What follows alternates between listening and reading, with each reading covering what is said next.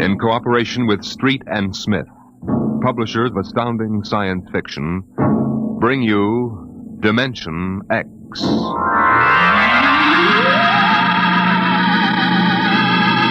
20 years had passed since the last of the giant migration ships had crashed to the surface of Mars, bearing its pitiful handful of survivors of the Earth Wars. 20 years of scratching at the stubborn Martian soil. 20 years of trying to devise new solar engines that would use the strange fuel they found on Mars. 20 years of longing, of turning eyes toward the green Earth as it hung on the horizon like a beckoning light. And now it was done, and the first new ship, built of shining Martian chromaton, had lifted bravely toward home with 3 men locked in its metal belly. Would they return to an Earth made barren by cosmic dust, to a blackened radioactive hell? Or would they find intelligence still alive on the scourged planet? What had 20 years of death and radioactivity done to our beloved Earth?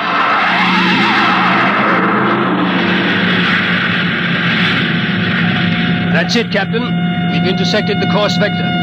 Williams. Yes, sir. Prepare for deceleration. Forward fission ready, Captain. Read us off, Evans. We'll enter the gravitational field of the Earth in exactly 10 seconds. 9, 8, 7, 6, 5, 4, 3. Fire 2 and 4. 1, 2 and 4. What's our momentum, Evans? -3. Fire 1. 1. -4 now. Steady as she goes. How are we? On parabola now. If we can hold, we should breach the heaviside layer somewhere north of what used to be Murmansk. Let's have a look at her. Visor, please. Yes, sir. Mother Earth. 20 years. We're going home, Evans. We're going home. Home to what, Captain? Home to a burned-out radioactive planet that is incapable of supporting human life? Evans and I don't agree with that, Williams. We think the Earth is ready for us again. That should give us another chance. I'm sorry, Captain, but I was born and brought up on Mars under the new central government. We younger men disagree with you about migrating back to Earth. For us, Mars is home. Well, we'll see. If there is some form of life on Earth, we'll find out soon enough. Williams, head for New York.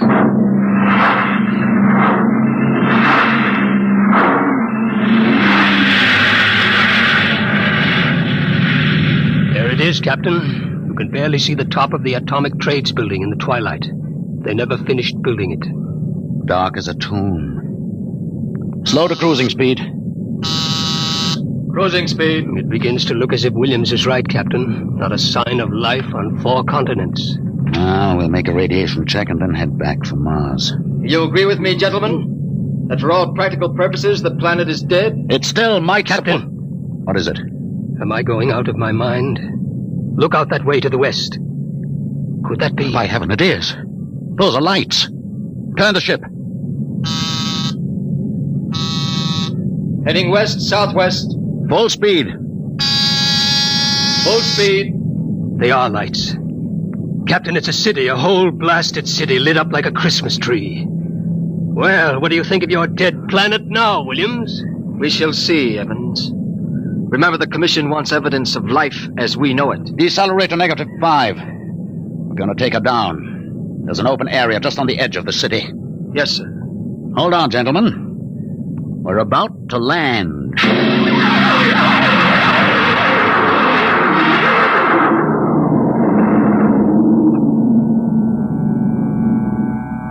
Landing jacks are down, sir. Open the airlock.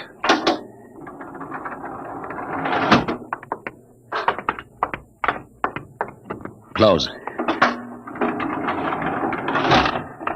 All right, gentlemen. Before we go out, security at all times. Williams, you have the blast gun. I have it. If anyone becomes separated, fire a shot and make for the ship. How's the radiation, Evans? Safe enough so far. This seems to be a light area. Very well. Open the lock.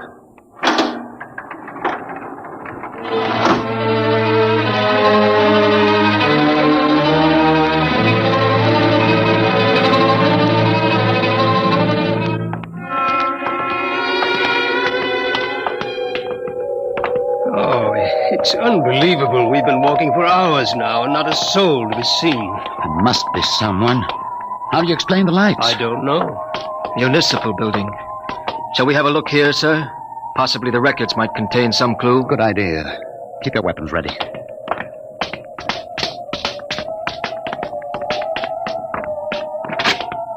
This door is in good working order. Almost as if it had been oiled recently. Long corridor, lights blazing in every office. William, stand to watch here in the corridor. Fire a blast if you need us. Yes, sir.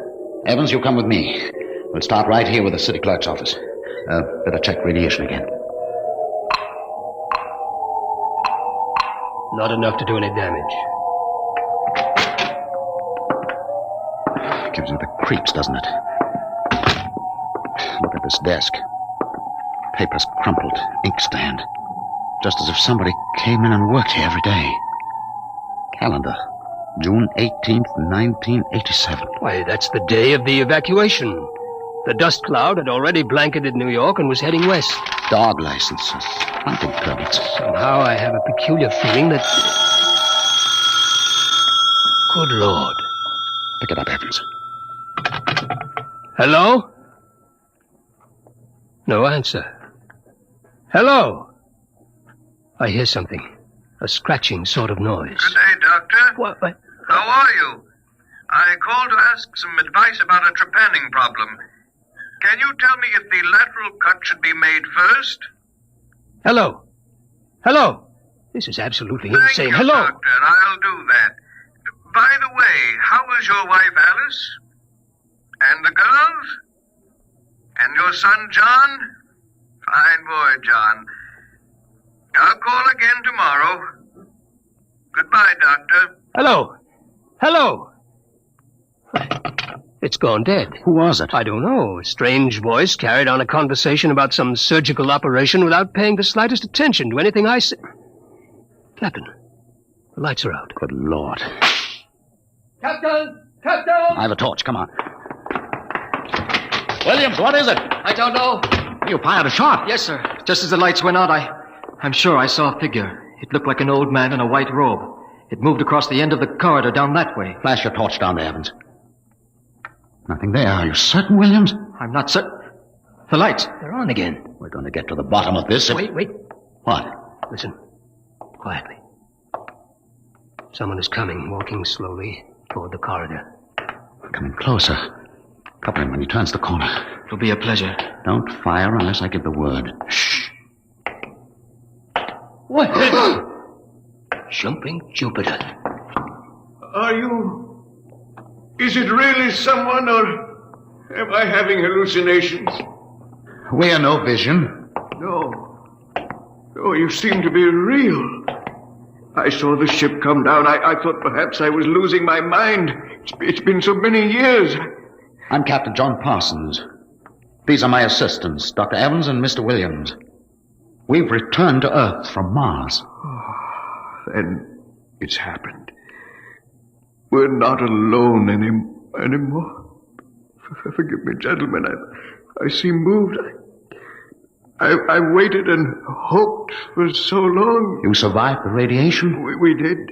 There are others? My family were the only ones. I answered the phone a moment ago. Who was it?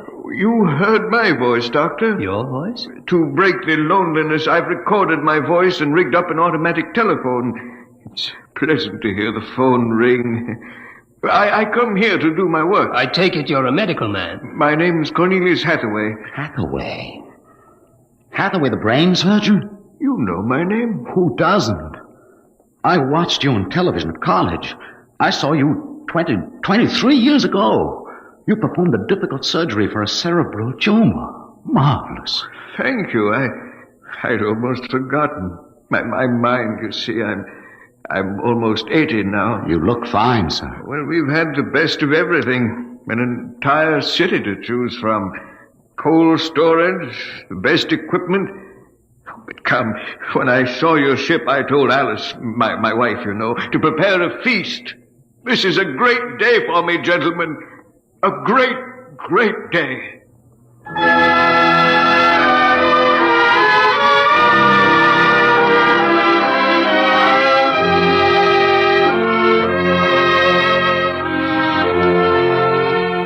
This is my wife, gentlemen. Alice, this is Captain Parsons, Dr. Evans, and Mr. Williams. How do you do, How do you Mrs. do? Hathaway? Now, if you'll follow me, gentlemen, we'll meet my children. Lord, what a beautiful woman. She looks no more than 35. These are my daughters, Susan and Marguerite. This is my son, John. Nice to Well, meet you. sit down, gentlemen, sit down. We'll have a feast in honor of this occasion. Susan, Marguerite, get the best silverware and the damask napkins. John, fetch the glasses. Oh, yes, Father. It'll only take... Excuse me, John. Sir? How old are you? 23, sir. Thank you. Now, if you'll excuse me. What is it, Captain? Something wrong? Nothing except that it's impossible. You see, Dr. Hathaway's son was already in college when I started. That would make him at least 45.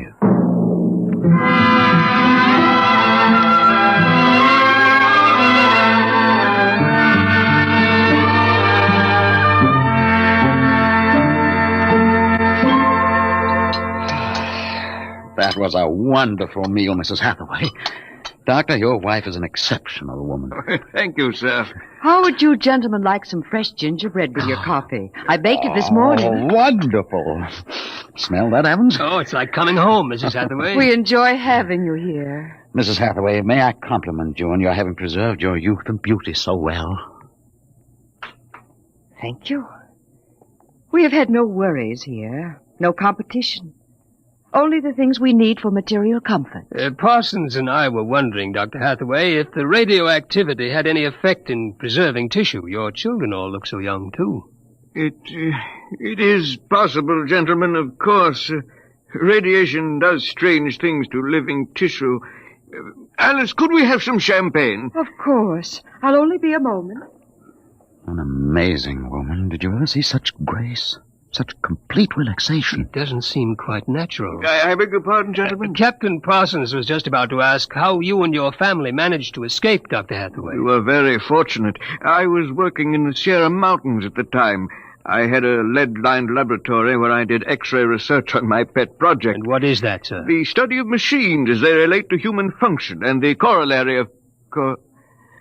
Well, to continue, when the dust cloud covered America, we remained in the laboratory, well supplied with food and water. Later, when the radiation permitted, we made our way east, back to our old home, in the hopes of finding other survivors. But by that time, every living creature had been evacuated to Mars. We were stranded. The migration ships didn't wait for stragglers. That's true. My father and I were on the last rocket out of New York. I've always loved this old house. But the loneliness of those first years... At least you had your wife and children. Yes. Yes, I had my family. If it were not for them, gentlemen, I assure you I would long ago have put a bullet in my head.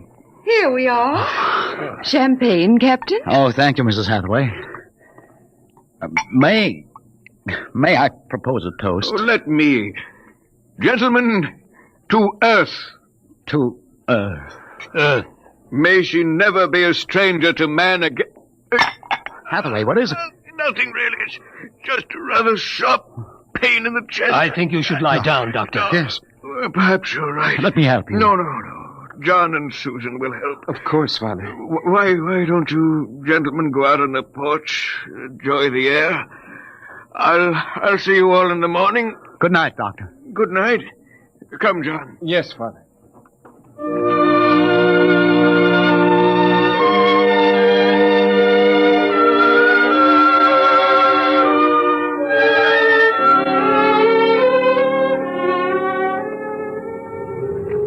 Well, what do you think of old Mother Earth now, Williams? Smell that summer breeze. Look at that view of the city lighted up against the sky. It has a certain quality. Well, score 1 point for the back-to-earth proponent. I didn't say that. You're beginning to feel it, though, Williams. I can tell. If you don't mind, gentlemen, I'm quite tired. I think I'll turn in. Excuse me. Well, Captain, Well, what? what do you make of all this? I don't know what you mean. This Hathaway and his family, there's something strange and unnatural going on here. I can sense it. I think you're reading things into it, Evans. Oh, perhaps. Well, I'll turn in too. Are you coming? In a moment, Want to smoke a cigarette? Beautiful view. What? Is it not? I didn't hear you come out. How is he? Resting. I've never seen him this bad.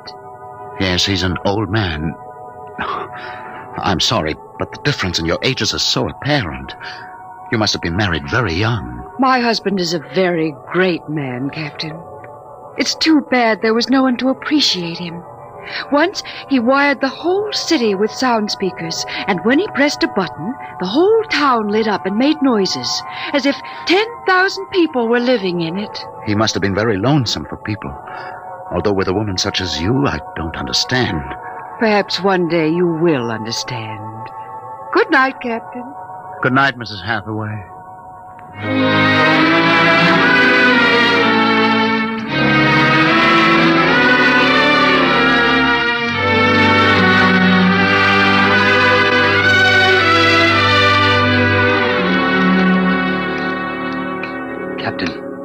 Captain Parsons. Who's there? It's Dr. Evans. What time is it? 2 a.m. What's wrong? I couldn't sleep. A few minutes ago, I heard someone slip out the front door. The moonlight, I saw it was the old man. He was headed toward our ship. What are you suggesting, Evans? Nothing, except that it's fairly unnatural for an old man with a bad heart to go wandering off at 2 in the morning. Very well. We'll follow him.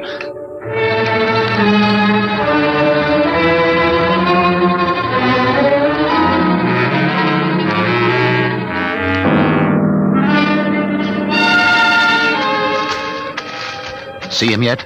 No. Look, ahead there on the hillside. Isn't that Hathaway kneeling in the moonlight? Yes, I think so. Can we get closer? Let's head for that clump of bushes. This is far enough. What do you suppose he's doing there? What are those things on the ground? Good Lord. Those are grave markers. 4 of them. You're right. Seems to be praying over them. Listen. Do you forgive me for what I've done? I had to do it. I was so terribly lonely. You do forgive me, don't you? Yes, I feel you do. I'm glad. I think perhaps I can rest now. I think He's having another attack. Come on. Hathaway!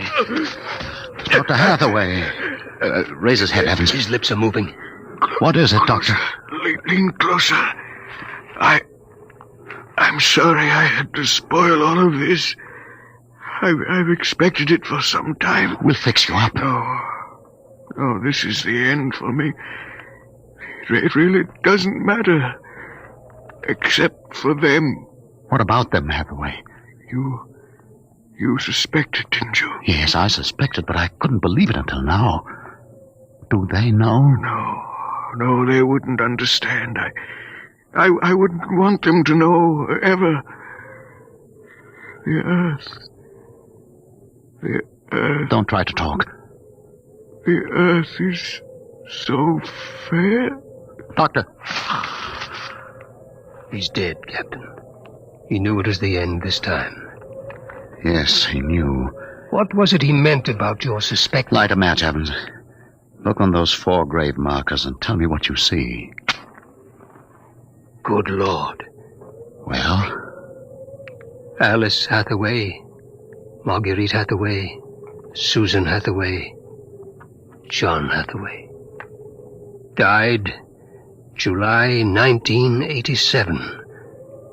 But that's 20 years ago. If these markers are correct, then who are those others? Can't you guess, Evans? Can't you guess?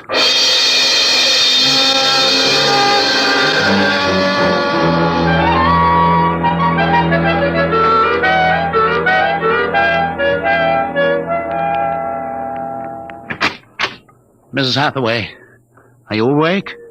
Yes, Captain? May I come in? Yes. It's about my husband, isn't it? You knew. I saw him go out tonight. He felt it was near the end. He died less than an hour ago. I'm sorry. Thank you. How do you feel? He told us it would happen one day, and that he didn't want us to cry. He didn't teach us how, you know. He said it was the worst thing that could happen to know how to be lonely and unhappy. What will happen to us now that he's gone? I don't know. Will you stay with us? I would like to, but I cannot. You know about us. Yes, I know. I didn't think that you knew yourself. The children don't. I've been aware for a long while. No one would have guessed. You're so perfect. Oh, he would have liked to hear you say that. He was so very proud of us. After a while, he came to love us, and at the end, he took us as his real wife and children. He even forgot sometimes that he had made us. You gave him a great deal of comfort. Yes. Over the years, we sat and talked. He loved so much to talk. I was first, you know. Then he became lonesome for the children, and so he made them. He told me about the things he did, about his laboratory. Surely the children must suspect. Oh, no. You see, there were no other beings with which to compare themselves. He must have been a great, great genius. Each morning he took a recording of his voice into town and put it on the automatic telephone. Each night it would call us. I think, what with the phone ringing and the sound of voices and the lights on, he was happy. There was only one thing, one flaw. And that? He couldn't make us grow old. And so he had to watch himself become an old, old man, while we stayed young. It was a great blow to him.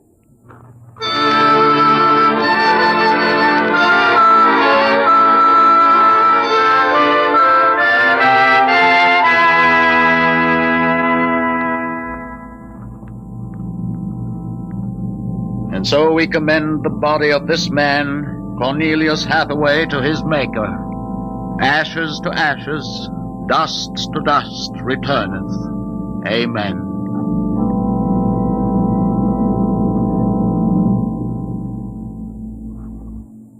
Come, John. Yes, Mother. Susan. Marguerite. Evans, Williams, stay here a moment, please. What is it? Let them go back to the house. I want to speak to you. I know what you're going to tell us, Captain. I saw the names on the grave markers. Well? It's a mockery. A blasphemy of everything we believe in. For a man to do something so evil. Can't you imagine what he faced? Can't you imagine what it must have been like to have watched his wife and children die slowly of radiation burns? To know that he was the last man on the face of the earth? Alone? Eternally and unalterably alone? Good Lord, man, what would you have done if you'd had his medical and technical genius? That's incredible. Yes, it is. But with an entire American city on which to draw for supplies and equipment, a brilliant man might accomplish anything, even that. What are you suggesting, Captain? That we take them back? We haven't enough space in the ship for that. Every ounce counts. Still, to leave them here, like that, alone. I think I have an answer, cold-blooded as it may seem. Go on. I suggest that we turn them off. Do you think that I could do that? No, but I could. After all, they aren't human. They're worse than robots. They're ghoulish. Have you talked to her? Has she smiled at you with that quiet, beautiful smile? Captain, we can't take them with us, and it would be less than human to leave them here without Hathaway. Could you do it, Evans? Give me the blast gun, Williams. We'll wait in the ship. Take off in half an hour.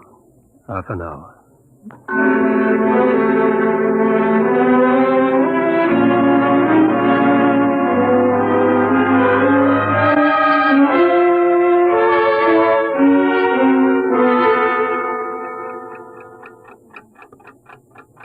6:25. He should be back soon. Yes. He's doing the only humane thing, Captain. They are less than human. Are they? Well, it's done now, and no one will ever... That's the airlock. He's back.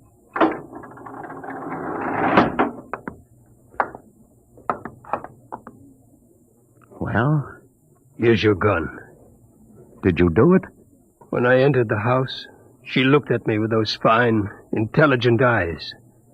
I couldn't do it. It would be murder, cold-blooded murder. I prayed you wouldn't be able to do it. There will never be anything as fine as they are. Built to last 200, 300, perhaps 1,000 years. Well, get the course in the integrator, Williams. We'll take off in 20 minutes. I should be back by then. You're going out, sir? I'm going to say goodbye.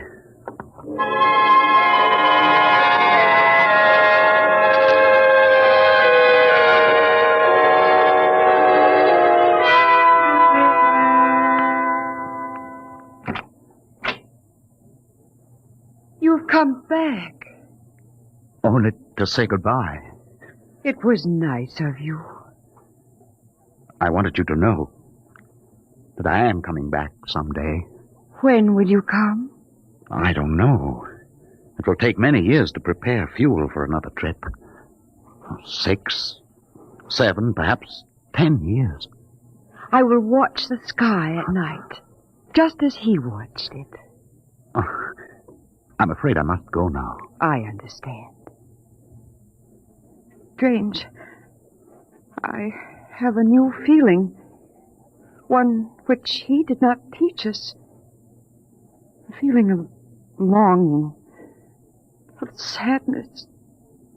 That one is not taught. It comes of being alive. Yes. I am alive. Even though he created me, I'm a person now. Goodbye, Alice Hathaway. Goodbye, John Parsons.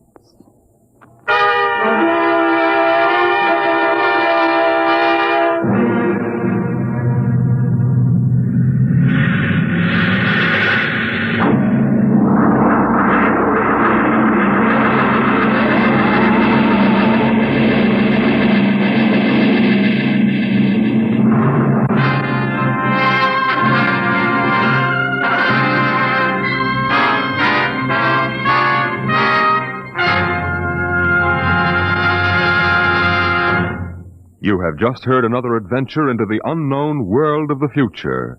The world of... Dimension X.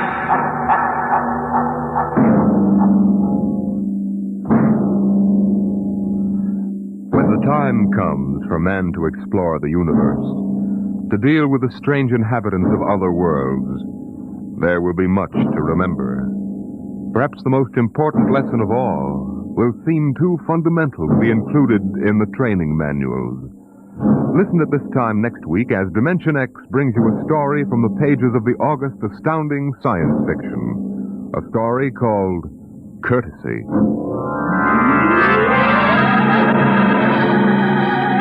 Dimension X is presented each week by the National Broadcasting Company in cooperation with Street and Smith, publishers of the magazine Astounding Science Fiction. Today, Dimension X has presented Dwellers in Silence, written for radio by George Lefferts from the story by Ray Bradbury. Featured in the cast were Peter Capell as Captain Parsons, Bill Griffiths as Dr. Hathaway, and Gertrude Warner as Alice.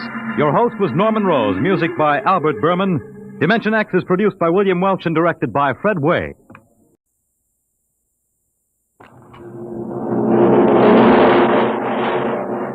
Adventures in Time and Space.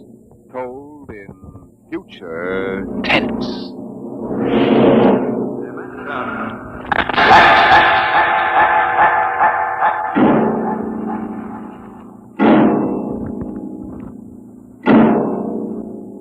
The National Broadcasting Company, in cooperation with Street and Smith, publishers of astounding science fiction, bring you Dimension X.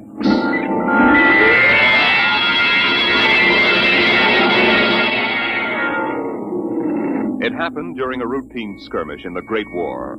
Patrols advanced from the defense perimeter under jet cover and preceded by napalm throwers. The enemy defended in depth and mopped up with guided 98s fired from 40 miles to the rear. The blast area was 10 miles in circumference, and the medics didn't find much to pick up. over 500 yards in. Take it in here. Where? Look out, it's lousy with mud. Okay, man. Right in. More. Cut left. Okay. More. Hey. Hold it. Stretchers. Come on, drivers. Get those men out. Yes, sir. Get a move on. Line them up. Come on. Easy. You want to kill him? Okay, take it away.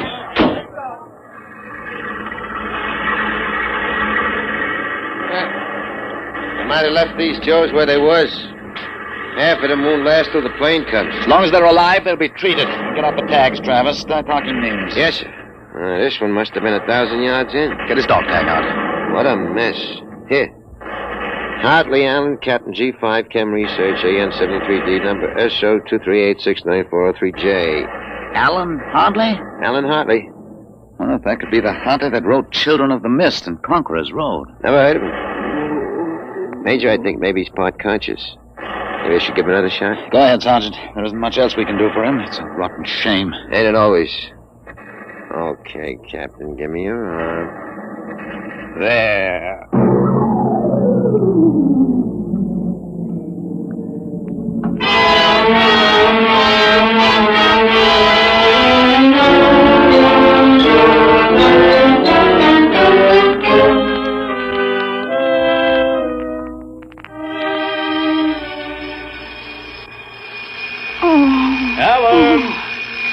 Alan! Look out, down! Get up, Alan. You can't stay in bed all day. I remember that. Clear as if it were real. Up and at 'em. Hit the deck. Remarkably vivid. Strange. Alan, you all right? I'm all right. What's wrong with my voice? It's too high. What are you doing? Practicing singing? My voice has changed. Is that all? You're growing up. Happy birthday, son. Happy birthday? Hey, wake up, son. Wake up. I am awake. Come on, out of bed.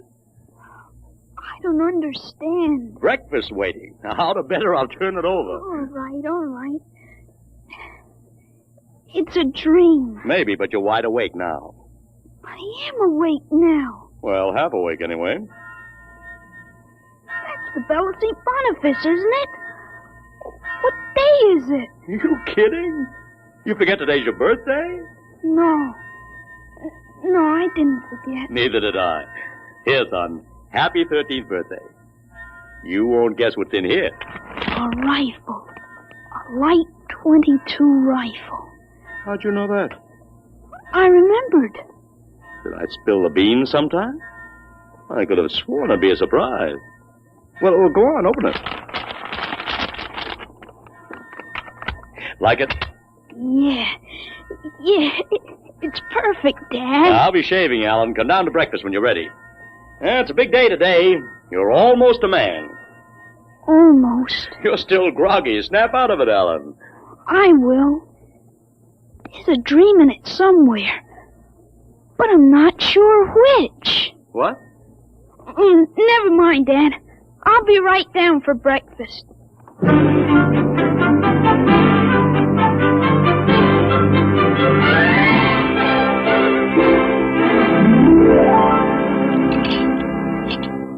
Now for coffee. Mrs. Stauber makes the best in town. A black for me. What? You may be 13, Alan, but they're still a little young for coffee, especially black. Oh, I wasn't thinking. What are you going to do today, son? I want to do some reading this morning, I guess. That's always a good thing to do. After breakfast, suppose you take a walk down to the station and get me a Times. Didn't it come? What, the Times? They don't deliver. Be a good idea, though. Maybe I'll talk to Sam Ashburn about it. Here's a $50, Alan. Get anything you want for yourself out of the change.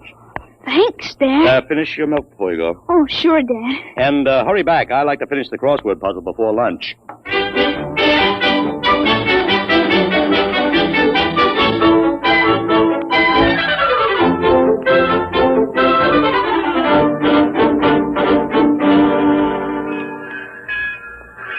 Here you are, Alan. 1 times, Tell your father the puzzle's a stinker. Thanks, Mr. Ashburn. Look out for the trucks when you cross the highway. Oh, I'll go across Elton's lot shortcut.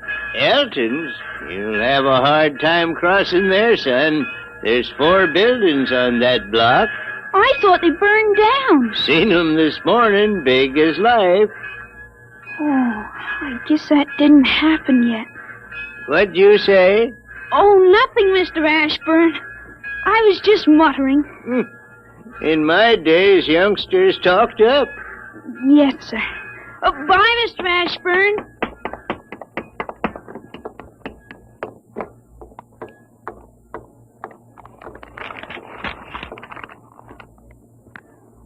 Monday, August 6th, 1945. Okinawa 1, bombing Japan. Hey, Alan, wait up.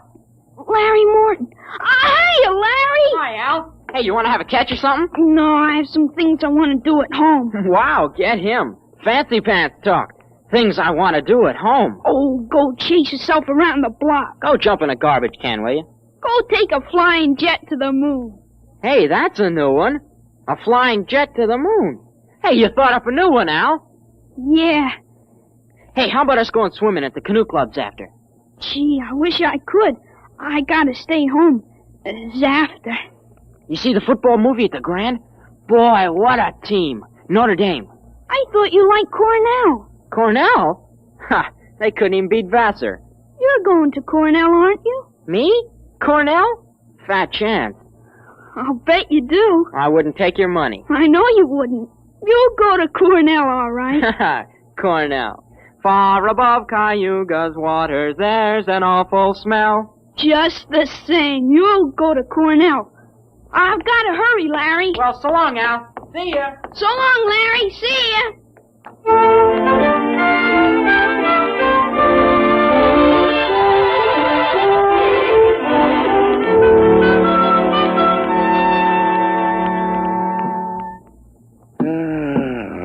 I'm stuck in this corner. A 7-letter word to mix in proportion. Titrate. Huh? T-I... It fits. How'd you know that, Alan? What? Oh, I read it somewhere, I guess. Oh. What are you reading now, Tarzan again? No, not Tarzan. It's refreshing to see you with a book. Sometimes I think I ought to forbid comic books in the house. Yeah, they must be raising the devil with those bombing raids in Japan. How long do you think the war in Japan will last, Dad? Oh, I'd say the middle of 1946. We'll have to invade those islands foot by foot. I wouldn't be surprised if the war was over very suddenly. How, by magic? There isn't a thing on earth will make those Japanese surrender. You expect somebody to make a pass and it'll be all over by this afternoon? That's just about it. Mr. Hartley, excuse me. Could I see you for a minute? Oh, hello, Mr. Gutchall. Sure. That's Frank Gutchall, Dad? That's right. Excuse me.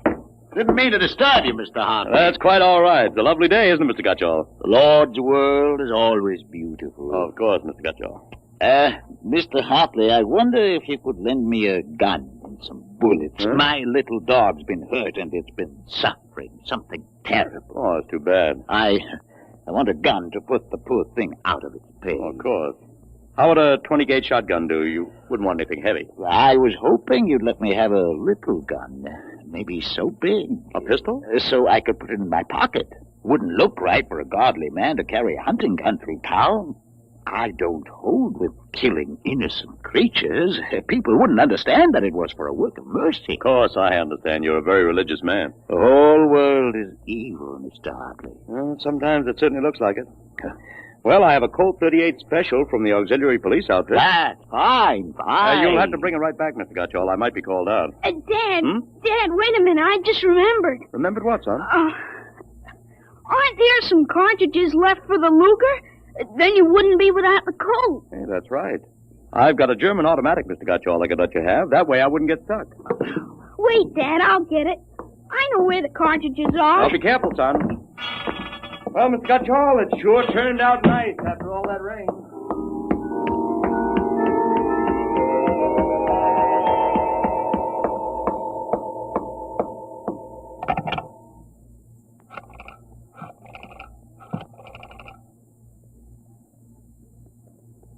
to police headquarters. This is Blake Hartley. Frank Gutschall, who lives on Campbell Street, has just borrowed a gun from me ostensibly to shoot a dog. What? No, he has no dog. He intends shooting his wife. Yes, I'll take out the firing pin. You'll walk home. If you hurry, you can get a man there on time. Right.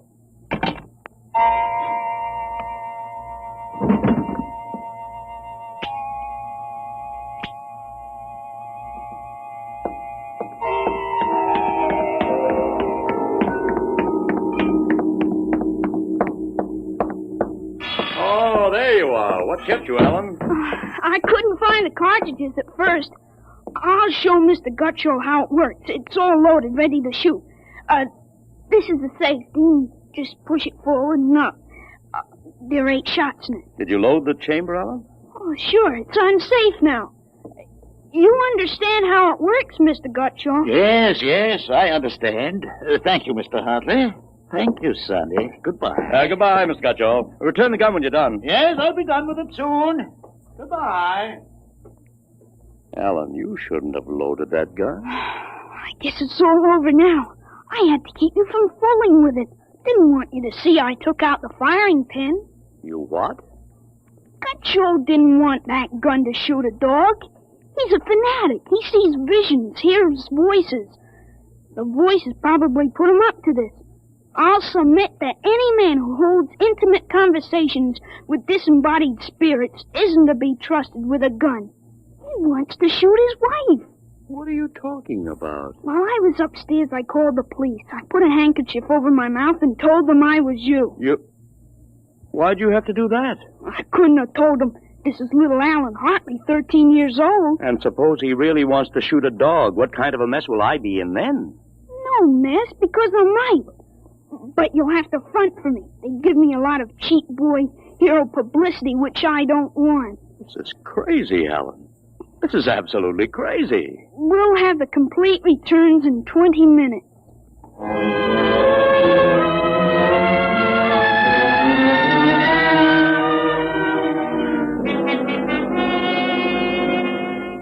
Mr. Hartley, Mr. Blake Hartley? That's right. I'm Detective Sergeant Kaborski from Homicide. Here's your Luger. Thank you. I don't know how you spotted that guy, but when we busted in, he was pointing that gun at his wife, wearing a blue streak because it wouldn't go off. Well, I'm glad I was able to help. They may have some kind of citation, Mr. Hartley. Oh, I don't think that's necessary. Well, in the department, we figure a little publicity never hurt nobody. Even a lawyer, huh? I really prefer to have it kept quiet. Well, whatever you say. We want you to drop around in the morning for a statement. I'll be glad to. Well, thanks, Mr. Hartley. Goodbye. Goodbye. Bye, Sonny. Goodbye, Sergeant. Why don't you take the citation, Dad? Well, you were right. You saved that woman's life. Let's, see you put back the firing pin. Sure. There. Suppose we have a little talk. But I explained everything. You did not. Yesterday, you wouldn't even have known how to take this pistol apart.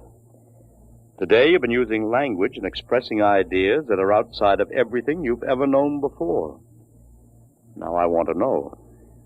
Well, I hope you're not toying with the medieval notion of obsession. What? You see, I'm changed. When did you first notice this? Last night, you were still my little boy. This morning, I don't know. You've been strange all day. Alan, what's happened to you? I wish I could be sure myself, Dad. You see, when I woke up this morning, all I could remember was lying on a stretcher injured by a bomb explosion. I was 43 years old and the year was 1975. 1975? That's right, you'll be 43 in 1975. But a bomb? Yes, during the siege of Buffalo in the Third World War. I was the captain in G5 Scientific Warfare General Staff. Buffalo? You mean Buffalo, New York? Yes, there'd been a transpolar invasion of Canada.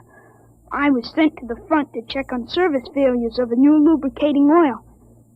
I got hit by a bomb blast. I remember being picked up and getting a narcotic injection.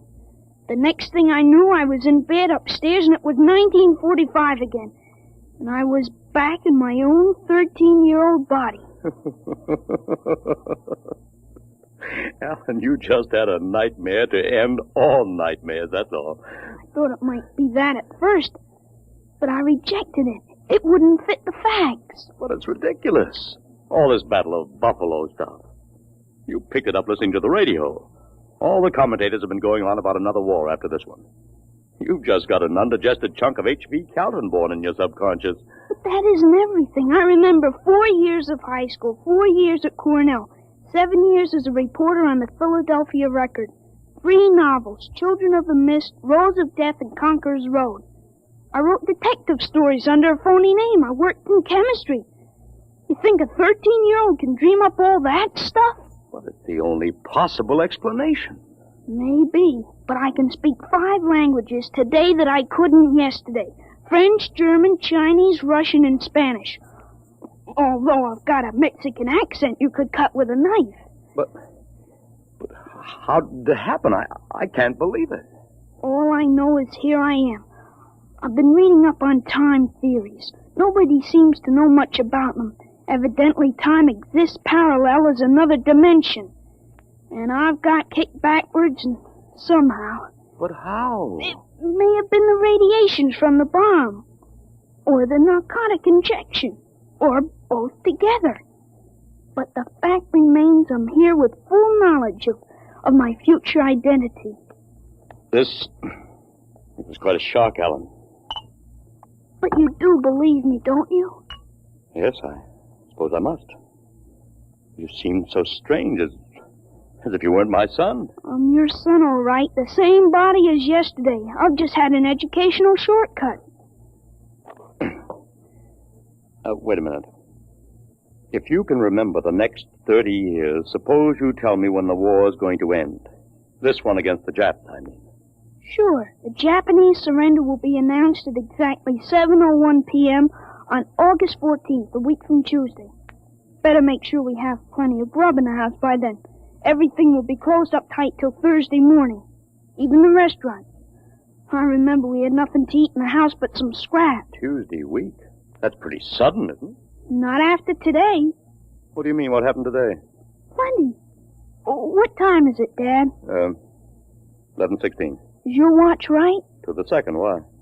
It'll come at exactly 11:17:40. What'll come? The radio announcement. What are you getting at? Something important on the radio? We'll see. Don't bother, Dad. It won't work. I remember we had a tube burned out. Yeah, there is something wrong. What is this announcement of yours? I memorized it in journalism school at Columbia in 1954. What time is it? 11:18. They're breaking into the programs now. President Truman has just announced that an atomic bomb has been dropped on the Japanese industrial city of Hiroshima. The bomb was dropped 16 hours ago, and the announcement was delayed to ascertain the results of the explosion. A man named John Howard Peterson read the announcement from the Washington newsroom of NBC. I don't believe it. No? Listen. That's the Burt Plate Factory whistle and the bells at St. Boniface. Next, the whistle at the Volunteer Firehouse. And it's true. It is true. Sure. Then Larry Morton came by on his bicycle. Hey, Al, you hear?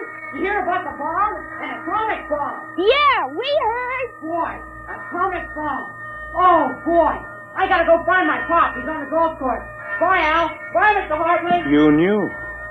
You knew about it. The next bomb hits Nagasaki.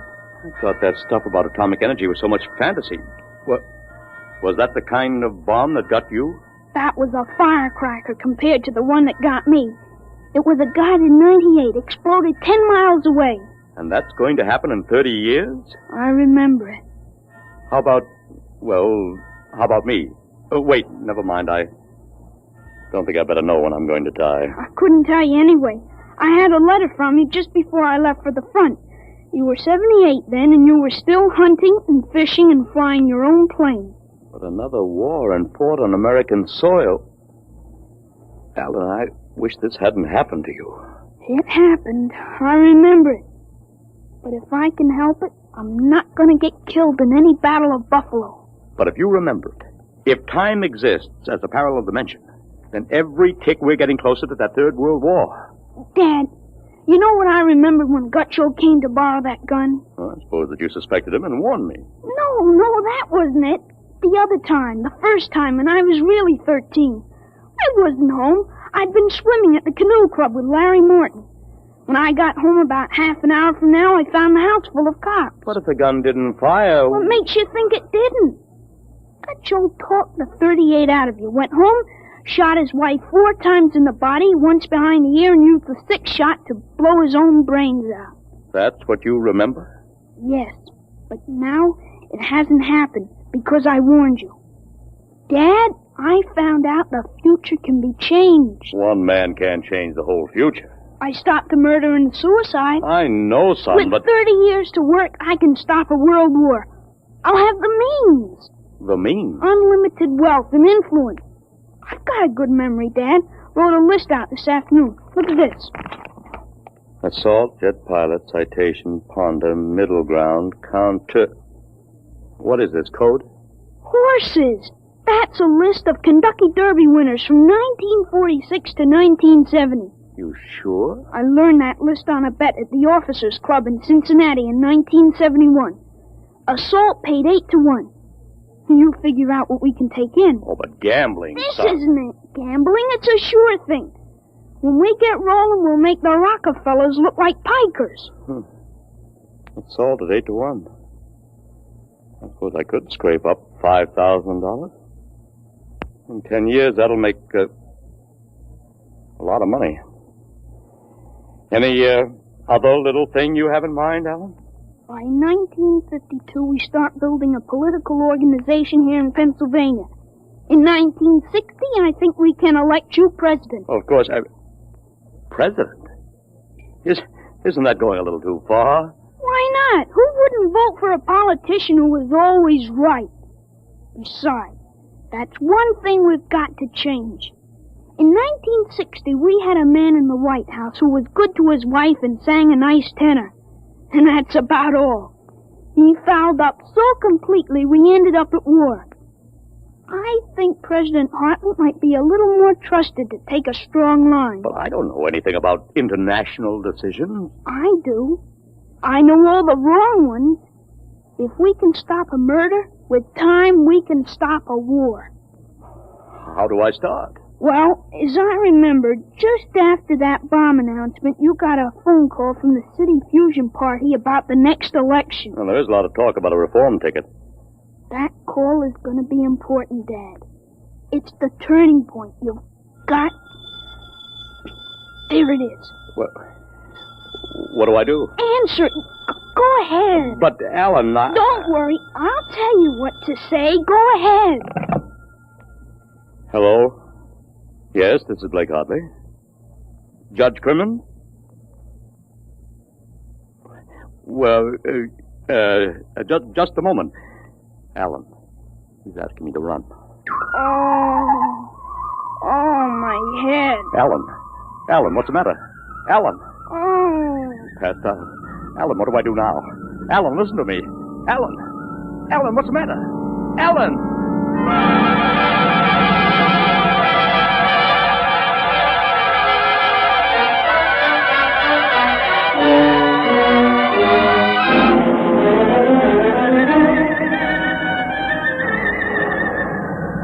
Captain Hartley. Captain Hartley. Captain Hartley. It was all right, Doctor. I gave him a shot and he was all right. He's dead. All right, Sergeant, make up the tag. Yes, sir. Hartley, Allen, Captain. Dead August 8, 1975.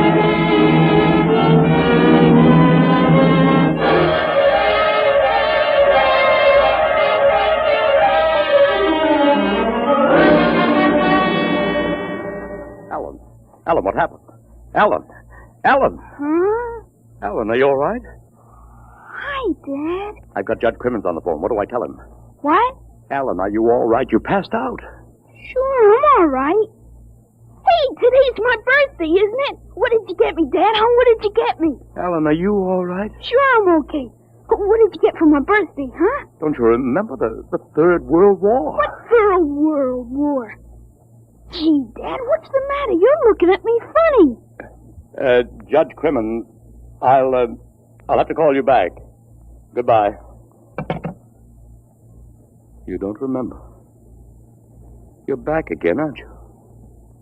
Back to 13 years old. Sure, I'm 13 today. For corn's sake, Dad. You must have died up there. It was only a mind transfer.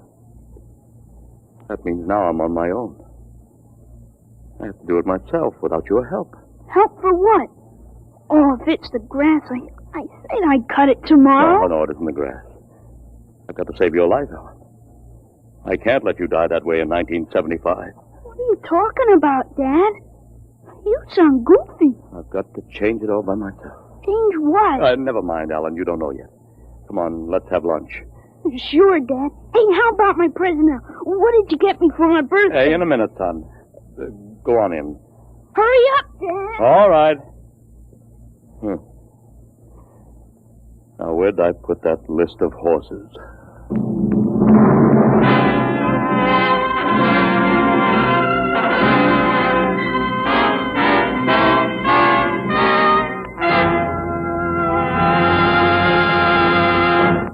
You have just heard another adventure into the unknown world of the future. The world of... Dimension.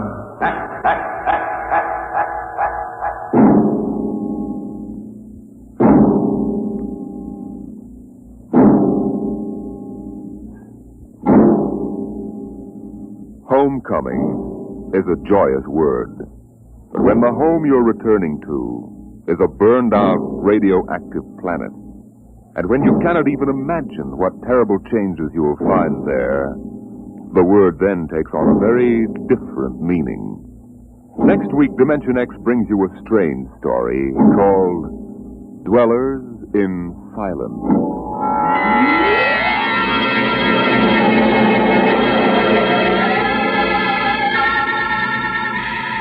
Dimension X is brought to you each week by the National Broadcasting Company in cooperation with Street and Smith, publishers of the magazine Astounding Science Fiction.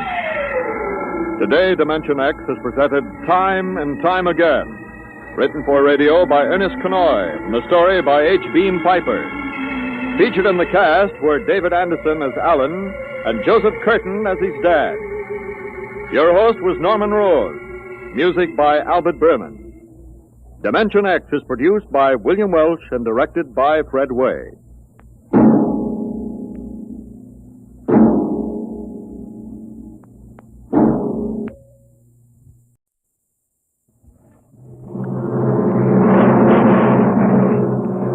Adventures in Time and Space, transcribed in future tense.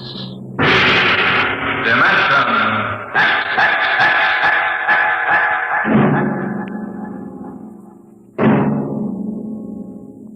The National Broadcasting Company, in cooperation with Street and Smith, publishers of astounding science fiction, bring you Dimension X.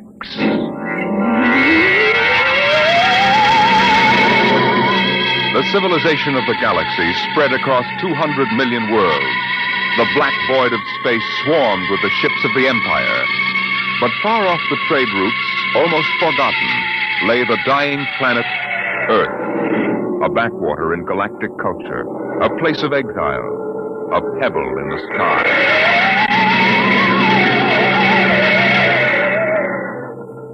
I landed on Earth, on the one spot which I would have called civilized. A patch along the desolate heights of the Himalayas that surrounded the palace of the imperial governor of Earth. Dr. Bell Avedon of Sirius Sector.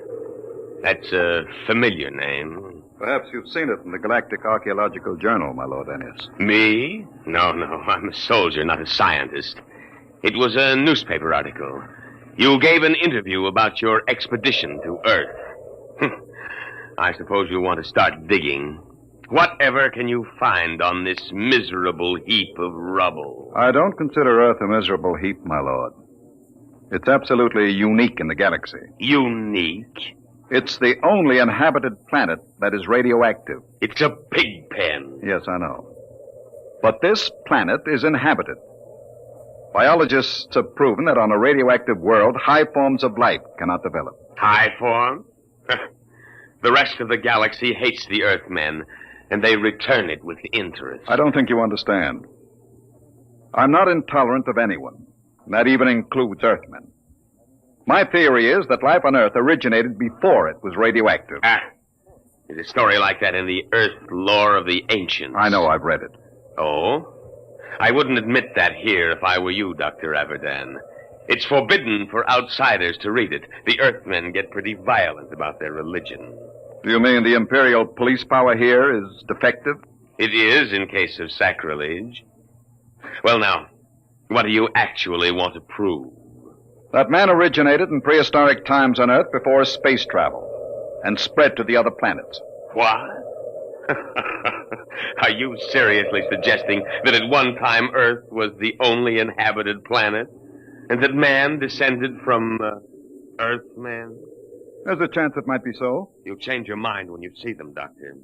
I'm not an anti-terrestrial, but as far as I can see, they're lazy and ignorant and generally inferior to us. I'm as liberal as the next man, but it's a fact. Once an Earthman, always an Earthman.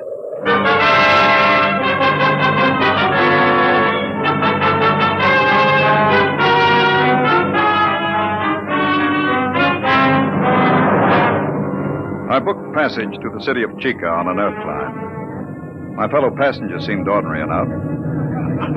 But I was conscious of being alone among Earthmen. I beg your pardon. Could you tell me what's going on there? Sure. You see that couple? They've been married 40 years. It's their anniversary. Yes, sir. 40 years. Hey, Mother? It seems like yesterday. Just like yesterday. Hey, when are you folks scheduled for the 60? In a month. 16th of November. Well, I hope you have a nice day for it. My father reached his 60 in a pouring rain. Kept complaining we were getting soaked. So I told him, what are you complaining about, Dad? I've got to come back.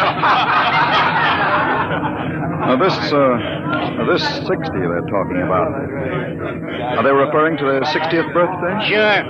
That's when they put you away. Euthanasia. It's a custom. Can't have people living on. Eats up all the food. That's right, isn't it, Pop? Yes, sir. Mother's coming with me when I reach the 60.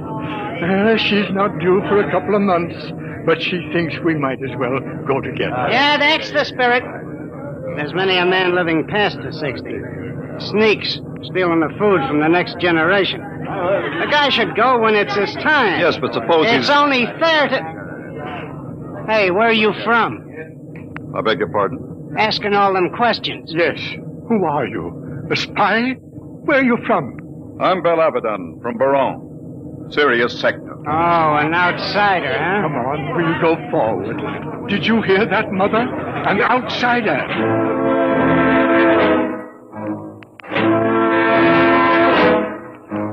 I burned with indignation. Earthmen treating me like an outcast. Earthmen. When we landed, I followed my intention of observing the human animal, subspecies Earth, in its native habitat. In this case, a large department store.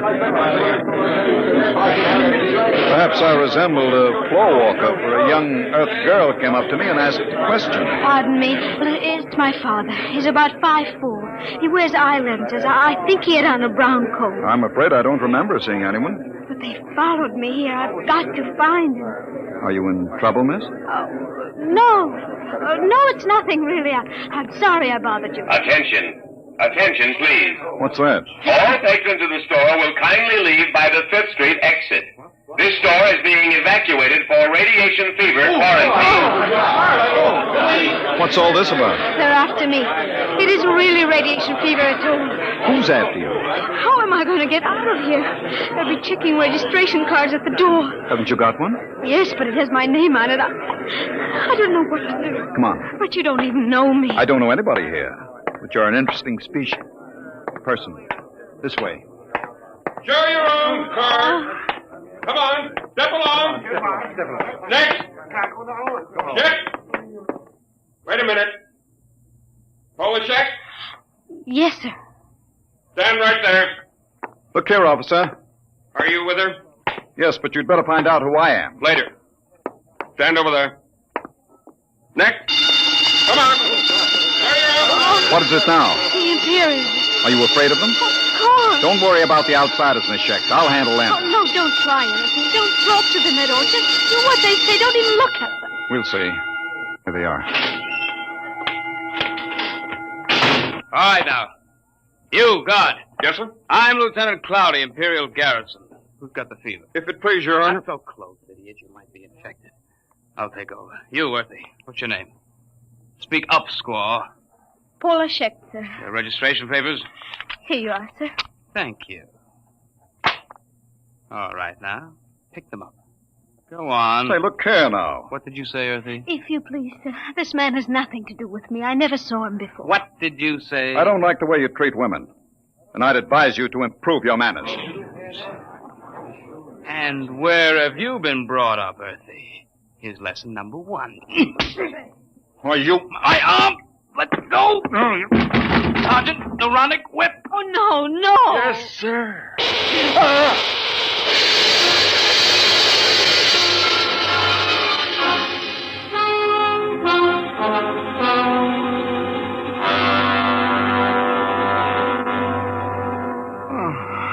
Oh, you're all right now.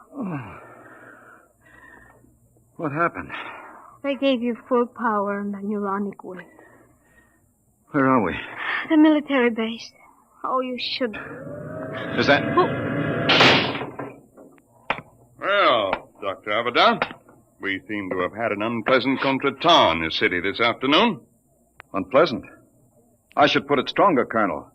As a free citizen of the Empire, I had every right to resent such illegal treatment. I consider the whole incident unfortunate, Doctor. Don't you think it would be best to forget the whole matter? I think not. I have an appointment in a week with the procurator. Procurator, eh? What do you intend doing with Miss Schecht? What would you suggest, sir? I had... Free her immediately, and offer her your apologies. Of course. If the young lady will accept my sincere regrets, I will give the order for your release immediately.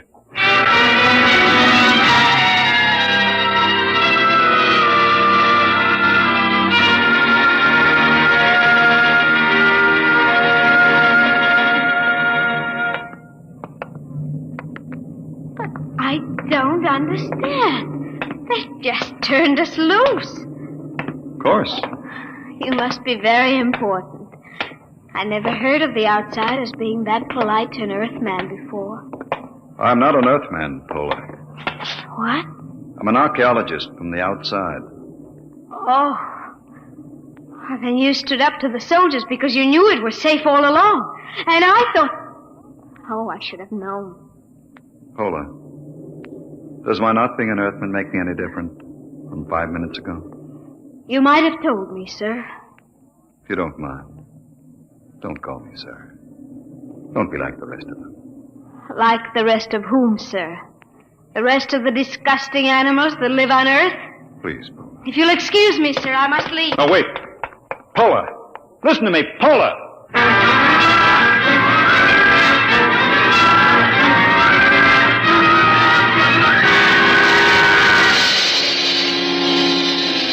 I had access to the garrison files, and to satisfy idle curiosity, I indexed Pola Schecht.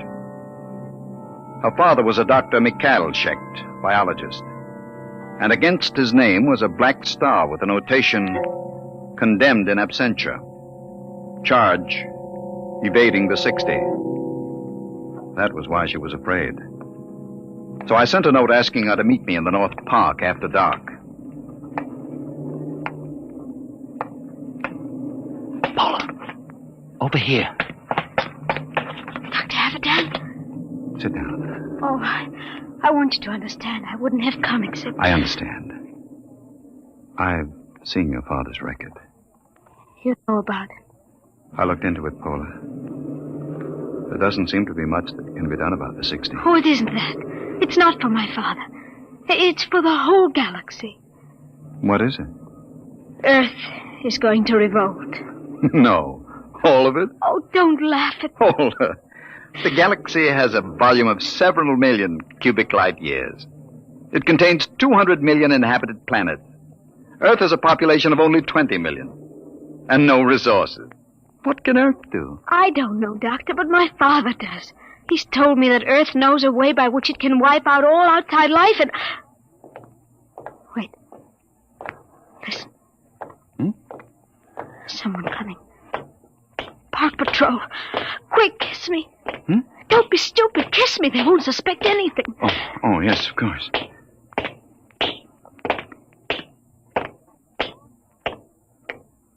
Paula. They've gone. It's all right. Now come with me. I'll take you to my father.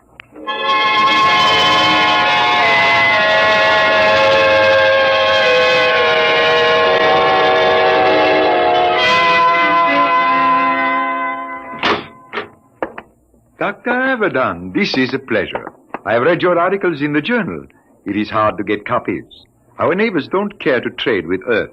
It's part of the nearly insoluble problem of anti-terrestrialism. No one seems to want a solution. Earthmen and outsiders alike? Oh, no, that is not true. There is a way of preserving our culture and living as equals in a larger society. But the zealots don't think so. The zealots? Yes. They rule Earth now. They are a small minority, but they have power. They have plans. They planned the revolt, Paula told me? Yes. I see. Well, why didn't you report this to the Imperial garrison? The Society of Earth Ancients have guarded me too well. Besides, they had a hold on me. I am 62. You know the customs of Earth. The 60 years. They allowed me to live on. The price was silence about the weapon. You agreed to this? I wanted to live. What is this weapon? You are aware of Earth's peculiar environment, the radioactivity? Yes. Over the years, we Earthmen have built up certain immunities to radiation burns, for one. But it's a minute difference. I measured it experimentally. But, Doctor, human life is not the only form affected by radiation and mutation. There is microscopic life, bacteria, viruses. We have been searching out such a virus, one to which Earthmen have developed a high degree of immunity, but not outsiders. You mean a particular disease? Yes, common fever. It is a mild children's disease here, like chickenpox or German measles. But to outsiders, it is radiation fever. Symptoms develop in 2 hours. Lips are so badly affected that the victim cannot talk, and in 2 days, he dies. They've isolated this virus? Tons of it in crystalline form. And they plan to let this loose in the galaxy? By means of guided missiles.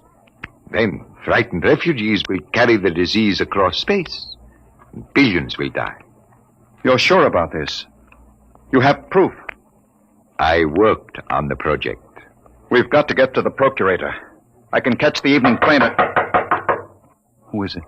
I don't know. Open up. There should have been an alarm. We've got to get out. Is there a back Open up in there. No. Don't move. Hands in front of you. What's the meaning of this? I demand... Shut up! I'm a galactic citizen. You've got no right to detain me without legal authority. I am an Earthman, but I think you'll find I am all the authority needed at this moment, Dr. Avedon. I am Balkus, the High Minister of Earth. The High Minister? What are you doing? I always look after distinguished visitors personally. Avedon does not know anything. I doubt that, Dr. Schecht. We will proceed now to the Hall of Correction. You can't do this. When the Procurator... The Procurator will hear nothing until it is too late. The guided missiles will be fired tonight at 12. Guard, if they make a false move...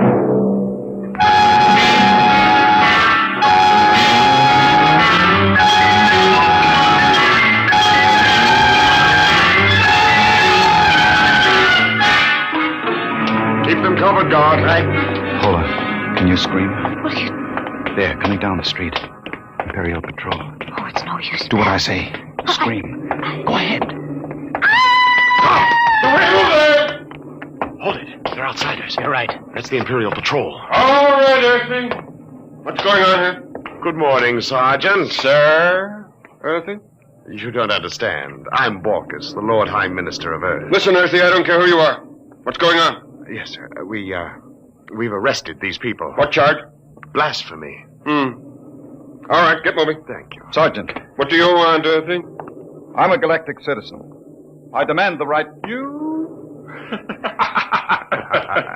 May we proceed, sir? Listen, Sergeant. I've something more to say to you. What? This. No Earthy's going to get away with this. Get a squad car! But, Sergeant, I'm the Lord Minister of Earth. Tell him about it at the Imperial Barracks. Now move, all of you, before I give you a shot of the whip.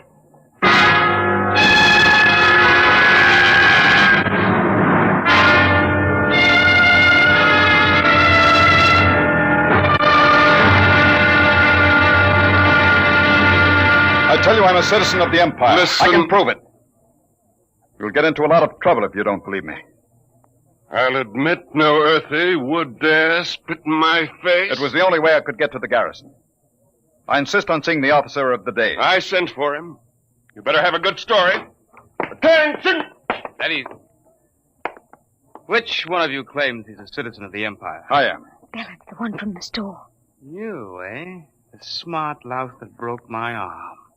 Well, well, well. I've got to see the colonel, Lieutenant. Now, Dr. Abaddon, I could hardly do that unless it's important. It is important. It's life and death for the galaxy. Mm-hmm. Come here.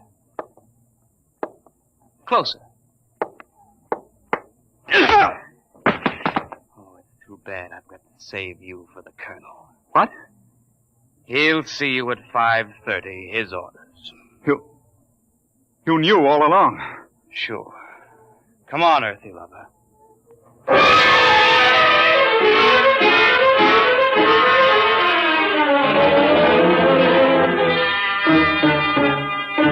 I'm afraid you're in serious trouble, Dr. Abaddon.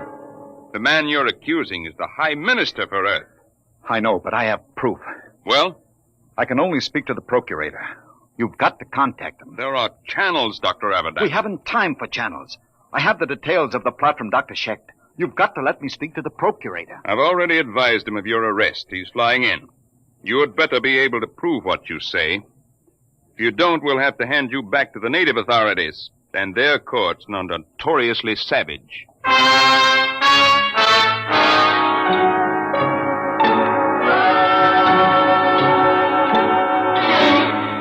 Well, Abaddon, I've called you here with His Excellency, the High Minister for Earth. My lord, this man is behind the whole plot. Is he? There's no time to lose. I've explained to you about the virus. They're shooting off the guided missiles at 12. You've got to take action. Well, Your Excellency. My lord, if this man has any evidence... You admitted it this afternoon. You have no witness to that. Ask Dr. Schecht. He worked on the virus. I wouldn't say that Schecht lied, my lord, but he is a criminal wanted for evading the 60, and some men will invent any story to avoid death. The deadline is midnight. You've got to bomb those temples where the launching sites are. Perhaps I can explain. According to my information, Dr. Abaddon seems to have succumbed to a certain Earth girl, the daughter of the unfortunate Dr. Schecht. Is this true, Abaddon? What has that got to do with it? There isn't any time. You've got to do... Dr. Abaddon, are you in love with that girl? Yes. Will you listen? I don't think we need pursue this any further. Your Excellency, I shall order you released with an apology. No. Dr. Abaddon, I can hardly believe a degenerate who fraternizes with Earth women. You scum, you pot-bellied scum. I warn you, Abaddon, you're in trouble enough. I'm in trouble. You fool, you stupid, blind, bigoted fool. You're destroying the galaxy. You're murdering them all. But before I die, I'll have the pleasure of smashing your fat, oily face in the... Let me go. Guard, get the whip.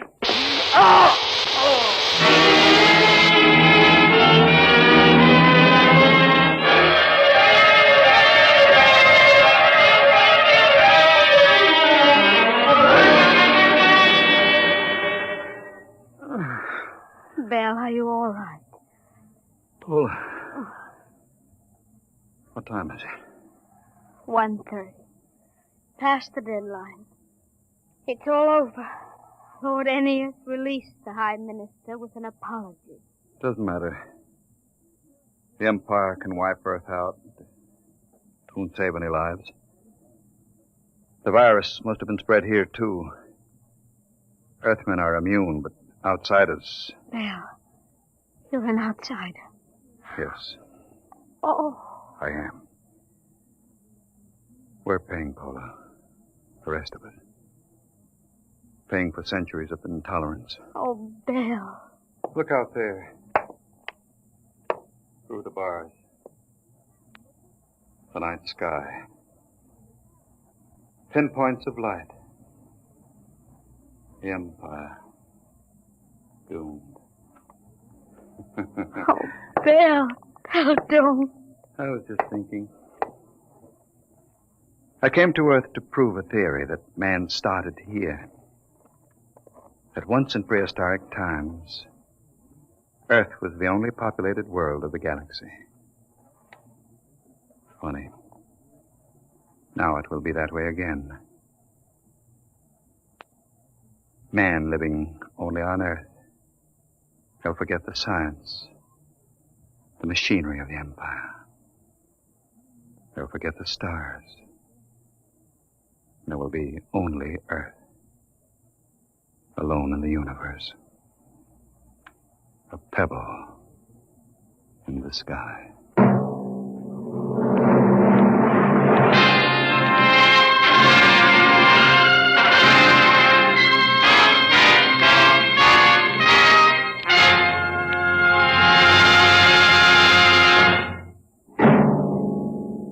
The children of tomorrow will play with toys. But what will those toys be like?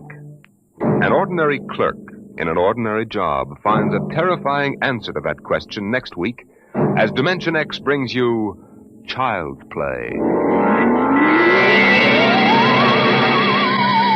Dimension X is transcribed each week by the National Broadcasting Company in cooperation with Street and Smith, publishers of the magazine Astounding Science Fiction. Today, Dimension X has presented Pebble in the Sky, dramatized for radio by Ernest Kenoy.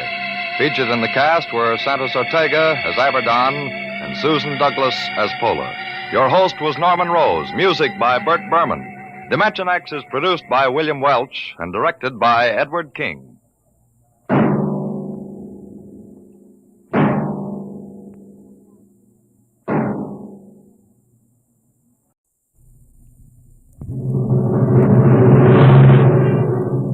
Adventures in Time and Space. Transcribed in future tense. Dimension X.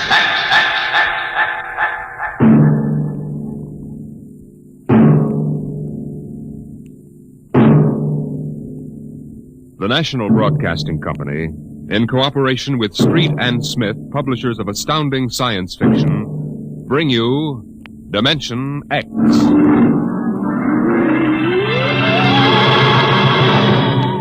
The war had been going on for generations. The sea and air were ruled by guided atomic missiles, radiations, and total destruction drove man underground. And there the war continued. The great beds of shale and limestone trembled as an underground cruiser chewed its way through the ageless rock. The ship was squat, ugly, the top of its cutting head 40 feet above the clattering caterpillar treads. It was windowless, and behind the grinding duralloy blades were ugly lumps that concealed the guns. On the bridge, Commander Sanderson fought the bucking vibration, one hand tight on a stanchion. Culver. Aye, sir. What's wrong with the insulation? It's hotter than oven up here. Port refrigeration unit went out. Starboard can't carry the load. I've got damage control on it. Well, go back. Aye, sir. Give me a seismal reading. Severe shock 30 seconds back. Change course to 175 degrees. And half speed, please, sir, till I can chart the strata. Mr. Culver. Aye, sir. 175, half speed. Aye, sir. Navigation, Lieutenant Watson. Bridge here. Change course to 175, Watson. 175. Aye, sir.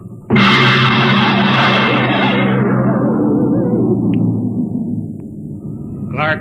Yes, Mr. Watson. New course 175. 175, aye. Half speed. Half speed, aye. What? We hit something. What is it, Mr. Watson? It's lava, probably. Maybe it doesn't mean anything. No, I guess not. Mr. Watson. Yes, Clark? We ever going to get out of here? You mean the lava? The whole business. We've been under rock for 3 months. You better keep quiet, Clark. Psycho officer has rubber heels. I don't care about Carpenter. He's been over me already with those stinking reaction tests. If he gives me one more ink blot to look at, What's your dial? 1 degree correction. Right. Mr. Watson, what was it like? Huh? When? On the surface. I never saw the surface. I was born in the Denver cave, half a mile down. Well, that was a long time ago, Clark. Yeah. But you remember, don't you? You and Kovacs are the only ones on the ship who remember the surface. It was war then, too. Kovacs was in the army, the infantry. The Queen of Battles. Well, the Queen's dead now. What was it like? You mean in the surface wars? Yeah. Well, they had chaplains. Chaplains? I guess you never heard of that. Now we have psycho officers. Yeah, they don't talk about religion much these days. It must have been something on the surface. I dream about that. I don't know what it was really like, but I dream about it. Then somebody takes me and shoves me down on the bottom of a hot closet. They shove a big hand over my mouth and I can't breathe. I wake up and I want to bust out of here with my fingernails. I just...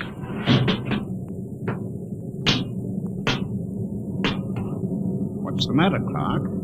Nothing, Dr. Carpenter. Nothing? No, sir. We were just passing the time, Carpenter. When's the last time you had an emotional reaction test, Watson? I don't know. I forgot. Just remember your seniority doesn't exempt you from psychiatric review. This isn't some slipshod surface vessel with organized superstition aboard. The old chaplains weren't so bad. Not scientific. You know, I can remember when psychiatry and mental hygiene were the hope of mankind. Now look at it. That goes in my report, Watson. Yeah? Well, make sure you spell my name right. Now hear this. Now hear this. Attention all hands. Igneous rock detected. Fresh lava flow. Stand by to go to quarters. You're lucky, Watson. That is all. I'll finish with you later. I've got to check combat detachment. Sure. Go play with your ink blots. I'm busy. Now go listen. on, get out of the way. Get down to the combat detachment. They'll be happy to see you. Clark, check those dampers.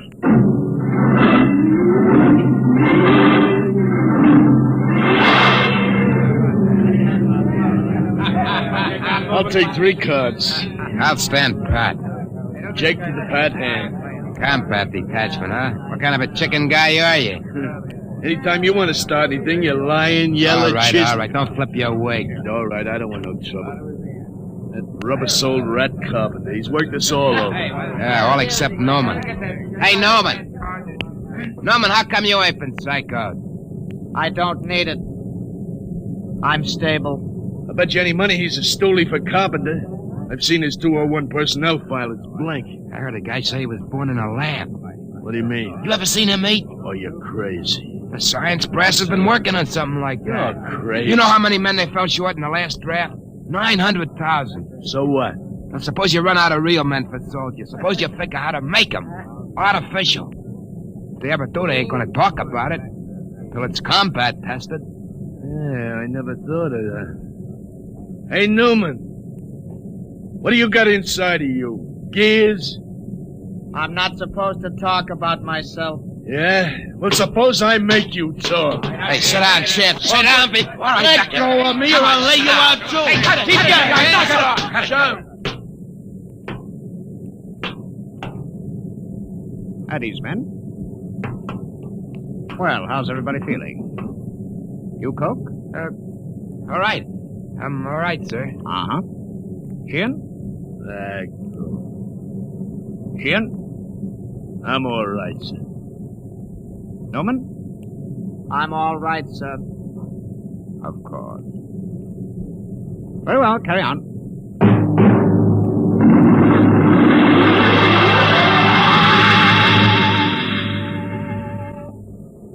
Anderson, I have my report. Later, Carpenter. It's rather important, sir. Serious personnel trouble is indicated below. It always is. Give your report to Culver. I'm busy. But, sir... Kovacs, give me a GO reading every 10 seconds. Aye, sir. Straight as steady as before. Mr. Culver. Later. If you will initial the psycho report. All right. Hurry up. This is no time for non-combat chicken. Seismo reading. Sudden fault. Igneous activity ahead. That means the enemy. Mr. Culver? Aye, sir. Elevate the cutters 25 degrees. We're going up and come on the enemy from above. Aye, sir. Navigation, Watson. Elevate 25 degrees. 25 elevation. Aye, sir. Figures ahead on sonar. Sounds like 3. All right. Sound general quarters. Aye, sir.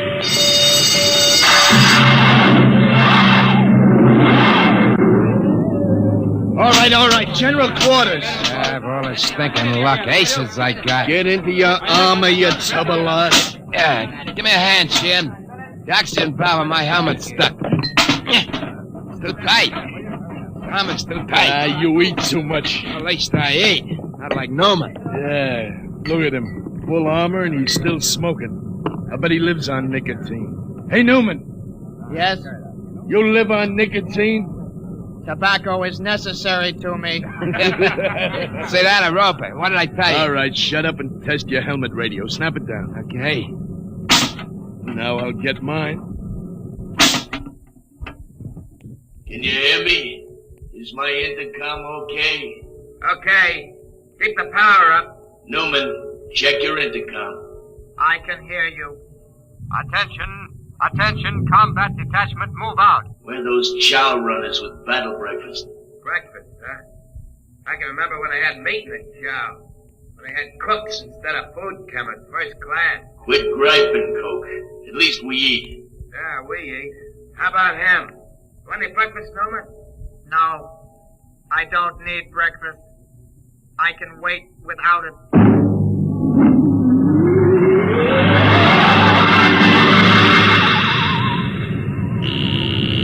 Navigation, Watson. Bridge here. Half speed. Half speed, aye. Clark? What? What's the matter? You got the shakes? No, I'm all right.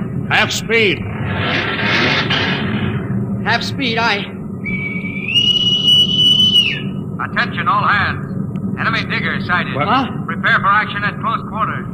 Enemy digger sighted. You hear that, Watson? Prepare for action at Close quarters. Full speed forward. No, I won't. What? Come on, full speed forward. No. Another inch. Stop this ship. Get away from there. Let me go. I gotta stop the ship. I won't be killed. I won't be killed. Get away from the controls, Clark. You hurt? All right, take it easy now. What? I've got a gun. Stop the ship. Stop it before I shoot you. Now take it easy, boy. I won't be killed. I won't let him. I'll give you 3, Watson, then I shoot. I don't know what you're doing. I'm gonna stop the ship. 1, 2...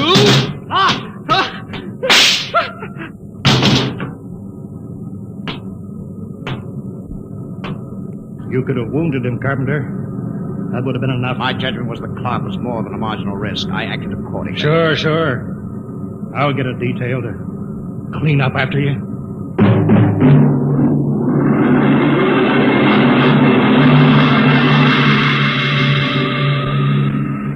Well, Doctor, the commander says you rate a citation.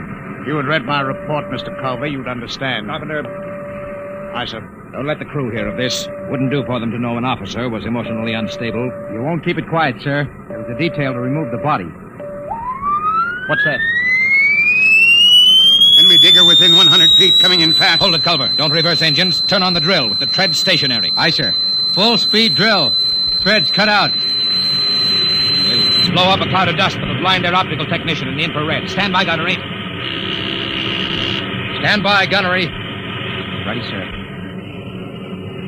Enemy will be breaking through any second. There it is.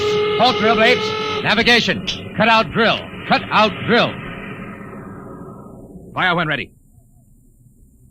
Fire.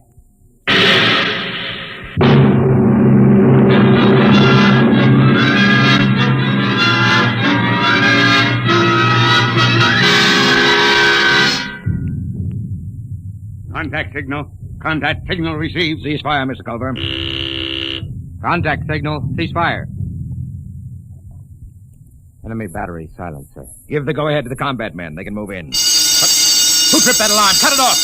Navigation to bridge. Bridge, aye. What's wrong down there? Why the emergency? The atomic pile's kicking up. We can't get into hand dam. She may blow any minute. I'll take over, Mr. Culver. Prepare to abandon ship. But the enemy diggers, With sir. the atomic pile about to blow, we'll have to advance, destroy the enemy, and take refuge in their ship. There's nothing else we can do. Look alive. Aye, sir.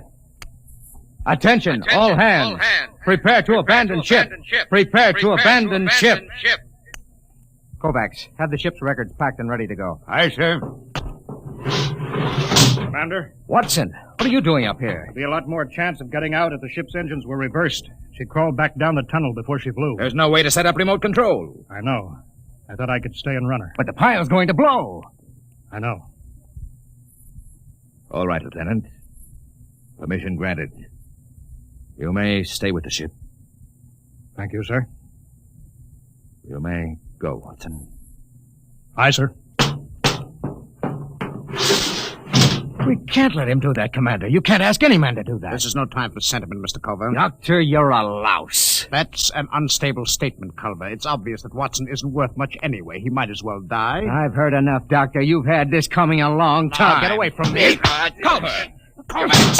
Pearson, get him! Let go of me, Culver! Yes, sir! All right, Kovacs. Release him. Aye, sir. Mr. Culver, I need you now, but if we come through this, I'll be forced to prefer charges. Kovacs, help Dr. Carpenter up. Aye, sir. All right, Mr. Culver. Give the order to abandon ship.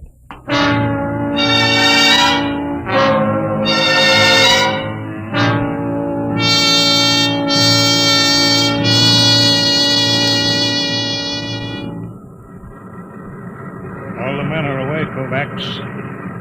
Full speed in reverse. Aye, Mr. Watson. How long have we got before the pile blows? I don't know. Kovacs, why did you stay here? You could have abandoned ship with the others. I've been saving a cigar. I got two. Would you like one? Oh, thanks. That's good.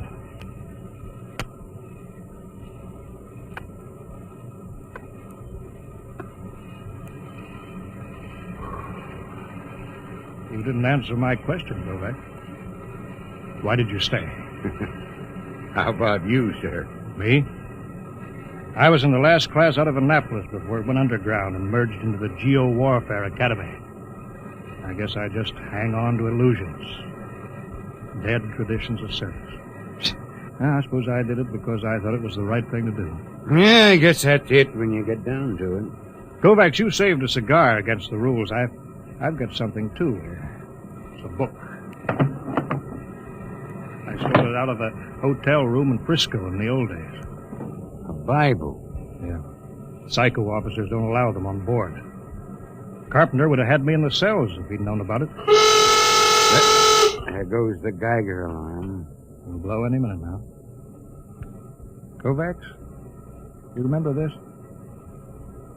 The Lord is my shepherd, I shall not want. He maketh me to lie down in green pastures.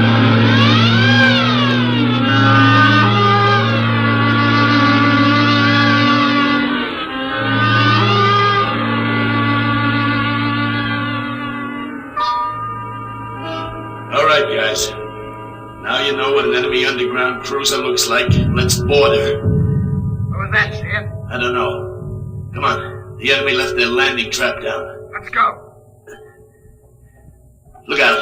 That's Fontaine. They kicked in his faceplate. Watch out for my gun recoil when I go up the ladder. They may be waiting for us. Where are they? Would it be some resistance? Let's get outside. We can sneak into the bridge. We got him. There it is. Bridge hatch. I don't like this. They should have been guards. Forget that. You throw open the hatch. I'll cover him with a gun. Got your voice speaker on? Right. Okay, open it. Go ahead, man! Kogal. Look at them. They're all dead. Every one of them. This one did it with a sword. You beat that. Killed himself with a sword.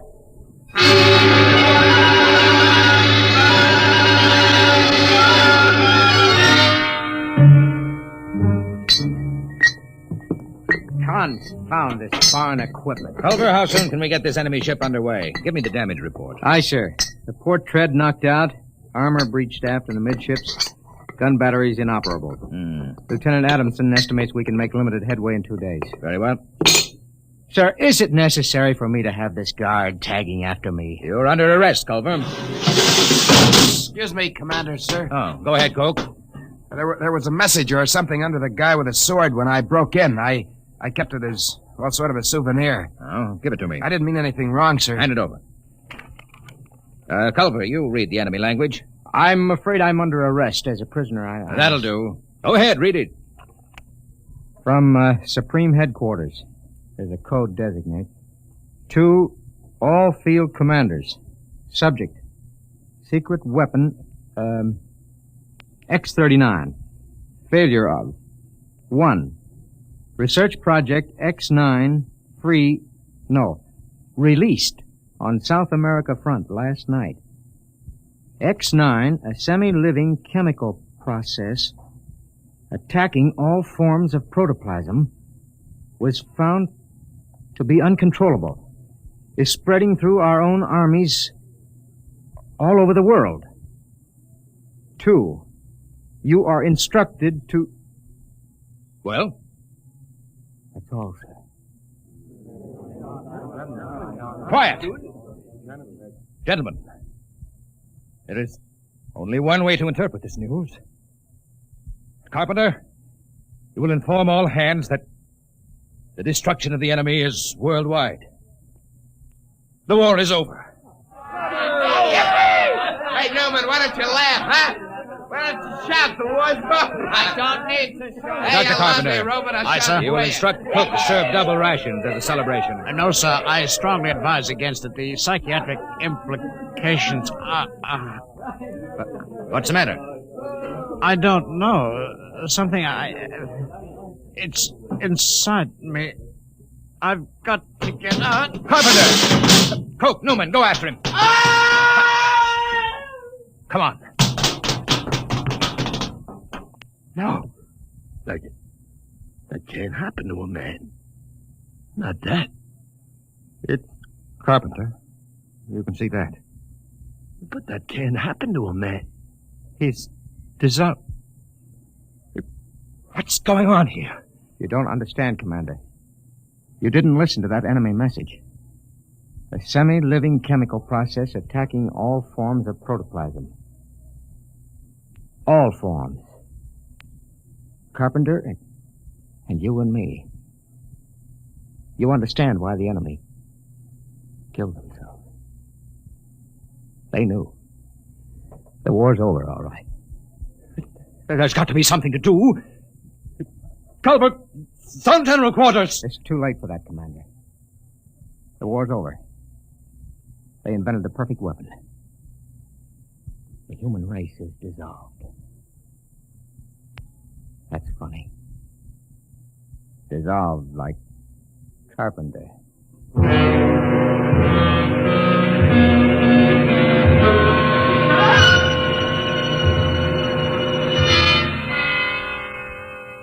Newman. Is that you? Yes. They're all dead. Aren't they? Yes. Commander Sanderson was the last. Except me. I suppose so. How about you, Newman? It will not affect me. I am not made of protoplasm. I am an inorganic synthesis. You can't die, then. No. I am atomic powered. My breakdown point is calculated in thousands of years. I cannot destroy myself. I was conditioned against it. It's beginning. You'll be all alone, Newman. I know. Buried alive in a rock for thousands of years. I'm sorry for you, Newman. I'm sorry. You'll be all alone. Now, it's starting.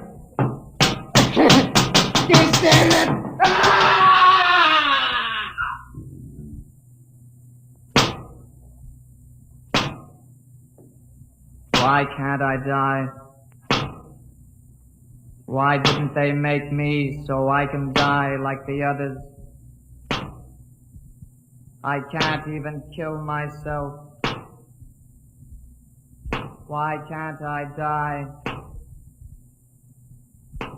Why can't I die?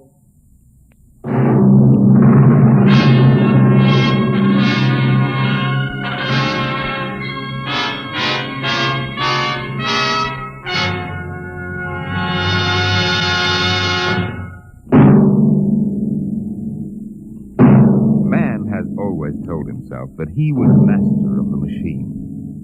But will he always be? Listen next week to the story of a nightmare.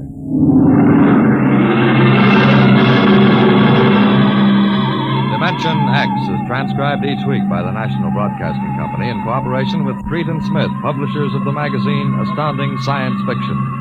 Today, Dimension X has presented The Last Objective, written for radio by Ernest Kenoy from the story by Paul Carter. Featured in the cast were Lawson Zerbe as Culver, Ralph Bell as Dr. Carpenter, Wendell Holmes as Watson, and Jack Grimes as Newman. Your host was Norman Rose. Music by Bert Berman. Engineer George Mathis. Dimension X is produced by William Welch and directed by Edward King.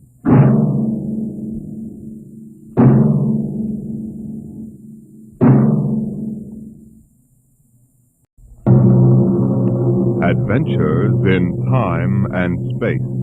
Transcribed in future tense. Dimension X.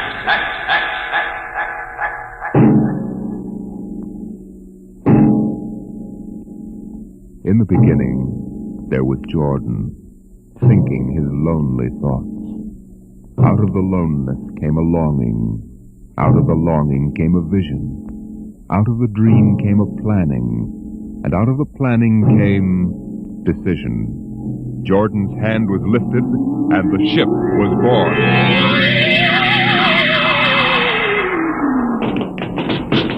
You, look out! Are you all right? Yes, it missed me. What was it? A mutant with a slingshot. I think it dashed down that passageway. You want to go after it? We'd never catch it, Alan. It's probably 12 decks above us by now. I didn't think they ever came down this far.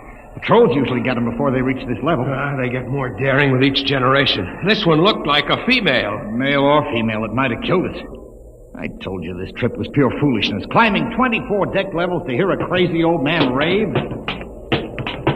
We're almost there now. Compartment X15, level 24. This is the place. This area smells as if it hadn't been visited by a sanitation crew for generations. Part of the ship is almost deserted.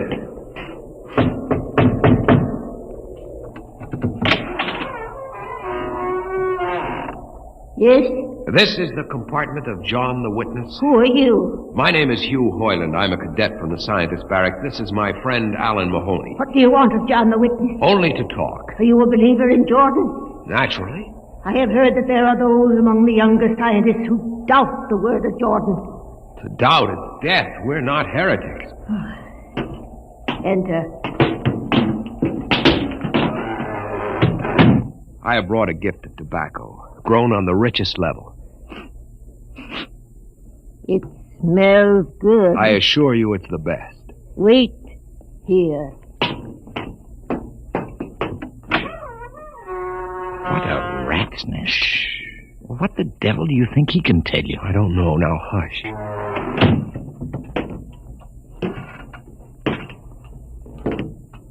Well? You are John the Witness? I am. Good eating to you. I am Hugh Hoyland. This is my friend Alan Mahoney. What brings a gentleman of the scientist class to my humble apartment? I have heard that you and your parents before you have long been keepers of the legend of the ship. Since Jordan gave the word. I am anxious to hear the word as Jordan spoke it. Why? You see, among the young scientists, there have been some who talk against the word. Regulations against such heresy? Some of them say the ship has no purpose. They say that we're here accidentally. That we have no more grace in Jordan's eyes than the most deformed mutant who dwells in the highest level of the ship. What shall I say to you? I wish to hear the word from the mouth of one who knows, that I may become more convinced. Sit. You have gift for the witness? The finest tobacco. Good. I will dim the light. Now, pay close attention, for these are the words as my father's father's father gave them to his son's son's son. This is how the ship came into being, how our people were created. In the beginning, there was only Jordan, thinking his lonely thoughts. In the beginning there was darkness, formless and dead. Out of the loneliness came a longing. Out of the longing came a vision. Out of the dream came a planning. And out of the planning came decision. Jordan's hand was lifted, and the ship was born. Mile after mile of good compartments, tank after tank for golden corn, ladder and passage, door and locker, fit for the needs of the yet unborn. He looked on his work and found it pleasing, meet for a race that was yet to be. He thought of man, and man came into being. Then Jordan checked his thought and searched for a key. Man untamed would shame his maker. Man unruled would spoil the plan. So Jordan made the regulations, some to speak and some to listen. Order came to the ranks of men. Crew he created to work at their stations, scientists to guide the plan. Over them all he created captain, made him judge of the race of man. Thus it was in the golden age.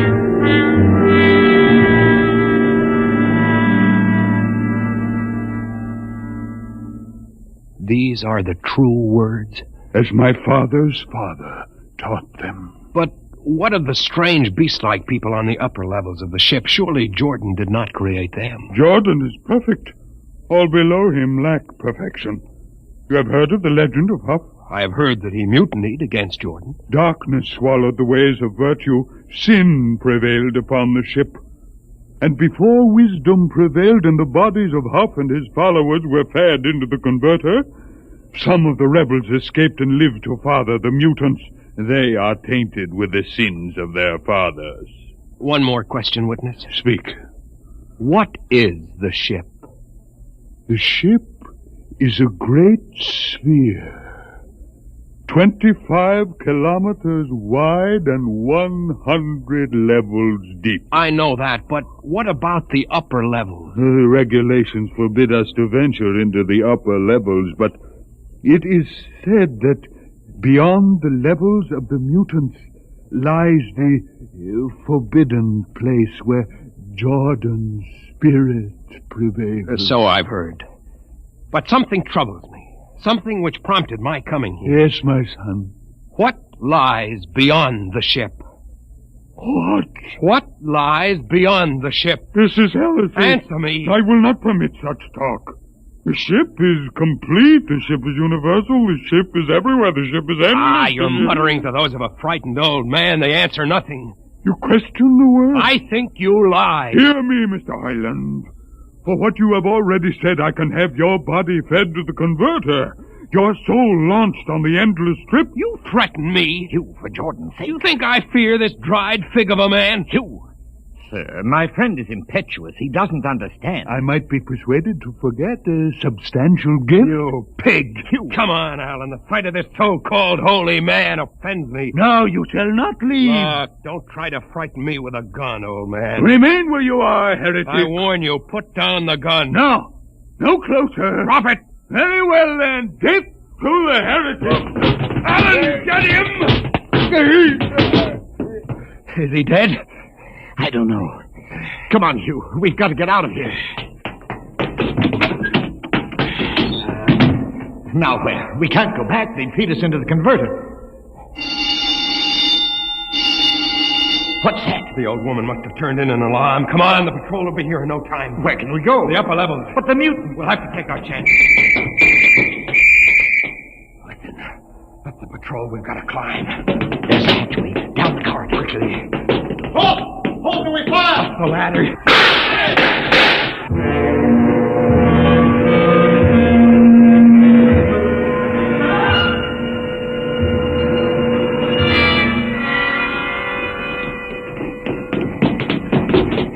Wait. How far are we from the outside wall? Judging by the slope of the deck, about 2 miles. Mutant territory. Come on, we'll try this passageway. Hugh. What? I don't know. I feel as if we're being watched. It's your imagination. Perhaps not. Oh! It's only a ship's rat. Get a grip on yourself. It's as big as a dog. Come on. I can't drag myself much further. We've got to find a compartment with water. Oh, if only you hadn't asked him that stupid question. There's no use going over that. Why did you do it? Why? Alan, I've been thinking about it for a long time. And when he began to give me those stupid pat answers, well, I just saw red, I guess. But who are you to question the ways of Jordan? When you asked me to go with you to visit the witness, I thought you wanted spiritual help. I never dreamed I'm sorry, Alan. I couldn't foresee this. I didn't know what... Wait a minute. Oh, what? Another shipwreck? No. I thought I saw something move near that bulkhead. I didn't see anything. Maybe my eyes are going bad still. You behind! Alan, look out!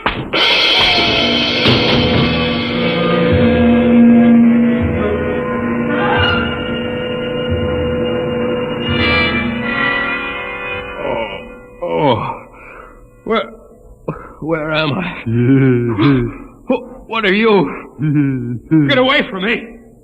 Alan! Alan! Look out for that knife! Stay away from me, Alan! Alan! Don't kill him, Bobo. Not yet. Who are you? Forgive my friend Bobo. Like so many of my people, he's rather impetuous where members of the so-called super race are concerned. Who are you? What place is this? As you can guess from my leg, I'm a mutant. Where is Alan? Your friend is dead. I was not able to restrain my people in time to save him. Why don't you destroy me and get it over with? We do not kill for pleasure, Mr. Hoyland, only when necessary. You know my name? I read your identification tag. Who are you? Mutants can't read. My name is Gregory. I'm a leader of my people. Although we are unfortunate in our heredity, Mr. Hoyland, many of us are quite intelligent. Why do you live like animals? We would rather live like free animals than like regimented slaves, as you do. I've heard that you practice cannibalism. Undoubtedly, you hear many things about us. We raise our own cattle on the upper levels, and those of our people who choose to farm raise enough crops for our small population. You turn your head. Why? This one. I've never seen a creature like him. Bobo is an unfortunate. He was born without the power of speech. How can you tolerate a monstrosity? We have learned to live with difference. If we began to destroy our imperfects as you do on the lower levels, there would soon be no one left. It violates the regulations. The word of Jordan You know, states... Mr. Hoyland, your people are really primitive and barbaric. You dare say that to me? I dare say a good deal more. Let us go to my compartment and speak further. I'm always interested in information of the lower levels. I won't give you any information.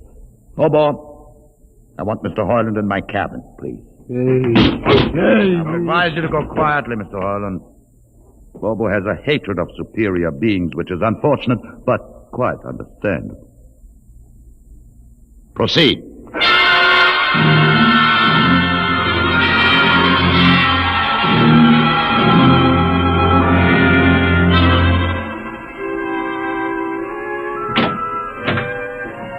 Enter, Mr. Hoyland. This is where you live? Yes. But you have books. Stolen from your libraries, Mr. Hoyland. Compton's Astrophysics. The Philosophy of Interstellar Navigation. Celestial Mechanics. You have read these? Most of them. Why did you bring me here? What do you intend to do? Do you believe in Jordan, Mr. Hoyland? There is no other belief. And the trip? I suppose you believe in the trip, too. Well, what else is there to believe? When you die, your remains are fed to the converter, and your soul makes the trip. And where does the trip take you? Why, to Centaurus, of course. Huh? What is Centaurus? Why, Centaurus, mind you, I'm just telling you the orthodox answer. Centaurus is where you arrive when you've made the trip. A place where everything is happy and everybody's happy and there's always good eating. It's mythological, of course. And you believe this? The peasants believe it, literally, but many of the younger scientists like myself know that it's figurative, symbolic. Why do you ask? Didn't it ever occur to you, Mr. Hoyland, that the trip is exactly what your peasants believe it is? That the ship and all the crew were actually going someplace? Moving? The ship can't go anywhere. It already is everywhere. Imagine a place bigger than the ship, much bigger, with the ship inside it, moving inside. But there can't be any place bigger than the ship. There wouldn't be any place for it to be. Oh, for heaven's sake. Listen, you know the lowest level? Yes. If you started digging a hole in the lowest level, where would that hole go? Where would that hole... Oh, no. No, it's forbidden to think such a thought. Where would it go? No. No, I can't think about it. Bobo. Bobo, we're going to take Mr. Hoyland to the place. Where are we going? To the top level. But it's certain death. Nonsense. I've been there 1,000 times. Come along. No, I won't. You can't make me. I think we can. Now, shall we proceed peacefully, or shall I have Bobo persuade you?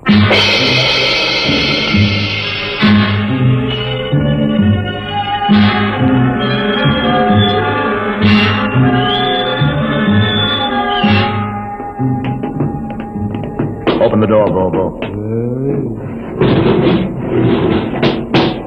Inside.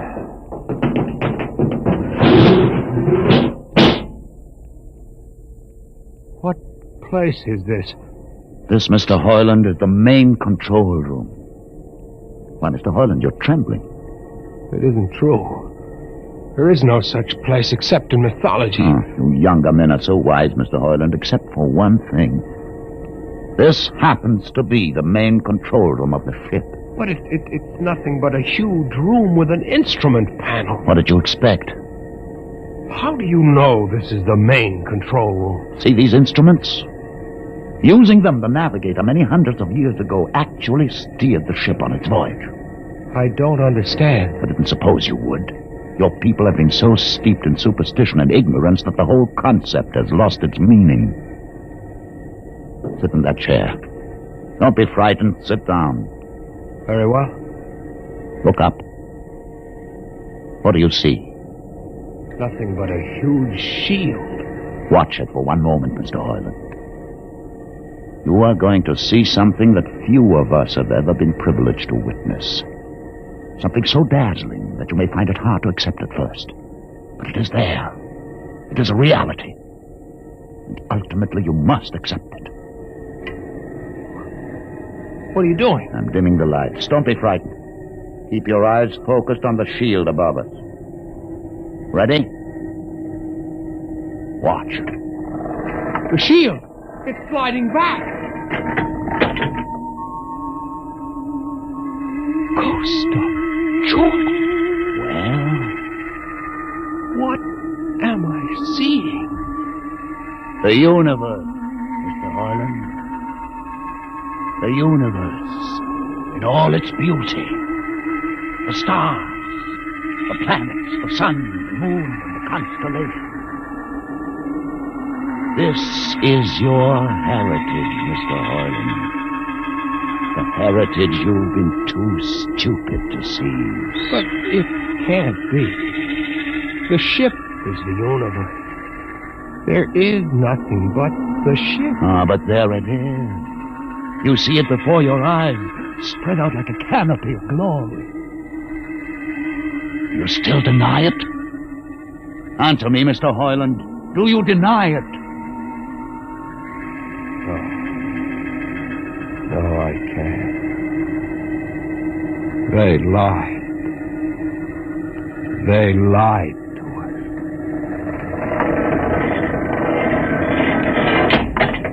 Good. Why did you close the shield? You will see it again if you're not afraid. I'm not afraid. Many times. I've shown this to others of your people whom we captured, and though they saw it before their very eyes, they would not believe it. Tell me about it. Tell me about the ship, about the universe. What are these things? How did this come about? Many thousands of years ago, on a planet like those you've just seen, a planet called Earth, a scientist named Jordan decided to build a ship that would carry men from one planet to another. For many years, Jordan and thousands of others studied and planned. And when they were finished, they built the ship. A ship so large that it had to be assembled in its own orbit beyond the place called the Moon. 60 years it took them to construct. And when it was finished, a whole new science had been conceived. Then the trip was begun. The trip that was to land a colony of Earthmen on a far-off planet called Centaurus, millions of light years beyond the furthest planet ever reached before. How do you know these things? Among my books are the log which Jordan himself kept, and the records of the journey for the first 40 years. What happened? There was a mutiny. A man named Huth led a rebellion of those who wanted to turn back. In the struggle, the navigators were killed, and the crew fell into a state of anarchy. In the years to follow, small groups of men tried to organize the ship for navigation, and each time they failed. Finally, the whole idea was abandoned. And so for centuries, we have swung in space, unmanned, undirected, living in a lost world of our own making, without purpose, without direction. Why have you told me this? Why have you brought me here? You could have killed me. Can you guess? No. No, I can't. Unless... But it would be too fantastic. Well? You want to finish the trip. Yes, that's it. What would it take to do it? A miracle, almost. The crew would have to be trained. Many people, each skilled in a certain duty. Couldn't you train your own people? We are too few. Besides, the main drivers in the lower levels where my people are forbidden to go. No. It would mean that both our peoples would have to work together. Our differences encouraged rather than denied. It can be done. You showed me. You can show others. I can show them. Can you? I'll see the captain himself. I have an uncle on the central board. I'll tell him what I've seen here. And do you think he'll believe you? Send one of your people with me. That's asking a good deal. I'm risking a good deal by going back. Very well. Bobo will go with you. He can't talk. There will be no need for talk. I will write a message guaranteeing safe conduct for a group of unarmed scientists to visit the main control room. Bobo will take you safely through our territory. What happens when you reach your own level is up to you.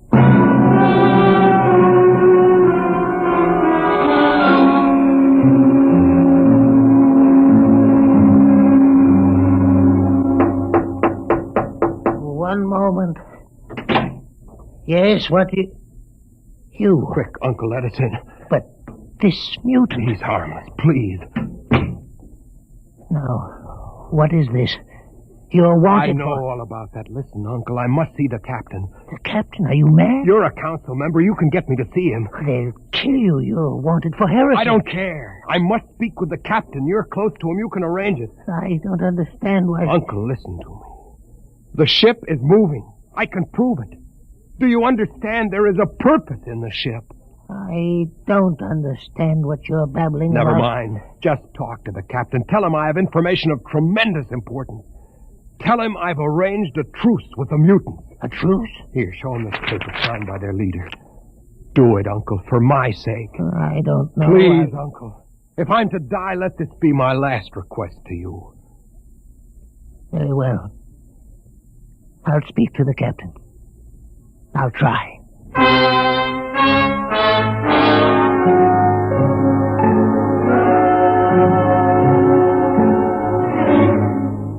And you say, Mr. Hoyland, that you saw this with your own eyes? I swear it, Captain. I swear it on the word of Jordan. Let me see that paper again.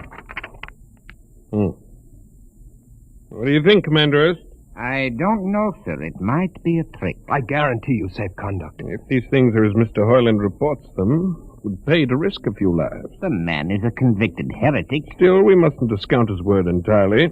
He has a safe conduct. The mutant risked its life coming with him. I think we might investigate. You will do it? I'll have an expedition outfitted. Dismissed, Mr. Hoyland. Thank you, sir. Thank you. Captain, do you... Commander Erst. Sir. You'll make the necessary arrangements for an expedition. I trust you understand. Perfectly, sir. Perfectly.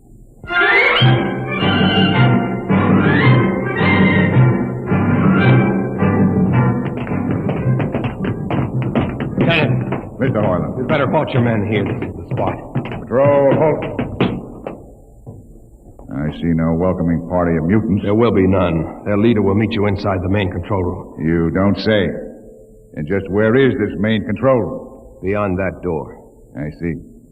All right, men. Ready arms. Why do you ready arms? In case of ambush. Ambush? Don't you think they could have ambushed you on the way up here a good deal more easily? You know, Mr. Hoyland, I think you're a mutie lover. They have a place in the converter for that kind. Lieutenant, are you mad? No, Mr. Hoyland. But most certainly you are.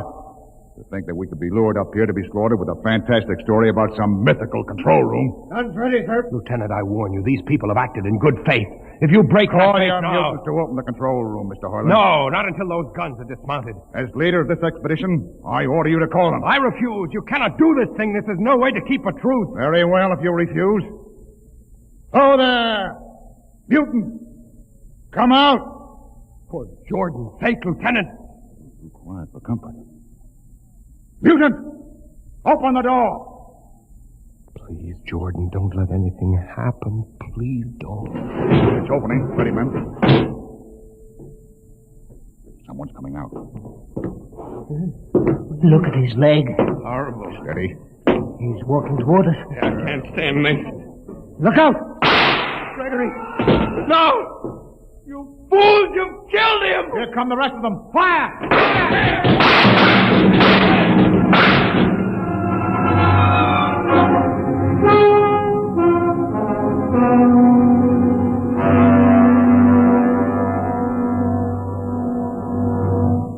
That should teach them a lesson they won't forget. All right, men. Inside the room. Hoyland, you're under arrest as a conspirator in this ambush. Ambush, you fool, you blind, stupid fool! That'll be enough. Have you been inside this place before? Yes. What's all this machinery? These are the controls he would have used to steer the ship. He's gone out of his mind, Lieutenant. Steer the ship? Who? The leader. The one you killed.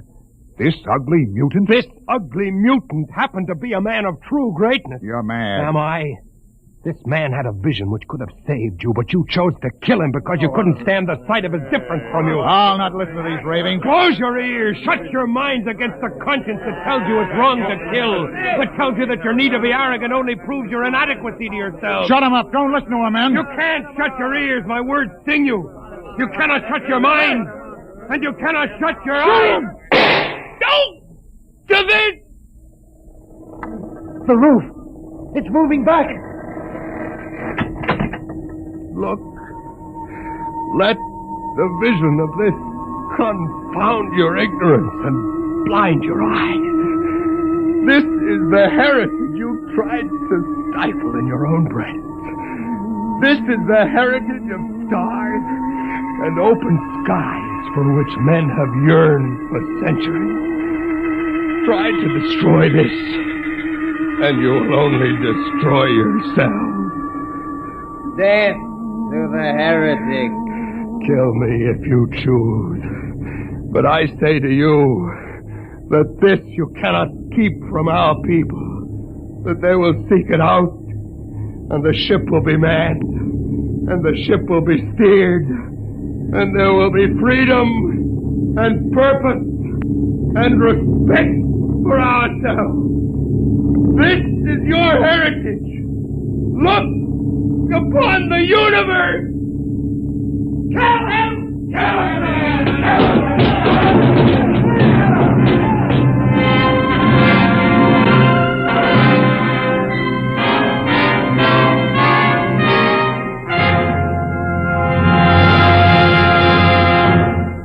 You have just heard another adventure into the unknown world of the future. The world of... Dimension X.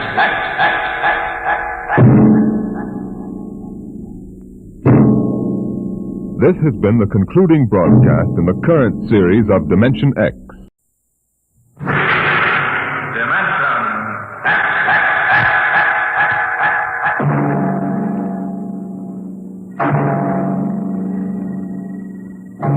Can you predict what will come in 100 years? Can you see beyond the known dimensions of time and space into the unknown, Dimension X? The ridge stars spread 200 light years across space. To the passengers on the immigration spaceship from Earth, they appear to be pinpoints of light in the darkness. The men, women, and children slept in their bunks in the tiered dormitories, or sat reading the immigration folders that described the worlds of the ridge stars in glowing, rosy terms. Anne Travis stood before the vision port and searched for the spot of light which would be her new home.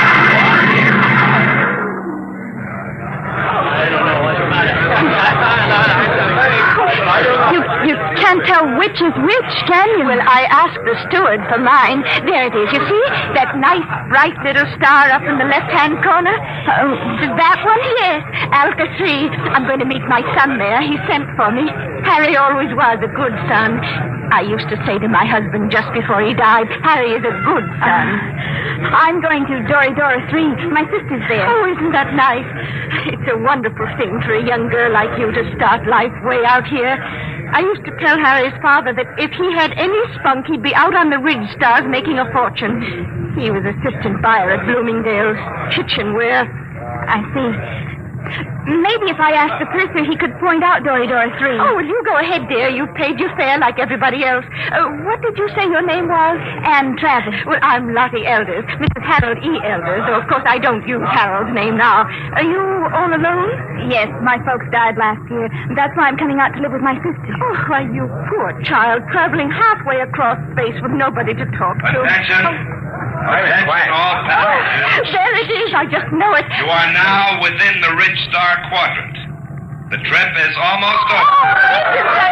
Captain Braxton wishes me to inform you that a vote will shortly be taken to determine on which planet of which sun every passenger of this ship will be landed. What is he talking The about? majority will decide, and all must abide by the decision. I don't understand.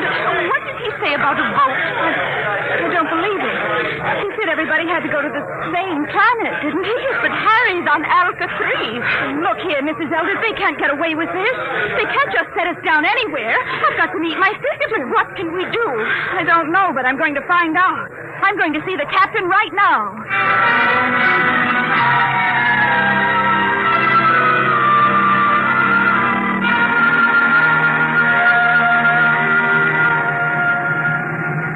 Landing manifest 12436. Cargo holds 1 through 12 at premium rate, including... I want to see the captain. Oh, look, I'm busy now. What kind of an outrage is this?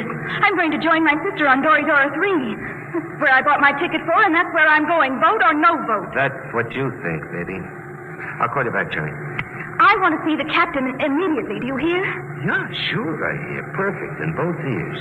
What's the meaning of this? What are you people trying to get away with? We're not trying to. You're in space now, kid. We don't go by Earth-side red tape. But my ticket... Oh, you can paste that in the scrapbook. That's all it's worth. Where you're going, kid, fortunes are made and lost every day. The rich stars are wide open, and what the big operators say goes. But my sister's waiting for me. Oh, she'll get tired. It's a game, kid. And you're in. The folder said you were encouraging immigration. Oh, sure.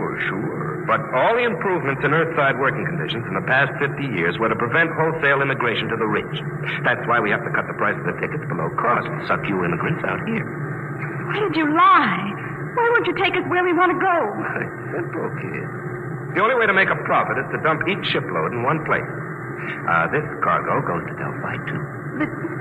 But the announcer said there was going to be a vote. Oh, sure. But we've got it rigged so Delphi, too, gets it. Simple, isn't it?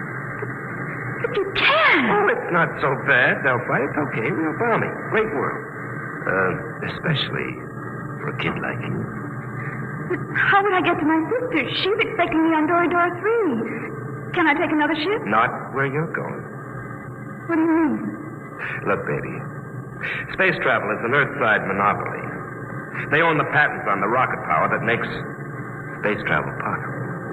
Now, the rich government offered a prize for a new kind of power that wouldn't infringe on Earth rocket patents.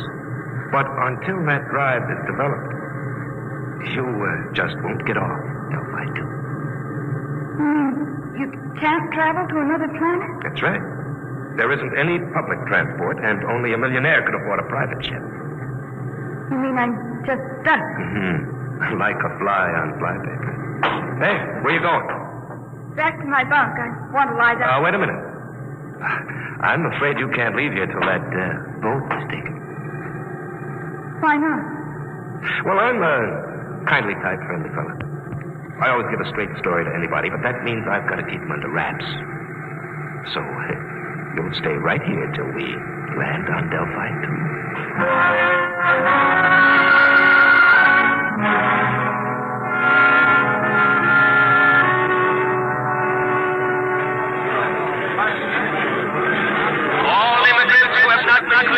Please report to the inspector under the first letter of their last name. Anne, where have you been, child? I looked all over for you. They kept me in the Christmas cabin. Mrs. Elders, what shall we do? I'm sure I don't know. Harry, he's my son. You know, he'll be just frantic. Attention! Any immigrants not cleared or in the proper line in 10 minutes will be indefinitely detained. Oh, dear, I haven't been cleared yet. Oh, you'd better go then. I'll wait for you right here. Oh, be sure you do, dear. I'm so frightened. Oh, which way do I go? Oh, the ink sign is over there, see? Oh, I don't have my distance glasses. You will wait for me, dear? Yes, right here. Go along now. All right, you. Come on. Who are you? Never mind. Come on. Grab her, Al. Come on. Let go of me. What's the idea? Let go. Get her. Who are you? Let go. Let go. We can't take any chances, Al. Put her out, right?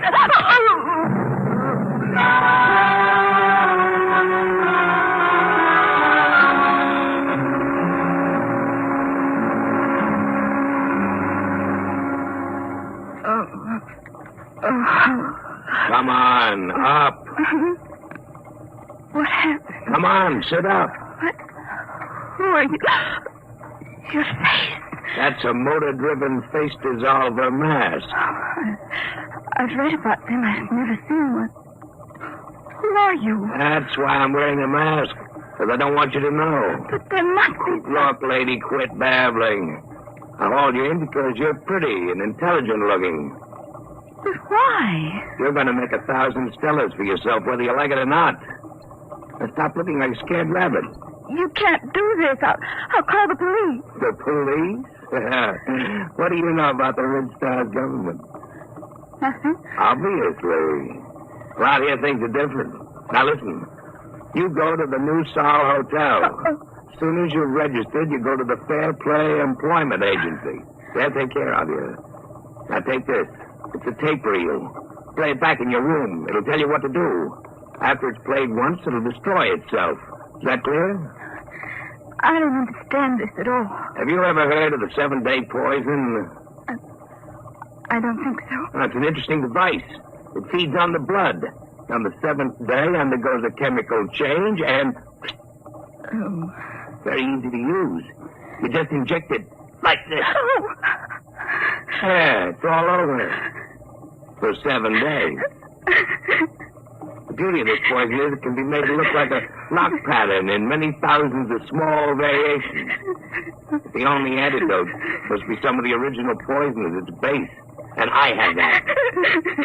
Don't get hysterical. I'll keep the antidote here. You can get it after you've done what I want. But I don't know where I am. I don't know who you are. What if something happens to you? That's your problem. But remember, the police can't help you. I have the antidote to the poison. All right, I'm through with her. Take her out and drop her at the hotel.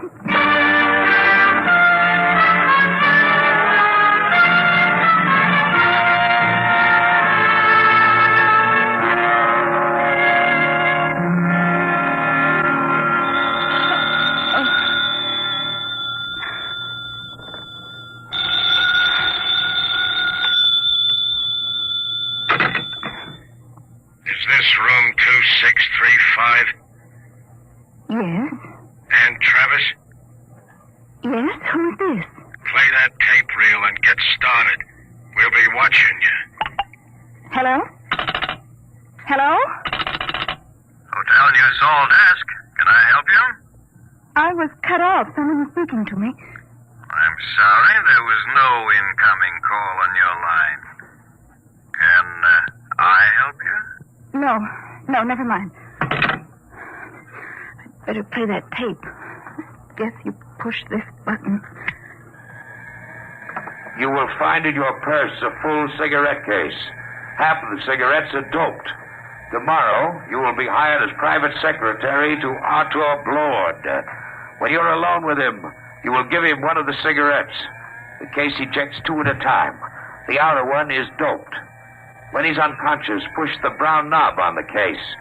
That will call my men, and they will come for you. You must come with them if you wish the antidote to the poison. After that, you'll be transported to any Ridge Star you wish. As soon as you've played this reel, go to the Fair Play Employment Agency. There's no time to waste. Tomorrow, the 7-day poison will have only 6 days to go.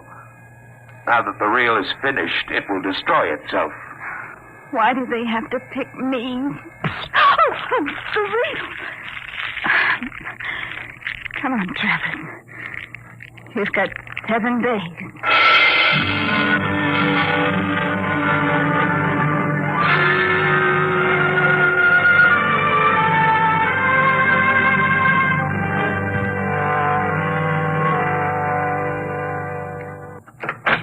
Come in, Miss Travers.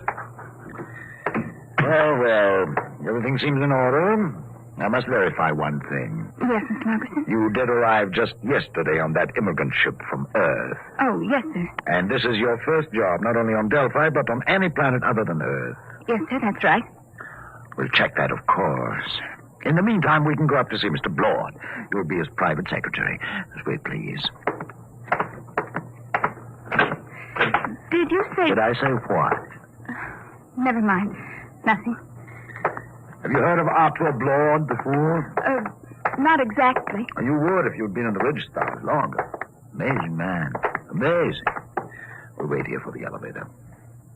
He must be very important. Important? There are names out here that they've never heard of back on Earth, and the greatest name is Arthur Blord. Really? In less than 10 years, he's made himself an astronomical fortune. Astronomical. Here we are. After you. Penthouse. What's he like? You'll see. Very dynamic. Sharp. He outsmarts the big shots, the planetary operators. They exploit whole worlds. He exploits them. They hate him, the Ridge Star operators. Well, here we are. Come along, Miss Travers. Mr. Blord is waiting for you.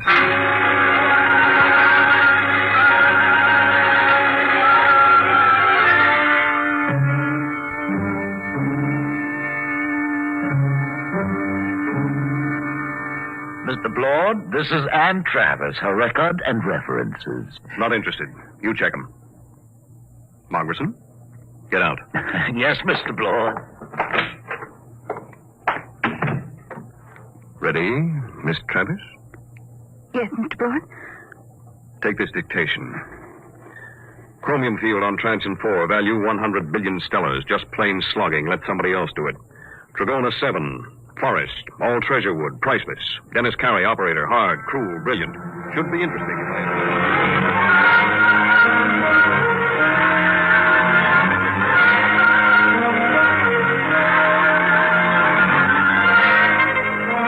All right, Miss Travis. You're new to Delphi, too, aren't you? Yes, Mr. Blord. I like new cities, new planets. They're soulless. They have no culture, no institutions with hardening of the arteries. Yes, sir. Now, I came out here as a wiper in an Earth-side liner and jumped ship at Transition 4. That was 10 years ago. You couldn't do that on an old world. Earthside, they developed the science. Out here, we use it. The great developments today aren't in science. You don't believe that, do you? I'm not sure, sir. Will there be any more dictation, Mr. Blord? Nope, that's all. Don't leave yet. Mind if I smoke? No. Like a cigarette? Sir? I asked if you'd like a cigarette. Oh, thank you, but I have my own. Oh? Earth cigarettes? Would you mind letting me have one? They're very rare out here. Of course. That's an interesting case. Eject two at a time. Here, Mr. Blord, take one. Yes, thank you. Haven't smoked one of these in years. Light, Miss Travis? Thank you. Drop the lighter under the desk. I'll get it. Sit back in your chair. Should be down here.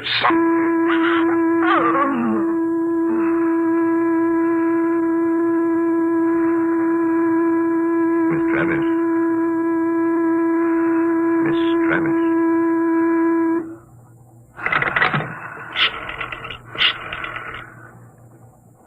Hello, Dr. Gregg. Lord. I've got a girl here I want you to examine. No, she's out cold. Nope. Had her sitting in that wired chair, and I just threw the switch. There was something phony about her from the beginning. The pickup needle from her chair was jumping like a kangaroo, and when I mentioned cigarettes, it practically blew a fuse. That's what I want to find out. Why she should be carrying doped cigarettes. I want her examined. The full hypnotism treatment if necessary. I want to find out who sent her. I want to know who's gunning for me.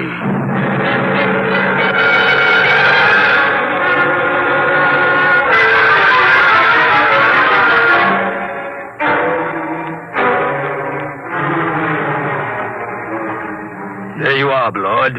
That's the best I can do, short of a full-length narco analysis. You sure about that 7-day poison? Absolutely. She's got less than 6 days. And she was right off the immigrant ship.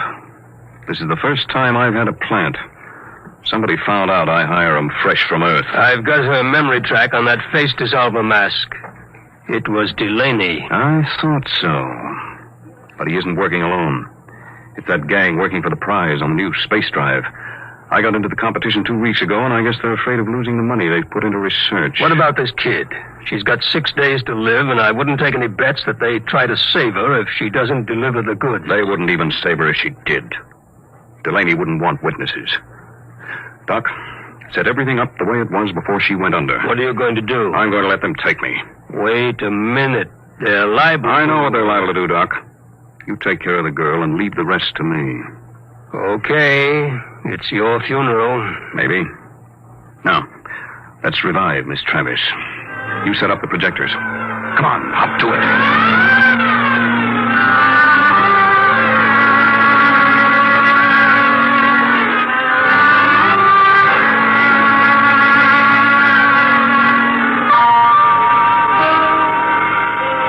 All set now. When you reverse the field, she'll come to, and she won't even know anything happened. You remember exactly what you were doing when you knocked her out? Sure. I was looking for the lighter under the table for that doped cigarette of hers. Well, I'll be going. Good luck, Artur. You'll need it. I'll be seeing you, Doc. All right, Miss Travis. Now let's take up where we left off. Oh, I felt faint for a minute. Did you find the lighter, Mr. Blord? Yes. Thank you. I haven't had a good drag on an Earth cigarette in years. It's... stronger than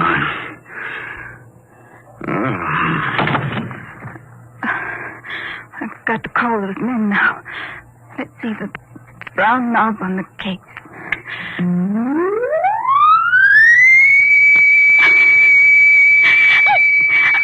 want to hurt him, but what can I do?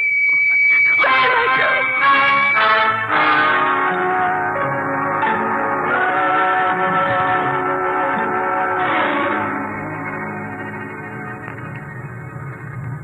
How's Blord, Hal?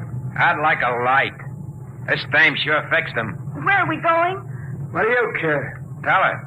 In 6 days, it won't matter. The boss give orders. What's the difference? These two are dead ducks. What do you mean? You think the boss will give you that antidote? He promised. Hal, he promised. Did he really? But did he give his scouts honor? You know, spit twice and cross his heart. Please, stop it. What will happen to him? Blord? Oh, you got me. Last 3 guys I brought over here ended up in the disposal unit. You mean they'll kill him? Wouldn't be surprised. Oh, no, they couldn't. They don't play for marbles out here in the Ridge Stars.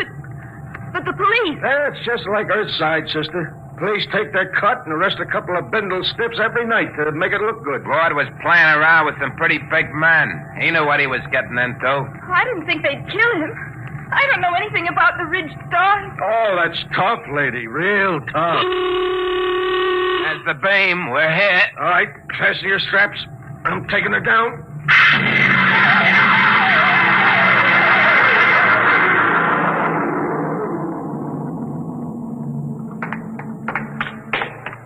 Where are we going?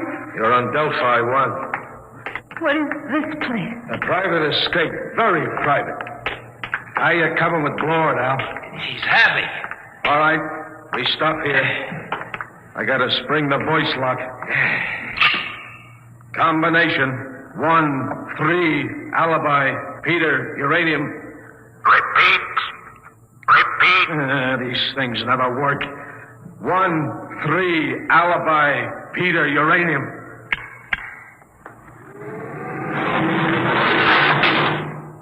All right, drag him in now.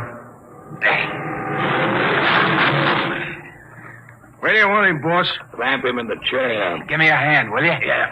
All right. Get his feet straight. Now throw the clamps. Inject the key stimulant. Right, boss. They're up his sleeve, Al. All set, boss. Do we have to keep on the masks? I got a cold. No, I think we can do without them. Shut off the power. There we are. He's coming to. Delaney. What am I doing here? I think we can get down to business, Blord. We represent 90 companies. We've entered the Ridge government contest to develop a space drive that won't infringe on Earthside patents. Oh? Well, Delaney, I've got news for you. Unless one of you has a power drive that's 25% faster than an Earthside rocket, you're licked. What do you mean? You must know, Delaney, you said... Quiet. Can't you see he's trying to get us arguing? When I heard some of the low speed you boys were using... Shut up! All right. You have the floor, Delaney. 2 weeks ago, you entered the contest. We know your reputation. You can't afford a failure. Your whole financial structure is a bluff. We know you have the drive. Lord, you better save time.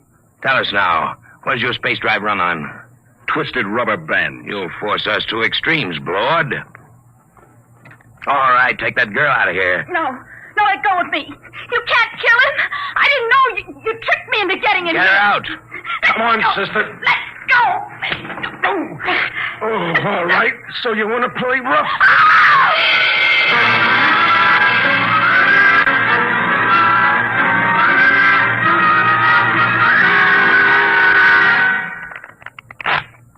Okay, that's 23 you owe me. Your deal. Cut. I trust your deal. Oh, she's coming too, huh? That's nice. Deal from the top. Did they kill him? Who knows? You want the top card? No, neither do I. Where is he? In there. They'll let him go, won't they? They've got to. I didn't realize they'd kill him. Well, thank you. Just the card I wanted. A pleasure, I'm sure. Look, you've got to tell me. Are they going to kill Mr. Blord? Look, lady. A, you are interrupting a very important card game. B, you're better off if they do kill Blord. Let's face it, kiddo. You crimped them good. crimped him? You think he's going to like you for doping him and getting him into this mess? Lord's a tough guy. When he first come out to the ridge, he killed 3 men in the mining camp over on Trancher when they double-crossed him. Sure, if he ever gets out of this, I wouldn't bet a lead slug on your life. I'll go with 10. Please. Tough luck, Sonny. I got 3. And double for spades. Yep, if Blord gets loose, I wouldn't want to be in your place. But I didn't understand. They tricked me. I don't think Blord will sympathize. Deal a card, will you? Hold it. Blord, you're a crawling rat. I'm a realist, Delaney. He's alive. You got me. So I'll make a deal. Now look, we form a joint stock company. Each of you signs over his patent rights to the new firm, and we split the shares. You hear that? You get my space drive. I get 25%. Delaney runs the new company. The whole deal to be publicized if you wish. Lord, when this gets out, it'll ruin you. They'll despise you when they find out how much dirt you've eaten. Well, I didn't have much choice, did I? All right. Now the other part of the deal. You got me here through a certain young lady. Now, we can dispose of her. No, I think I'd like to do that. I'll take her as part of my 25%. Any objections, Delaney? No, just be careful. Get rid of her clean. We don't want any mess left around for the Ridge government to find. What are you going to do with me? You promised Did I? Get rid of her, Blord. Only make it clean.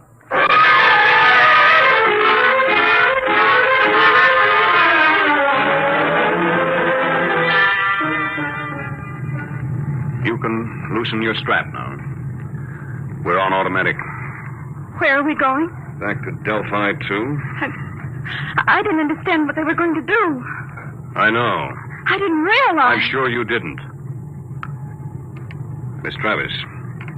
What are you going to do? I'm going to pay you off. Let go of my arm. Let go. Let go of me! Shut up. What are you screaming about? Now hold still. This won't take a second. Just one small injection. No, don't. Let me go, please. Stop screaming. Stop. There. Scratched my face like a cat. Will it take long? What? For me to die. For you to... Stop it, please. Please, stop it. But it's funny. It's very funny. That was the antidote. The antidote? The 7-day poison Delaney gave you. I got it from him before we left. Young lady, I knocked you out in my office and had your mind examined. I knew just what you had done. I came here because I wanted to. You mean you're not angry with me? Certainly not. Besides, everything turned out my way. Your way? But they forced you to give them the drive. You signed away the right. I'm a percentage man. Let them do the operating. Besides, it was their drive in the first place. Their drive? Yes, it's simple. I knew that after the contest there'd be a merger of research, so I merged it before instead. Wait till they discover they signed away their own patent rights. I don't think they'll feel like laughing then. But to give Delaney control of the new company. But don't you see, I had to get him to go along. He had the antidote to your poison. What about me now? Look at the vision port. Now turn up the scale. That's the ridge. You can have your pick. Name your world, and I'll take you there. You said your sister was on Doridora 3. Yes, but... But what? I wonder if the opportunities for advancement aren't greater on your planet, Mr. Blower. You know, Miss Travis, I wouldn't be a bit surprised if they were.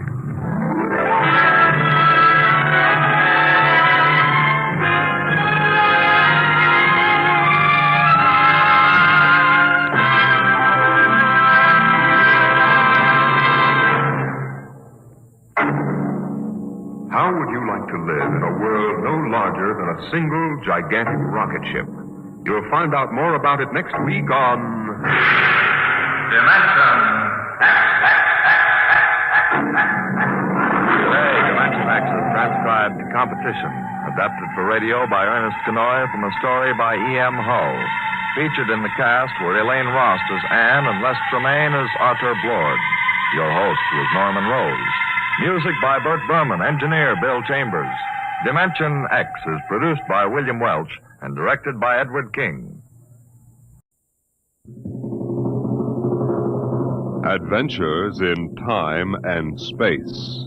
Transcribed in future tense. Dimension X.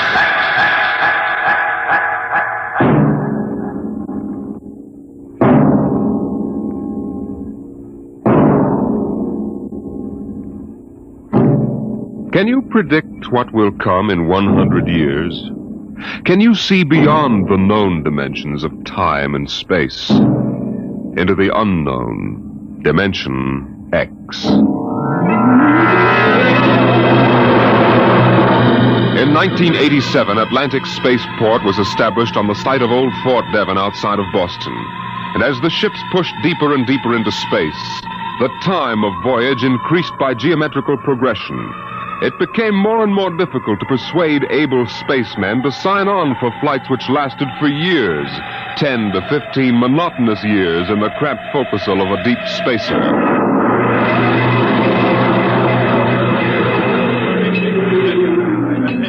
The bar rooms and one-armed joints in Scully Square in Boston were plastered with recruiting posters for the deep space star runs.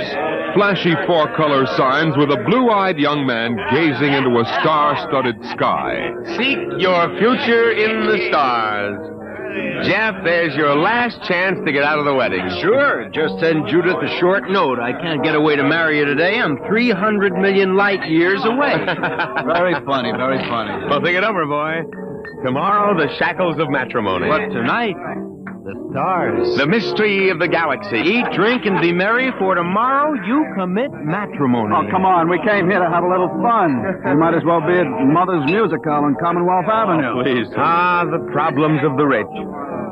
Hey, Jeff, just where does the coffin fortune come from, I guess it started in Nantucket. My great-great something or other used to be a whaler. A whaler? There she blows! A dead whale or a stove boat? Watch my trusty harpoon! Ouch! Look out with that fork! Where's the money now? Oh, I don't know. We've got a lot of commercial holdings, mills, import, export outfits, rocket lines, you know. Mere trivia. Hey, why don't we get out of this dump? We could go up to the Copley Plaza. It may be stuffy, but at least the glasses are clean. You're the condemned man. All right, you guys go ahead and get a taxi copter. I'll settle. Meet you out in front. Right.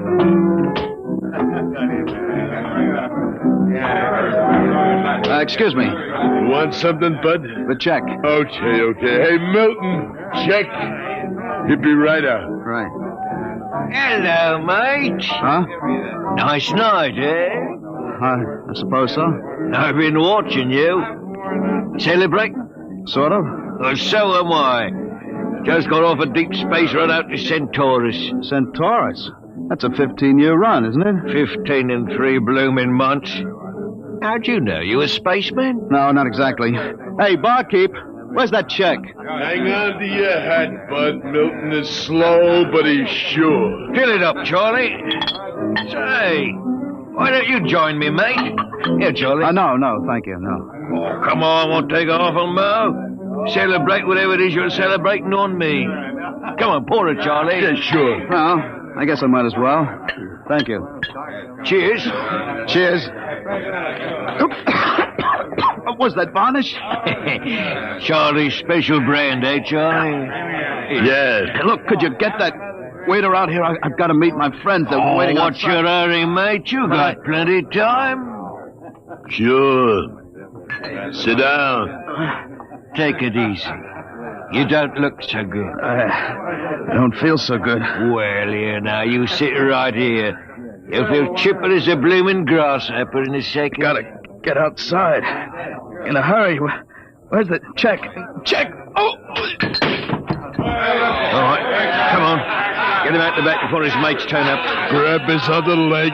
Let's go. In a hurry, is he? That's what he thinks. Where he's going, he's got plenty of time.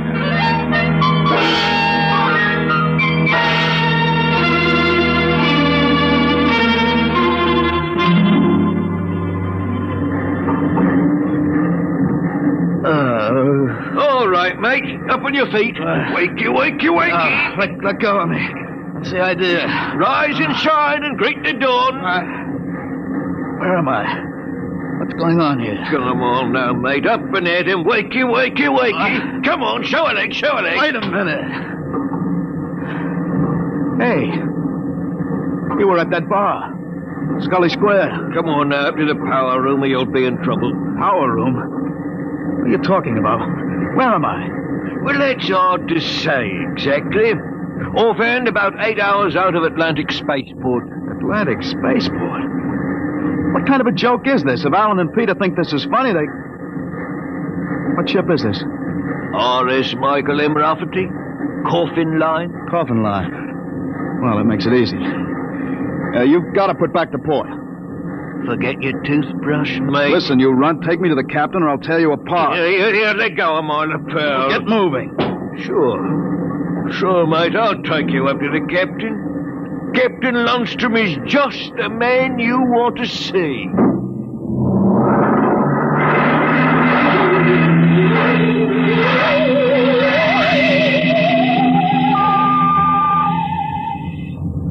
Martin, what the devil are you doing on the bridge?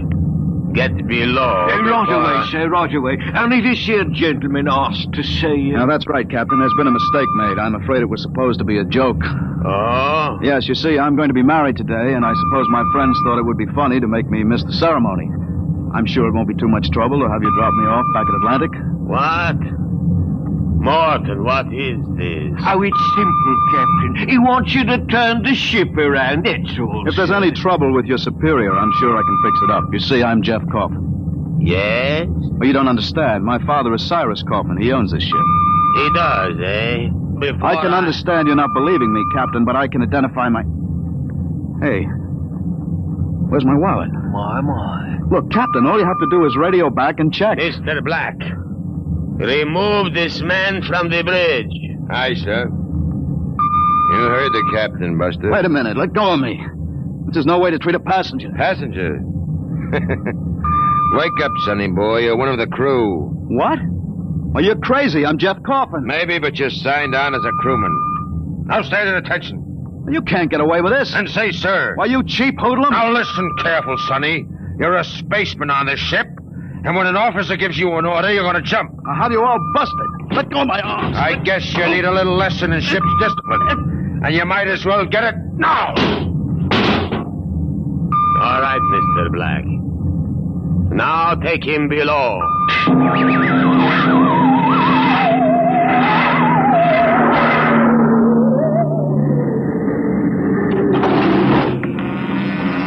All right now, mate.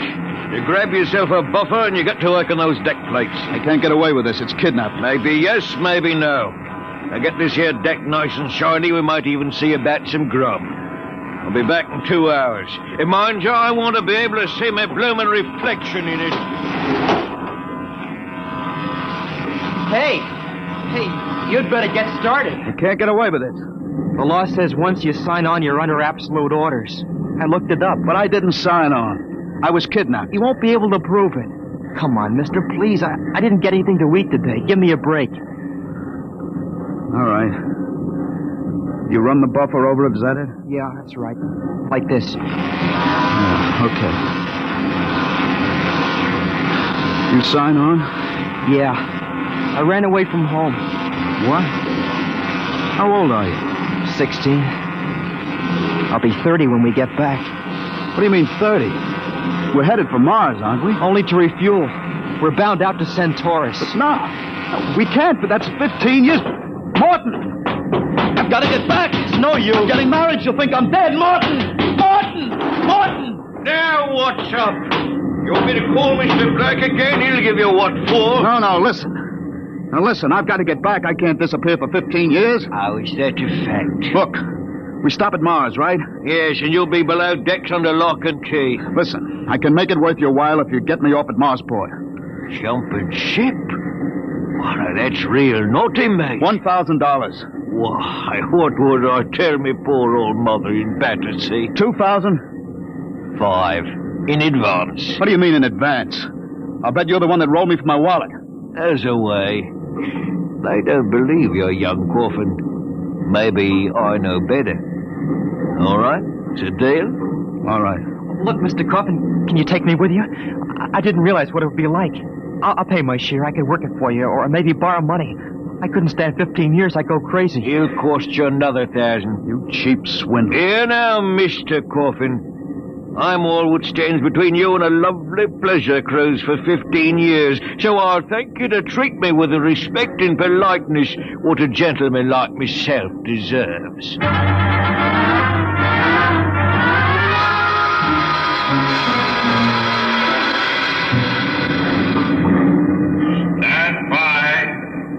Stand by for landing procedure. All right now, listen careful. This here's the cable locker for the grappling anchor. When she lands, this hatch will open and the cables go out. Don't get yourself caught in the middle, be torn apart. All right, we got that. Are you sure we can get out? You just do what I say. When you drop down, run for the blast pit. Nobody's there for a landing. Lay low until dark.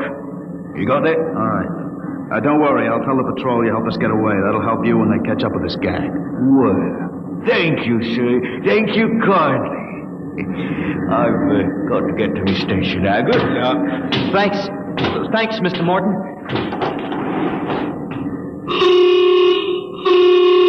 There's the landing horn. Yeah. Keep clear of that cable, Joey. Here comes the deceleration blast. Hold on, Hank.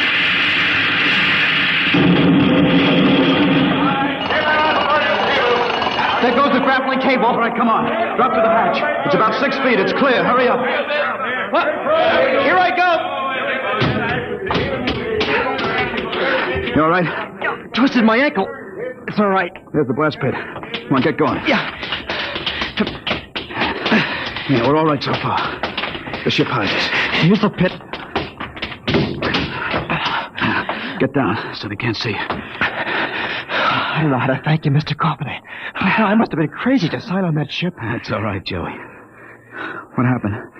Ever fight at home? Yeah. Wait a minute. Huh? I hear somebody coming. What? Keep still. Maybe we better look. If we stick our heads over the edge, they'll see us sure. Keep down and keep quiet. I hear him too.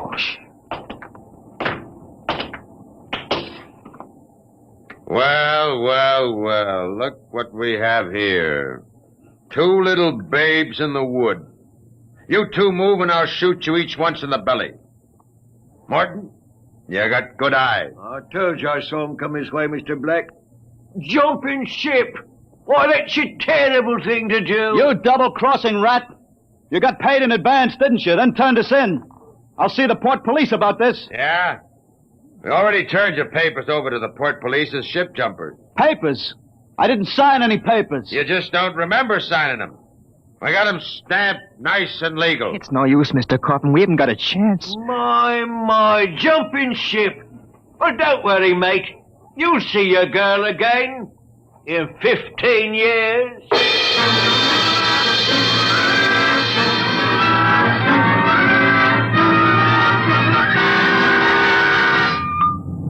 Mr. Black, inform the ship's company that these 2 men have been found guilty of attempted desertion. Desertion? Well, you kidnapped me, you dirty crook. Don't you talk to Captain Lundstrom that way. I'm sentencing them to 24 hours hull watch. Take them away. Morton, take them to the aft lock. Aye, sir.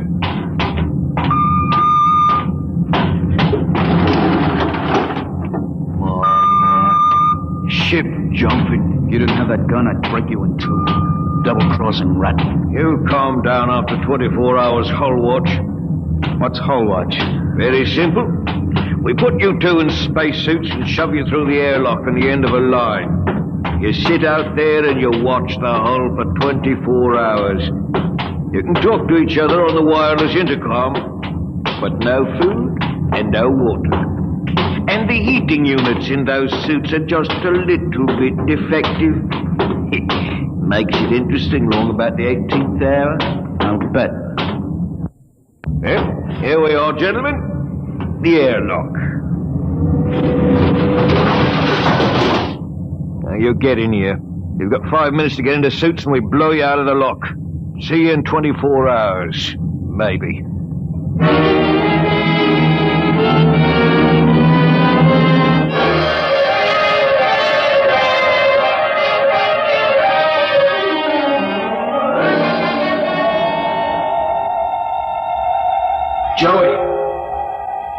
Joey, can you hear me all right? Yeah. It's getting awful cold. How much longer we got? I don't know. I suppose that's part of the fun. Guessing. I'm awful thirsty. It can't be too much more. Hang on, kid. It's cold. It'll probably get colder. We'd better snap the safety hook. Jeff, what would happen if we drifted away from the ship? We'd keep going in the same direction till the oxygen gave out. Yeah. Will it get much colder? I don't know if I can take it. We haven't got any choice, Joey. Just hang on. It can't last forever.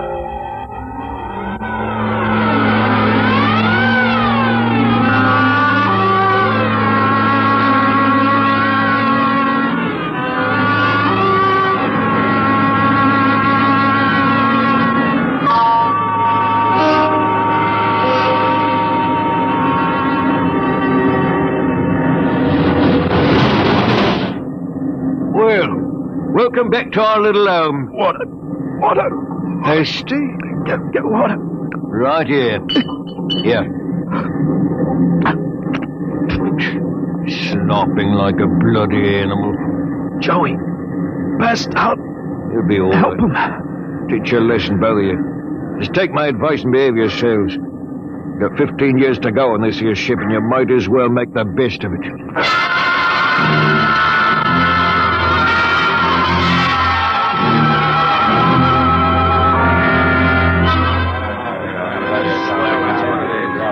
Hey, Martin, what do you call this mess? That's your supper, mate. Food concentrate. What's the idea? Only 2 months out and on concentrates already? You complaining, Red? Yeah, I'm complaining. If Captain Lundstrom's chiseling on the manifest, that's his business. But when he tries to take it out of our hide... You keep quiet or I'll turn you into Mr. Black. Concentrate is what you get to eat from here on out. Now shove it in your face and keep quiet. I'll shove it in your face and see how you like it. Look out. What's going on in here? Morton? What happened? He struck me, that's what. 48 hours hull watch. Huh? What are you all looking at?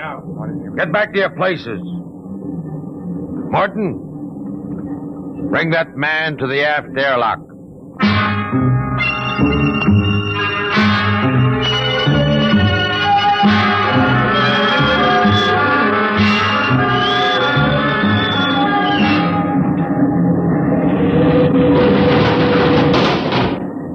All right, Red. Come on out of there. Your time's up. Come on. You, mate. Go in and get him. Come on, Joey. Gee, 48 hours out there. Unsnap the helmet. Careful. Get it off. Come on now, hurry up. Bring him to. I can't. What? He's dead. Get him undressed. Hang up that spacesuit. He must have had a heart attack. Heart attack. He's frozen to death. Mr. Black will be fair heartbroken. Red was a first-class jet man. Hurry up with that suit. It's cold in here.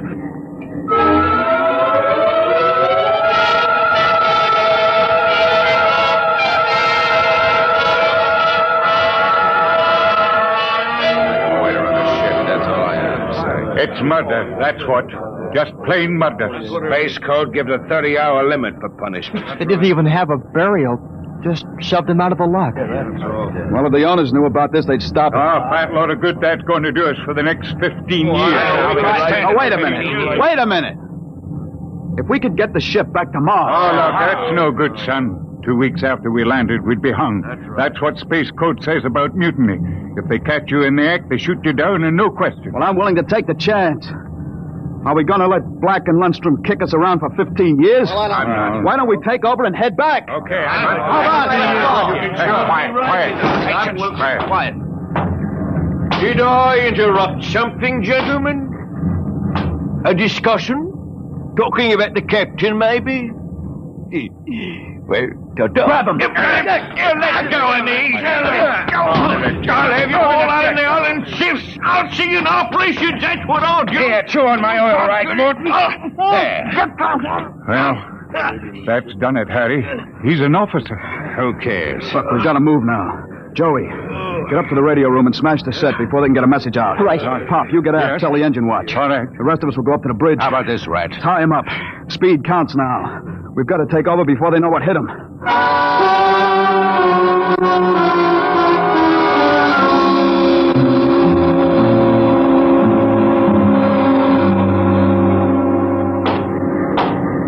Careful.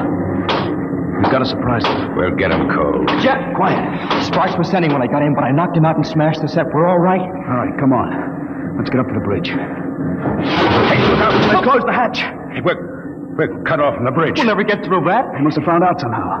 Forecastle intercom. Black must have turned it on from the bridge. He must have heard the whole thing. Yeah. We better get out of here. Yeah.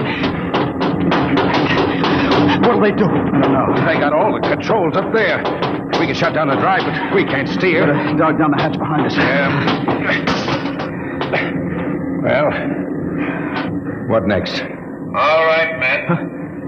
Captain Lundstrom's giving you 1 minute to give up quiet. In a pig's eye, Black. You'll hang for mutiny, every one of you. What do we do now? Quiet. They can hear everything on the intercom. Not if I cut the switch. Gotta get through to the bridge. Well, it's a Mexican standoff. We can't get at them, they can't get at us. What's that? Air leak. The pressure's down. Fellas. What is it? Lundstrom, he blew the hatch in the mess hall section, just opened it up and let the air out. Oh, anybody caught? Al Haynes, he was cooking supper, dead as a doornail. Well, they can kill us all. They'll do it, too. All they've got to do is bleed off the air. They've got the atmosphere controls up there. I'll see all of you blokes swinging from a landing crane. I will, you scum. Morton, you know what Black's going to do? Bleed off the air down here. Oh, serve you all right. If I had my way, I'd see you all out in the yard until you froze stiff. You're forgetting something, Morton. You're back here with us. What do you mean? If Black and Lundstrom blow out compartments one by one or bleed the air off, you'll get it too. They'll take care of me, don't you worry about that. You think so? Joey, plug that intercom back in. Yeah. Black! Heading up? We've got Morton back here. Yeah? If you try anything on us, he'll get it too. What am I supposed to do? Try? You don't care if he dies? Well, that's his problem. We're going to drop the oxygen level 5%. But you can't do that to me. Captain! It's unfortunate that you were captured, Morton. But the security of my ship comes first. You mean you don't care? You'd see me dead?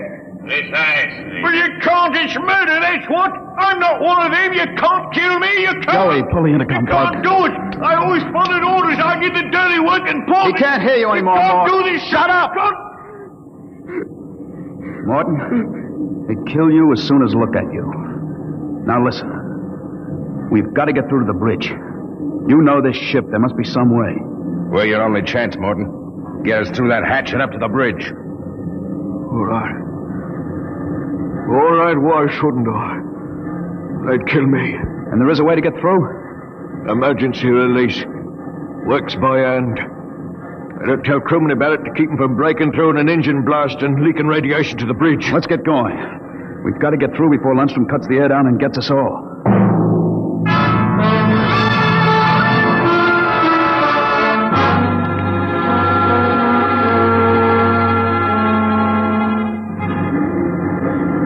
Here's the hatch, Morton. Where's the release? Under the floor panel. You can pry it up. Hurry. I got it. It's up. Works on a key. Ready? Back against the walls. They've got the guns. Let them have them. I want to wrap my wrench around Black's neck. All right, Morton. Open it up. Here goes. Look out! They hit it wide. Morton! He's dead. Electrocuted. And the hatch is still closed. If you didn't get to turn that key, it killed him instantly. Harry, we got your watch gloves. They're insulated. Oh, sure. They'll take any gloves. Let's get Morton out of the way. Hey, don't touch him, Joey. He's got the current through. Yeah, I'll pull him away with the glove. All right, now stand by. Here goes the key. Let's go! Get him! Hey, back there! Start! All right! Like this. Drop the gun. Johnny, look out! Oh, let go of the gun, Lundstrom. Hold them both. You don't have to worry about Black. I got him square with a wrench. Anybody else hurt? I am. In the side. I think it just grazed me. We'd better tie Lundstrom up. What do you think you are going to do now? Turn around and go back home. I don't think so. I have burned the navigation tape. None of you can recalculate. What? You'll just wander in space till the fuel gives out. You'll die right here on the ship.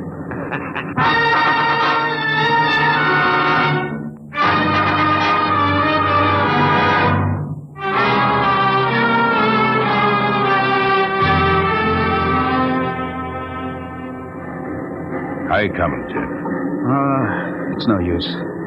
I've had a little space math, but not enough to compute a flight. Sooner or later, you're going to beg me to let you surrender. Jeff, the interceptor screens went on. Meteor? No, it's a ship. A patrol ship coming up on us. They must have got off an SOS. Well, we don't have to worry. We can just tell them the truth. Sure. You are not familiar with the space code, young man. Mutiny is punished by immediate execution on the ship itself. In other words, they don't ask questions, they shoot. He's right, Jeff. We're through. Can we get away? Not from a patrol ship. They've already sent us a Heave-2 flash. If we run, they'll blow us out of space. I'm afraid your mutiny is over, gentlemen. Soon they'll be alongside with an airlock coupling. And 10 minutes after that, you will all be dead.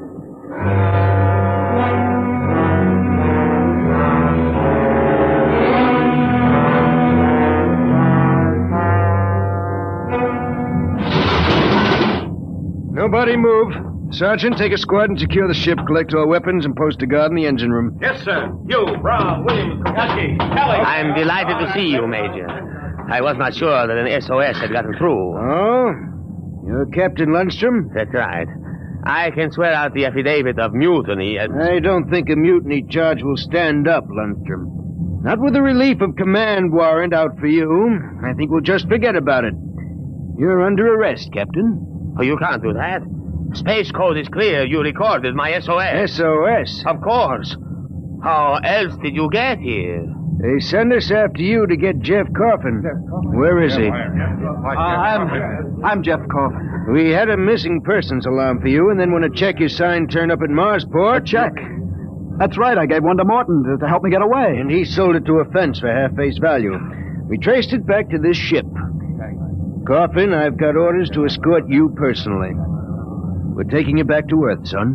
Major, can I send out a message? Of course. Oh, that reminds me, I've got one for you. From your fiancée. Oh?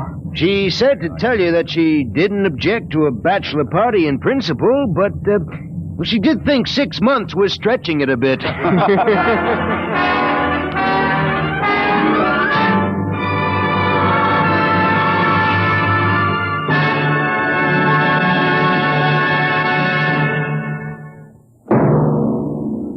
Competition, they say, is the life of trade, and it will be as true 2 centuries from now as it is today.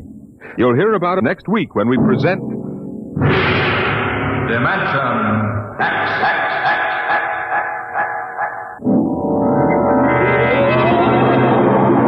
Today, Dimension X has transcribed Shanghied, an original story by Ernest Kenoy. Featured in the cast were John Sylvester as Jeff and William Griffiths as Morton. Your host was Norman Rose. Music by Bert Berman. Engineer Bill Chambers. Dimension X is produced by William Welch and directed by Edward King. Adventures in Time and Space. Transcribed in future tense. Dimension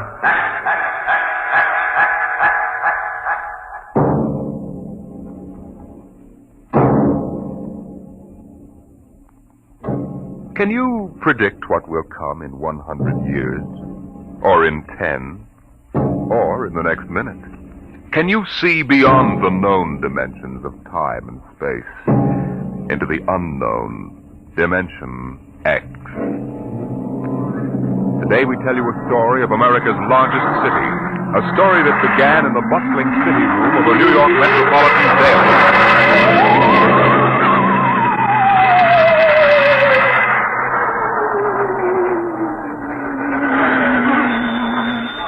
City desk. Sweeney? Listen, Pop, give me a rewrite, quick. I'll take it. Okay, now look. I'm up on Riverside Drive, see? So? So, at 12:45 today, just 3 minutes ago, Grant's tomb disappeared. It's what? I'm telling you, it disappeared. It's gone. Listen, Sweeney, get yourself to a Turkish bath. Sober up. Pop, I swear, I'm sober as a judge. Listen to me, will you? Just a minute. Albert, What's up, Pop? call the 100th Detective Precinct. Find out if anything's been reported missing. Like what? Like Grant's tomb. Go on, make it snappy. Okay, Pop. All right, Sweeney, now give it to me slow. This better not be a gag. No gag, Pop. Now get it down. The traffic at the drive was at its noon-hour peak, and the benches and structure were filled with happy, laughing people. Then, without a warning, a rumble sounded in the alarmed populace started with horrified... Hold it, Sweeney. Well, Albert? I don't get it. They say that Grant's tomb is gone. Okay, call composing. Tell them to hold everything for an extra. Clear out page 1. Get going. Okay, Sweeney, now. The heck with the words, give me the garbage. What happened? Nobody knows. There are half a dozen police cars around here staring at the place where Grant's tomb was. I was about a block away. I heard screams. I came running. It was gone. Vanished. How many dead? Nobody knows if anybody is dead. We'll find out. How can I find out when everybody that was sitting on the steps and all disappeared? What? They're gone. No bodies? No tomb, Pop. No tomb. Okay, you hoof it back up there and get stories from some witnesses. Now call me back. Albert! Yes, Pop? Get Columbia University on the phone, get a statement. Right. Research! Yes, sir. Grab an encyclopedia, see if anything like this ever happened before. Hey, Walters! Yeah, Pop? Call the army, find out about secret weapons. Hello, composing. This is Pop Atterby on the city desk. Start setting up an extra. I want to hit the street in 20 minutes. Second extra in an hour with pictures. Okay, what are you waiting for? Get 'em rolling.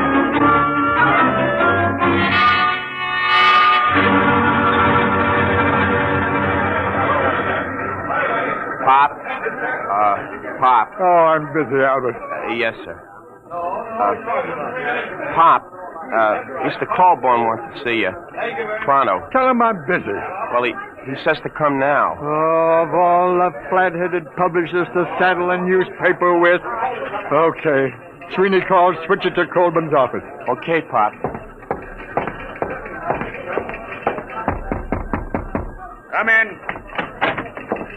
Listen, Mr. Colburn, I'm very busy now. There's an extra on the rollers and... I know. I just called composing and ordered them to stop it. Stop it?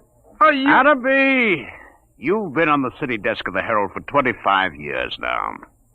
Since when do you waste thousands of dollars on an April Fool issue? April Fool? Listen, Grant's tomb is missing. Is that a story? Or am I dead from the neck up? Did you check it? Yes, and Sweeney... How do you know it's true? Well, if you... What do you mean spreading cold terror all over town? But Sweeney... The devil with Sweeney.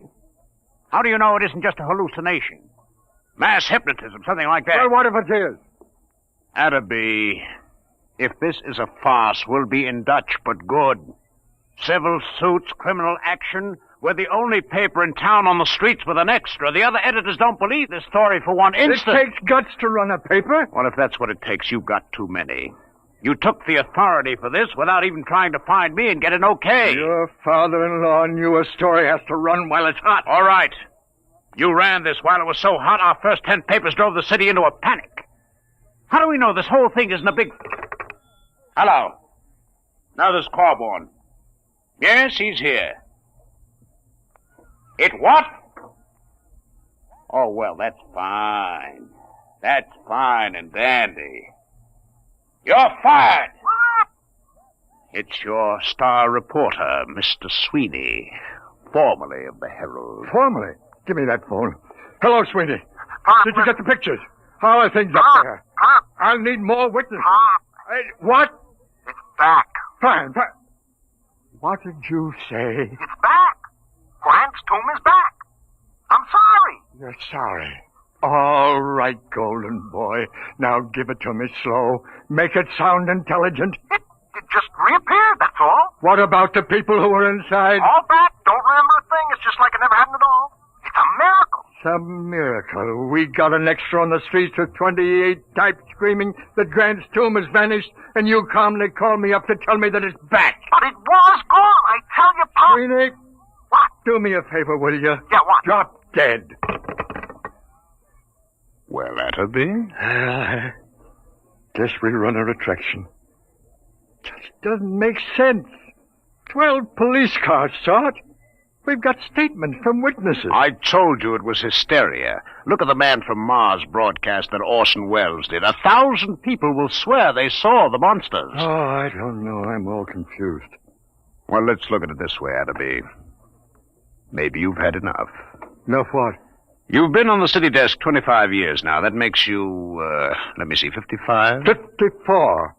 What are you driving at, Mr. Colby? I mean, maybe you ought to retire. Retire? We need new people, new ideas. I've been thinking about it for some time now. With Social Security, you'd get... About $20. Fine. Now, you listen. I brought this paper into the world, and it's going to take me out. I was on that city desk before you ever heard of a stick of type. Then you come along and marry a publisher's daughter. That's enough. I made a mistake, okay.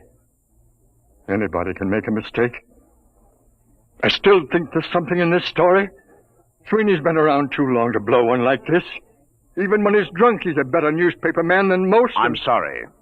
Effective today, you're relieved as city editor.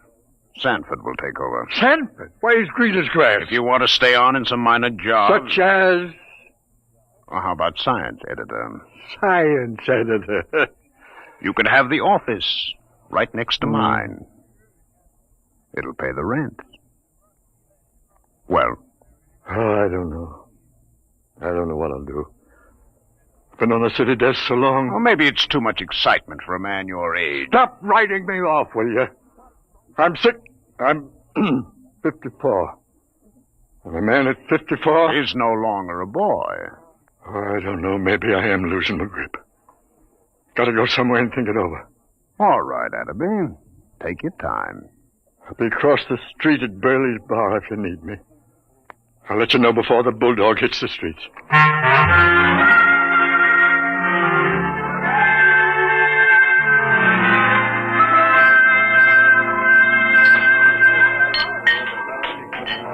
Burley! Innkeeper! Yeah, Pop, yeah? More poison. Haven't you had enough, Pop? Yeah, this is a solemn occasion, Burley. Pour the hemlock. What's the occasion, Pop? I am now a husband. No. Yeah, reduced. Humiliated. You, Pop? Never. Meet the new science editor of the Sunday Supplement, me. Knows much about science as J.P. Morgan knows about sharecropping. What happened? Who did it? You familiar with a reporter named Aloysius John Sweeney? Former friend and drinking companion of mine? Sweeney got you busted? The same. If that gentleman should ever by some misforgotten chance thrust his head into this bar, Burley, my friend, I personally, with these two bare hands... Hey, Pop! Pop! Uh-oh. Hey, Pop, it's me. I shall control my homicidal instinct. Listen, Pop, I just came down from Riverside Drive. Very daring move, Sweeney. I brought a guy with me. It won't help, Sweeney. Pop, you don't understand. I found a little guy in a swallowtail coat who watched this whole thing happen. Pop. Burley, quiet! Quiet, everybody! Shh, quiet, will you? How do you do? Gentlemen, I can assure you my small stature belies the magnitude of my abilities. What did you bring him for, Sweeney? He's a genius, Pop, a full-time genius. You betrayed me once, Sweeney. Isn't that enough? Take your little man away and don't bother me. Your friend isn't very polite, Mr. Sweeney. Perhaps one day he will learn that even the most insignificant man has a sense of dignity and personal worth. I apologize, Professor. I'm not sore at you. It's your tomato-headed friend here. Sweeney, I ought to kill you. I ought to strangle you with my bare hands. I ought to have you run through a rotary press at low speed. Those things are too good for you. But, Pop, look, I'm trying to tell you, the story ain't phony. It happened. Mr. Pertwee, Hannibal, tell him about it. Gladly. My contribution has been awaiting worldwide recognition for many years now. Unfortunately, there are some who insist I am insane. Fancy that. Being small of stature, as you can see, I chose to nurse my resentment rather than to take positive measures. However, I feel now the world is ready to come to terms with Hannibal Pertwee. Can you or can you not explain this Grant's tomb business? Naturally. It can all be explained quite simply in terms of the Pertwee system of infinite acceleration and transportational facilitation as applied to freightage. I've been trying to sell it to the railroads for 10 years. Didn't I tell you he was a genius, Pop? Burley, the check. Oh, now, wait a minute, Pop. Give him a chance. Show him the trains, Hannibal. Oh, yes, the trains. If you gentlemen will gather around the suitcase... Come on, I want you to see them. I'm telling you. All right. Come on. Hey, look. As you can see, I have in this suitcase a complete model railroad reduced to the size of a cigar box. Observe.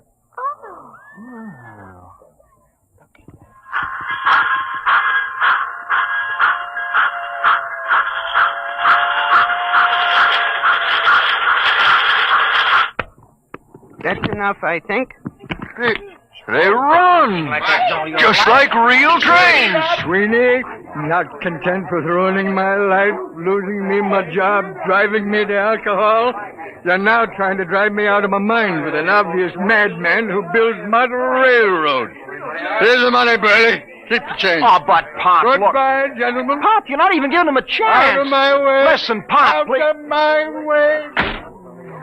It's always the same. They won't listen to me. Oh, I guess Pop is losing his grip. I hate them. No, don't take it so hard, Hannibal. Maybe it was all a hallucination. The Pertwee theory is not an hallucination. Sure.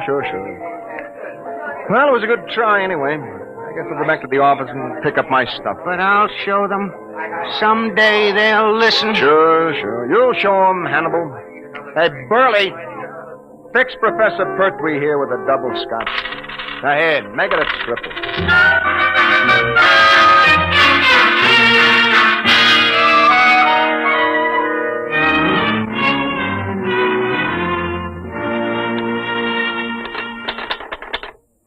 The newest use of the isotope will enable medical experts to trace with accuracy the growth of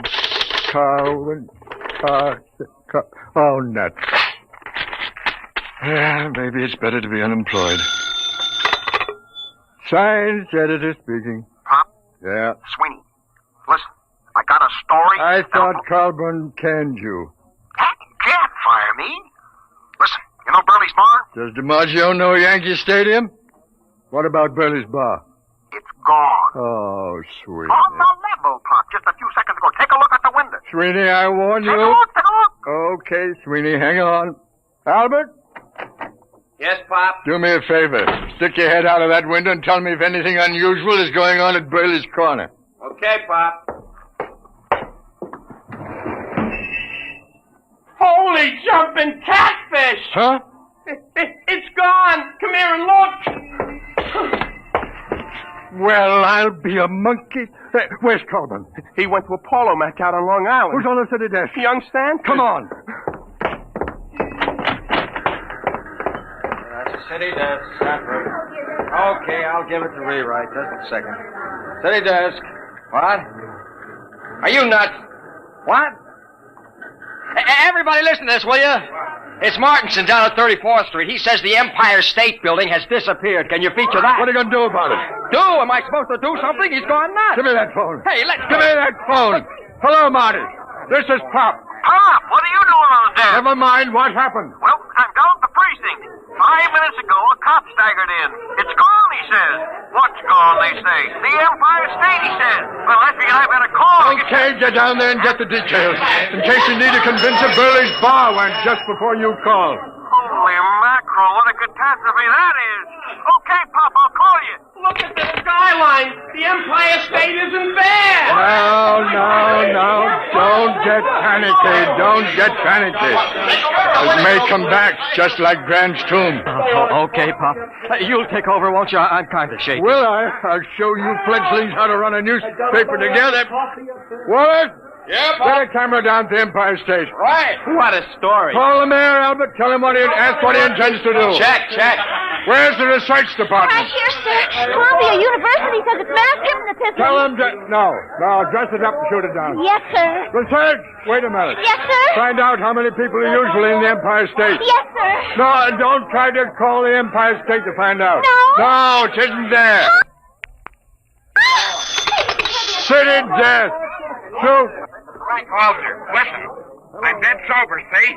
Yeah, the garbage, Frankie, the garbage. Remember, I'm sober. S as in sober, O as in sober. Come on, what happened? So help me, Pop. Penn Station just disappeared. Vanished. Thin air. Jumping turtles. The people too? People trained the works. I'm telling you, there's a hole a block wide. I was lucky I was only a block away. You saw it? Eyewitness. Oh, bless you, my boy, talk. There was a rumble, see? A kind of electrical hum in the air. And all of a sudden the station seemed to cave in on itself. Wango. Nothing. Any statement? No, but you ought to see the hole. Oh, get statements, flathead. Where are you now? I'm over at the post office right across the street from Penn.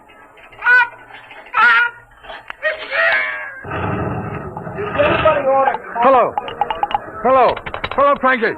Frankie, operator. Pop, we got a flash. The United States Post Office just went. The whole darn city is going piece by piece. Don't lose your head, Albert. Hello. This is the composing room about that Empire State Building story. Well, it's old news. We've just lost Penn Station and the post office. Get out a new banner head. New York City vanishing. What about copy? You don't need copy for a story like this. Tell that linotype operator to use their imagination. Albert! Pop? Anything else missing? Price for building, maybe? Nothing yet, Pop. Oh. Anything reappeared yet? No word on anything. Maybe things are stabilizing. Call composing. Tell them to start rolling. Right, Pop. And find Sweeney. Telephone from downstairs a while ago. I forgot all about him. Mm-hmm. Tell him he's hired again. I'll print any statement that isn't immoral. Uh-oh, Pop. Here comes Mr. Trouble. Oh, now take it easy, Colburn. Adam B., what are you doing at the city desk? Where's Sanborn? What's going on here anyway? Has everyone gone out of his mind? Listen, the Empire State, the Penn Station, and the post office have all been missing for almost 5 minutes. Get away from that desk, you. Drop that telephone. Listen. I don't care if Washington, D.C. has been bombed by the Martians. I want you out of this office in 2 minutes. Albert, cancel those extras. Pop, you get out, you're fired. Oh, you're not being reasonable. I'm not interested in the other papers. Just get out of here before I go stark raving mad.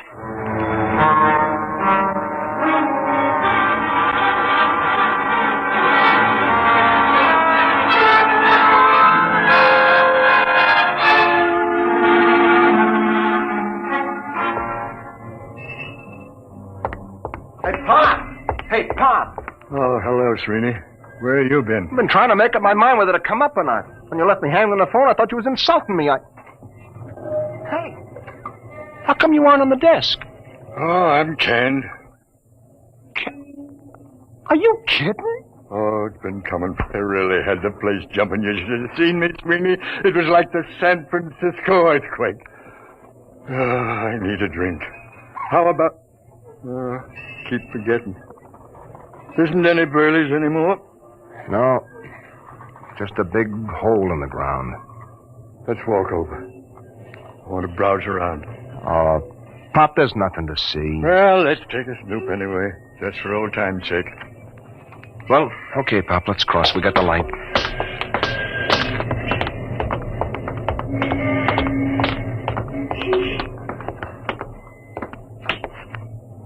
Well, will you look at that?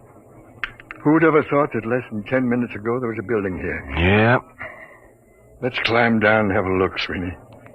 Well, what for, Pop? It's getting dark, you know. We'll break our necks. Sweeney, where's your old reporter spirit? Come on.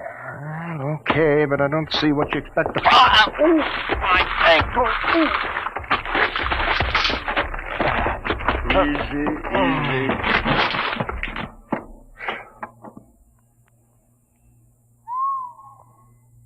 clean as a bone.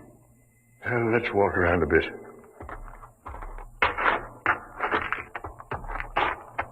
See anything? No, just rock, pieces of the foundation. I'll bet you Pop, wait a minute. What? Will you look at this? So small I almost missed it. Well, I'll be a son of a perfect scale model of Burley's. Less than 4 inches tall. What do you suppose this is doing here? I don't know. Can I help you, gentlemen? Pertwee. What are you doing down here? I'm looking for my model. Thank you for finding it. Oh, this is yours, is it? Certainly. Now, if you'll be kind enough to hand it to me, I'll just put it back in my suitcase. You better give it to him, Pop. All right. Thank you. There we are.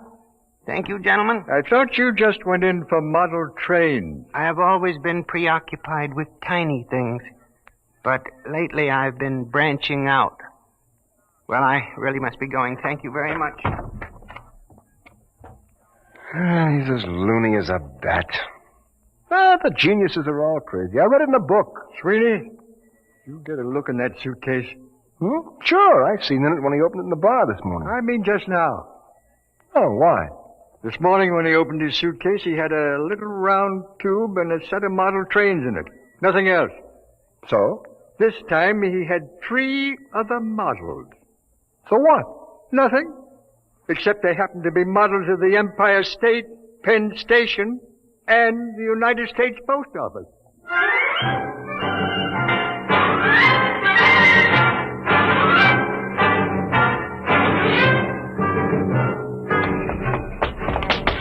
There he goes down the block, Pop. Pertwee, come back here. He's starting to run. Here's a cab. Come on. What to, Mark? Catch up with that little guy running down on the block. Make it fast. Okay, Mark.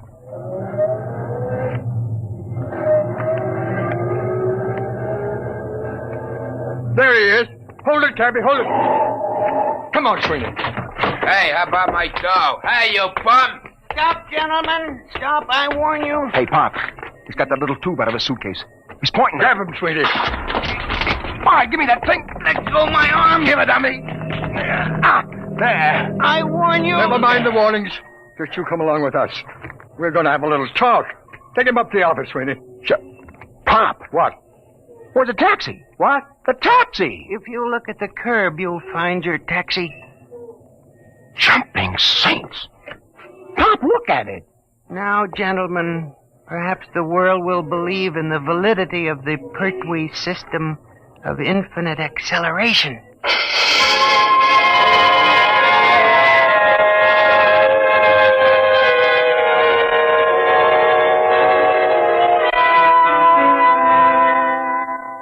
All right, Hannibal, now you start talking. I won't. Hold his hand, Sweeney. At the pleasure. Well, Hannibal? Let me out of this office. Talk. Never. Sweeney, where's the tube? It's right here, Pop. Now, Hannibal, I give you 5 seconds to talk. After which I'm turning this tube on you for a taste of your own medicine. Now think it over. 1, 2. No. 3. I hate them. Why should I save them? 4. All right. Put it away, please. That's better. Now, how did you do it? Many years ago, Einstein posed the theory that if an object were sufficiently accelerated, it would gradually flatten out and eventually disappear altogether. Working on this approach, I evolved a method of accelerating the atoms within the molecules, setting an object spinning in 4 rather than 3 dimensions.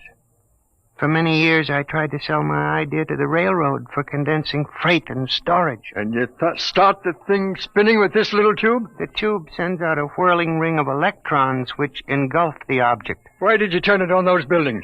I was driven to it. Only something dramatic could shock the world into realizing my greatness. But you'll restore them. You brought back Grant's tomb. I can restore them, yes. Not can, Hannibal. Will. On one condition. Well? That your paper give me full credit for my scientific achievement.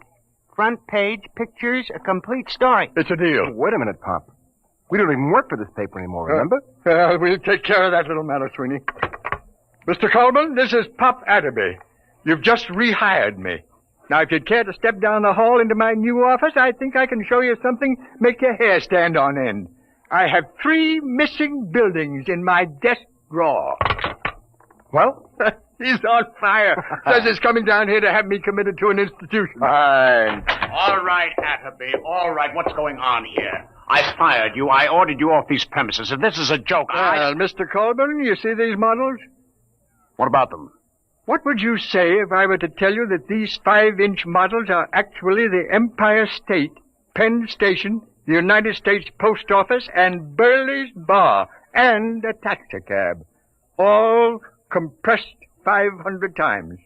That there are people in them so tiny they can't see them. That even time is so compressed inside these buildings that movement is impossible. This is insanity. Who is this man? Sit down, Colburn. The show hasn't even started yet. Sweeney, put the taxicab out in the middle of the floor. Okay, Pop. Now, stand back. Hannibal, here's the tube. Now do your stuff. Stand back. Now. Good Lord. I don't believe it. It's getting bigger. I revert the polarity of the spin very gradually. What's the idea of blocking traffic, you lousy bum? Hey, where am I? Hey, what happened? How did my cab get in this office? Take it easy, George. What is this? Who are you?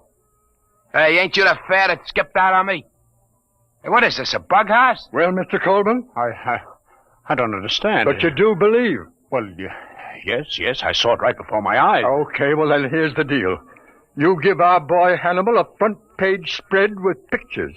He'll take these other buildings back to the original sites and restore them just like they were, with our cameras getting exclusive shots. Now, is it a bargain? Is it a bargain? I may not be the best newspaper man in the world, but this is the biggest thing since Noah's Ark. You're rehired as city editor at your old salary. My old salary? All right, plus a 500 bonus. Well, it's a deal. Sweeney, call composing. Tell them to double the size of the front page. Have them hold it for a red banner full-page headline. Got that? Right. Hello, Albert. This is Pop. Listen, I want all photographers up in my office right away. Call the search. Tell that girl to have Columbia send a battery of big shots over to the former site of Penn Station. Copy, Mac. Copy, boy! Hey, Mac. I'm busy, George. Sweeney, what's the word? Messed up. All right.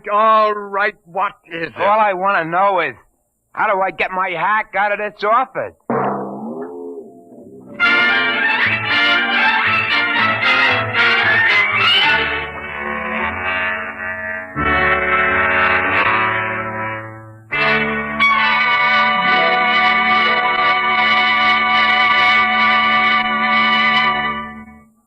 You have just heard another adventure in time, space, and the unknown world of the future. The world of... Dimension X.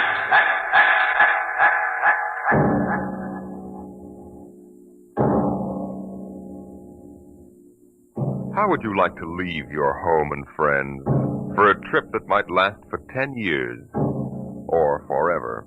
You'll hear all about it on Dimension X next week when we present Shanghied. Today, Dimension X has presented The Professor Was a Thief, an adaptation by George Lefferts of a story by L. Ron Hubbard. Featured in the cast were Arthur Maitland as Pop, John Larkin as Sweeney, and John Gibson as the Professor. Your host was Norman Rose. Music by Bert Berman, engineer Bill Chambers. Dimension X is produced by William Welch and directed by Edward King.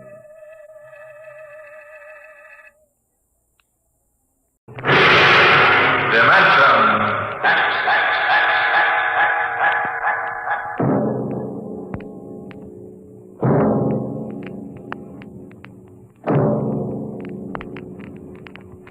Can you predict what will come in 100 years? Or in 10? Or in the next minute? Some people think they can. Nuclear scientists, mathematicians, astronomers, biologists. They'll predict the shape of the future. Why? Because they make the future. Because they see beyond the known dimensions of time and space into the unknown. Dimension X.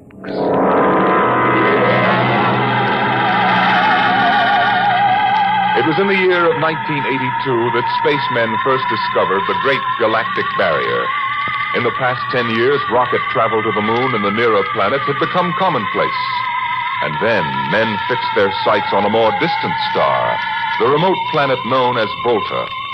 5 exploratory ships went out, and none came back, each in turn disappearing mysteriously at the same vanishing point, at an invisible wall somewhere in the vast outer reaches that became known as the wrecker of spaceships, the Galactic Reef. And yet the explorers refused to admit defeat. It was on June the 2nd, 1987, that the rocket Star Cloud made ready for takeoff, the 6th to attempt to crack the barrier and win through to Volta.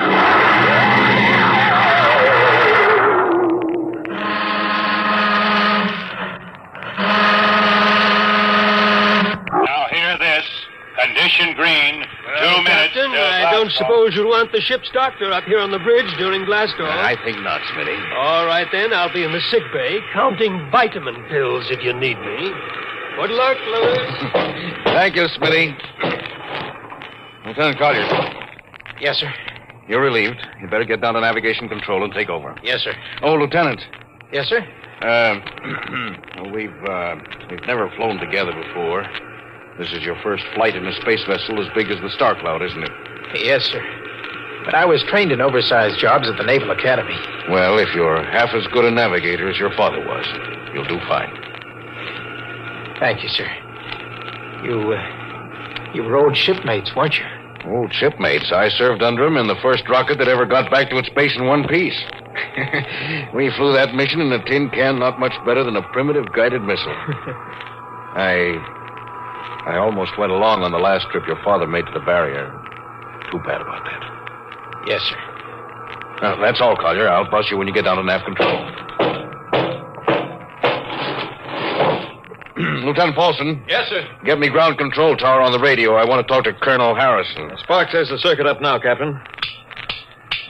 Go ahead, sir. I patched in our bridge speaker. Colonel Harrison? Yes, Captain? We're standing by for takeoff in 60 seconds. Good. The field is cleared of all personnel.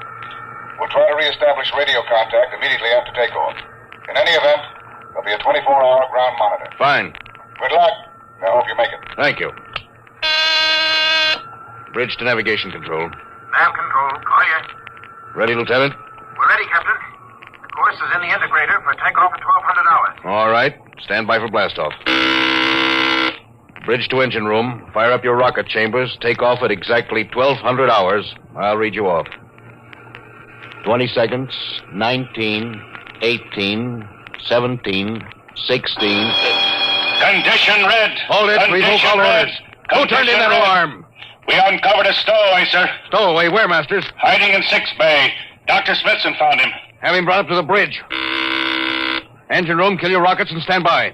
Orson, this is Colonel Harrison in ground control. What's holding you up? Trouble. What's the matter with you? What's the matter with you? There's a stowaway aboard. Stowaway? Yes, I thought your men were supposed to police this base. What's the matter with you? All right, Captain, take it easy. You know what this delay can do to us, don't you? 1 minute later, takeoff can throw us 1,000,000 miles off course. We'll have to reintegrate the whole works. Well, look, how long do you think it'll take? Don't bother me for a while. I'm busy.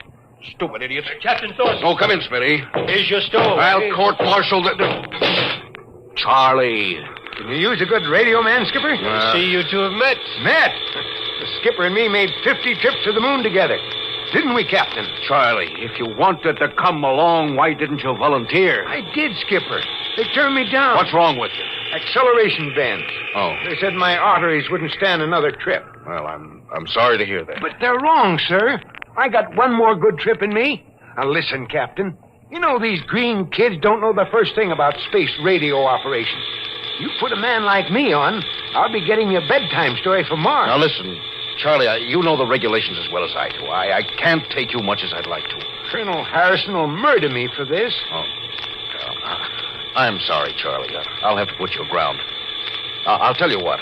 I'll ask Harrison to put you on as ground radio contact. It'll seem as if you were right here with us. He won't do it, sir. He'd better, or I'll have him busted to corporal for letting you sneak aboard. Now, you'd better be off, Charlie. Masters. Yes, sir. I'm sending this man aground. Give him time to clear the launching platform. Yes, sir. So long, Charlie. I'm really sorry. Good luck, Skipper. I thought you were going to have him drawn and quartered. If it'd been anybody else, I would have, Smitty. But Charlie, well, he's kind of special. Been with me since my first command, when Giller run to the moon. If he wanted to come along this time, well, it's only through loyalty to me. You know, Lewis, I didn't realize it before, but you're almost human. Bilge. Navigation, Lieutenant Collier, you there? Nav control, Collier. Lieutenant, how badly are we fouled up? Can you recalculate the course, or shall I cancel the takeoff? I've already plotted a new course on the integrator, sir. Good. Can we take off in exactly 2 minutes? 2 minutes? Yes, sir. If we can, all we need to correct is for only a 1 degree deflection. I can do that before we breach the stratosphere. That's quick work. Are you sure? Positive, sir. Well, all right, Collier. I'm putting it in your hands. We'll blast off on your signal. Lewis, isn't that a lot of responsibility for a young green officer? Yes, but if he can't do his job, I'd rather find out now than at the galactic barrier. Bridge to engine room. Prepare to blast off on navigator signal.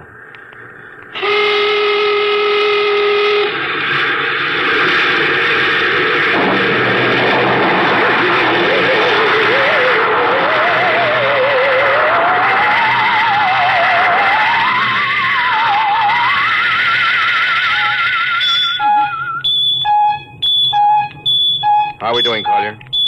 Coming on the bearings, sir. 4, 3, 2, 0. We've intersected the course vector. Good work, Collier. The course is corrected, sir. Ready to go into atomic overdrive anytime you say. All right, stand by. Now hear this. Now hear this. Prepare for maximum acceleration. Bridge to engine room. Kill your rockets. Rockets out. Fire up number 1 cyclotron. Number 1 ready. Fire up number 2. Number 2 ready. Withdraw your dampening rods. Aye. Fission chamber ready. Blast tubes cleared. All generators operating at capacity, sir. Right. Go into overdrive on the count of 0.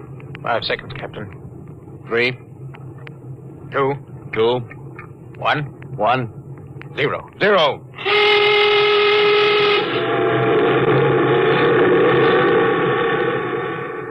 How are we doing, Collier? On course, sir. She's running hot and true. Well, my compliments, Lieutenant. Thank you, sir. This job would have done your father credit. He was one of the best navigation officers I ever saw. Thanks, sir. Now start your gyros and put her on robot control. The bridge is yours, Mr. Collier. If you need me, I'll be in Dr. Smithson's office. Yes, sir.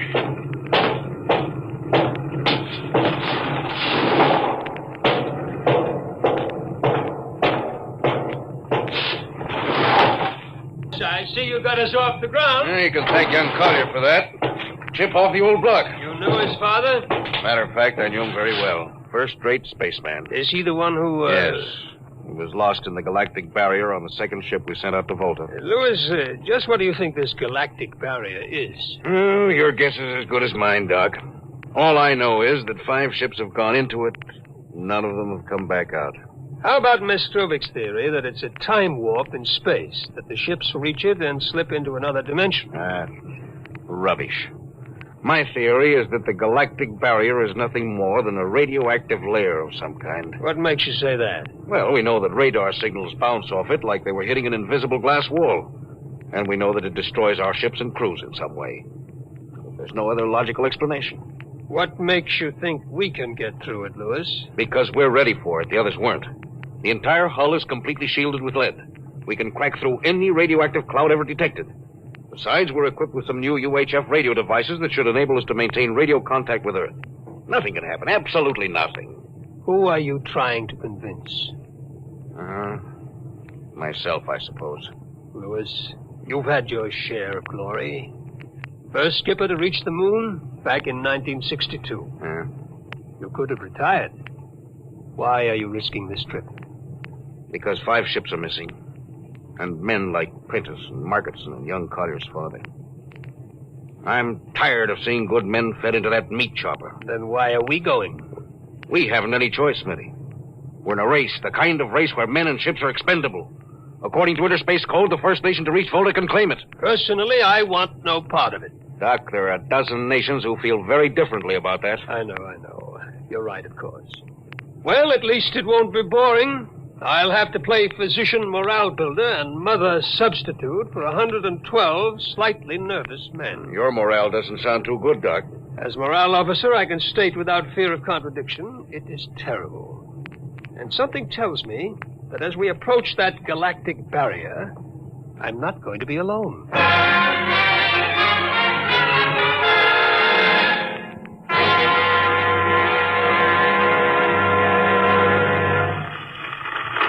Hello, Earth.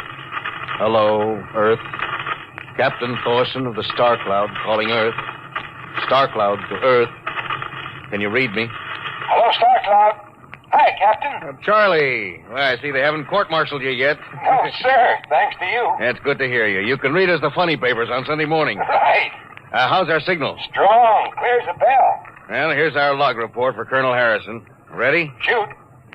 June 2nd, 1987. 4 weeks out from Earth. Running true, no radiation. Operation normal. Still making our approach to the galactic barrier. That's all, Charlie. See you later. Good luck, Captain. I sure wish I was with you.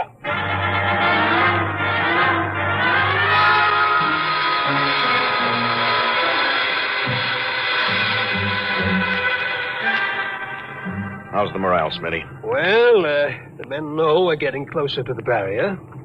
They're beginning to show a little tension, Lewis. How's their physical condition? Any sickness? About half the crew has come down with space flu. I was afraid of that. Bad? Oh, same as usual. Lips and hands with a bluish cast. Eyes are sensitive to infrareds. I don't know. When I first started flying these tin cans, nobody ever heard of space blues. There's a theory it's caused by the terrific acceleration of the atomic overdrive. The change in gravity affects the circulation. What do you think? Oh, I think it's psychosomatic. I've noticed that the same men who get space blues under tension on a ship tend to get blue coloration back on Earth when they're upset. I guess it's an occupational disease of space navigators. You think it's just nerves, then? I don't know. Young Collier's got a bad case. Yes, I think it's tension from overwork. Well, maybe he needs some vitamins. Lewis, when will you realize that vitamins are not a panacea for all the troubles of mankind?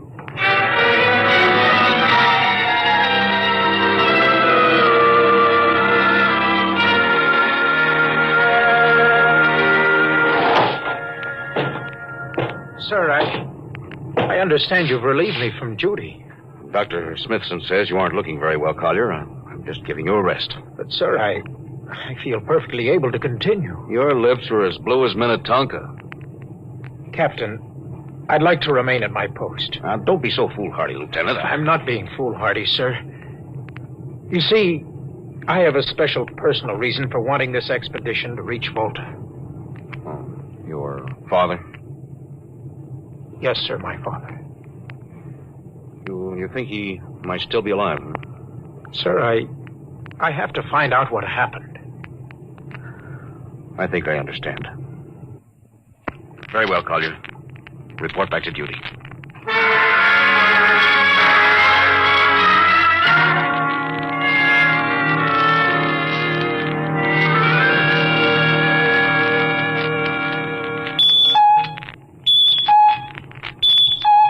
What's the reading, Paul?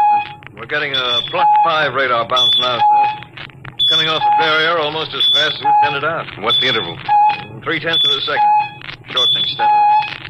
This rate will hit the wall in the next few minutes. All right. Alert the crew. Sound general quarters. Now hear this. Condition red. We are now approaching the galactic barrier. All hands to stations. All radiation detectors to be fully manned. Full security will prevail until further notice. That is all. Paulson. Aye, sir.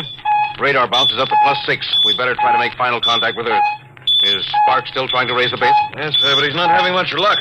Seems to be some interference. Oh, that's the radio room now. Yes? You've got him? Well, cut in on the bridge speaker. The captain will take it from here. Hello, Star Cloud to Earth. Can you hear me, Earth? Hello, Skipper. I can barely read you. We're getting heavy static from sunspots. That's not sunspots. We're right on the galactic barrier. Getting a +7 radar bounce. Expect to hit the barrier almost any second now. Good luck, Skipper. Look, Charlie, stick with us, will you? We're switching to the automatic center now so you can track us in. Okay. If we crack the barrier and come through still in one piece, I'll try to get back to you on the high-frequency band. Gotcha, Skipper. Don't worry. I'll be waiting. So long, Charlie. So long, Star Cloud. We must be getting awfully close now, Captain. Echo's bouncing back so fast, it's almost beating the signal. Well, when they coincide, hold on to your hat. That's when we run into the wall. Any second. Hold on. Here goes nothing. Here it comes.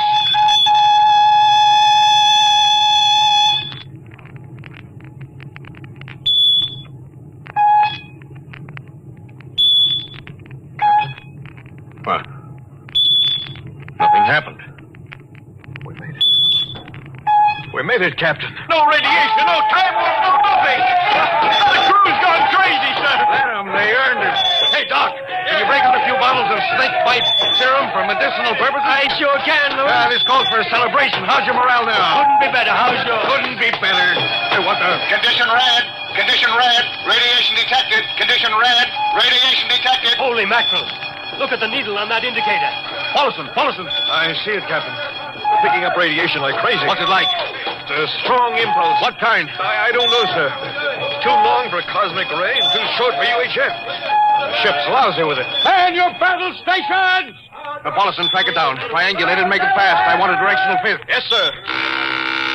Engine room. Yes, sir. We're picking up radioactivity.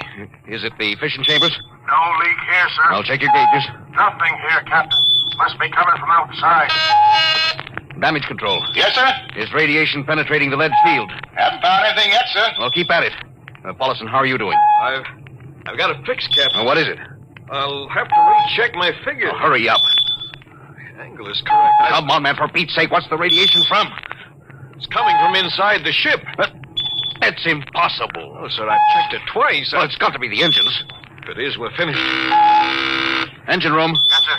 That radiation must be in the overdrive pile. No, sir. It isn't here, sir. Are you certain? Yes, sir. All right, keep checking. Well, only one thing left to do. Paulson, get a Geiger counter. We're going to start combing this ship inch by inch. Yes, sir. Turn it on. Yes, sir. Ready, Captain. We'll check the atomic guns first. Come on. We'll cut through the officers' quarters to ordnance. Yes, sir.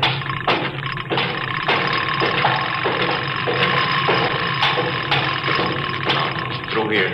All right. Wait a minute, sir. Huh? What is it? The signal's weaker now. Yeah. Let's go back.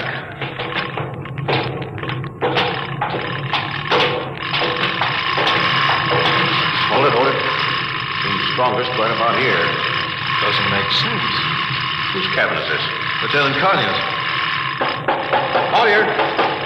Oh, he's down in nav control, sir. We'll try the door. It's not locked, sir.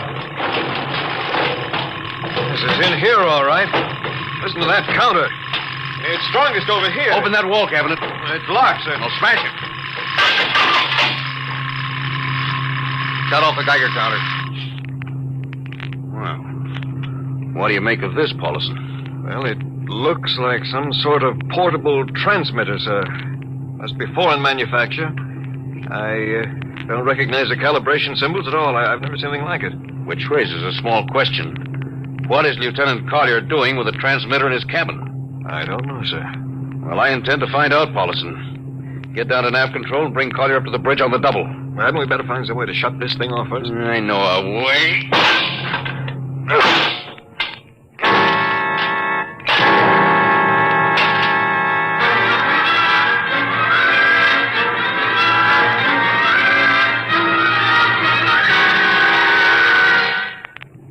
Lieutenant Collier, I'm going to ask a few simple questions. Yes, sir. And I want a few simple answers. Yes, sir. What were you doing with the transmitter in your cabin? Transmitter, Captain. You know nothing about it? No, sir, I don't. Do you recognize these calibration symbols? No, sir. Can you think of how it might have been placed in your cabin without your knowing it? No, sir, unless someone came in while I was on duty. Oh, would that have been possible? Well, I suppose so. Well, someone had a key. I found your cabin door unlocked. I meant a key to the wall cabinet. I didn't say the wall cabinet. Oh, what? Well, sir, I... You what, Lieutenant? How could you have known it was in the wall cabinet? Well, I just assumed.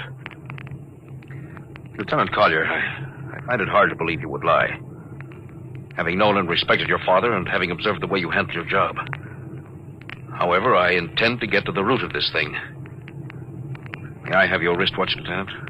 Sir? Your wristwatch. Here you are, sir. Paulison, turn on that Geiger counter. Yes, sir. Now hold this watch next to it. Yes, sir. That's all. Lieutenant, if you hadn't any close contact with that transmitter, how do you explain the radioactivity of this watch? Well, I don't, sir. I think you'd better. To whom were you sending those signals? Condition red. Condition red. There's your answer, Captain. What is this, Collier? Alien spaceship approaching. Alien spaceship approaching. Collier, who's aboard that ship? All right, now talk. Very well, Captain. My mission seems completed. Your mission? Are you admitting that you're an agent of a foreign power? I am stating it. What nation? No nation, Captain. What? I am an agent of the Voltan government. The what? The government of the planet of Voltan. Are you crazy? Are you so stupid that you think your people are the only ones who can invade another planet? Lieutenant, what do you mean? We've had agents operating on Earth since 1945. I don't believe you. What do you think happened to those 5 ships, Captain? Where do you suppose we got our information? Well, Your language, your culture, family background. Your appearance, you look like... Like Commander Collier? Is that so surprising, Captain? We had a living model. I ought to kill you. That would be very foolish, Captain. I would advise you to surrender without delay. Alien ship now coming into ordnance range. I'll deal with you later, Collier. Paulison. Yes, sir. Put this man in irons and take him away. Don't worry, sir. We'll take good care of him. Thunder, Robinson. Gunnery. Richardson. What's the range? 10,000 meters. They're closing fast. What's your guns on radar tracking? Tracking. Coming on the bearing. Fire. Fire, Richardson. Did you hear me? Fire! What's the matter down there? Did you hear me? Richardson, answer me! What, who? It's no use to shout, Captain. Collier. How did you get loose? Where's Paulison? Lieutenant Paulison is dead. All stations, Lieutenant Collier has escaped. Seize him, men! Don't waste your breath, Captain. Your men can't hear you. What? Those still alive are my men. You're lying. No, Captain.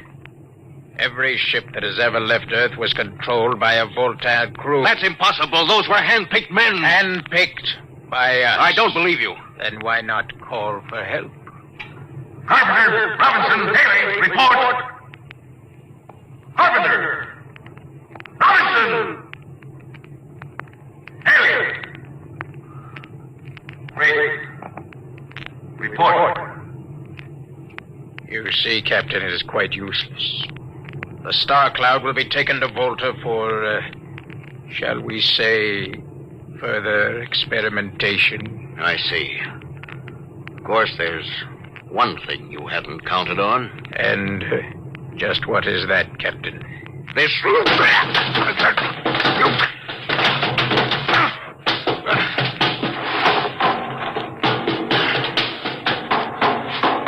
Carpenter! Are you in there, Lieutenant Carpenter? They can't all be dead. There must be one alive. Smitty! Dr. Smithson! Smitty! Oh, Smitty. What have they done to you? Lewis. Those dirty... don't talk. I must lean closer. Not much time. Lewis, space blues. Space blues? What is it, Smitty? What are you trying to tell me? All men with space blues. Voltan. Here, let me help you. No, Lewis. Get message back to Earth. Voltan, 5th column. Watch out for space blues. Smitty.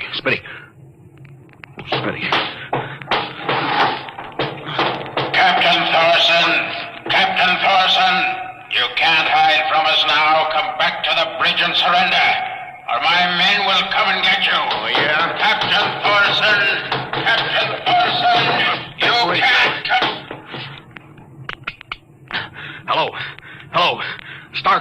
calling Earth. Please, God, let me through before it's too late.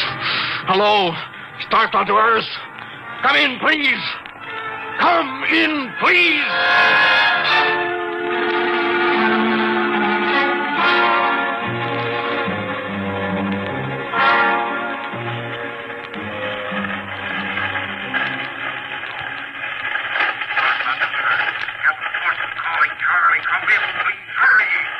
Hello? Can you hear me, Charlie?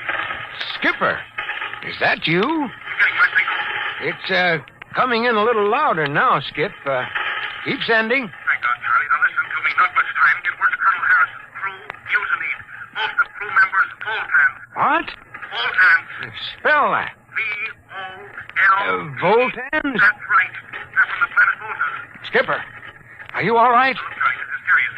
They'll beat you any second. Now listen, they have a fifth column on Earth. They're planning to invade you. You don't mean it. Of course I mean it. Now tell Harrison. Posing as humans, you can detect them by space blues. You got that? Only Voltans get space blues. Charlie, can you hear me? Space blue. I get you. You warn everybody. Captain? Captain! Captain Thorson! Hello! Hello, Star Cloud! Come in! What's the trouble, Sergeant? I was just trying to raise the Star Cloud, Colonel. Had me luck? No, sir. No contact. No contact? No, sir. Nearly an hour since they hit the galactic barrier. I don't understand why they haven't tried to get a message back. No, sir. Neither do I. All right. I'll take over for a while. Yes. You do that. You go right ahead, sir. Right. Oh, Charlie, you'd better go out and get yourself some coffee. You look a little blue around the gills.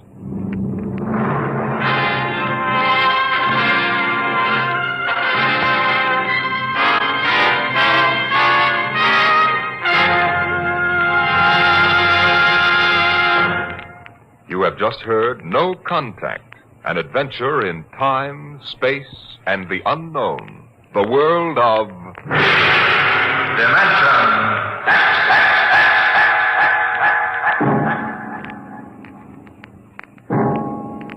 Next week we have a cheerful little tale that starts with the disappearance of Grant Toon.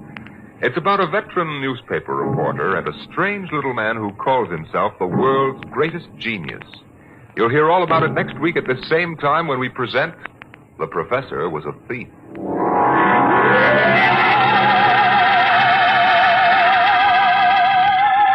Dimension X has presented No Contact, an original story written by George Lefferts from a storyline by Lefferts and Ernest Kinoy. Featured in the cast were Louis Van Rooten as Captain Thorson, Donald Duca as Lieutenant Collier, and Cameron Prudhomme as Charlie. Your host was Norman Rose. Music by Albert Berman, engineer Bill Chambers. Dimension X is produced by William Welch and directed by Edward King. Adventures in time and space, told in future tense. Dimension X.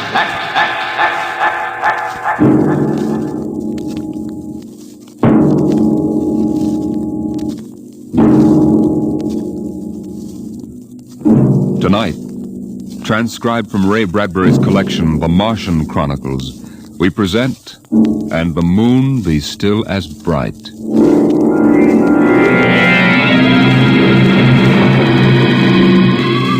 The first 3 expeditions to Mars left Earth in a mushroom of flame, arced through the atmosphere, and finally dwindled to tiny specks in the big eye of Mount Palomar telescope, and then were lost to sight forever. The prearranged landing signals flashed back to Earth, and then the radios went dead. One after the other, ships had disappeared and were never heard from again. But still the rockets came. The 4th expedition emerged from the silent gulfs of space and angled down toward the floating red disk of Mars, down into an orbit, as the order came to land. Stand by for deceleration. Deceleration, aye, sir. Skids down. Skids down, sir. Engine room. Engine room, aye. Landing procedure. Fire 1, 3, and 5. Aye, sir.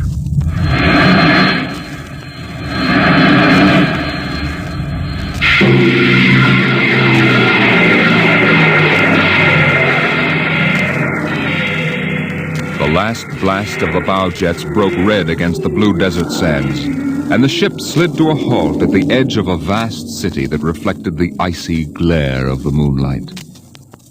For a while, all was still. All right, Parkhill. Open the airlock. Aye, sir.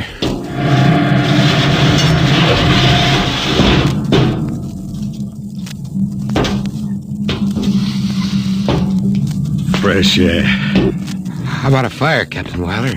It's freezing. Later. We got work to do. Smell that air. You could get drunk on it. Say, there's an idea. Why don't we break out a bottle and celebrate? Biggs, there'll be no drinking done till we're secured. But we're landed, Captain. 3 other expeditions landed and disappeared within 24 hours. We're not relaxing security till we find out what happened to them. Maybe Martians? Exactly, Parkhill. Spender, you're an archaeologist. How old would you say those buildings are? Somebody built these cities? Well, I can't tell till I study them more closely. It's a kind of engineering we couldn't duplicate on Earth. Those thin, reed-like towers and the stone filigree wouldn't stand up under Earth pressure. Beautiful, aren't they? I'm not interested in the architecture now. I want to make sure there's nothing there that might be dangerous. Mr. Hathaway. Yes, sir. I want you to take a reconnaissance party into the city and find out what's there. The cities all look dead from the air, sir. They look dead, but I want to make sure. Mr. Spender, you better go with Hathaway. Yes, sir. Don't waste any time gathering relics either. You can make an archaeological study later. Right now, I want a security report. Biggs? Yes, sir. We'll set up camp right here.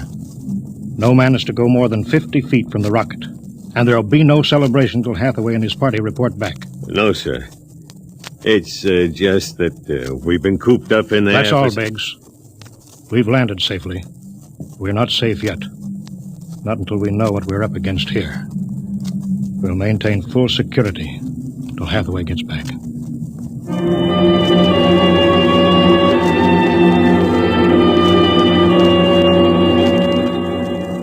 In the sea bottoms, the wind stirred along faint vapors, and from the mountains great stone visages looked upon the silvery rocket and the small fire. The sky was black overhead as the 2 racing moons threw knife-edged double shadows on the desert. All right, come and get it. Ciao. What you got to eat, Cherokee? Sawdust, smothered in cold lamb fat. Good. I thought it was something I couldn't eat. Hey, you guys, pipe down. Captain, Mr. Hathaway's back. Captain Wiley. Over here, Mr. Hathaway. Well, most of the city is dead, sir. Spender says it's been dead a good many thousand years. But we found one part about a mile over. What about it? People were living in it last week, sir. People? Martians. I see. Where are they now? Dead. We found the bodies. Thousands of bodies. Hadn't been dead more than 10 days. What did they die of? You won't believe it. What killed them? Chicken pox. Chicken pox? Yes, I made tests. It worked differently on Martians than on Earth people. Burned them black and dried them out to brittle flakes. But where could they get chicken pox? From Earth, sir. And the other rockets did get through. Yes, sir. I don't know what the Martians did to them, but I sure know what they did to the Martians. Gave them chicken pox and wiped them out. They just didn't have any resistance to an Earth disease. There aren't any of them left? There won't be any. When a thing like that starts spreading, sir, there's no stopping it anywhere. It's 1,000 to 1 that's killed them all. This planet is through. Incredible. Think of it, Captain. A dirty, silly child's disease like chicken pox. It isn't right. Spender, take it easy, man. man. It's like saying the Greeks died of mumps or the proud Roman Empire collapsed because of athlete's foot. We didn't even give them a decent excuse for dying. We just gave them chicken pox. Spender, get hold of yourself. You didn't see those bodies, Captain. It must have been a shock, I suppose. You need a rest, a little relaxation. Martians are dead. There's nothing you can do about it now. Hey, you hear that? The Martians are all dead. Well, come on, let's break out a bottle and whoop it up. How about it, Captain? Well, all right, man. Oh, that's fine. Hathaway, see to the security guard. Yes, sir. Good Lord, do they have to do that now? It's been a tough trip. It's only natural they'd want to celebrate a little. Celebrate because the world died? Because a rotten little virus from Earth wiped out a whole civilization? Well, they're not thinking of Isn't that. there time later to throw old beer cans into the canals? A civilization died here. It's like butchering a pig in a churchyard. Spender, you think too much. We're lucky to get to Mars without catching a meteor in our bulkheads. Let it go at that. Save on Mars. The first statement, save on Mars. We gotta celebrate. Yahoo!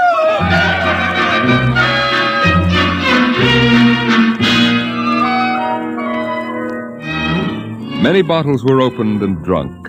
The voices got louder. The earth laughs and shouts echoing across the empty Martian sands. There was that time in New York when I ran into that blonde. Boy, what a blonde. Listen, the first thing she said... Spender listened to the wind over his ears, cool and whispering. He felt the land getting cooler. The stars drew closer, very clear. The air smelled clean and new. He looked at the cool ice of the white Martian buildings over there on the empty sea lands. What a woman. Hey, what do we do with these empty bottles? Save them. There's a 2-cent deposit. Throw them away. Hey, wait. How about that building? 2 to 1 for $1, I can heave one right through that window. You're on. Here goes.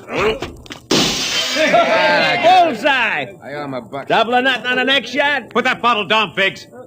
Who's that? Mr. Spender? Stop smashing those windows. What's the difference? The planet's ours now. I guess I can do anything with it that I want. Drop that bottle, I'll knock your teeth out. Yeah? Just watch me. I warned you, Figs.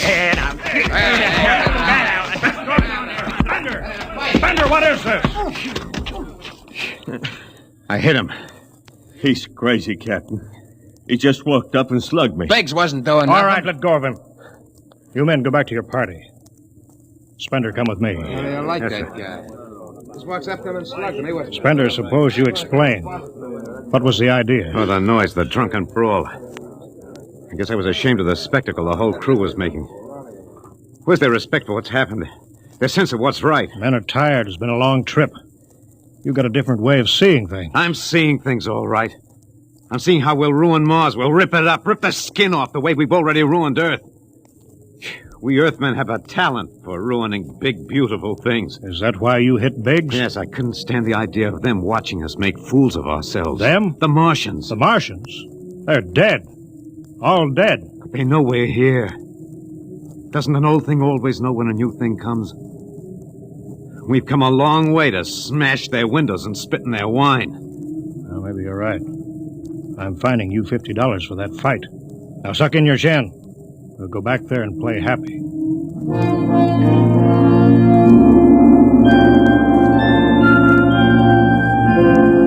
Now the whole party moved out into the moonlight across the desert.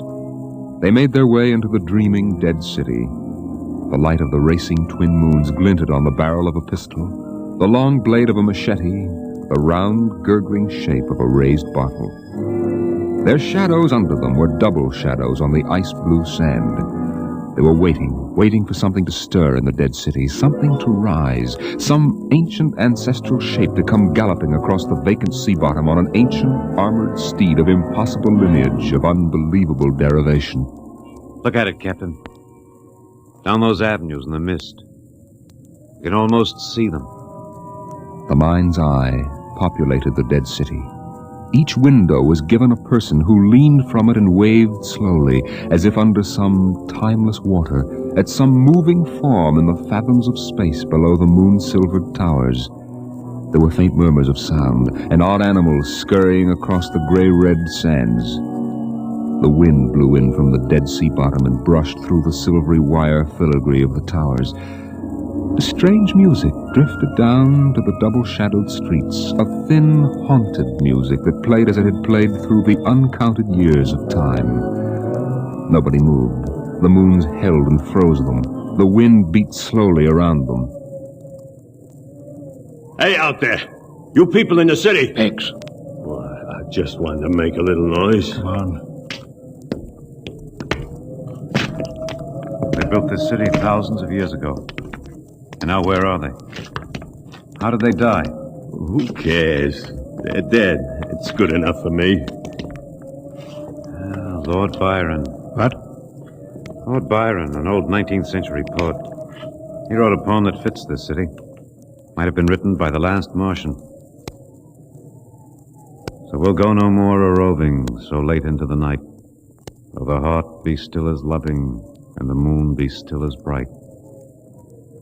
For the sword outwears the sheath and the soul outwears its breast, and the heart must pause to breathe and love itself must rest. Though the night was made for loving, and the day returns too soon, yet we'll go no more a-roving by the light of the moon.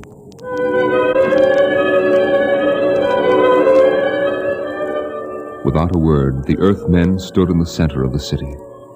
It was a clear night. There was not a sound except the music of the wind. At their feet lay a tile court worked into the shapes of ancient animals and images. They stood there, silvered by the double moons beneath the crystal towers of Mars. Then Biggs was sick, and the sour stench of liquor filled the cool air. The men of Earth had come to Mars. And Spender turned and walked away into the city, alone in the moonlight, never once stopping to look back.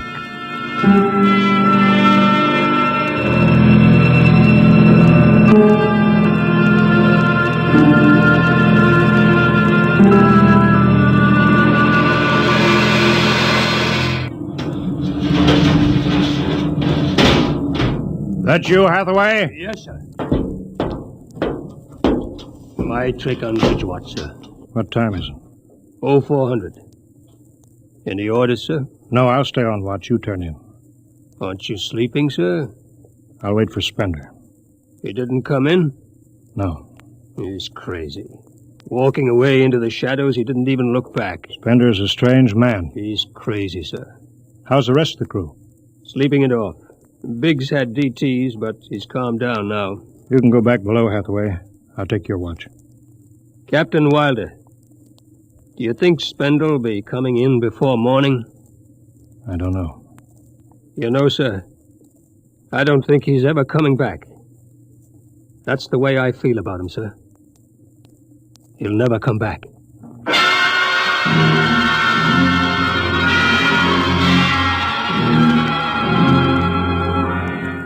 It was a morning that might have been a Monday, or a Tuesday, or any day on Mars. Biggs was on the canal rim, his feet hung down in the cool water, soaking, while he took the sun in his face. What are you doing back here, Biggs? Didn't you go out with the search party? Yeah, I come back. I got a blister. Sure. What do you mean? Look, Cherokee, you see that? Anyway, I had enough searching. 4 days hunting for that screwball Spender. Didn't find him yet, huh? Nah, good riddance. Oh, my feet, I'm gonna soak 'em good. If I was wild, I wouldn't worry about that nut Spender. Let him go. He's a crackpot anyway. A little foggy upstairs, I guess. Why don't you take your feet out of that canal, Biggs? I gotta make coffee out of that water. Coffee? You call that stuff coffee? I had a motorcycle once that dripped grease that tasted better than that. Wait a minute. Biggs, look over there. Where? By that bush. There's someone there. Hey, it's him. Hey, Spender! Spender? Yeah, he's coming over. Why didn't he stay lost, the crazy jerk? Hi, Spender. Long time no see. Hello, Cherokee. I've been exploring some ruins. You and them ruins. You're like a dog in a boneyard. What's the matter? Where you been? Up in the hills. What would you say if I told you I found a Martian? Huh? Where? Yeah? Never mind. Let me ask you a question. How would you feel if you were a Martian and people came to your land and started to tear it up? I know how I'd feel. I've got Cherokee blood in me. My grandfather told me lots of things about the way they kicked the Indians around in the Oklahoma Territory. there's any Martian around, I'm all for him. How about you, Biggs? They're dead. They're all dead. A good thing, too. Well, I found a Martian. Up in a dead town in the hills. I've been reading their books. They're easy to understand. I've learned their language. Then I found this Martian. He said, give me your boots, and I did. He said, give me your uniform, and I gave him my uniform. You're crazy, Spender. Hey, Cherokee, he's crazy. And the Martian said, give me your gun, and I gave him my gun, and then he said, come along and watch what happens. And the Martian walked down into camp, and he's here now. I don't see no Martian. I'm the last Martian. What? Biggs, I'm going to kill you. Cut it out. What kind of a lousy joke is that? Stand up and take it. Hey, put that gun away, Spender. Hey, cut it, Spender. No. Put that gun away. You're joking. You're kidding, huh? Spender!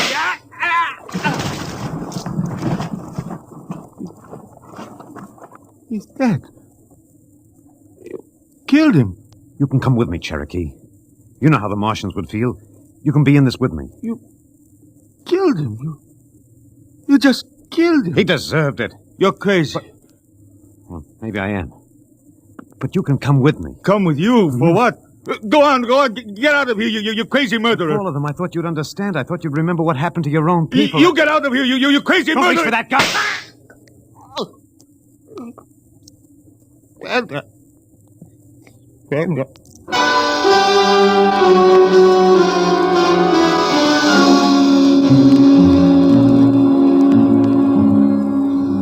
They're both dead, Captain Wilder.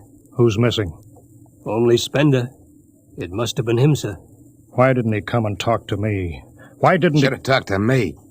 I'd have shot his brains out. That's what I'd have done. It took him by surprise. There's no sign of a struggle. Hathaway, break out the arms locker. Issue pistols, rifles, and grenades. Yes, sir. You better get the Bible out of the navigation chest. We'll have to bury these two.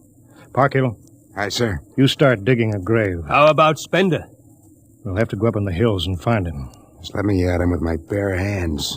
Crazy murdering louse. That's enough, Parkhill. The man is sick.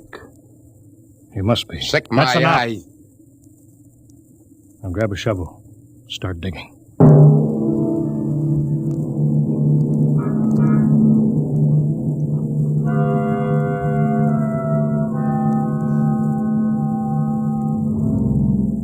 Spender saw the thin dust rising in the valley, and he knew the pursuit was beginning. The sun burned farther up the sky, and the blue sand drifted lazily across the sea bottom below. He sat beside a quiet pool 10,000 years old and held a silver book. Through the house played the strange wind music of ancient Mars, and he heard voices whisper in his mind. I hear you.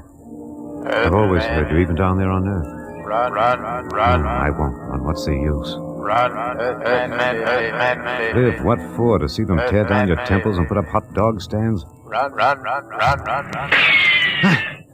They've seen me. They know I'm up here. There's Wilder now. Got him right in my sights. Funny he hasn't ordered me to use grenades. He could lob one right up here and blow me to bits. Yeah, maybe the captain thinks I'm too nice to be blown to bits. He wants my death to be clean. Yeah, just one bullet hole in me, nothing messy. And why? Because he understands me. Kill. He's the only one in the crew who ever did. Well, at least I can do the same for him. Just one bullet in his heart, a nice clean death. All I have to do is pull the trigger and then...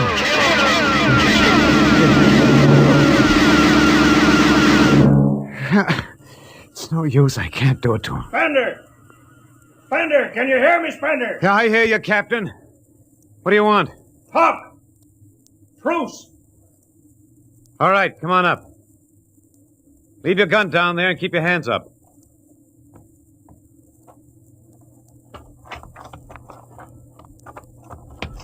Spender, are you there? Over here.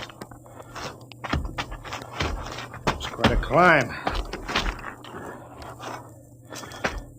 Mind if I sit down? Cigarette? Thanks. Light? Yeah, got my own. It's warm. It is. You comfortable up here in the hills? Quite. How long do you think you can hold out? About 12 men's worth. Why didn't you kill all of us this morning when you had the chance? You could have. I know. I got sick. After I started killing people, I realized they were just fools and I shouldn't be killing them. But it was too late, so I came up here where I could get angry again. Why did you do it? Because I've seen that what these Martians had was just as good as anything we'll ever hope to have. They stopped where we should have stopped 100 years ago. They knew how to combine science and art and religion. They knew how to live with dignity and peace. And for that reason, you started shooting people? When I was a kid, my folks took me to visit Mexico City. I'll always remember the way my father acted, loud and big. My mother didn't like the people because they were dark and didn't wash enough. I didn't see my mother and my father coming to Mars and acting the same way. Anything that's strange is no good to us. We aren't fit to take over this planet. But kill 2 men? What could I do? It's me against the whole Earth. Isn't it enough they've ruined one planet? Now they want to ruin this one. I'll kill you all off, Wilder. That'll delay the next rocket 5 years. And I'll kill them, too. I'm lucky I'll live to be 60. And I'll meet every expedition that lands on Mars. I'll be very friendly. I'll explain that our rocket blew up one day. And I'll kill them off. I'll save Mars for half a century. And by then, maybe the Earth people will give up. You got it all planned. Yes. Yet you're outnumbered. We already have you surrounded. In an hour, you'll be dead. I found an underground passage that'll take me back into the hills, Wilder. I'll go back there, and then I'll pick you off one by one. We'll see.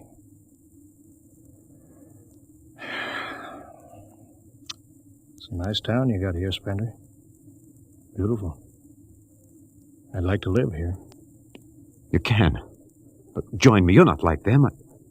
I'll show you what a good life these people had. I'll play you an old reel of Martian music that must be at least 50,000 years old, a kind of music you've never heard in your life. It sounds wonderful. But I can't stay with you. Sorry, Spender. I'm sorry this is happening. Guess you'd better go back now so you can start your attack. I guess so. Captain, I won't kill you. When it's all over, you'll still be alive. Then maybe you'll change your mind. No. There's too much Earth blood in me. I may even agree with you about all this. But that doesn't change what I've got to do. You won't stay? No. This is your last chance, Spender. You're sick. Come along with me quietly. No. Look, one last thing. If you win, do me a favor. Try to see that they don't tear this planet apart. Right. If it helps, just think of me as a very crazy fellow who went berserk one summer day. It'll be easier on you that way. I'll think it over. So long, Spender. Bye, Captain. Good luck.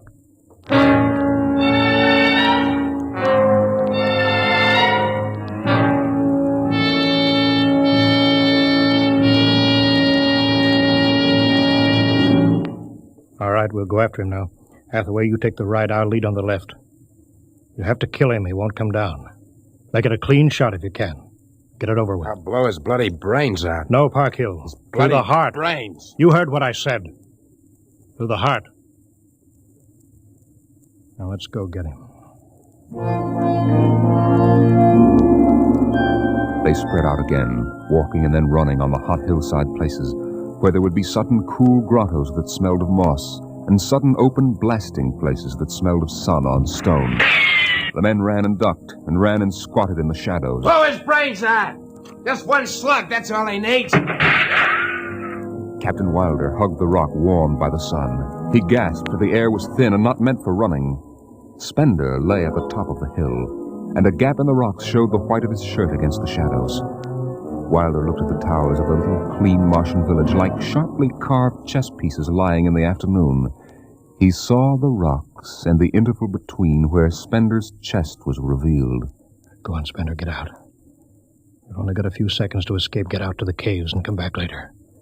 Go now, Spender. I've got to end it. I've got to think I'm right and pull the trigger. Go now. Get out. I'll get him. Slug in the head. I'll blow his bloody... No, Parkhill. Put down that gun. I've got to do this myself.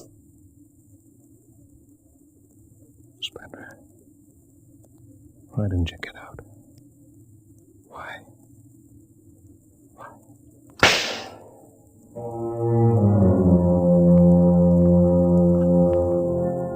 They buried him in that ancient valley town, where the music of the wind played on through the days and the nights. They laid him in an ancient silver sarcophagus with waxes and wines which were 10,000 years old, his hands folded on his chest. The last they saw of him was his peaceful face in the cold silver light of the racing twin moons. The captain found the poem in Spender's pocket, and he read it before he shut the marble door. So we'll go no more a-roving so late into the night, though the heart be still as loving, and the moon be still as bright. Though the night was made for loving, and the day returns too soon, yet we'll go no more a-roving by the light of the moon.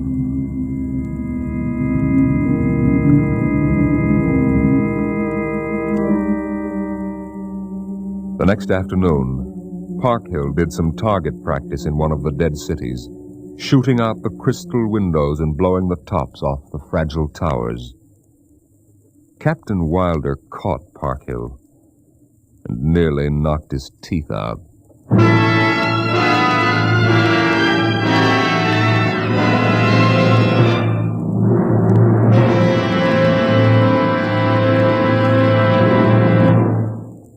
All of you regular listeners to Dimension X will be interested to know that our show is changing its day and time of broadcast over this station. Starting early in November, we'll be back at the new time. We suggest you watch your local newspaper and be sure to join us in about 4 weeks for a new series of adventures into the unknown world of tomorrow. The world of... Dimension X.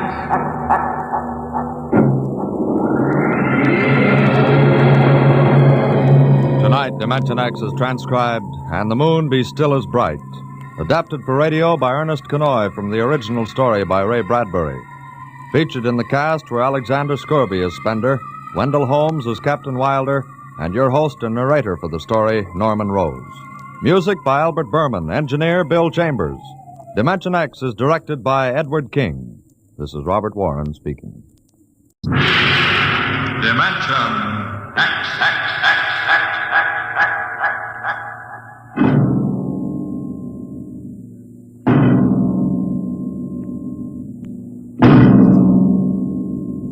Tonight, a story of the future and a star of the future.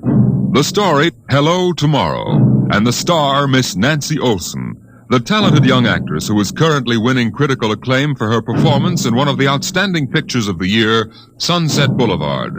Tonight, Miss Olson becomes the first of a group of the stage and screen's most promising young stars of tomorrow to be invited to appear on the program of tomorrow, Dimension X.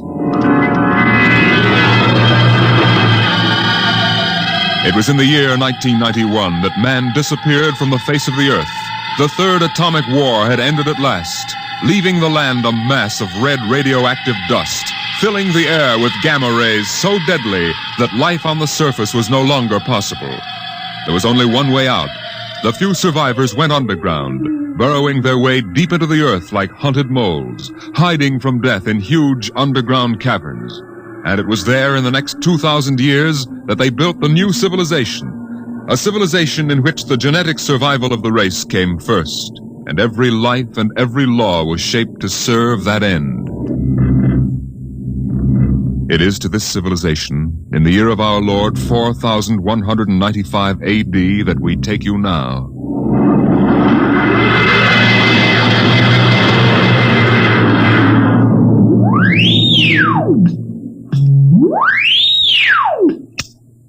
Yes? I have a call from the Director of Emotional Stability for the Third Oblong for Professor Lois Burton at the Institute of Genetics. This is Professor Burton. One moment. Go ahead, sir. Lois? Listen, darling, good news. What? The Genetic Board has approved our application for marriage. Oh, so soon? The tests found our chromosomes perfect. We can marry any time we want. Our offspring should be genetically in the 19th percentile of perfection. What's the matter, dear? Oh, nothing. I'm just sort of breathless. You are happy about it, aren't you, darling? Oh, of course, terribly happy. I'm coming right over to the lab. I have a surprise. Oh, not now, Walter. What? Well, I mean, you'll have to give me some time. Time? What's the trouble? No trouble. It's that genetic survey I've been working on. What about it? Well, I've finally gotten permission to study an actual living case. A specimen of imperfect genetic transmission. Really? Yes, they're bringing him up from the condemned cages on the lower level. You will be careful, darling. The supervisor says there's nothing to be afraid of. The specimen they're bringing is, XJ12. It's been studied before many times and is quite well trained. Well, I don't like it. Nonsense, darling. I've been waiting for this opportunity for years. Oh, there's my door signal. I'll have to hang up, darling. See you later.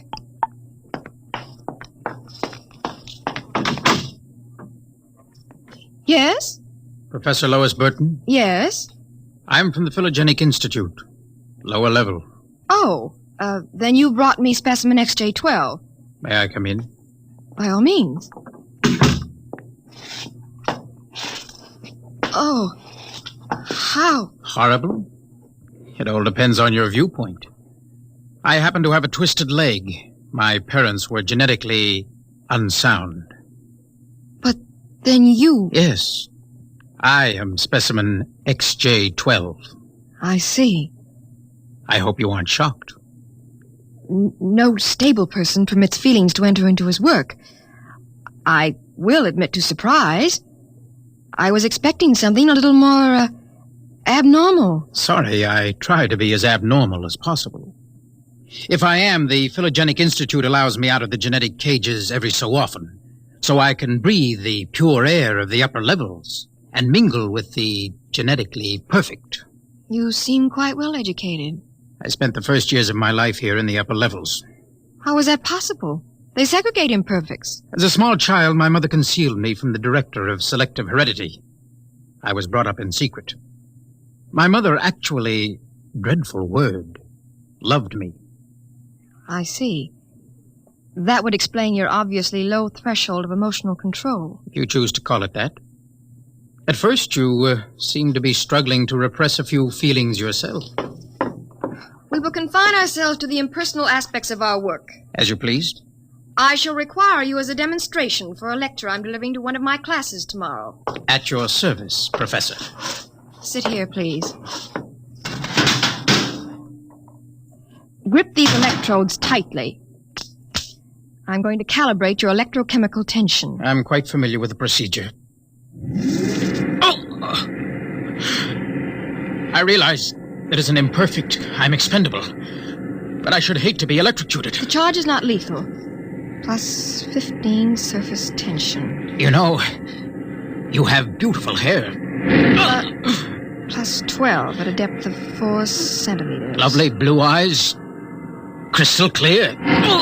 Plus 10 at 7 centimeters. Pretty. A perfect woman. Lovely, expressive hands. And a heart of stone. Like all the rest of you perfect survival types. Try not to jump, sir, when the current strikes. No feelings. Under control. Passed by the director of emotional stability. Shut up!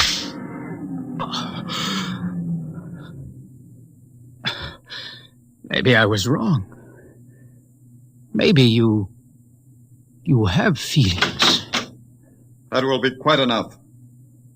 I seem to sense an air of emotional tension. Nothing, dear. This is a specimen XJ12. Oh, I see. An inferior type. Quite. You, specimen. Can you understand me? Yes. Yes, what? Tell this dolt who I am, Lois. This is a director of emotional stability for the third oblong. He also happens to be my selected genetic partner. You will address him as Sir. Yes, sir.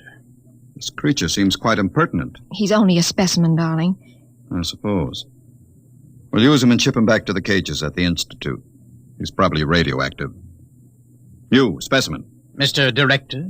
You will confine your speech to answering only those questions addressed to you. Understand? Yes, sir. Perfectly.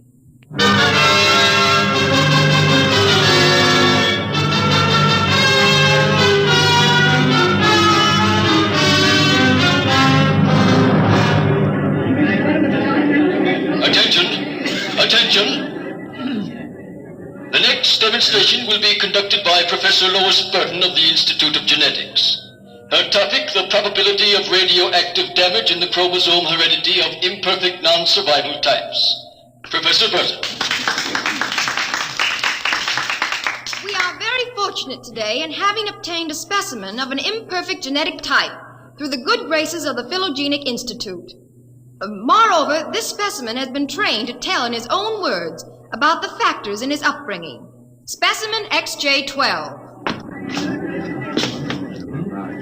Thank you. My mother was a psychotechnician in the Fifth Oblong. My father was a historian specializing in the records of pre-atomic surface culture.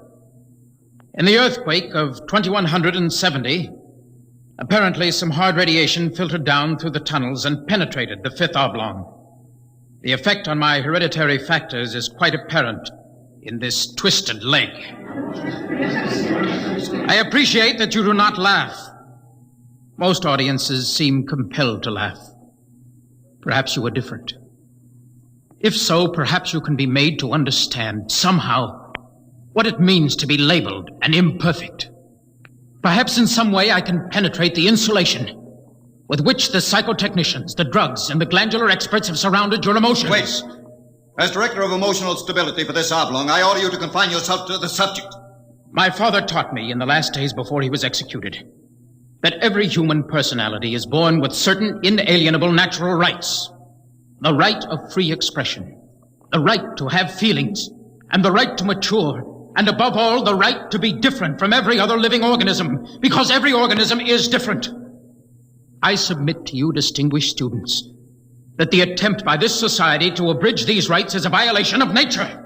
I say that the imperfects, the mutants, those who are different have as much right to exist and be free as you. I say break open the cages, free my people. Stop him! Give us back the right to be individuals. Stop him! I say... Professor Burton, take this specimen back to your laboratory and confine him. Yes, Mr. Director. You, specimen, go quietly, I warn you. I have nothing but contempt for your warnings. I'll have you destroyed for this. The specimen is unstable. He doesn't know what he's saying. Then get him out of here, quickly. He's an affront to our genetic type.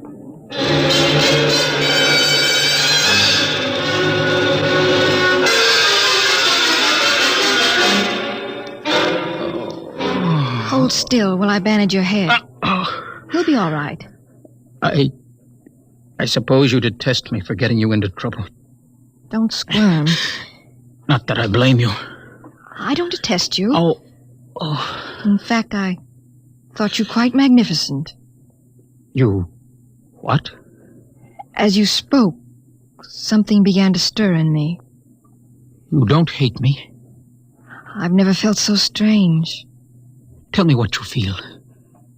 If I moved you, then I must have moved the others, some of them at least. I don't know quite how to explain it. A strange sympathy. Compassion. For some reason, I took pride in what you were doing. Seeing you stand up against them. Why do you look at me like that? Because I can't help it. I wish you wouldn't. You're only an imperfect, you know. You have no rights. Please, XJ12. My name is Oren. Please. Say it. Oren. Oren? Again. Oren. Lois. Oren. Lois. What is it? Why do I feel this way? In the cages, they call it love. Love? We have no such concept in the upper levels. You've destroyed it. Would it be correct to say, I feel love for you? It would be correct. I feel love for you. Darling. Lois, what about Walter? You're going to marry him. No. You're genetically suited to each other. I don't care. I won't marry him. There must be some other way. But... Walter! Very touching. Very tender. Walter, how could you spy? In my capacity as Director of Emotional Stability, it is my duty to spy. Specimen XJ12 will be disposed of quite systematically by the state. For the good of the state. For the good of the genetic code. And in the name of emotional stability.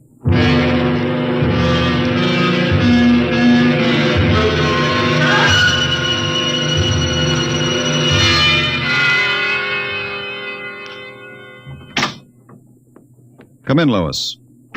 I wondered how long it would be before you came to my office. Walter, I have to talk to you.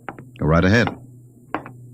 Walter, you mustn't destroy him. Send him back to the cages, but don't kill him. You speak of destroying an inferior creature as if it was something unethical. Walter, please, for my sake. Lois, I understand that you've entered a plea for postponement of our marriage at the Records Bureau. Yes, I was too upset to go through with it. It came as a great disappointment to me. If you were married to me, you would be safe from influences such as this XJ12. In which case, I might even be persuaded to send him back to the cages instead of having him destroyed. You see? Yes.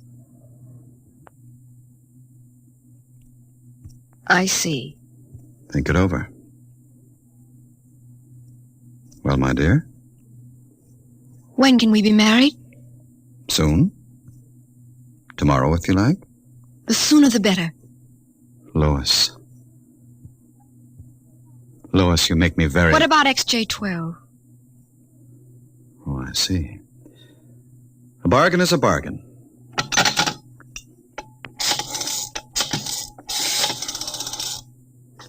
Let me talk to the custodian, please. Hello. This is the Director of Emotional Stability for the Third Oblong. I would like you to cancel the execution of specimen XJ12. Yes. Yes, that's right. Turn him over to the security guard. He's to be remanded permanently to the genetic cages. Let me talk to him, Walter. My dear, I don't think Please, that... I want to be sure he's all right. Very well. Hello. Connect a circuit in the cell block. I want to talk to XJ12. Here you are, my dear. Hello? Oren? Yes. No, I'm all right. How are you? Fine. Oren, I've been talking to Walter. He's going to send you back to the cages. Yes. Yes. No, I'm going to marry him. Because I want to. I'm not lying to you. I'm very happy. Yes. Yes, I've got to hang up now. Goodbye. Goodbye. And now, Lois. Walter, please, I've got to get back to the lab. Of course. I'll pick you up in, say, an hour, and we'll make plans for the wedding. All right? Yes. Yes, of course. Goodbye, Walter.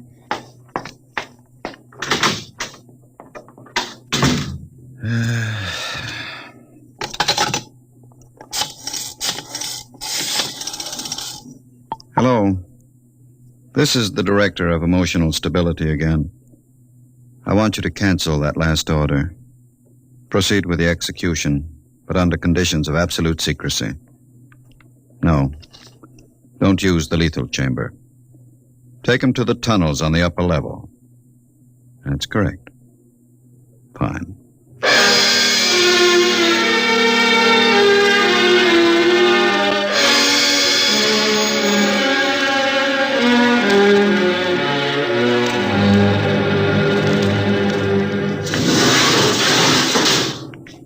This way.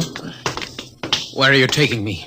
You're being returned to the Philogenic Institute. Orders from the Director of Emotional Stability. Into the elevator. Very well. Why are we going toward the surface? The cages are on the lower levels. Radiation check. They've never done that before. New procedure. All right, walk.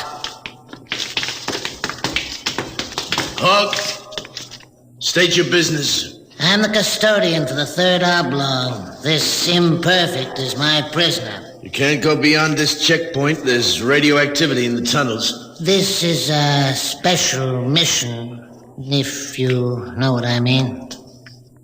Oh, I see. Well, just a moment, I'll open the airlock. Go ahead. You'll find 2 radiation suits in the chamber. We will need only one. So this is how they get rid of imperfects. March inside. All right. Turn around. Suppose I refuse. It'll be less painful if you cooperate. Before you dispose of me, could I give you a message for a friend? That depends. What is the message? This! Security! Help! Security!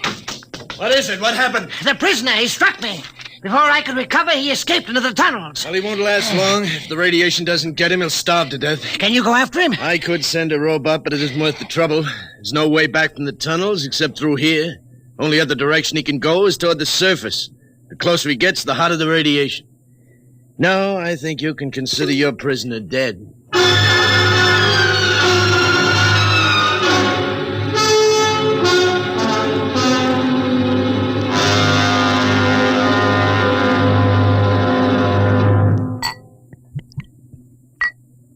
More wine, my dear? No, thank you, Walter. You look very beautiful, my dear. Very beautiful. Thank you.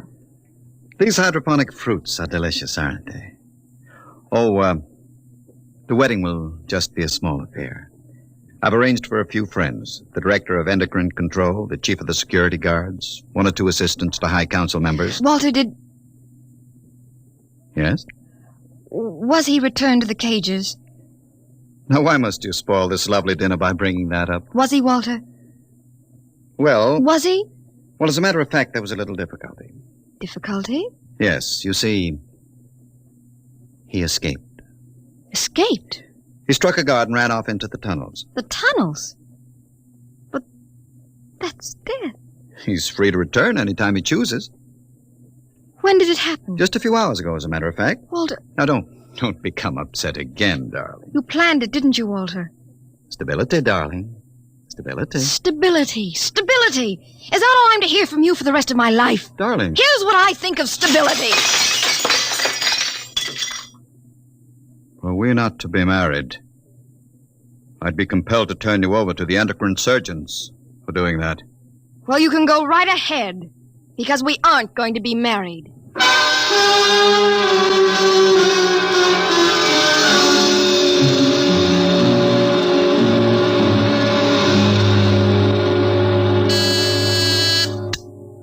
Checkpoint.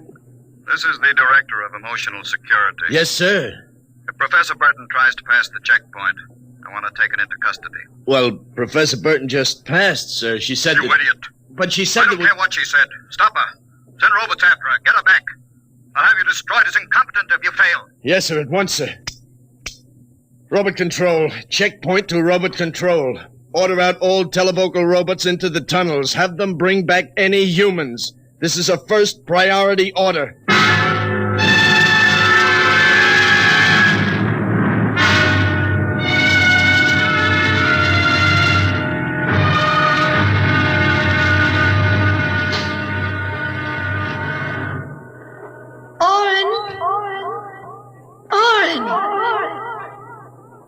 Oren, where are you? Oren.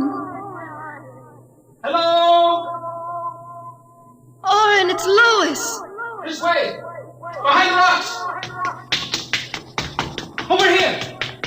Oh, darling. Lois, why did you come here? It's suicide. I had to. Darling, are you all right? So far.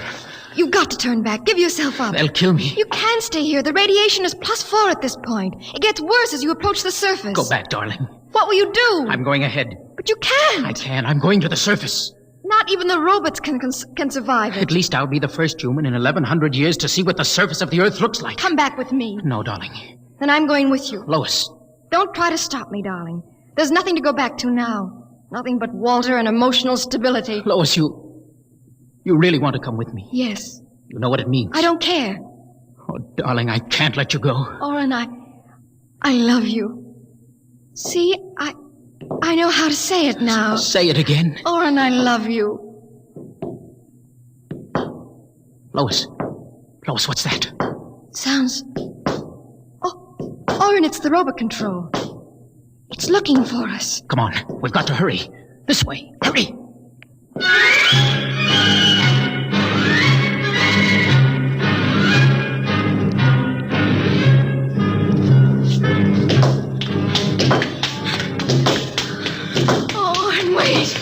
It can't be much further, darling. The robot is gaining. Here, let me help you. I just can't. All right, darling. We'll stop here. We may as well wait for it. Oh, Oren, it's coming. I can see its light now. Darling, listen. It stopped. The lights are swinging around. Oren, it sees us. Come on, darling. One last effort. Come on, run. Look ahead. You can see the lights reflecting from something. It looks like a door. It is. No, it's a heavy lead door. There's a lever. Hurry. Come on through. Lois, there must be some way to close it. Here. Let me help you. It won't get through that. It's solid lead. Oren, where are we? I don't know. Look. Up there. A huge round light. Lois. Yes, Oren?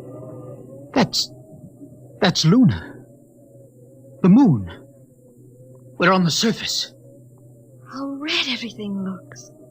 How it glows. It's the radioactivity. Quiet. Peaceful. Deadly. Oh, darling. Sit here and rest a while. Put your arm around me. Oren, I'm afraid. Oren, we're going to die. Don't think about it. Just think about us alone. The first humans to stand on the surface of Earth in 2,000 years. Lois, that door must have been placed there by the last handful of survivors who went underground after the atomic wars. Those other lights, the small ones, they must be stars. Oren, I'm so tired. Go to sleep, darling. Put your head on my shoulder and sleep. Hold me, Oren. Hold me very close.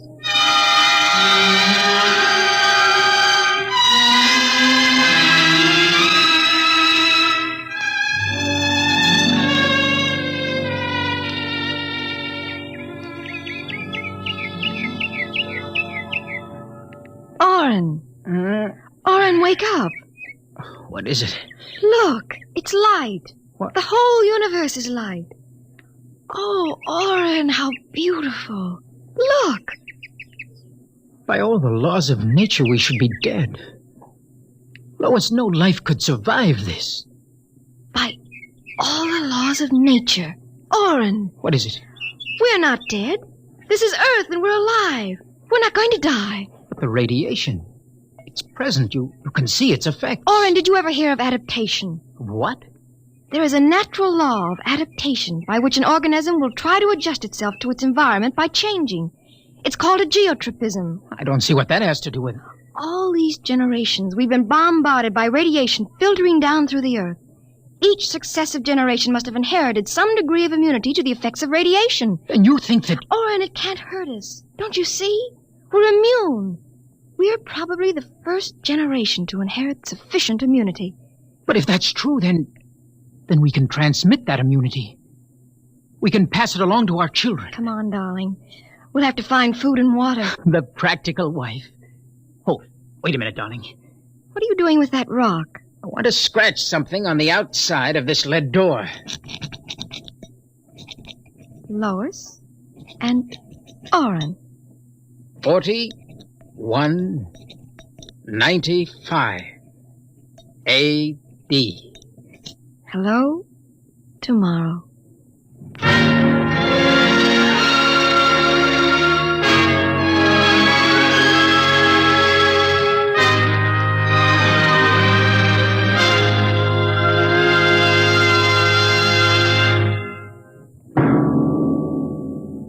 Tonight, Dimension X, the program of the future, has introduced a new star of the future, Miss Nancy Olson.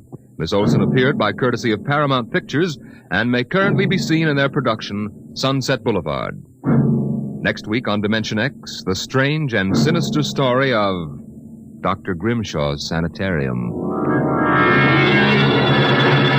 Tonight, Dimension X has transcribed Hello Tomorrow, written by George Lefferts. Appearing with Nancy Olson were Santos Ortega as Walter and Donald Buca as Orrin. Your narrator was Norman Rose. Music by Albert Berman. Engineer Bill Chambers. Dimension X is produced by Van Woodward and directed by Edward King. Adventures in Time and Space, transcribed in future tense. Dimension X.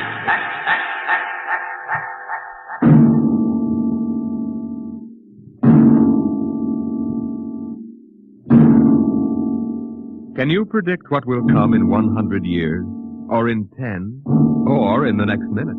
Some people think they can. Nuclear science, mathematicians, astronomers, biologists.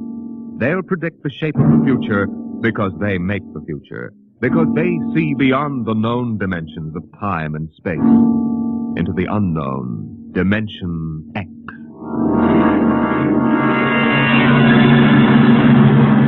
We go ahead now in time to 1965. We're on a vast concrete runway set in the desert of the Southwest. A giant metal ship stands before us, prow pointed for the stars. And in 5 minutes, the signal will flash, and it will tear up through the atmosphere to the outer limit.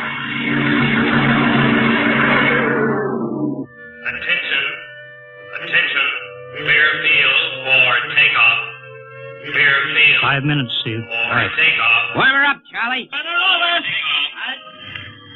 I want to go over procedure again, Steve. Don't worry, I got it straight. We'll just make sure. Okay. I take her up on jets to 50,000, then I cut in the rocket. No lower, or your tail blast will burn out 3 counties. I climb 4 minutes on rockets, then start maneuver tests. Remember that, no more than 4 minutes. Right. This ship isn't like those strata rockets you've been testing. She's the first one built for outer space. If she works, she can go clear to the moon. If I'd have known that, I'd have brought my toothbrush. No, not this trip. Now get this, Steve. You've got power there to clear the Earth's gravitational field. But remember, after you cut in the rockets, you've only got 10 minutes fuel. If you go beyond the outer limit and don't save fuel for the return... I know, I won't get down again. That's right, Steve. You'll drift off into space. Get that now. 10 minutes fuel. Gotcha. As far as I'm concerned, this project is a lot more important than that cosmic ray bomb they're testing out in the Pacific tonight. Well, the Security Commission brass doesn't think so. I don't see any undersecretaries under anything. Don't worry. In the long run, our ship will make the CR bomb back-page stuff. But in the meantime, it's just as dangerous. Remember, half the principles in this ship are pure theory, Steve. Slide rule stuff. If anything goes wrong, we may have to scrape you off the landscape with a soup spoon. You have a charming sense of humor. And here's what I'm getting at. We're risking your neck in this test. If anything blows, we don't want to have the next man pull the same boner. I know, Hank. So keep your mic open and keep talking. If anything goes wrong, we want to know exactly why. And we won't be able to ask you. Let us know before you pull every switch. Before you do anything. You got that? Yeah. Even if you only have to blow your nose. All right, get those fuel lines away. Okay, Mr. Crow. Well, I guess that's about all, Steve. Hey, that reminds me. Look, if Mary calls, I'm just up on a milk run. I didn't tell her today was it. How is she? She's okay, but she's due about now, and I don't want her to be nervous. Hey, I didn't know the baby was that close. Yeah? Steve, I really ought to be sending a single man on this job. What, and cut me out of a soft paycheck? Forget it, Hank. You know you can't get anybody else who can take 15 G's acceleration when those rockets cut in. Yeah, I know. It's time, Steve. Yeah. Well, see you later. Don't worry, Hank. I'll sweat for both of us. Button her up, Charlie. So long, Hank. So long. We'll give you the light from control.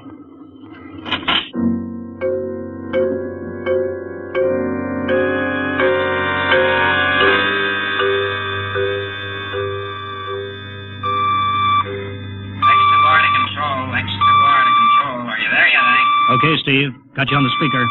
I'm ready to go. Mr. Hanson. Ready on radar, Sergeant? Mr. Hanson, you better see this. What is it, Elsie? Message center for Steve. Mrs. Weston just left for the hospital. What? Hello, Steve. Yeah. Stand by a minute. Shall we hold the takeoff, Mr. Hanson? What? Oh, yes. No, wait just a minute. It's too late now. You going to tell him? Maybe he's got enough to worry about. Hey, what's holding us up, Hank? Something on your mind? No, it's nothing, Steve. I just wanted to say good luck. Clear for takeoff, Charlie? Right. Okay. Give him the light.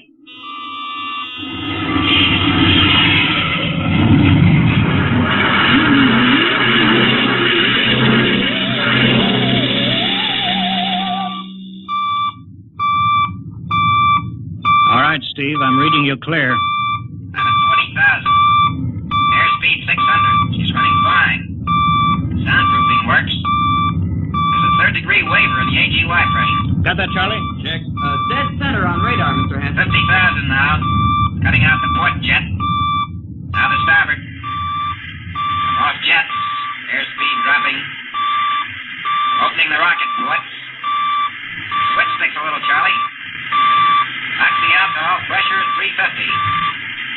All right, now I'm advancing the ignition key. Here goes rocket one.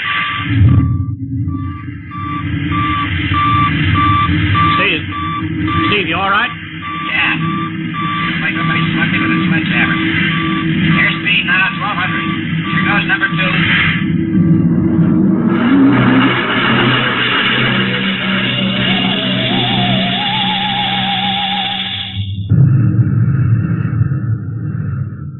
Hello, Steve. Elapsed rocket time is now 4 minutes. What's your altitude? Over to you. Speed 4,400. Still climbing. Altitude 297 miles. All right, you're at the outer limit. Level off for maneuver test. You've got exactly 6 minutes fuel left. Okay. Starting a 3-degree left bank. It's a little sluggish. It's all right now. There's a low vibration someplace.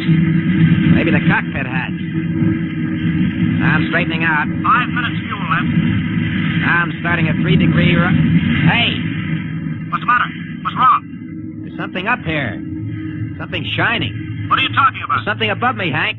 I'm going to chase it. Steve, you're at the outer limit now. I can see it plain now. Steve, don't go any higher. You've only got 4 minutes left. You've only got... Getting static. I can't hear you, Hank. It's dead ahead now. I'm going to make a pass at it. Get a good look. Hey, it's swerving to meet me. It's dead ahead now. It's dead ahead.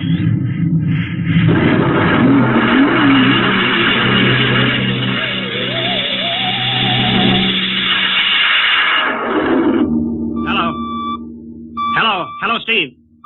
Steve, come in. 9 minutes fuel gone. Still no sign on radar. Hello, Steve. Steve, what's happened?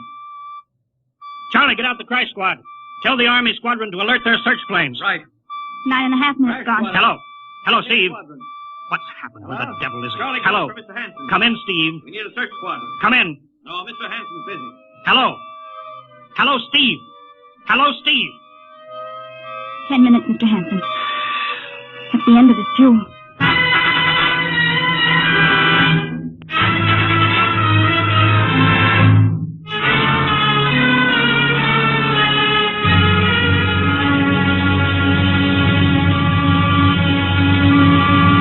How long's it been now? 10 hours, Mr. Hanson. Nothing more on radar, Sergeant? Screen's blank. Colonel Corelli called in. Search planes are back. They didn't find anything. Should be some trace. Couldn't have bailed out, could he? You don't hit the silk at 4,400 miles an hour. Either went past the outer limit, ran out of fuel. Something blew, and we'll find the pieces scattered from here to the coast. Why does it have to be the best men? Always the best men. I'll get it. Charlie, we've got to figure out what was wrong. All right, I'll tell him. Something must have blown. Yeah? There's a message from Northside Hospital for Steve. Well, what is it? Mrs. Weston's fine. It's a boy. Thank you, Elsie. It's a boy, Charlie. Oh. Fine. It's a boy. He didn't even know she went to the hospital. How am I going to tell Mary that? Wasn't your fault, Mr. Hanson. Ship had to be tested. Yeah, we'll build another one, and some other flying fool will shoot past the outer limit into space. Oh, I'm getting old, Charlie. You can remember when I used to take them up myself. Now I've got to send other men.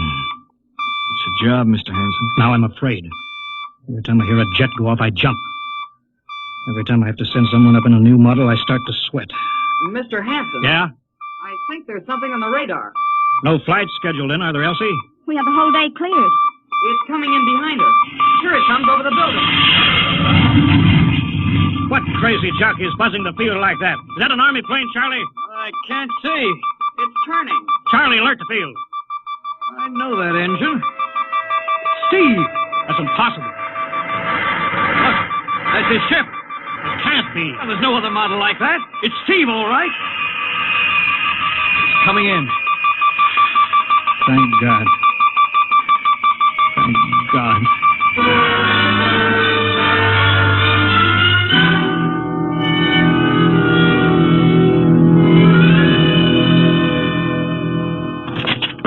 All right, sit down, Steve. The quicker we get this done, the quicker you get over to see Mary and the baby. Hank. Elsie, give the order to check and refuel the rockets. I don't want anybody in here till I get Steve's reports. Bury any calls. All right, let's have it. What the devil happened to you? Hank, does that cosmic ray bomb still go off tonight? What are you talking about? Straighten out, Steve. Where you been for the last 10 hours? Listen, Hank, there's something more important. Come on. I've got to get a report on the screen to Washington, so let's have it. I've got to know how you stretched 10 minutes fuel to keep you in the air for 10 hours. Now, one thing before I talk. Look, have the Steve. Geiger men run over the ship before they refuel. What'd you run into? So help me, Hank, I don't know. We better check and make sure it isn't radioactive. Elsie, add a Geiger report on the standard check. Steve, maybe we better have the doc look you over, too. No, I'll be all right. They said I'd be all right. They? Look, son, I know you've had a tough time, but we've had this field on the alert for 10 hours. One of the Army boys cracked up looking for you, and he's hurt bad. So let's have the story. Let's have it straight. I don't know how to tell you. Hank, I saw something up there. At 300 miles? I chased something up there, Hank, and I caught it. Now, don't hand me that, Listen, Steve. I was cruising along, just starting the right bank, when I spotted something. It must have been going about half my speed. It was egg-shaped and smooth. I made a pass at it, and I was coming back for another, and then there was a humming sound. Humming? A sort of vibration. And I blacked out. I was headed straight for it at 4,400 miles an hour. I thought it was going to be the biggest smash since Hiroshima, and I guess they were drinking that bottle. Never mind that, Steve. What happened? I came to inside their ship. Uh-huh. Steve, this whole thing has been a devil of a strain on you. I'm going to call Major Donaldson from the Army base. Ask him to sit in. The psychiatrist? Yeah, that's a good idea. Let him run his tests. He'll tell you I'm not kidding. Because, Hank, unless I miss my guess, I've just been tipped off to the way the world ends.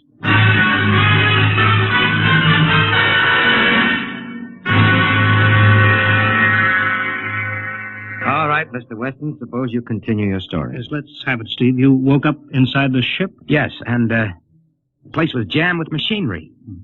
Dials, blinkers. I couldn't recognize anything. And you were surrounded by these men from Mars? I didn't say anything about men from Mars. I didn't even say they were men. I couldn't see them clearly. They were just there. Where did they come from, then? Another galaxy. Millions of miles outside of our solar system. That's all I know. You figure out where they came from. And they came all that distance to find the Earth? Yes. Did they tell you that? Yes. You mean they spoke English to you? No, they didn't. It's funny. I hadn't thought. They didn't really speak to me at all. They just planted the thoughts in my mind. You mean thought transference, telepathy? Yes, that's right. Well, Steve, what brought them here? We did, Hank. We rang their bell. We brought them in. How? With our atomic explosions. Hank, that's why you've got to stop that bomb test tonight. I'll give up. Look, you've got to believe me, Hank. Oh, how can I make you understand? Maybe I can help, Mr. West. Would you submit to narcopsychometry? What's that? Under proper drugs, I can put you back in this, ship. By suggestion. Then we can get a playback record of your memory pattern on the audio circuit. How long will that take? Half an hour. We'll have to go over to the lab. Will you believe me if it checks? It will give us an accurate memory picture of what your mind reports. All right, let's go. Hank, you gotta believe me. We haven't got much time.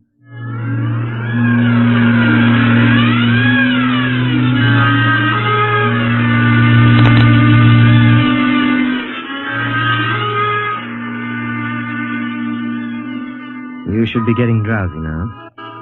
Count backwards from 10. 9, 8, 7, 6.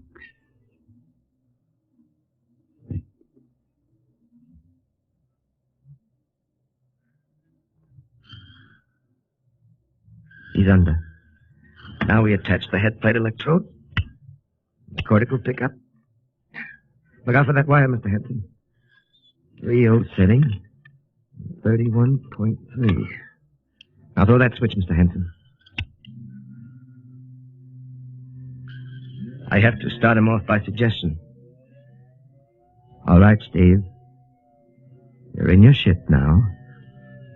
You're in the rocket. You're in the rocket. You're in the rocket. And you've just sighted something strange. Now I'm starting at 3 degree right. What's that? Hey, there's something up here. Something shining. His memory pattern. We're picking it up electronically. There's something above me, Hank. I'm going to chase it. It's piped through the audio circuit. I'm getting static. I can't hear you, Hank. This is where we lost contact with him. I'm going to make a pass at it and... Hey, it's swerving to meet me. It's dead ahead now. It's dead ahead. Now what? This is where he blacked out. There's no telling how long, minutes or hours. What's that noise? I don't know. Quiet. Where? How did I get in here? What? Who are you? Is he seeing things? Intergalactic Patrol. What's that? What are they saying, Steve? What are they saying? It's about nuclear fission. They know about it. They know the danger of it. Long ago, they had wars that almost destroyed them. But finally, they learned. Now they've outlawed war. Go on, Steve. They patrol space. When their detector picks up an atomic explosion, they send a patrol. What are they going to do? They've quarantined us. Quarantined? They've isolated the Earth. Because we don't know how to control ourselves yet. Until we learn, we'll be a menace to the whole universe. What is this nonsense? Quiet. How are they going to do it, Steve? They've spread a layer out here of... I don't know how to call it. All around the Earth. It's miles deep. When there's an atomic explosion on Earth, the radioactive particles will drift up to this layer and set off a chain reaction. It'll go around the world in microseconds. And that's the end. The end? What's he... Wait. Yes. Yes. I understand. I've got to bring back the warning. You're going to put me back in my ship to bring the warning.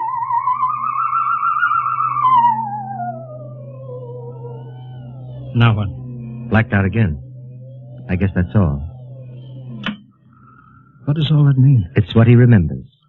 Don't think that really happened. No. Narcopsychometry circuits produce what he remembers. It just means that Steve believes this happened. I don't like to see this. I've seen too many top pilots snap. Steve is the best I've known. How bad do you think he is? Frankly, outside of the presence of this well-organized hallucination, there's no sign of unbalance. May not be too serious. If he had a more plausible story, I'd be inclined to believe him. Warning. Hank. It's all right, boy. Did you hear it, Hank? You understand? Sure. We've been quarantined. Let me give you something to make you sleep, Steve. Don't you understand? They fixed it so that if we set off one more nuclear explosion, that'll be it. Of course. Don't roll your sleep down. You don't believe me. Now, take it easy, Steve. For the test tonight. They're setting off to see our bomb. Hank, what time is it? 11:20. Well, it's scheduled for midnight. Hank, we gotta stop that bomb. Steve, let Donaldson give you the hypo. Hank, you've gotta believe me. I saw them. I got the warning. If we touch off that bomb tonight, it'll be the biggest galactic 4th of July of all time. The whole Earth will go up like a Roman candle. April 10th, 1965, the end. Now, look, Steve, you better calm down. Don't you want to see Mary and the baby? You've got a new son, remember? Yeah, that's just it, Hank. I want to see my son. I want him to live. If that bomb goes off, Hank, we've got to stop them. Mr. Hanson, I think we'd better get over to the base hospital. Hank, you've got to believe me. Yeah, sure, Steve. Maybe there is something to it. Look, it's out of your hands. I'll put it in a report and shove it into Washington in the morning. In the morning? There isn't going to be any morning, Hank. Don't you understand? You've got to call Washington now. Get the head of the Security Commission and postpone that test. Now, you know I can't do that, Steve. My neck would be out a mile. Besides, this is 1965, not 45. 20 countries have atomic bombs now. What's the use of stopping just this one? The rest will keep right on popping them Well, then off. we'll have to call an international conference. Can't you understand, Hank? The first one that goes off finishes us at the end. They've given us the quarantine warning. Steve, I think you'd better go with us to the base hospital. Look, Steve, we can call up for a detail if we have to. All right. I'll go with you. You don't need a straitjacket. That's the way, Steve. You'll probably feel better by morning. Let's go.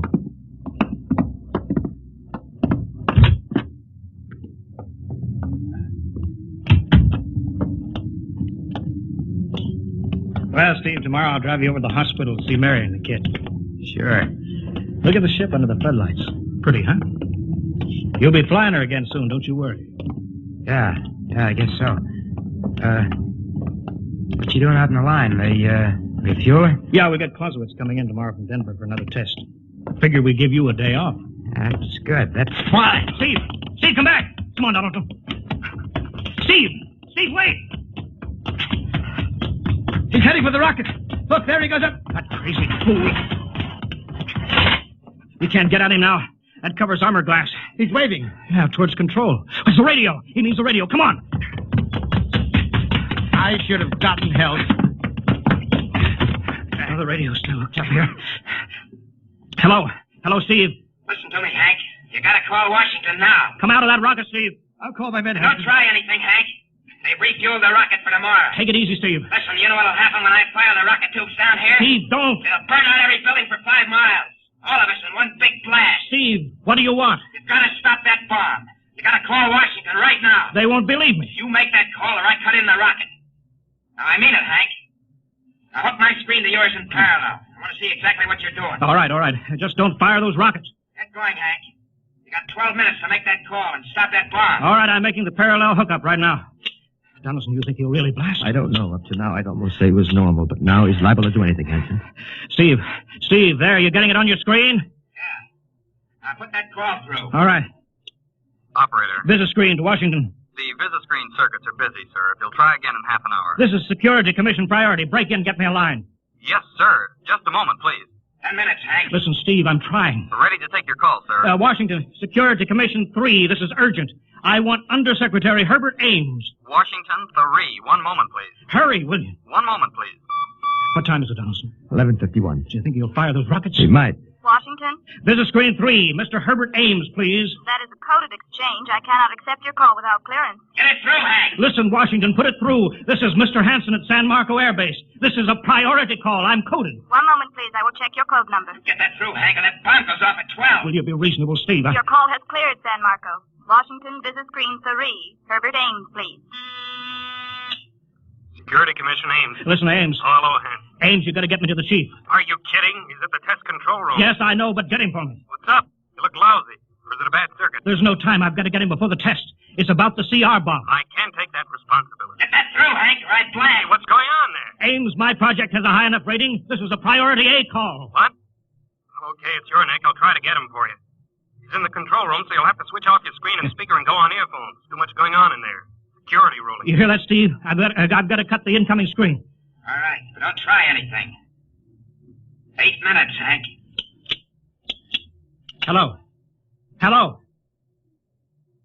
What? You got him, Hank? Yes. This is Hanson at San Marco. No, sir. Priority A request to cancel the bomb test. No, I'm serious. This is deadly serious. We sent the X-2 JTR up today to the outer limit. We uncovered evidence. Yes, on the automatic instruments. What's that? No, possible chain reaction. No, I can't tell you the whole story. There isn't time here. Yes, I'll bring the readings into Washington in the morning. You've got to postpone the test till you see them. Look, I've worked on contracts with the Commission for 10 years. Yes, I have complete confidence in my information. You can record that. All right, I'll call you back immediately. Bye. Hank? He's agreed to cancel, Steve. The bomb won't go off. All right, boy. You can come down out of that ship.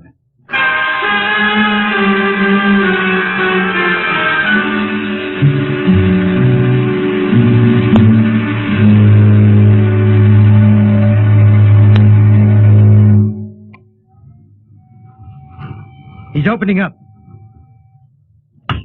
Here he comes. All right, Steve. Come on down. Sure, Hank. Just a second. Hank, I was scared. I was plain scared. Easy now. It's all over. The bomb won't go off. Thank God. Look, I want to see Mary and the baby. Can you get me transportation now? Oh, wait a minute. It's almost 12. They won't let you in the hospital now. I want to see the baby. Sure you do, but you've been under the strain. I've got a shot for you here, Steve. Give you a good night's sleep. All right. Roll up your sleeve. Yeah, here. There, that'll make you sleep. Sergeant will find you a bed. Yes, sir. Come on, Mr. Wesson. Okay. Good night, Hank. I'm kind of beat. It's been a tough night.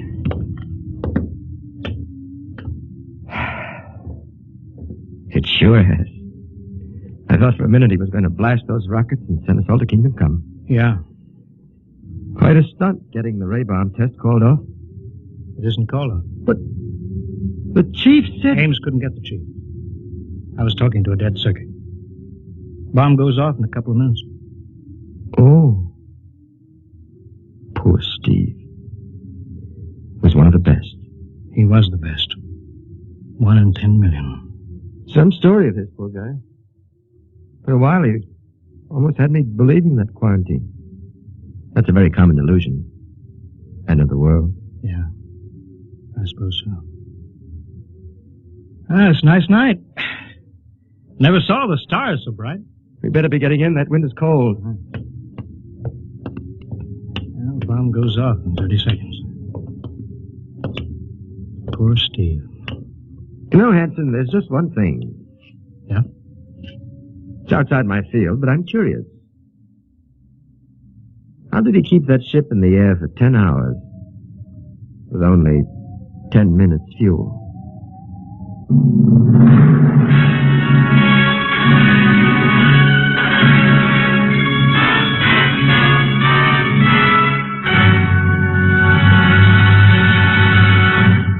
You have just heard another adventure in time, space, and the unknown world of the future. The world of... Dimension X.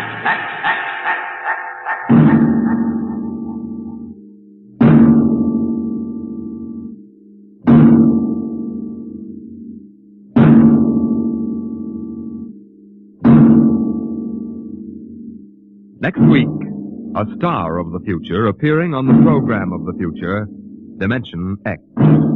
Next week, Miss Nancy Olson, the talented young actress whose performance in Sunset Boulevard marks her as one of Hollywood's most promising young actresses, becomes the first of a group of rising young artists of stage and screen who have been invited to make an appearance in this series. So listen then for Hello Tomorrow, starring Nancy Olson on Dimension X.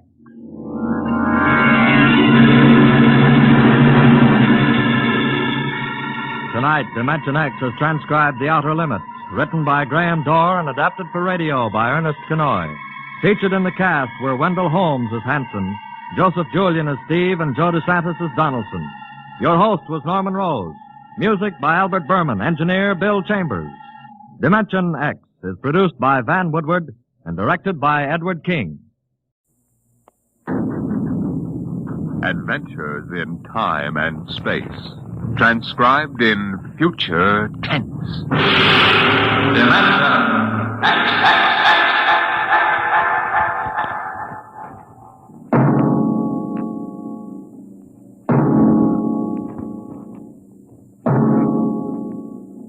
Can you predict the future? Can you tell what will come in 100 years? Or in 10? Or in the next minute? Tonight, Dimension X brings you a glimpse of what may well happen within your own lifetime. The Robert Heinlein story, The Roads Must Roll.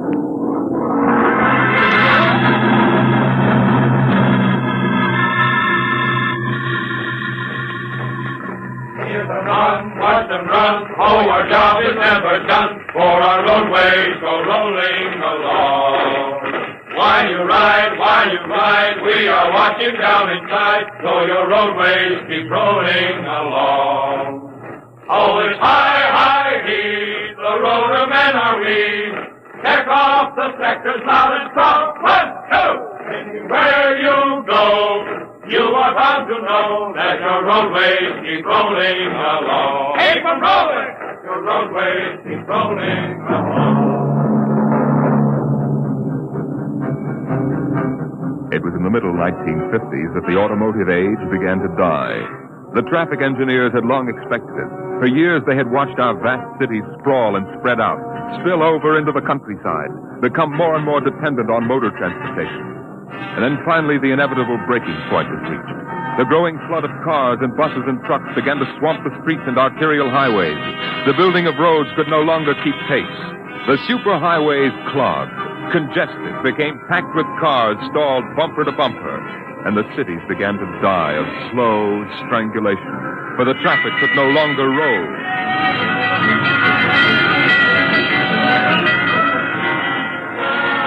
And then the engineers took over. They banned the automobiles, tore up the superhighways, and in their place they built the rolling roads. Mechanized roads that moved like huge conveyor belts, whirling along on their giant rotors at speeds ranging from 5 to 100 miles an hour, carrying the freight, the food, and the people from city to city and coast to coast. An engineering miracle had changed the face of a nation. The automobiles and railroads vanished. The rolling roads had taken over all transportation. And no one worried over the fact that if the roads should ever stop, our whole economic life would stop. For the machinery had never failed yet. The machinery that rolled the roads was perfect. But people forgot that machinery depends on men, the men who run it. Who makes the roads roll? That's right. The engineers. Not the supervisors, not the mechanic union, but the engineers. We're the brains of the roads. And where would the public be if we didn't keep those roads out there rolling? Right behind the 8-ball, and everybody knows it. All right, then. We're the men who hold the power. It's time we started using it. We've called this meeting of the Engineers Control Committee because that's what we want to do, control. Your time, boy. Because I'm tired of taking orders from the Transport Commission, from slick desk jockeys like Jim Gaines, who don't even know a rotor bearing from a field. Let Gaines yammer about our duty to the public. That's a lot of eyewash. We've got the power, and we're the men that count. It's time we quit fiddling around and use a little direct action to get what we want. Let's go. Mr. Chairman. The chair recognizes Brother Harvey of the Transport Mechanics Union. Thanks, boys. I don't rightly belong here since I'm no engineer. I'm just here to represent the workers' union. But I want to know what's all the shooting for. You engineers have got better working conditions than we have, and we ain't kicking. You say you engineers are powerful. You say you can tie up the road. That's right. Well, listen. So can any screwball with a jar of nitroglycerin. Hey, what's he can? Yeah, and he don't need no engineering degree neither. Harvey, are you speaking for your union now? Or are you here as a stooge for the Transport Commission? Listen, I helped found my union, and I led the strike in 75 for decent working conditions. Where were you engineers then, huh? With the thing. Now, Brother Harvey, remember you're only a guest at this meeting. Go on, Pan. Now listen, men. I'm one of the old engineers on the roads. You all are. Worked up the hardwood. We didn't go to the fancy technical institutes like those young punk cadets the commission is training to take over our jobs. That's right, man. Jim Gaines don't fill us full of the old school spirit and that baloney about how the roads must roll. So all right then. Why don't we get smart for a change? What would happen if the roads stopped rolling? Maybe the country would begin to realize that they can't do without us. And maybe we'd begin to get the things we want. The roads must roll!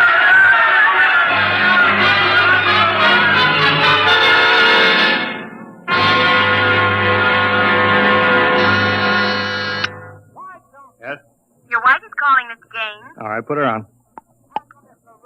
Jim, I want you to stop off on your way home. I'm sorry, darling, I can't make it. Oh, but you promised. Yes, I know, but Washington called in. They're sending Evans, the Australian Minister of Transport, through my sector today. I've got to show him through personally. Well, can't somebody else? Well, I'm chief supervisor. It wouldn't be courteous. Darling, courtesy begins at home. I've planned this dinner for weeks. Honey, the roads must roll. Jim, if you quote that nauseating slogan at me again, I'll divorce you. Well, I can't help it, darling. I tell you, I'll meet you at Stockton at 9. We'll take in a show. Kiss Alan goodnight for me. All right, dear. Goodbye. Bye, darling. Mr. Evans is here. Send him in. Go right in, sir. Well, good evening, Mr. Evans. I'm Gaines, chief engineer. How do you do, Mr. Gaines? Won't you sit down? Thank you. They told me at the embassy you'd be the man to see. Oh? I want to know how the roads work. I think we can handle that. I'm not a technical man, Mr. Gaines. My field is sociology. Suppose you tell me about the roads as if I were entirely ignorant. Well, fine. Well, it's nearly dinner time. Suppose we run up to Stockton sector for dinner. All right. Take us about an hour on the roads, and you can see them working. Excellent. If you'll excuse me for a minute. Of course. Hi, Chief. What can I do for you? Oh, Dave, you're on the evening watch, huh? Where's Van Cleek? Oh, going to some meeting. I'm going up to Stockton for dinner. Anything to report? No, sir. The roads are rolling. Okay, keep them rolling. All right, Mr. Evans, let's go.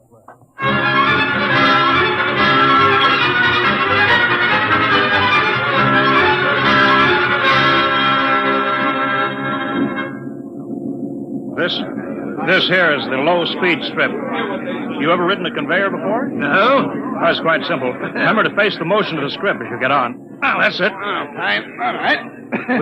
We'll go right across here. Each adjoining strip is a few miles an hour faster than the one next to it. I see. Freight is carried on the 50-mile strip. Most passenger traffic is on the express strip. Oh, yeah. All right, now, watch your step.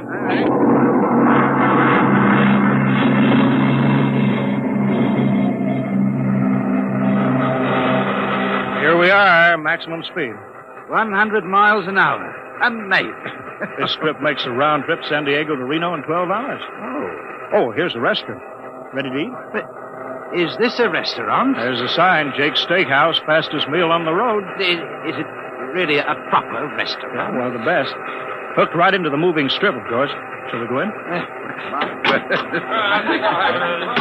Hello there, Mr. Gaines. We don't see much of you out on the road. Well, busy in the office, Jake. Oh, two, right this way. Thank you. Here we are. Now, what'll it be?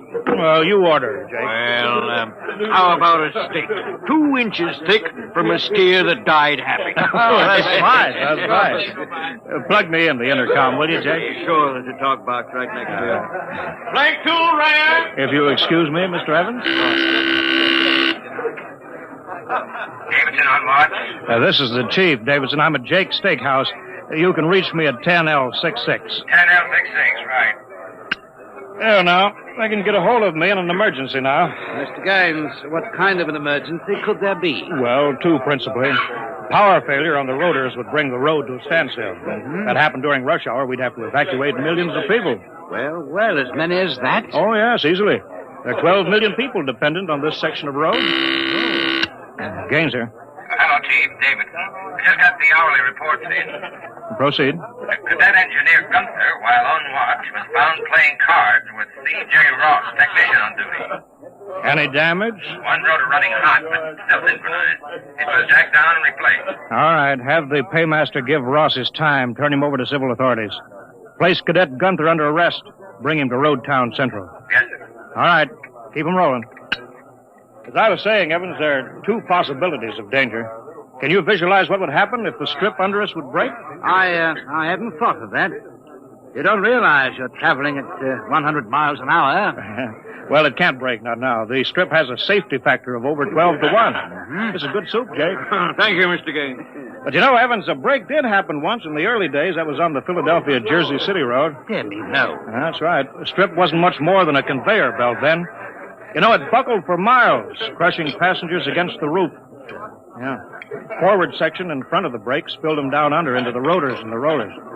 Was it very bad? Over 3,000 people were killed in that break. But, Evans, the roads had to go on. You know, the entire economic system hangs on the roads. If they stop now, the country would starve. Isn't it possible that you've become too dependent on these roads, Mr. Gaines? For example, what if you had a strike? We had a strike back in 75, but, there's not much danger of that anymore. Oh? Why not? Every cadet that goes to work on the roads today is a graduate of the United States Transport Academy. Oh, I see. They're all picked men, screened for emotional stability. They're trained to give us the same kind of loyalty that Annapolis and West Point develop in their men. You're a graduate, I suppose, Mr. Gaines? No, I was too old for that. The academy wasn't set up till after the strike in 75. But it won't be long now, maybe 5 or 10 years, Evans, before the oldest engineer on the roads is a man who's been through that academy. Now, Gaines here. Davidson, Chief, there's trouble in Sacramento, Sector.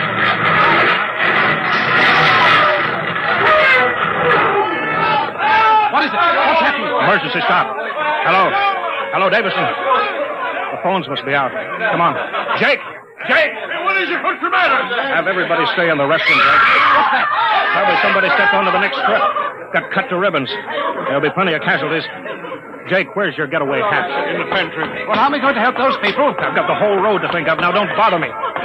Give me a hand, Jake. This hatch is stuck here. All right, if you're coming with me, Mr. Evans, you've got to move fast. I haven't got any time to waste.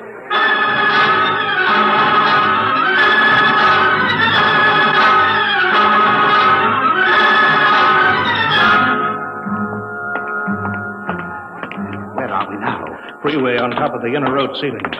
That's the outer shell over us there. Are we going outside? No, there'll be an access down manhole over here. They're spaced every 100 feet. It's there by the green light. All right, this will get us down on the northbound road. Careful now, it's dark. All right. Stand away from that door, Evan. But this road is still rolling. Yeah, so it is. It was only the 100-mile strip that stopped.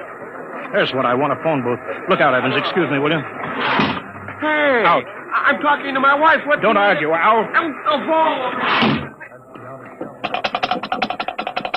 Emergency priority.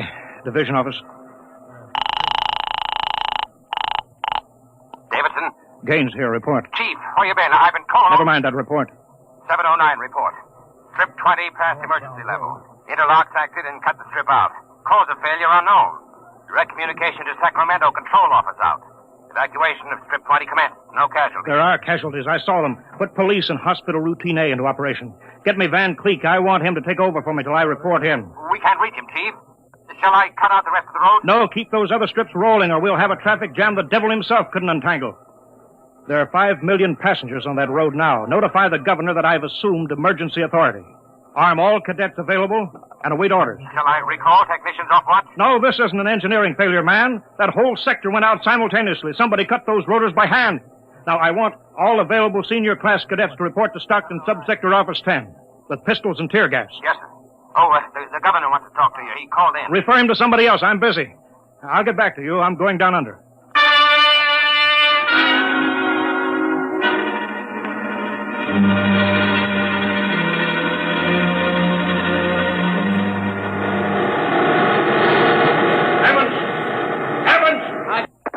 Put on this helmet. What? Helmet. This helmet. You can't hear without an anti-noise filter. All right, come on. What are we looking for? A recon car. There should be one here. Are those the rotors? Yeah, the big ones are rotors. They drive the road. The little ones are rollers. They give continuous support. I see. Oh, there's a watch gang now, jacking down a rotor. Can they hear us? No, the noise filter works on a 4-foot radius. I'll flash them. He sees the light. That Wilson reporting, sir. I want your recon car, emergency. Yes, sir. Right over here, sir. Come on, Evans. All right, now, get in. Well, it's so small. Well, you fit. All right. All right, now, hang on. She accelerates like a rocket.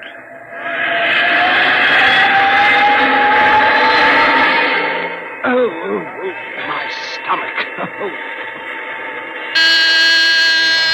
Relay station. This is Gaines. Get me Davidson, senior watch officer. Mr. Gaines, the mayor wants to talk. I haven't got time. Get me Davidson. Leave this circuit hooked into Davidson's board until I tell you to cut it. Yes, sir. Here's the senior watch officer. Gaines calling. Have you found out yet what's stopping the roads? No, sir. It's still a mystery to me. All right, I'm on my way in a recon car. Hold everything till I get there.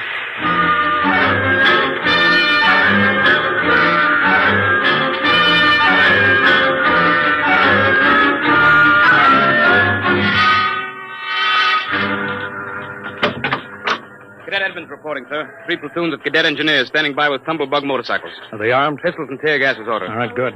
Assistant Supervisor Van Cleek is calling you on Circuit 9. Well, it's about time. Cut me in. Yes, sir. Hello, Van. Where are you? Sacramento office. Sacramento. That's good. Report. In a pig's eye. What? I'm not your deputy anymore, Gaines. Van, what are you talking about? Just don't interrupt me and you'll find out. It's true, Gaines. I've been picked the director of the Engineers Control Committee. We're taking over. Have you gone off your rotor? You can't start strip 20 until I'm ready to let you. Van! I can stop the whole road if I have to. Van Creek, I'll call in the Army. How'll you get him here if the roads aren't rolling, eh? Listen, Gaines. Whoever controls the roads controls the country. And right now, that happens to be me. Sign off, Gaines. I've got to call the White House. You behave yourself. You won't get hurt. I don't believe it, sir. He's got us, Edmonds. If we go in and blast him out, he may wreck the road. What's your rolling tonnage now? 53% under evening peak, sir. How about strip 20? Almost evacuated. Yeah. Listen in on this, Davidson. Standing by, Chief. I'm going down inside with these cadets. We're going to work north, overcoming any resistance that we may meet. The watch technicians and maintenance crews are to follow behind us. Each rotor, as they come to it, is to be cut out from under Sacramento's control, then hooked into the Stockton control board. You understand? Got it. Check. If it works right, we can move control of Sacramento sector right out from under Van's feet. He can stay in his office there till he's hungry enough to be reasonable. Edmonds, get me a pistol. Mr. Gaines, there's a man here, and he's badly hurt. He wants to see you. Take care of him. I haven't got time to... He's from Sacramento sector. What? Sir.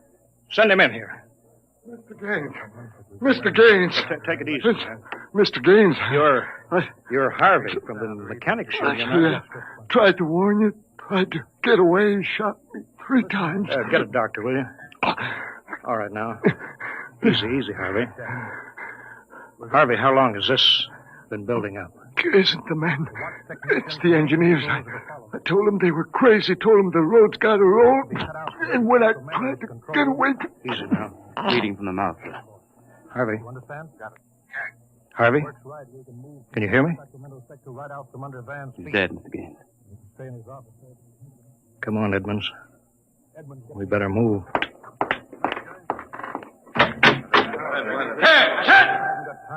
All right, you men.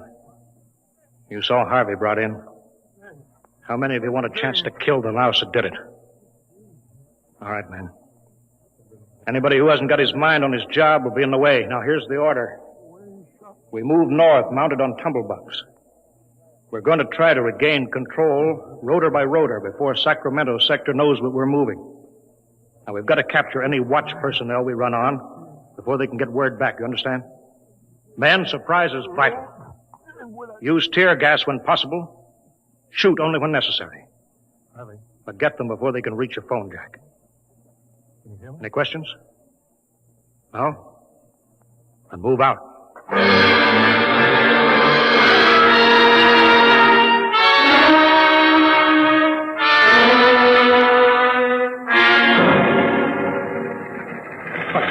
What's the score, Edmonds?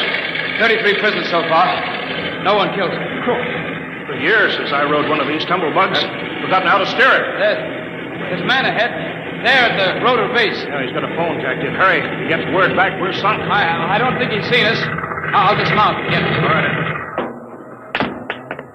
Halt! Pull out fire! Quick, he sees us. Come here, you. Look out, he's got a gun. I got him, sir. I got him. Grab his gun. Yeah, he had an intercom jacked in, all right. If he's got through to Sacramento office, it's going to be tough. I don't know, sir. Maybe you can get the call through. Listen. The road. Take off your noise filter. There. It's the road. The road is stopping. Halt your men. Halt. Hold up there. Hold up. Edmonds, there's a recon car coming up. Relay station call for Mr. Gaines in the recon speaker. Give it to me. Here you are, sir. Gaines here. Davidson here, Chief. Van Cleek's calling you. Who stopped the road? He did. Oh, he did he? All right, cut Van Cleek into me. You thought I was falling, eh, Gaines? What do you think now? All right, Van. The road is stopped. You've won this trick. Then why don't you get smart and give up? You can't win. You forgot something, Van. You can't lick the whole country. Yeah? Gaines, I've got a switch button in my hand. If I'll push it, it'll blow 300 yards straight across the road. And then for good measure, I'll take an axe and wreck the control station before I leave. That's pretty drastic, Van. Yeah? If I blow this charge in the middle of Sacramento sector, it'll get an awful lot of people. There are plenty of shopkeepers still on Strip 20. That row of apartment houses next to the road will go. Now, look, Van, you don't want to blow the road, neither do I. Suppose, Van, I come up to your headquarters and we talk this over. Two reasonable men ought to be able to make a settlement. Is there some kind of a trick? I'll come alone, unarmed. My men will stay here. All right. All right, Gaines. But one wrong move and I'd blow the road.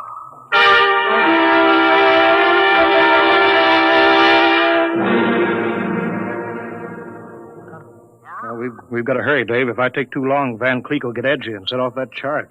I can't understand it. The psych tests are rigid. We've never had a failure in the Wadsworth-Burton method. Then suddenly a whole sector goes sour.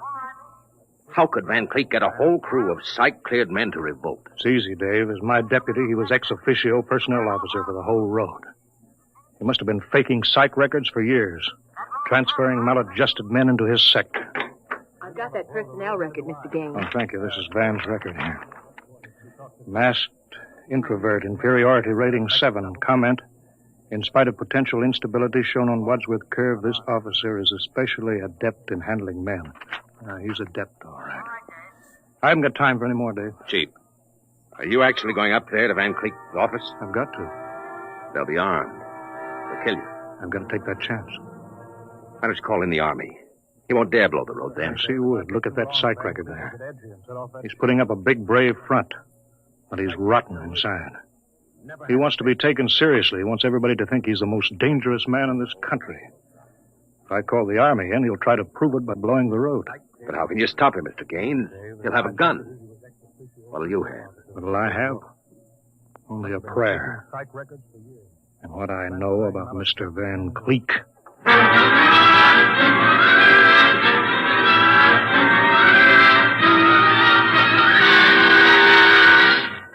All right, Gaines. Director Van Cleek will see you now. Gaines, I want you to sign this now. The declaration of your recognition of the Engineers Control Committee. You've got 1 minute to sign it, Gaines, or I'll push this button and blow up the whole sector. You better sign, Gaines. You need this gorilla with the gun, Van? Why, you... Can't you handle one unarmed man alone? All right, Harry, out. Out. Yeah. Oh.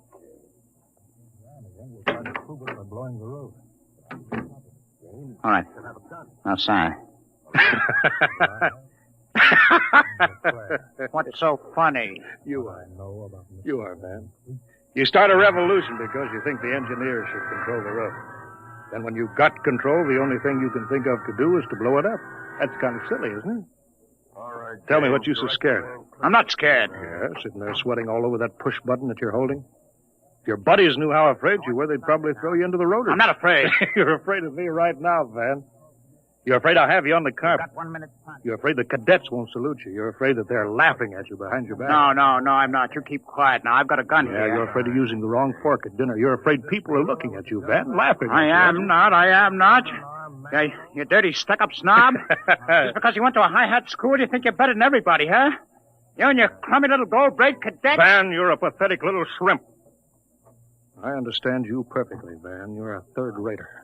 All your life, you've been afraid that someone would send you to the foot of the class, so you right out on your ear where you belong. I don't want to look at you anymore.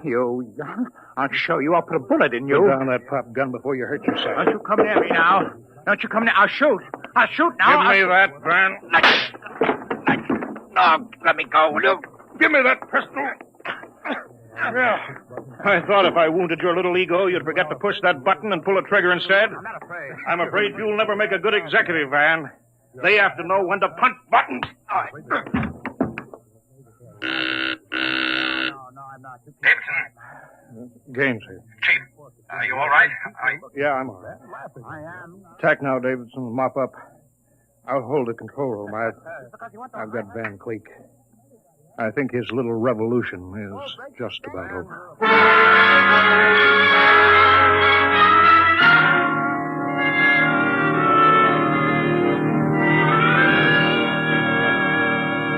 Mr. Gaines! Mr. Gaines! Oh, Mr. Evans, I forgot about you. I've been waiting at the sector office. Is everything under control? Yes, all's rolling.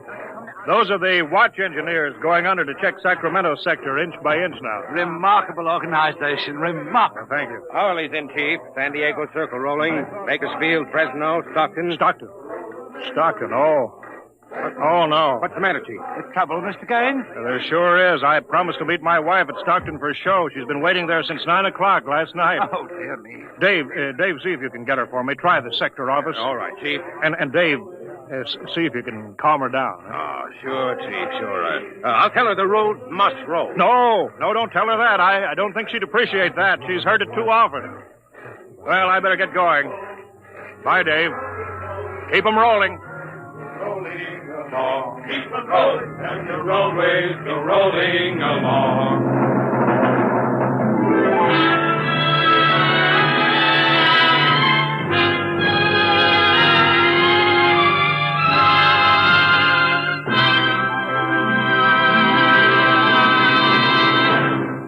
You have just heard another adventure into the unknown world of the future, the world of Dimension X.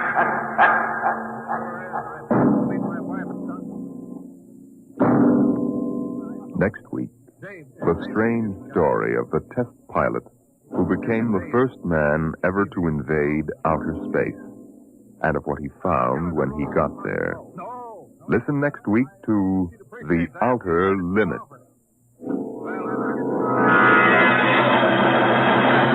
Tonight's adventures in Dimension X. The Roads Must Roll was written by Robert Heinlein and adapted for radio by Ernest Kenoy. Featured in the cast were Wendell Holmes as Gaines and Ralph Bell as Van Cleek. Your host was Norman Rose. Music by Albert Berman. Engineer Bill Chambers. Dimension X is produced by Van Woodward and directed by Edward King.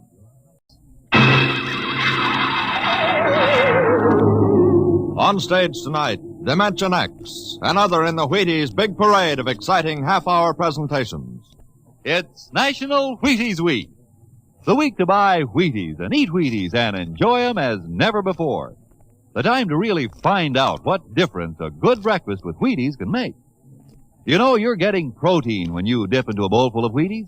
You're getting whole wheat minerals and vitamins. You're getting whole wheat energy. Yup, there's a whole kernel of wheat in every Wheaties flake. That's how a better breakfast, beginning with Wheaties, can help you step lively all morning long. And that's why all over this big country, folks are celebrating National Wheaties Week and stepping lively. So how about it? Get out the big cereal bowl and help celebrate Breakfast of Champions. Pour out those golden flakes, put on the milk, put on the fruit, and let's have National Wheaties Week. You ready? Let's go.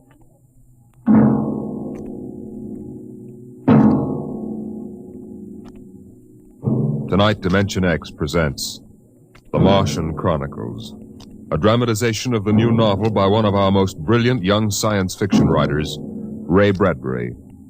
The Martian Chronicles.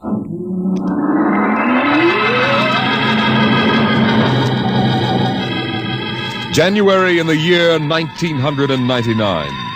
1 minute it was Ohio winter with doors closed, the panes blind with frost, icicles fringing every roof, children skiing on snowy slopes. And then a long wave of warmth crossed the small town, a flooding sea of hot air. Bye, Mom. I'm going out. William McClellan, you come back here. You know you can't go out in winter without a coat. You want to catch your death of cold? But it isn't cold. It's warm outside. It's rocket summer. Rocket summer? You know, like Indian summer. The The rocket lay on the launching field, blowing out pink clouds of fire and heat, cracking the icicles, melting the snow, making summer with every breath of its mighty exhausts. It seared the faces of the watching crowd and drove them back. And then they saw the red fire and heard the big sound as the silver rocket shot up toward Mars and left them behind on an ordinary Monday morning on the ordinary planet Earth.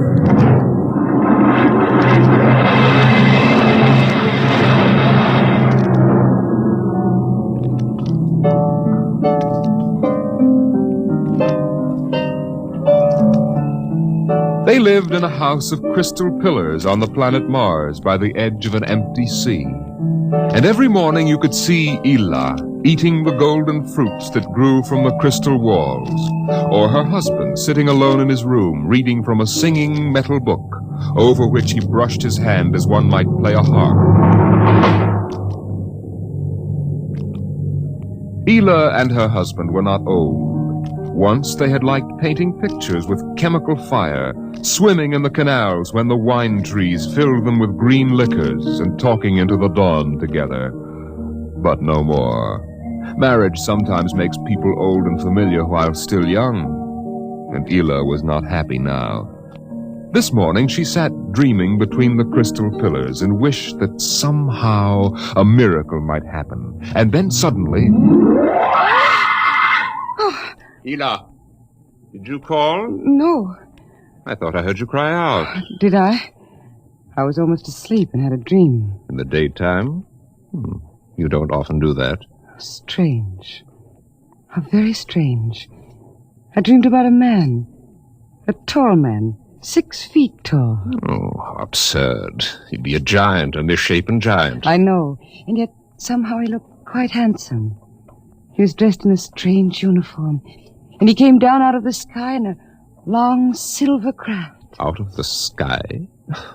What nonsense. He spoke pleasantly to me in another language. But somehow I understood him with my mind. Telepathy, I suppose. Oh, really, Ela? And he said, I've come from the 3rd planet in my ship. My name is Nathaniel York. A stupid name. Whoever heard of a name like that? Perhaps they have names like that on Earth. That's ridiculous, Ela. Everyone knows the 3rd planet is incapable of supporting life. There's too much oxygen in their atmosphere. I suppose. But haven't you ever wondered if... Well, wouldn't it be fascinating if there were people there, and they traveled through space in some sort of ship? Really, Ela? You know I hate this emotional wailing. Now, let's get on with our work.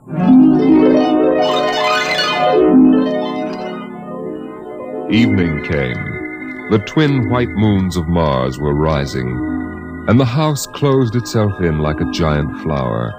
A wind blew among the pillars, stirring Ela's russet hair, crooning softly in her ear. And it was then that she began singing the song. Drink to me only thine eyes, and I will pledge with mine. Ela, what's that song? I don't know. What do you mean you don't know? I've never heard it before. Did you compose it? No. Yes. No, I don't know, really. I don't even know what the words are. They're in another language. It was part of a dream I had, I guess. Oh.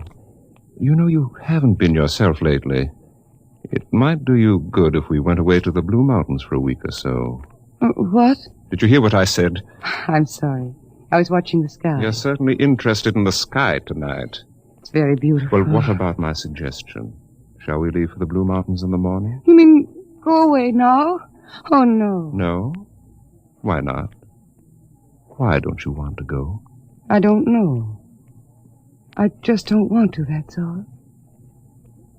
Oliver kiss in the cup, and not ask for... Ela, I'm sick of that silly song. It's late. Let us sleep.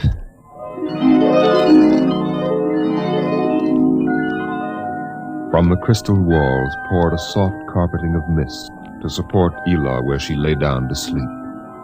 But through the night she tossed restlessly, until just at dawn the dream recurred. Ela, wake up. What? Oh, what is it? You've been dreaming again. You talked in your sleep. Did I? Yes. What were you dreaming? Oh, the ship. It came from the sky again. And the tall man stepped out and talked with me. Telling me little jokes and laughing. What else happened? And then this Captain York... Oh, I can't. It's all so silly. Tell me! He said I was beautiful. And then he kissed me. I thought so. What else? Why, Eel, you're so bad-tempered. It's only a dream. Is it? You know I can read your mind. You can't keep secrets from me. Well, all that happened was this Captain York told me... Well, he told me he'd take me away in his ship into the sky. Take me back to his planet with him. It's quite ridiculous, really. Ridiculous, is it? You should have heard yourself. Fawning on him, talking to him, singing with him all night. In your dream, he landed in Green Valley, didn't he? Please. And he told you he was coming today. Yes. But what's come over you? It's only a dream. You can't be jealous of that. No, I suppose not. Forgive me. I'm being childish. Ian, you're sick. You've been working too hard. No, I'm all right. But perhaps you're right. Maybe I could use a little relaxation. Yes. I think I'll take the morning off and go hunting. Hunting? Yes, in Green Valley.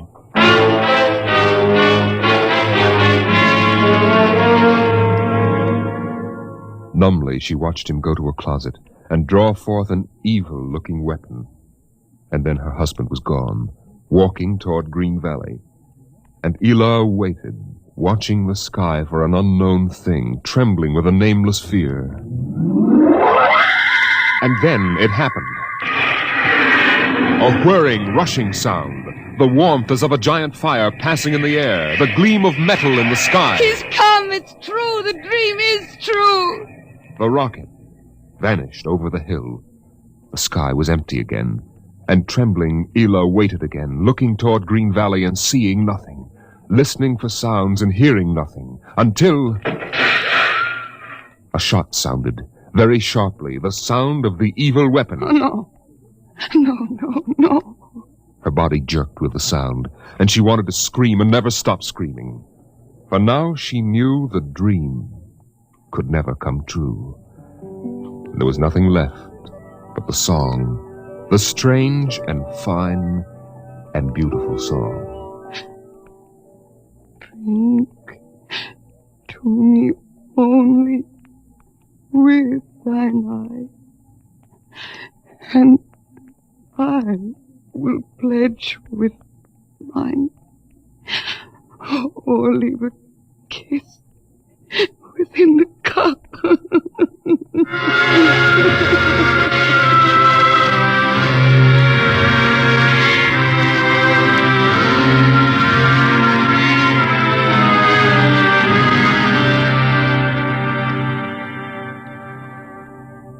But still the rockets came.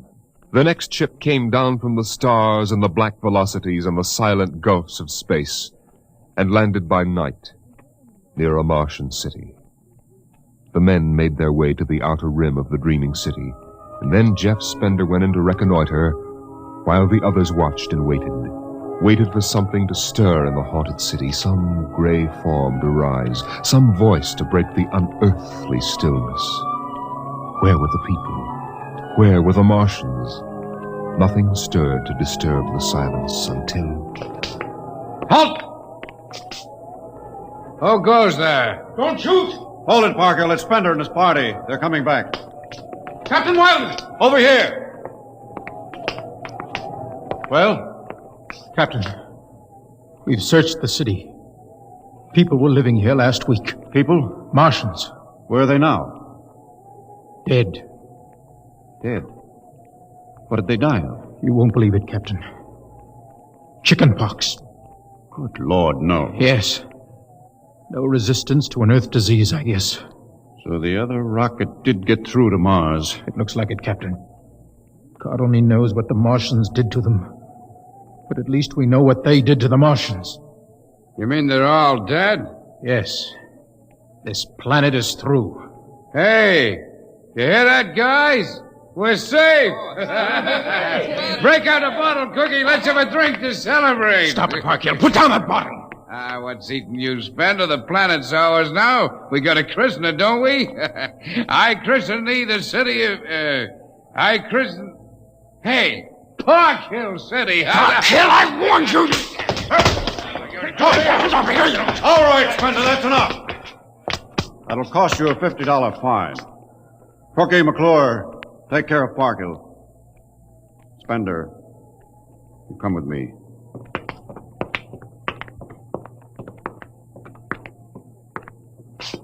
All right, Spender, why did you hit him? I don't know, Captain. I was ashamed, I guess. Ashamed of Sam Parkhill and the noise and the spectacle the whole crew is making. It's been a long trip. It's only natural they'd want to have their fling. Yes, but where's their sense of what's right? Their respect for what's happened here? Captain, a race builds itself for 1,000,000 years, refines itself, builds cities like this one, does everything it can to give itself respect and beauty, and then it dies. Of what? Not anything fine or majestic or fitting, but a dirty little thing like chicken pox. And Sam Parkhill wants to celebrate. I know, Spender, but you've got to remember you've a different way of seeing things. I'm seeing things all right. I'm seeing what we'll do to Mars. We'll rip it up, rip the skin off, ruin it the way we've ruined our own planet. Captain, look at the city. It may be the last time you'll ever see it this way. Beautiful in the moonlight, isn't it? Yes. There's a poem by Byron that describes it, and how the Martians would feel tonight, if there were any of them left to feel. So we'll go no more a-roving so late into the night. Though the heart be still as loving and the moon be still as bright. For the sword outwears its sheath, and the soul wears out the breast, and the heart must pause to breathe, and love itself must rest. Oh, the night was made for loving, and the day returns too soon. Yet we'll go no more a-roving by the light of the moon. Without a word, the Earthmen stood and looked at the city. The bottle lay shattered at Sam Parkhill's feet, and the sour stench of liquor filled the cool air. The men of Earth had come to Mars.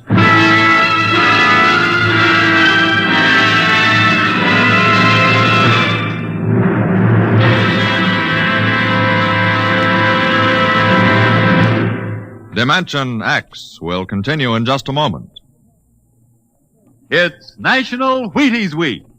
Yes, the week when everybody tries Wheaties, even an orchestra leader. And here he comes from behind the scenes in radio to help celebrate National Wheaties Week, Mr. Von Dexter. Thank you, Frank. Hello, folks. I understand this is National Wheaties Week. I kind of get a kick out of that. The only breakfast food in the world with a week of its own. And I'm here for just one thing, to ask you to try Wheaties during National Wheaties Week. There are a lot of us whose voices you've never heard on the Wheaties big parade of radio programs, you know. Backstage people. Like musicians. Right, Frank, like musicians.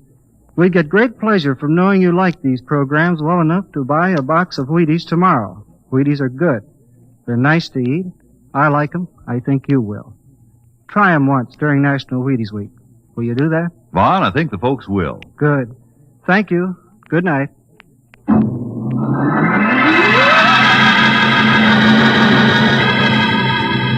The men of Earth came to Mars.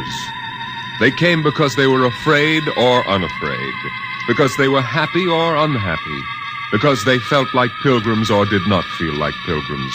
The government posters screamed, "There's work for you in the sky. See Mars!" The men shuffled forward, all kinds of men, all coming for different reasons. The rockets came like drums beating in the night. They came like locusts, swarming and settling in blooms of rosy smoke. Mars was a distant shore, and the settlers spread upon it in waves. First the pioneers and builders, then the people of civilization. Some came because they were afraid of a coming war on Earth. Some came because they were afraid of nothing. Some came to escape from the smell of the subways and the cabbage tenements. And some came from houses like the one in Ohio. It was a good house, the house in Ohio, and for 6 years the family had lived there contentedly, enjoying music and poetry and the rich, warm things of life. For the house had been built to be lived in the year 2020. It contained all the latest automatic devices, from talking book recorders to singing clocks. 7 o'clock, time to rise, open your eyes. Tick-tock, 7 o'clock, time to rise, open your eyes. As the family rose and dressed, the beds whirred electronically and made themselves. In the kitchen, the stove sighed, and ejected from its warm interior 8 eggs, sunny side up, 12 bacon slices, 2 coffees, and 2 glasses of milk. 7-9, breakfast time, come and dine, 7-9. Beside the breakfast table, the facsimile machine clacked and deposited the morning paper on the table. The headlines today spoke ominously of the danger of a coming war, and the man frowned as he read the news. Today is August 4th, 2026. Insurance, gas, and at-and-heat bills are due, and today, remember, the family has planned a picnic.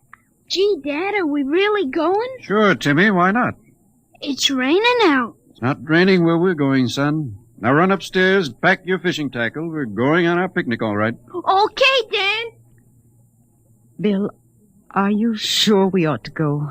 Yes. Have you seen the headlines this morning? Looks bad, doesn't it? Mm-hmm. The rocket's ready. All we have to do is pack and take off. I know, but... Well, flying to Mars, it seems so crazy. Well, all right, then we'll go. Should we tell the children why we're going? No, not yet. Let them enjoy the picnic. The house went on with its appointed tasks. 9:15, time to clean. 9:15, time to clean. Out of the molding darted hundreds of tiny mechanical mice, all rubber and metal. They sucked up the dust and dirt in the house and popped back into their burrows. In the walls, relays clicked, memory tapes glided under electric eyes, recorded voices moved under steel needles. 12 o'clock, 2 o'clock, 4 o'clock, 6 o'clock, tick-tock, 8 o'clock. Evening came. In the living room, the hearth fire bloomed out of nothing, and the phonograph spoke from beside the fireplace. Mrs. McClellan, what poem would you like to hear this evening? Mr. McClellan? Since you express no preference, I shall select at random from among your favorites. Sarah Teasdale, There Will Come Soft Rain. There will come soft rains and the smell of the ground, and swallows circling with their shimmering sound, and frogs in the pools singing at night, and wild plum trees in tremulous white. Robins will wear their feathery fire, whistling their whims on a low fence wire, and not one will know of war, not one will care at last when it is done. Not one would mind, neither bird nor tree, if mankind perished utterly, and spring herself, when she woke at dawn, would scarcely know that we were gone. The phonograph finished the poem, but there was no one there to hear, for the family had gone to Mars.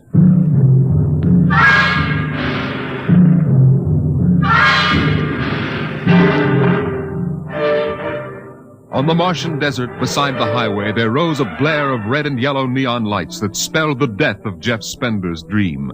Sam's hot dog stand was what the sign read. And Sam, of course, was the same Sam Parkhill who had fought with Spender years before. 10,000 rockets were reported leaving soon for Mars, with 100,000 hungry customers. And Sam wanted to be ready for them. Hey, look up there, Elmer. Hmm? See that green star up there? That's Earth. Good old wonderful Earth. Makes you feel almost reverent, don't it? Yeah. Send me you're hungry and you're starved. Something. That's a poem I learned in school. Come on, Earth, send me your rockets. Here's Sam Parkhill with the only hot dog stand on Mars. Sam, what if the rockets don't come? What if there's a war on Earth? Don't worry, they're coming all right. Ain't nothing gonna happen to spoil my plans, baby. I figured it all out. Sam! Hey, Sam, look up there! Earth! Oh, what? Oh, no. It's catching fire. It's burning. Oh, no, that can't be Earth. Helmut, they can't do this to me. I got all our money invested in this place.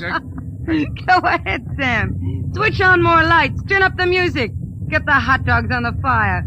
There'll be another batch of customers coming along in about 100 million years. Oh, no, it couldn't be. What a swell spot for a hot dog stand. Let you in on a little secret, Sam. This looks like it's going to be an off-season.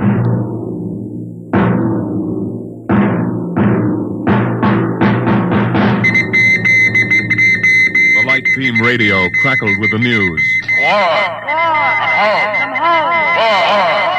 By morning, the shelves of the luggage store were empty, and the rockets were blasting off, headed back to Earth. In a few days, everyone was gone, and the planet of Mars once more lay deserted and silent.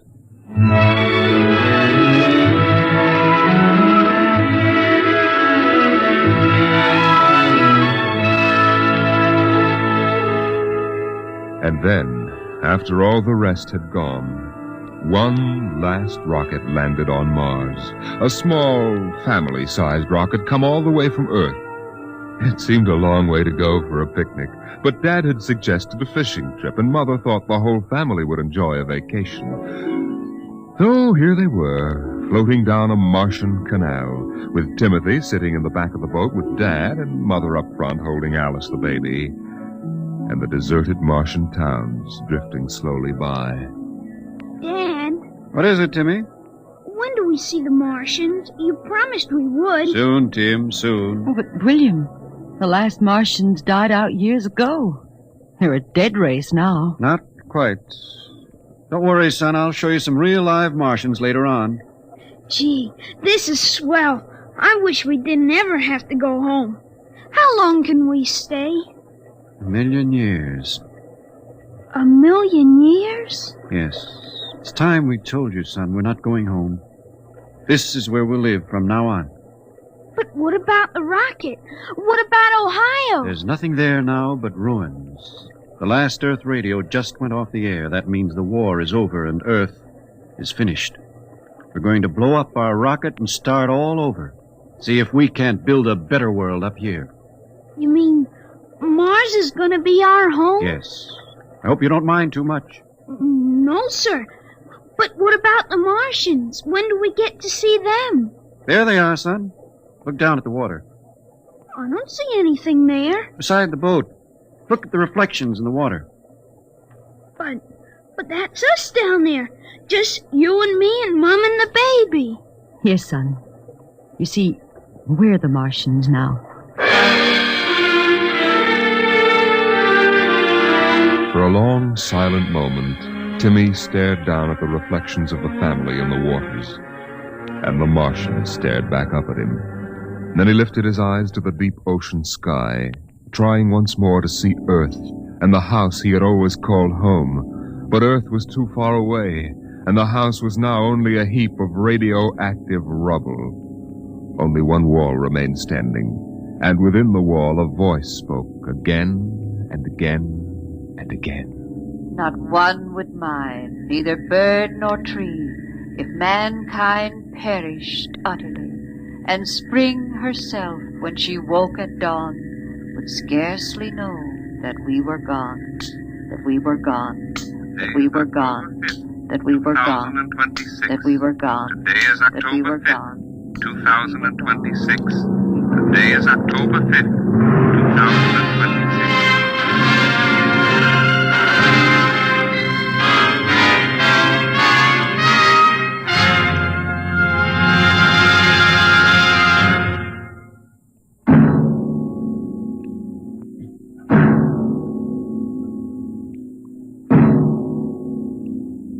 You have just heard The Martian Chronicles, a dramatization of highlights from the new novel by Ray Bradbury.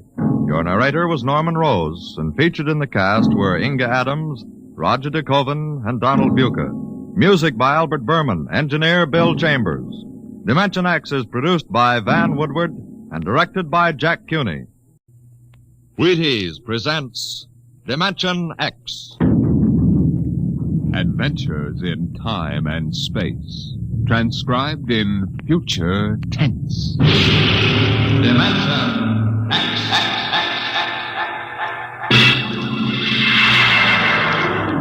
On stage tonight, Dimension X, another in the Wheaties' big parade of exciting half-hour presentations. I'm thinking of a girl. Very pleasant person, very attractive, too. She has cool hands, a nice voice, and a gentle manner. She's crisp and efficient, but she needs help badly.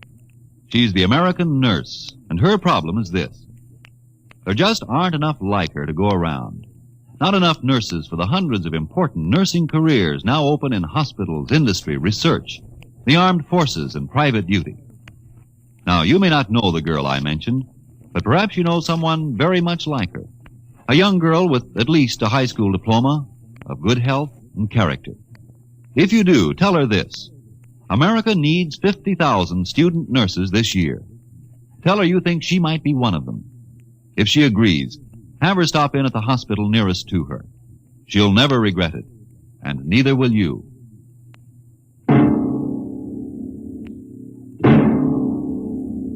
Now, tonight's adventure into the world of the unknown. The world of Dimension X.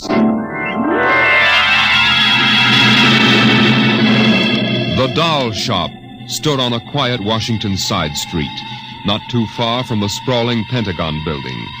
A woman and a child waited outside, the little girl peering eagerly through the window at the dolls inside, and the woman glancing impatiently at her wristwatch, as if expecting someone who was late for an appointment. And there was nothing about the doll shop to warn them that they were waiting to keep an appointment with doom. Oh, Mommy, look! Yes, what is it, dear? In the window of the shop, the tiny dolls. Oh, Mommy, do you think Daddy will buy me one? Well, we'll ask him when he comes, dear. He said 3 o'clock on this corner. I see him, Mommy. There he is. Oh, Henry, here we are.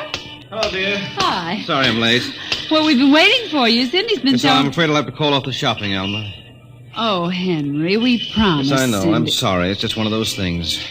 You've been the wife of an army colonel long enough to know his life isn't his own. What is it this time? Oh, some more of that flying sphere nonsense. The pilot who says he sighted it last month crashed and was killed today, so the general wants a full report. Dear, what next? Daddy. We'll have a staff meeting at the Pentagon at 3:15. Daddy, look in this window. I haven't time, dear. Just for a minute, Daddy, please. Cindy, I haven't time to stop and watch a bunch of 6-inch dolls parading around in the shop. Say, they are lifelike, aren't they? Look at that, Alma. Dolls are marching around like a regular review. They've even got their own little band. Henry, your staff meeting. Oh, yeah. Yes, I've got to run. Now, look, don't go spending a lot of money on that nonsense, Alma. No, dear. Bye. Bye, dear. Bye, Cindy. Bye, Daddy. Oh, Mommy, look. Look, the band's going to play. Aren't they wonderful, honey? You know, it's funny. I must have stood on this corner 1,000 times, and I've never even noticed this shop before. Good evening, children. Oh, well, good evening. Mommy, he talks awful funny. Hush, Cindy. Would you like to step inside the shop of Santor Perigi? Well, yes, we would. This way.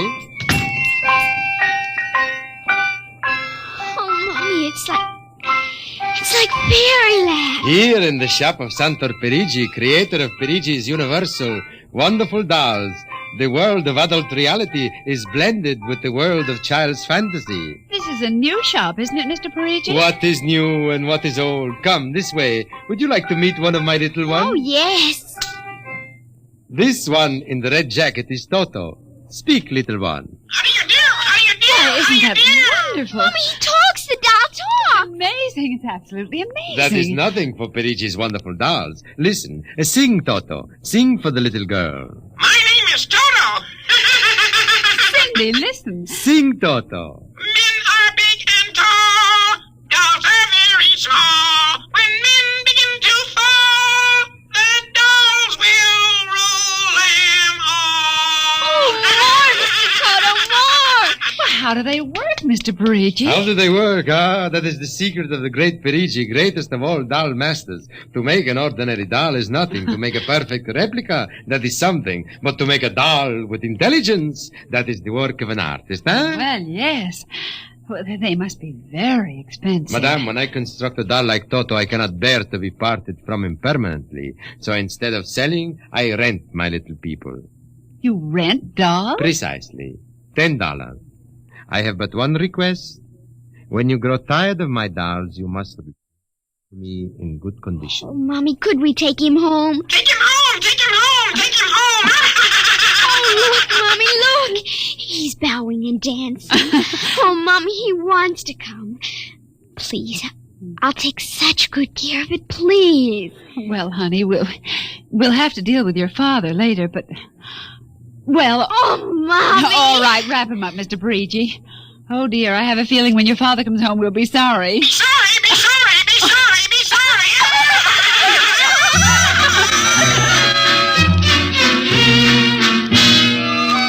Now, Toto, this is my room, and you're going to sleep right here next to my pillow. Oh, Toto, don't laugh like that.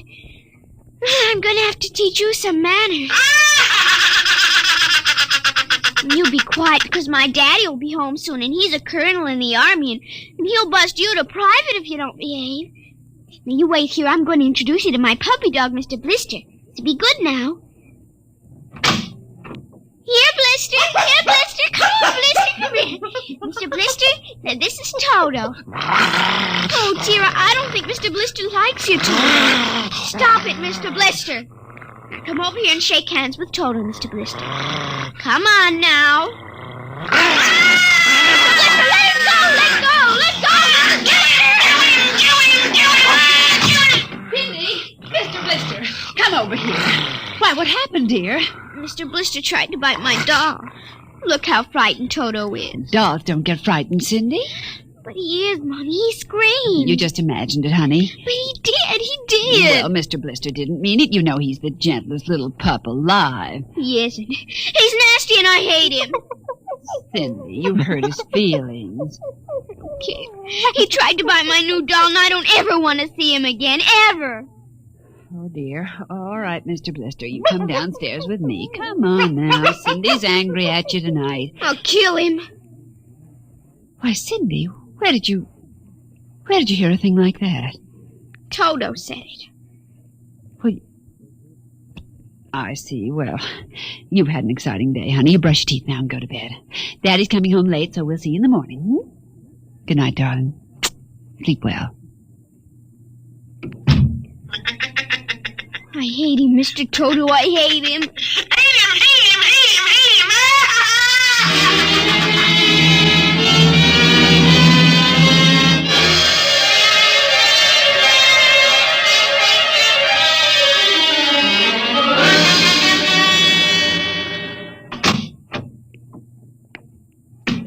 Morning, Alma. Breakfast ready? Just a minute. How was the staff meeting last night, dear? Oh, horrible bore as usual. Where's the little one? Up in her room. She'll be down in a minute. Oh, say, remind me to take some papers back to the War Department, will you? I left them in my strong box. Henry? You told me it was against regulations to bring secret papers home. Well, I had to finish some work for the old man. Nobody will ever know the difference. Well, I suppose not. Oh, dear, would you feed the puppy before we sit down? His bowl's under the sink. Where is he? That's funny. There's a supper from last night only half eaten. Getting fussy. Blister? Here, Blister. Blister! Where the dickens is that mutt? Maybe he's on the back porch. Maybe. Here, Blister. Here, Blister. Alma. What is it, dear? Alma, look. Henry. Is he? Yes, he's dead. But how? What happened? From the looks of it, he might have been poisoned. Poisoned? Who on earth would do a thing like that to an innocent little pup? I don't know. Let's see his dish. Oh, Henry. I don't understand this at all. Say, what's this? What's what? Well, look, there are pieces of broken glass in his food. Blue glass. Glass? Glass? Henry. Huh? Well, I just remembered something. What? It may just be coincidence, but in the bathroom this morning... What about the bathroom? Cindy's blue glass, you know, the one with the Mickey Mouse on it. Mm-hmm. It was broken, Henry. I found pieces in the wastebasket. I meant to ask her about it. Oh, Alma, for heaven's sake, you aren't suggesting that our little girl... Why, she loved Blister more than anyone. Not last night, she didn't. Why not? Well, he went after Toto. Well, who's Toto? Oh, her new doll. You bought her one of those dolls? Well, I just rented it. Rented it? Yes. Look, Alma, Oh, no. Oh, well, all right. What's this got to do with Blister? He went for the doll, and Cindy... Well, Cindy said... Henry, she said she'd kill him. What? Well, that's ridiculous. It's true. Good heavens, a 9-year-old child putting ground glass and dog food? She'd have to be a monster. Mommy. Now, don't say anything. I'll talk to her. Good morning, dear. Morning, Mommy. Morning. Daddy. Hello. What's the matter? Nothing, Cindy. Sit down, dear. Yes, sir. Cindy, your mother tells me you broke your blue drinking glass. Oh, no, I didn't break it. Now, Cindy... I didn't. Well, now somebody broke it. It wasn't your mother and it wasn't me. Well, then it must have been Toto. Cynthia. Cindy, you know Toto was only a doll. Now, a doll couldn't have broken your glass, could he? Well? But he must have done it, Daddy. Cindy, you know how Daddy feels about little girls who tell untruths. Now, did you break your glass and maybe accidentally get some pieces into Mr. Blister's dish to sort of punish him for biting your doll? Oh, no, Daddy. I'd hate to think you'd done something you knew was wrong and you were blaming it on a doll. What's the matter with Mr. Blister? Is he sick? He's dead, Cindy. Oh, no, he can't be dead. He isn't dead, Daddy. No, he isn't. He isn't. Mommy, Yes, dear. but he'll come back. He has to come back. No, he won't come back, honey. Not ever. No, Cindy, not ever. Now that we've told you, Cindy, do you want to change your mind about the glass? Henry, let her alone. Daddy, you think I killed? You see what you've done. The child feels guilty enough, Henry. Oh, dear, this is no time for feelings to interfere. Feelings don't know any time, Henry. When they come, they just come. You go up to your room, honey. Daddy and I'll be up in just a minute. I don't want to. Please, Cindy. We'll be right up. Please. There, that's a good girl. And close the kitchen door behind you.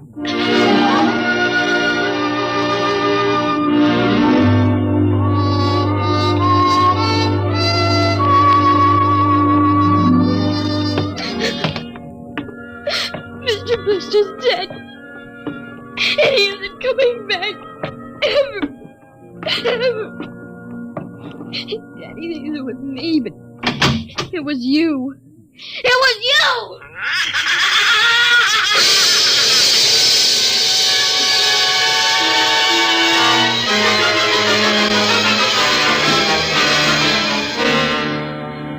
Dimension X will continue in just a moment. You know, friends, Breakfast of Champions is a whole lot more than a phrase written across a package of Wheaties. There's one thing I could tell you. I could tell you that it means champions in the world of sports eat Wheaties. And it's so true. You bet it is. But I've got a better idea, and one I think you'll like. I think perhaps you'd rather get the story from a champion himself. So, here is a champion. Will you introduce him, Ed Prentice? Now, young man, will you tell us what you do for a living? I pitch. You what? Pitch. You know, baseball. To have a baseball team, you have to have a pitcher. I'm a pitcher. I pitch. Oh, yes, I see. And are you on a team? Yes, sir. I'm on the Cleveland Indians. Cleveland Indians, What is your name, young man? I'm Bob Feller. And you know it as well as I do, Ed. Sure I do, Bob. It's good to see you. This makes your 14th season playing with the Indians, doesn't it? Yep, Ed. 14 years. Well, tell me, Bob, how long have you been eating Wheaties? Oh, about 20 years, give or take a couple. You mean you started eating Wheaties before you started playing ball? Why, of course. What's so strange about that? Most people start eating Wheaties before they get to playing ball. In fact, most people never start playing baseball. You don't have to be a ball player to enjoy the lift you get from Wheaties with milk and fruit. You're right as rain, Bob. No champ ever said a truer word about Wheaties, breakfast of champions.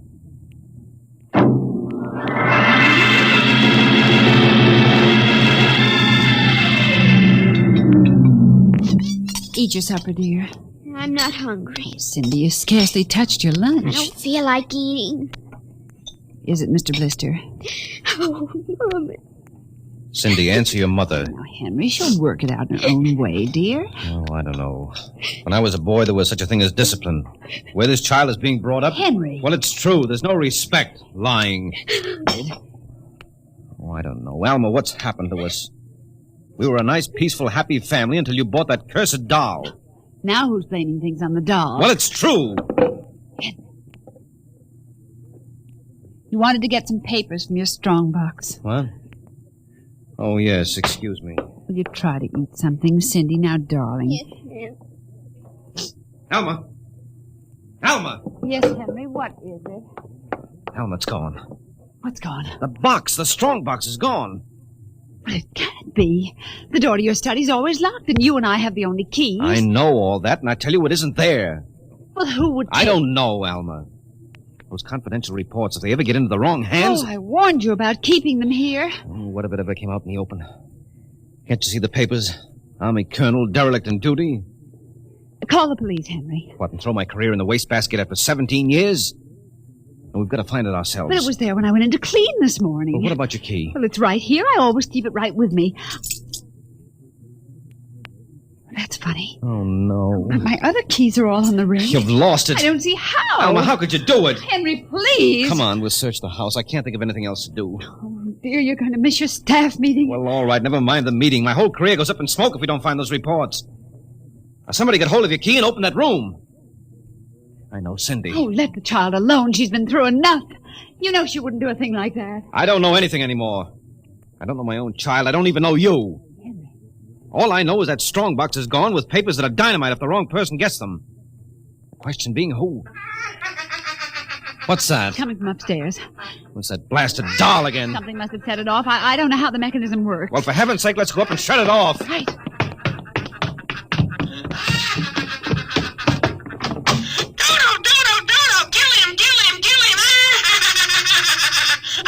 Stop it! Blasted little imp! There. Henry. Ever since we've got this thing... Henry. What? Look. Where? What? Around the doll's neck. The key. The key to your study. It was Cindy, after all. I don't believe it. Ever since she got this fool doll, she's been acting half insane. First the dog, now this. I think she hates us, Alma. Henry. Cindy is my child, and I know her. I know she's a good, sensitive little person with no malice in her. You're just simply refusing to face the facts, dear. What are you going to do? I'm going downstairs and have a talk with that young lady.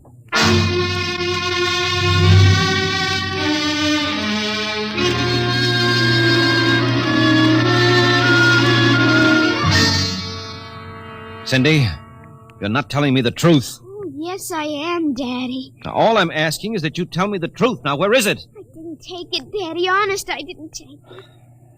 I suppose you're going to tell me now that a little 6-inch doll took my strongbox and hid it. Well? Cindy, I'm speaking to you. I didn't take it, Daddy. You don't understand. Toto did it. Oh, he's terrible awful. He says things. He says he's going to kill everybody. Oh, Cindy, you're inventing things. It's true. At night when I'm sleeping, he stands next to my pillow and whispers things to me. Awful things. He told me he'd kill me, too, if I told him. Alma, I think this child is sick. I think she needs a doctor. She's frightened, Henry. She's trembling like a leaf. Come on, darling. We'll go up to your room. I don't want to go now, up honey, there. Mommy'll stay with you. I'm afraid. He's up there. Who, Cindy? Toto. Well, he won't be up there for long. Mr. Toto is going right back to Perigi's wonderful doll shop before I lose my sanity, which means right now.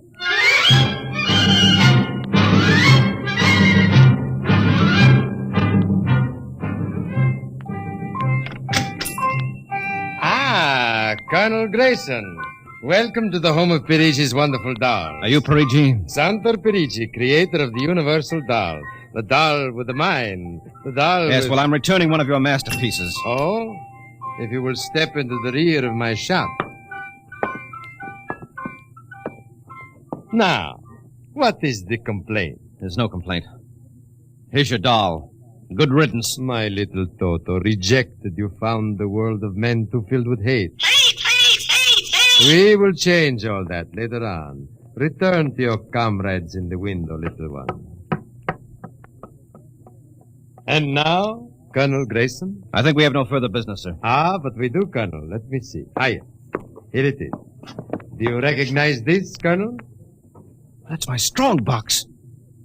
My little Toto is very clever, sir. Are you trying to tell me your doll stole that from me? Let us not say stole. I'm merely keeping it in custody. What's your game, Perigi? Blackmail. You give me what I want, I do not ruin your career. What do you want? Information.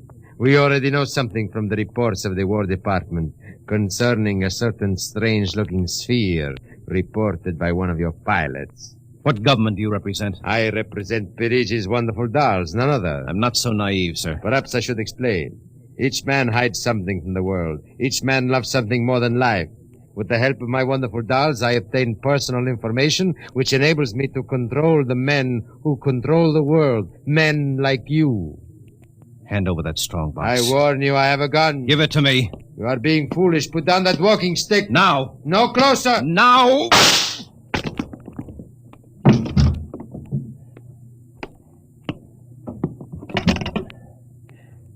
Hello. Give me the police. Hello. This is Colonel Henry Grayson. I've just killed a man. Perigi's doll shop, corner of 4th and Lexington. The body is in the rear. I'll wait for you. Shut up. Shut up, you little fiend! Colonel Grayson! Did I hear you speak? Colonel Henry Grayson! Oh, it can't be. I must be going out of my mind. A 6-inch doll. Shut up! Your master's dead! You are mistaken, Colonel. I, Toto, am the master. What do you mean? If you will examine the body of Santo Perigi, you will see that he does not bleed. And he does not bleed, Colonel, because Santo Perigi never lived. Never lived? Santo Perigi is a doll. A doll? But he's a man. He talks. He walks. The people of Meritrix are skillful doll builders. Meritrix? Doll builders? Who are you? I am Xanthus Imperator, commander of the legions of the 3rd planetoid, Meritrix. Legions? Planetoid? My people and I, whom you regard as dolls, come from a tiny planet beyond the moon. What? So small that it cannot support our population. That's true. We landed one of our space spheres on Earth 3 months ago with the intention of colonizing. Unfortunately, one of your pilots intercepted us. So that's why you wanted our information. Precisely. And you are human? Quite human. Of course, in order to deal with Earth people without suspicion, we were forced to construct Perigi, a man-sized doll. No, it can't be. I can't believe this. I'm having hallucinations. I've got to get out of here. That will be impossible. We have weapons of destruction quite unknown to Earth people. I phoned the police. They'll be here soon. By the time they arrive, my people will have prepared something quite shocking.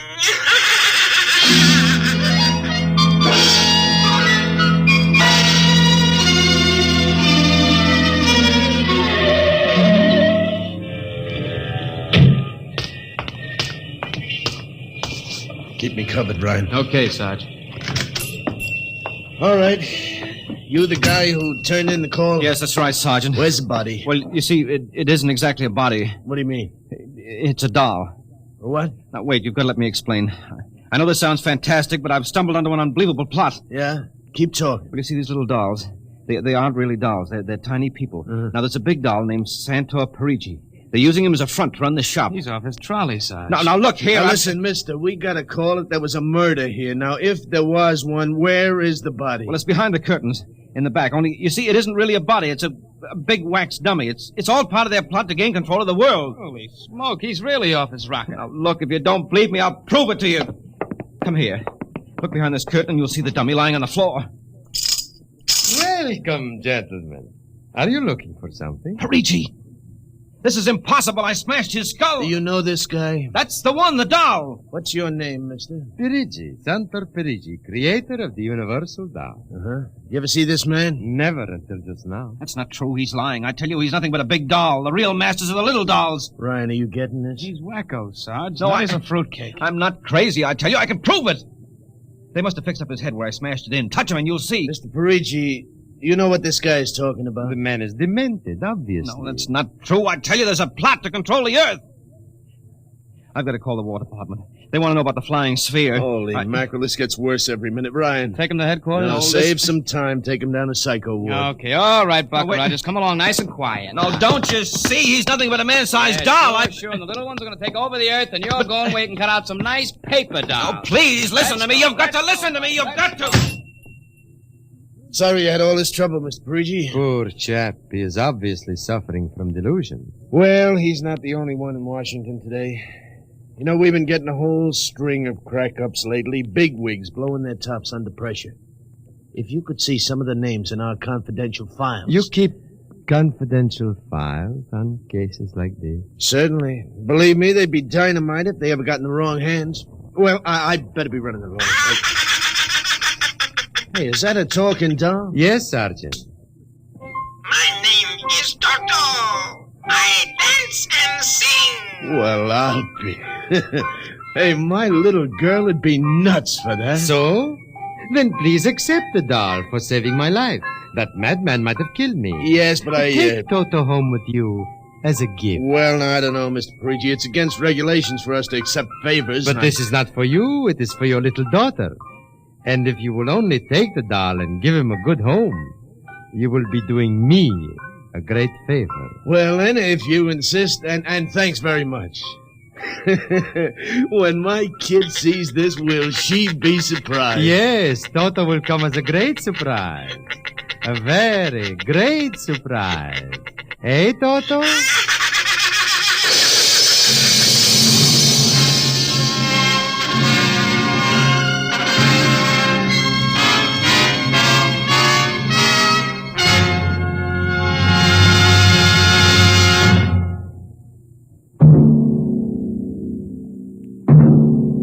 Tonight, Dimension X has transcribed Parigi's Wonderful Dolls, an original radio drama written by George Lefferts. Les Damon appeared as Colonel Grayson and Joan Alexander as Alma, with Denise Alexander as Cindy. Joe DeSantis played Santor Parigi, and Leon Janty was Toto, the talking doll. Engineer Bill Chambers. Your narrator was Norman Rose. Music by Albert Berman. Dimension X is produced by Van Woodward and directed by Edward King. Wheaties presents Dimension X. Adventures in time and space. Transcribed in future tense. Dimension X.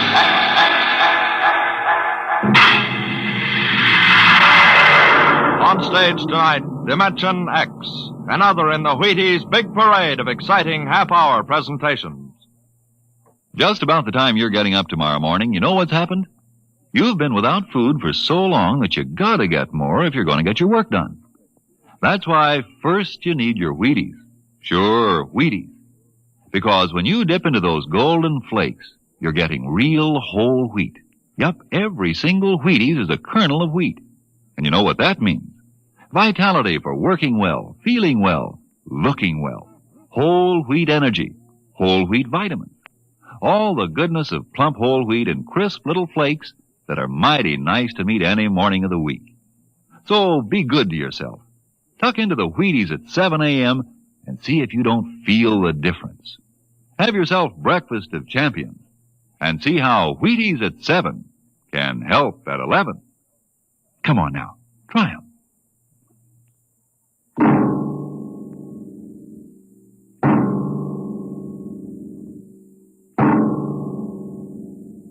What will happen when man, finally conquering the galactic distances of interstellar travel, finds life on the strange worlds across the universe? Will he discover civilizations of incredibly advanced scientific knowledge, or primitive cultures deep in a stone age of savagery? Here is a story of the relation between men of our world and beings from beyond the stars. On the desk stood a yellow bowl, the profile a simple curve, clean and sharp. The body was thin without fragility, and the beauty of its shape was matched by the glowing intensity of the glaze, a glorious transparent yellow, soothing as sunlight, yet glowing with the fire of a volcano's core. The desk belonged to Michael Tom, Regional Administrator for the Department of Interplanetary Affairs.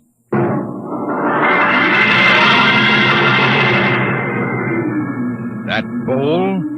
Why, it's a souvenir. I got it many years ago on the planet Firsk. I'd been out on the Channel Planet in the Frontier Service for 19 months. When my transfer came through to Firsk, I was surprised to see that I'd been promoted 3 grades, and my orders read to report to the regional office as assistant resident. My ship came in at Penolpon Spaceport, and I was met by the office car and chauffeur.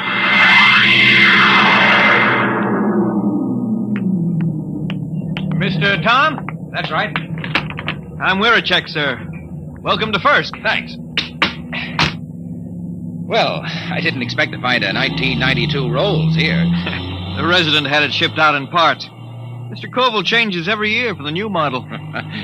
Pretty smooth. Hey, this is certainly different from the Channel Planet. Nothing there but ice, frost fleas, and the dullest aborigines in the system. Well, you won't find the aborigines very dull here. What kind of people are they? The Mituan? Well, they're humanoid. Very close to us systemically. Tall, sort of amber-colored and graceful. Oh, is that one, the girl balancing the bowl on her head? Yeah, she's a Mituan. There isn't a very big human population at first. Well. Looks like Mike Tom has found a home in the service. You haven't met Mr. Koval yet, have you? What do you mean by that? Oh, nothing, sir, nothing. Look, Wirachek, if there's anything wrong, you'd better tell me. Well, there's nothing, sir. Nothing you won't find out. It's just that Mr. Koval is a very forceful personality. Very forceful.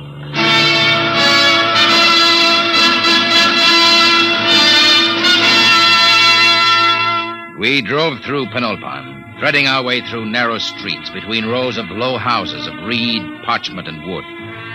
Canals of green water laced the city, and the bridges trailed ivy and orange flower. Suddenly, we turned a corner, and there on the bank of the main canal was a large concrete and glass building, Earthstar. This was the district office, and in a room that gleamed with black plastic and glass, I found George Koval, senior resident. You're Tom? Michael Tom? Yes, sir. My last junior took off for the hills with a dancer from a Mituan grog shop. If I have any trouble with you, I'll ship you back to Earth with a minus 50 efficiency rating. That clear? That's clear, sir. And don't get edgy with me. Sit down. Now listen, Tom, I'm easy to get along with. I like things done right the first time. Got to give a good example for the Gooks. Gooks? Yeah, the natives. I don't know what's good for them. I brought in a high-grade silica yarn to replace the root fiber they were using in fish nets. Took me 3 months to talk them into using it. I thought the Bureau policy was to avoid introducing Earth technology to stable cultures. Yeah, that's what those boneheads at the main office say. They don't have to live here. Have you seen those pigsties they live in? There isn't a concrete building on the planet. The Mituan delegation, Mr. Koval. Tell them I'm busy for 15 minutes. Yes, sir. Well, I'll be going along then, sir. Why? Well, if you're busy. Forget it. I always let those Gooks wait at least 15 minutes. Softens them up. They're not hard to handle, if you know how.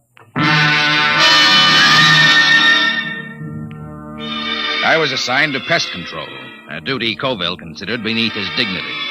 In the next few weeks, I carted rat poison and insect spray through the poorest sections of Penolpan, where the trees ended and the plains stretched out to the Cookmank Mountains.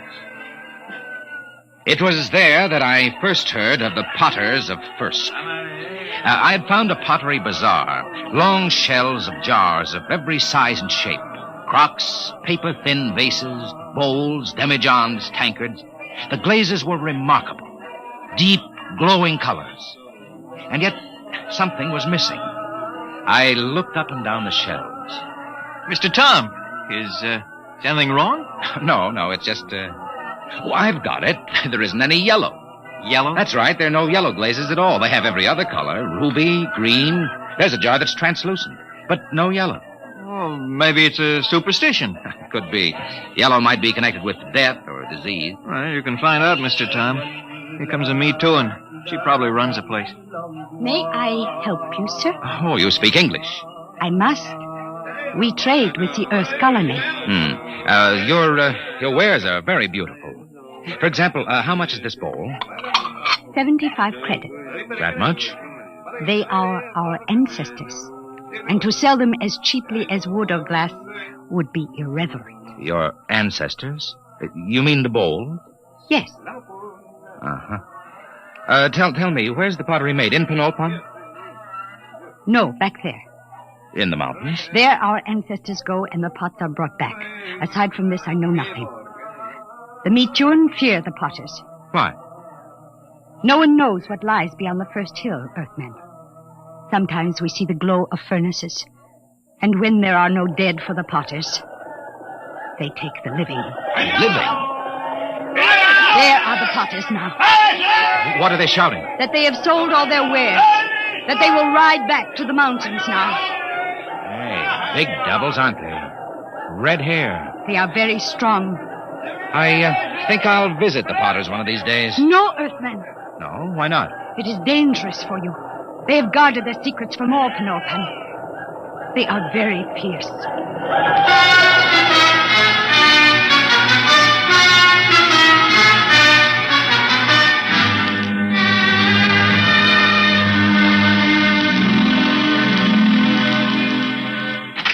Tom, where the devil you been? I told you to get the estimates for that power plant. I put them on your desk, sir. Oh, yeah, so you did. Say, what do you know about the Potters back in the Cookmanks, Mr. Colville? Huh? Oh, they're a tribe of bandits or something. Why? I was at the bazaar today. A girl called the vases ancestors. Seems strange. Ancestors? Well, it probably has something to do with religious death rites. They take away the dead bodies and cremate them for a fee or trade goods. The girl said that when they don't get the dead, sometimes they take the living. What?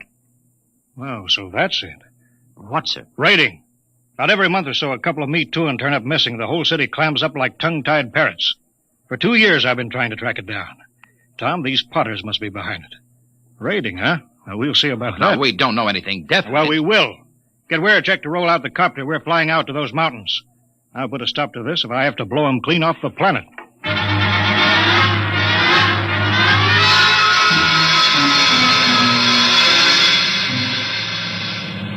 We'll never find a village in that mess down there. Look at those cliffs. There's a smoke trail over there to the right. Potters need kilns. Kilns need heat. That's a volcano, not a chimney. Let's try out along that ridge, then we'll go back. Oh, wait, I think we found them. Where? At the base of the volcano. Look close. You can see buildings. Yeah. Set her down. Should we land, sir? They're supposed to be pretty rough on home ground. We're official representatives of the system. Remember that. That might not mean much to a tribe of mountaineers. Don't argue with me, Tom. Land.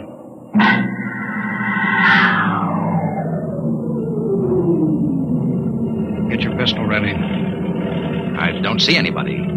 The village is deserted. They're hiding. It's the Potters, all right. There's a heap of old broken jars. But I don't see the kiln. We'll stay here till something moves. What's that? One of the Potters. Wait a minute. Here they come. 3 of them. You cover them, Tom. I'll do the talking. Hey there, you! What brings strangers to the village of the Potters? I'm Colville, chief of the Planetary Affairs Bureau in Penolpan. This is an official visit to see how things are going with you. We make no complaints. Oh? I've heard reports of you Potters kidnapping Me Too. Is there any truth in that? There is an ancient agreement. The Potters are granted the bodies of the dead, and occasionally, when the need is great, we do anticipate nature by a year or 2. You mean you admit it? The soul lives forever in the bowl it beautifies. What do you mean? Look here, just what do you do with the corpses? Our glazes require lead, sand, clay, alkali, spar, and lime. All but the lime is at our hand, and this we take, from the bones of the dead. I see. Well, we don't want to interfere in any native customs or rights. Corpses, that's between you and the meat touring. If you need lime, I can ship you in tons of it. Natural lime is a poor substitute for fresh live bones. The spirit of the person is in the bones, and it passes into the glaze and gives it an inner fire. Well, you listen to me. I don't care what you use as long as there's no kidnapping or murder. Tell me, Potter. I don't see any furnaces. Where are your kilns? Our firing is done by the great monthly burn. You mean the volcano? Yes, Earthman. Once each month, the heat roars up white and glowing. I see. Potter, why don't you ever use yellow glaze? Yellow glaze? We have no metal to give the pure, rich yellow, the color of the sun. It is strange, Earthman, that you talk of the yellow, for my people have sought the sun glaze for thousands of years. Listen, if there's any technical help you people want, that's my business. But there'll be no more murder. If necessary, I'll put a stop to the plotting altogether. Your words are not friendly. Don't think I can't do it. I'll drop an atom bomb down the throat of your volcano and cave in the whole mountain. We'd better pull out, Mr. Colville. Shut up, Tom. You understand? My job is to protect everyone on this mud-hole planet. And that includes the meat tour. Get back in the copter, Mr. Colville. They're getting ugly. Fire over their heads. Keep them back. Quick, get in, sir. They're scared now, but in a minute they may jump us. All right, let's go. Don't worry, Tom. Now those gooks know who's boss. Now, sir, we won't have any more trouble from the Potters.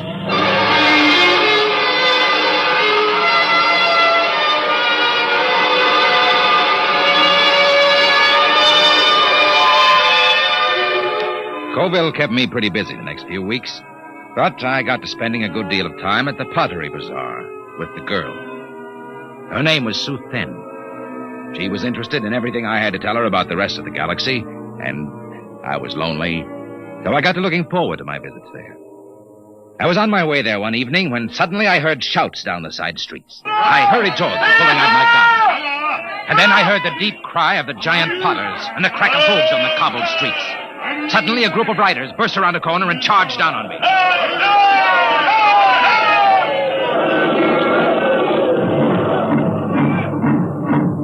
When they were gone, I hurried to the Pottery Bazaar. Sue Fen was gone. Earthman! She's not here. They took her. The Potters? She has gone to her ancestors. Did they kill her? No, they have taken her to the hills. But soon she will live forever, her spirit wrapped in the glorious glaze. Sue Fen. There is nothing to be done. When the Potters take you, it is the end.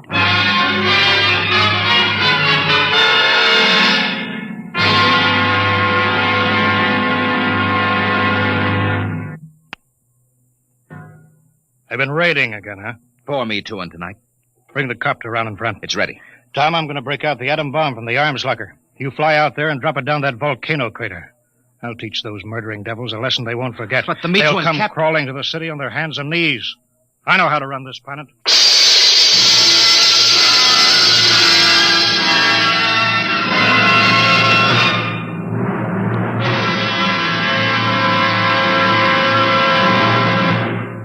Dimension X will continue in just a moment. Friends, this is Frank Martin, the Wheaties man, and I want you to know an associate of mine, Ed Prentice. Okay, Ed. Folks, I'd like to have you meet a good friend of mine and a prominent member of a fine little organization known as the Chicago White Sox, Mr. Lucius Benjamin Appling. Ooh, Ed, don't say it like that. Whoever heard of a ball player named Lucius? What if I went around calling you Paul Edward Prentice? Let's just make it Ed and Luke, huh? All right, Luke. Say, just how long have you been with the White Sox? Over 20 years, Ed. Golly, I played in darn near 2,500 games. Then at bat almost 9,000 times. Man, I'm from way back. Well, Luke, you don't look it. How do you keep up the pace anyway? Well, Ed, I sleep good. I eat good. I eat mighty good. Wheat is about 4 mornings a week. Those little old flakes put a lot of snap, even in an old-timer like me. Must be because they're 100% whole wheat. I sure like Wheaties and milk and fruit. You know, Luke, that's exactly what I hear from a lot of ball players and plenty of other people, too. No wonder they call Wheaties the breakfast of champions. Thank you, Mr. Prentice and Mr. Luke Appling of the Chicago White Sox.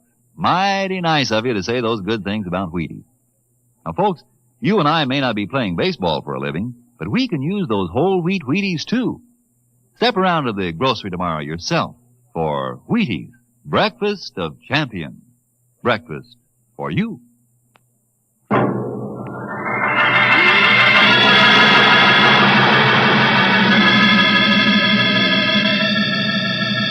There's the village, Witterchick. Swing over it. Shall I pull the safety on the bomb? No, hold it. But Mr. Colville said I know what he said. They got a girl down there, and I'm going to get her out alive. And I'm going to start by trying to talk with that 7-foot red-headed Potter. All right, Witterchick. Set her down right in the middle of Main Street.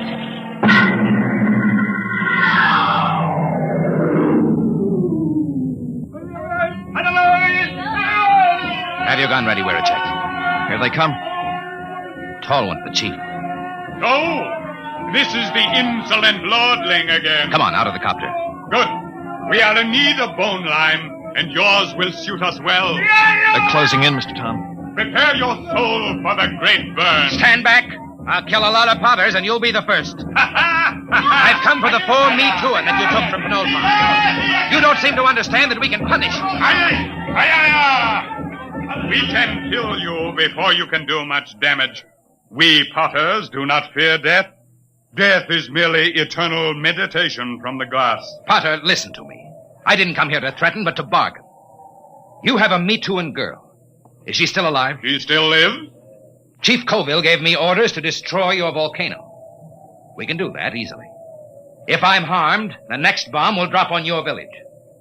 I've come down here against his orders to bargain. Bargain? With what? We care for nothing but our craft. Potter, I can give you the secret of the yellow blaze. Empty words. No, the truth. In exchange, I want the girl and the other Me Too'in you've stolen, and your word not to raid again. How would we get lime? We've told you we can ship it in. Pure lime, as good as yours. Do the Potters of Firsk want the yellow glaze? Why, that has been the goal of the tribe of Potters for 1,000 years. And if I show you the yellow glaze? Earthmen, if it comes clear through the burn, I agree to your bargain. If it does not, your spirit will be lodged forever in the ugliest bowl we can spin on the wheel. It's a bargain. All right, Witterchick. Disarm the bomb. Disarm it? Mr. Tom, are you crazy? They'll kill us. There'll be nothing left to stop them. Nothing but the yellow glaze. Yeah, but do you know how to make it? We'll soon find out. I've been doing a little reading on the subject lately. Reading? Holy smoke. Enough, Earthman. I will take you to the Potter's shed. If your glaze is the bright yellow of the sun, you live. If not, you die. Come on, Witterchick. Let's get to work. With what? You never made a glaze in your life. What are we supposed to work on now? Our last will and testament?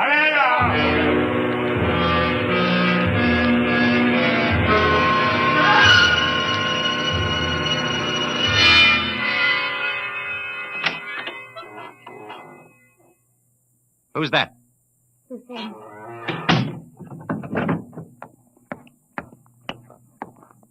Are you all right? Yes. Why did you come? They will kill you too, Earthman. Maybe. How did you get in here? When I heard that you were here, I asked the Chief Potter to come.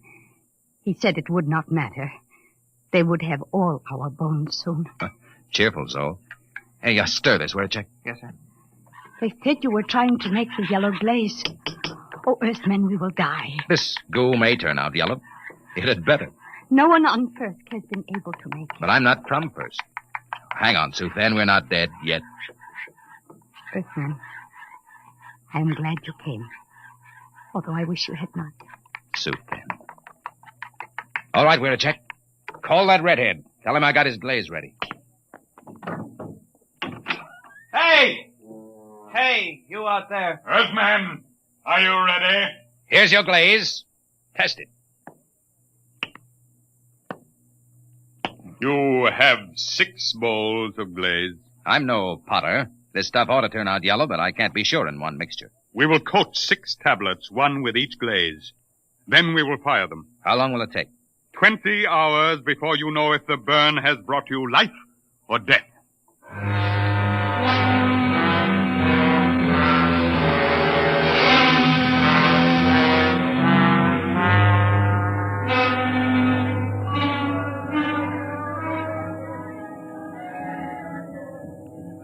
long can they keep that up? It's been hours. Tiles ought to be done soon. Earthman, here comes the chief potter. It must be time. The tiles are cooled. It is time now to open the kiln and test your glaze. A bargain has been made. The glaze is yellow, or you die. I will open the kiln. How are they, Mr. Tom? Mr. Tom? I can't see inside. It's dark. All right, Potter, pull them out. What are you waiting for? I will remove the first tile. No. A dull, dirty brown, Earthman. Pull out the next one. The color of mud. Now, wait a minute. What is the use? There is no yellow glaze. Get that next tile out. We made a bargain. Mr. Brown, your glazes are worse than the feeblest work of our children. Prepare your spirits for the great burn. Now, wait.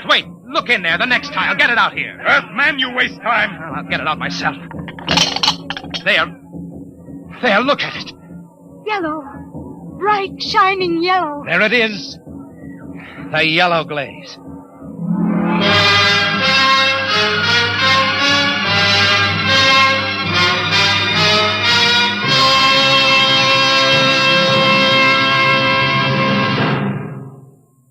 Tom, where in thunder have you been? Mr. Colville, I've been I trying sent you out on business which should take 2 hours, and you stay 2 days. Why? I got the 4Me2 back, and I made a contract with the Potters. No more raiding. You what? I made a deal with them, and it turned out to be a better idea than yours. You disobeyed. You deliberately... Tom, you're through here. Through with planetary affairs. Listen, Mr. If a man Colville. can't be trusted to carry out orders, he's not worth a lead nickel to the Bureau. Get your gear together. Leave on the next ship out. Yes, sir. Wait. You're on company time till 4 o'clock tonight. Until then, you obey my orders. Take the copter back to the hangar. Bring the atom bomb back to the armory. I can't. What? I've been trying to tell you.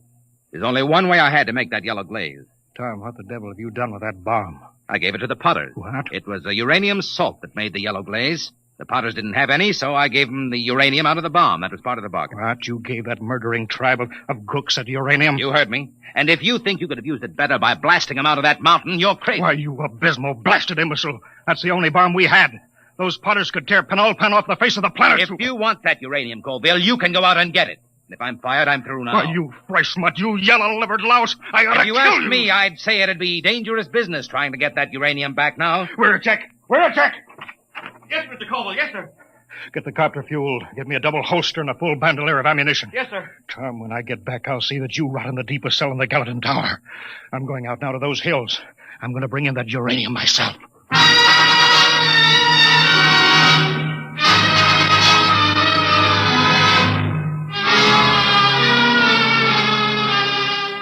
2 days later, Wiracek came into my office. His face was pale, his hands shook with excitement. He's here, Mr. Tom. He's here. Colville? No, the Chief Potter. The Potter. Bring him in. Should I call the guard? Just bring him in.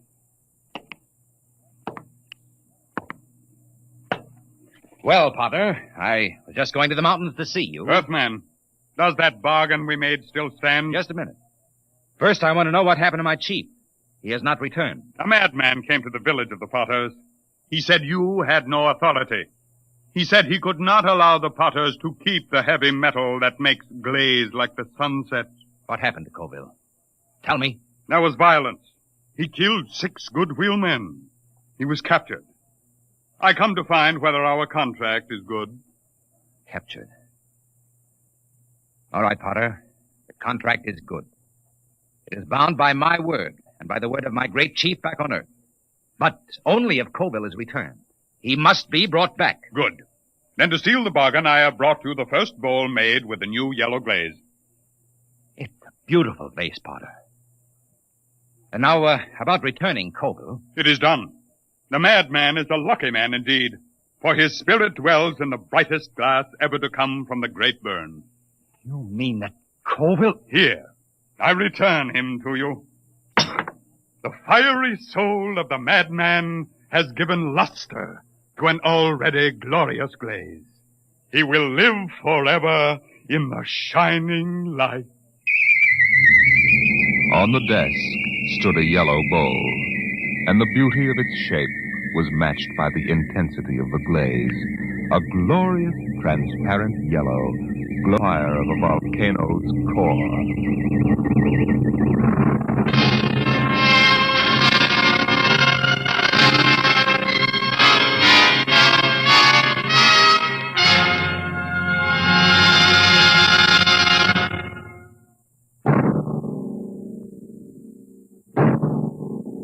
Tonight, Dimension X has transcribed The PottersOfFirsk, written by Jack Vance and adapted for radio by Ernest Kenoy. Featured in the cast were Carl Weber as Michael Tom, Wendell Holmes as Colville, and Raymond Edward Johnson as the chief of the Potters. Your narrator, Norman Rose. Music by Albert Berman. Engineer, Bill Chambers.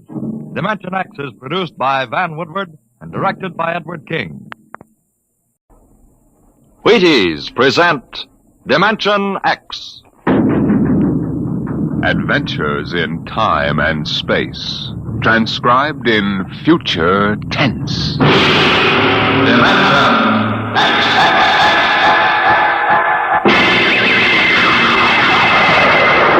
On stage tonight, Dimension X, another in the Wheaties' big parade of exciting half-hour presentations.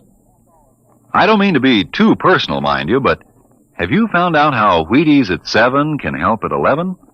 It's really very easy to find out, you know, and it's mighty worthwhile. Now, what you do is this. Come breakfast time some morning real soon. Dish yourself up a bowl of Wheaties. Crisp, golden flakes, 100% whole wheat. Add some fruit, add milk, and you'll be getting some real nourishment. And at 11 a.m., I think you'll begin to understand why. Because Wheaties have it. The whole wheat energy that makes such a difference come mid-morning. Wheaties have it. And it's for you.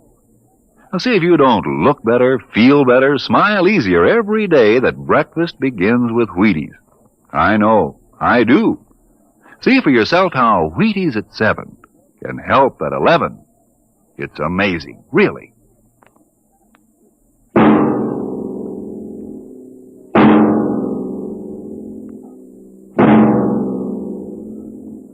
Do you remember when you were young, how your elders would tell you bedtime stories about the man in the moon? Well, tonight we have a different kind of story to tell about him. A story of suspense in the unknown world of the future, where anything can happen.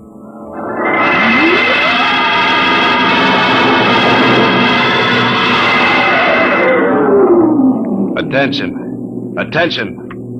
This is the Federal Bureau of Missing Persons calling all local agencies. Attention. This is a coded report nationwide. Missing since 9 o'clock this morning the following persons. Smidgley, Jonathan, 5 feet 8 inches tall, brown hair, brown eyes, mastoid... Hello. Hey, get off this wavelength. This is a restricted band. Hello. Look, whoever you are, you're on a coded wavelength. Now tune out. This frequency is reserved for the Federal Bureau of Missing Persons. Hello, Earth. This is the moon calling Earth.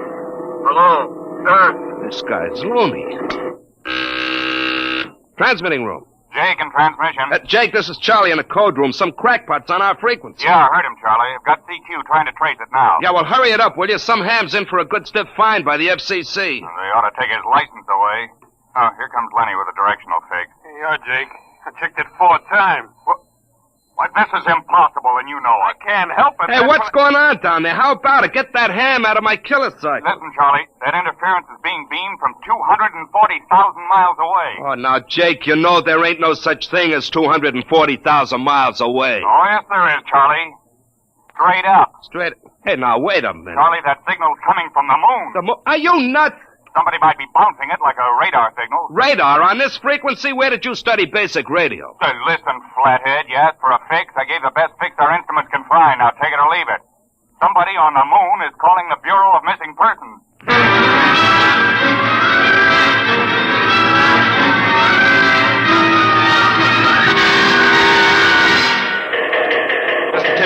Mr. Timpkin. What's the sweat, Charlie? Shouldn't you be broadcasting? Now, listen, Mr. Timpkin, you know I'm a sober citizen, right? Never once have I broadcast with the smell of alcohol on my breath, right? In all your 12 years here at the Bureau, did I once... What's the matter, Charlie? We're picking up a message on our wavelength. Well, did you report to the FCC? I ain't got the nerve. Well, what's wrong? You'll scream when you hear this, Mr. Timken. You'll jump right out the window, but we are getting an SOS from the moon.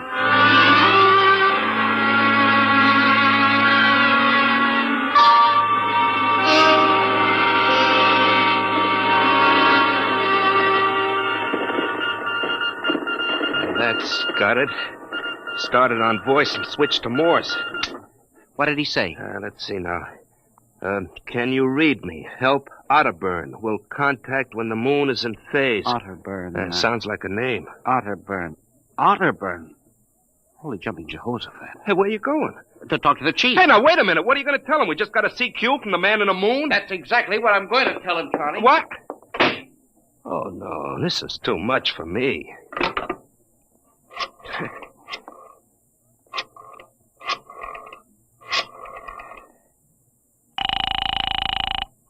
Washington Star-Ledger. Let me have O'Brien on the city desk, huh? One moment. O'Brien speaking. Seamus? Yeah? This is Charlie Starbuck down at the Missing Persons Bureau. You want a hot one? No kidding. This'll cost you a beer, okay? Shoot, Buck. I'll stay in your wavelength for 30 seconds. Yeah, okay. We just got a radio message from the moon. What? From the moon. Call me back when you're sober. Okay, Seamus, if you don't know a story when you see one. I'll send you the name of a good psychiatrist. So long, Orson Welles. Orson Welles? Hey, how do you like that? He don't believe me.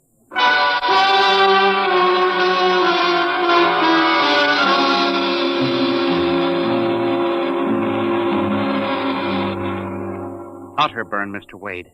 Does that name ring a bell? You're the man with the photographic memory, Henry. What about Otterburn? Cornelius Otterburn, atomic physicist, reported missing from his home in Baltimore on June 5th, 1945, just 5 years ago. Vanished completely. Are you trying to tell me you really think there's something to this man-in-the-moon business? Henry, I'm surprised at you. This is some crackpot trying to jam the airwaves. But the name Otterburn is so unusual. So are a lot of names. Mr. Wade, I have a theory. Henry, you always have a theory. But, Mr. Wade. Out, Henry. Mr. Wade. Out. I'm busy. Yes, sir. I'm sorry, Henry. Oh, here, take this folder of reports for the dead file. Oh, yes, sir. And no more nonsense, eh, Henry? I appreciate that you have a very dull job filing old missing person reports, and I appreciate that you take an active interest in the affairs of the Bureau. But, no more nonsense. Hmm? No, sir, Chief. No more nonsense.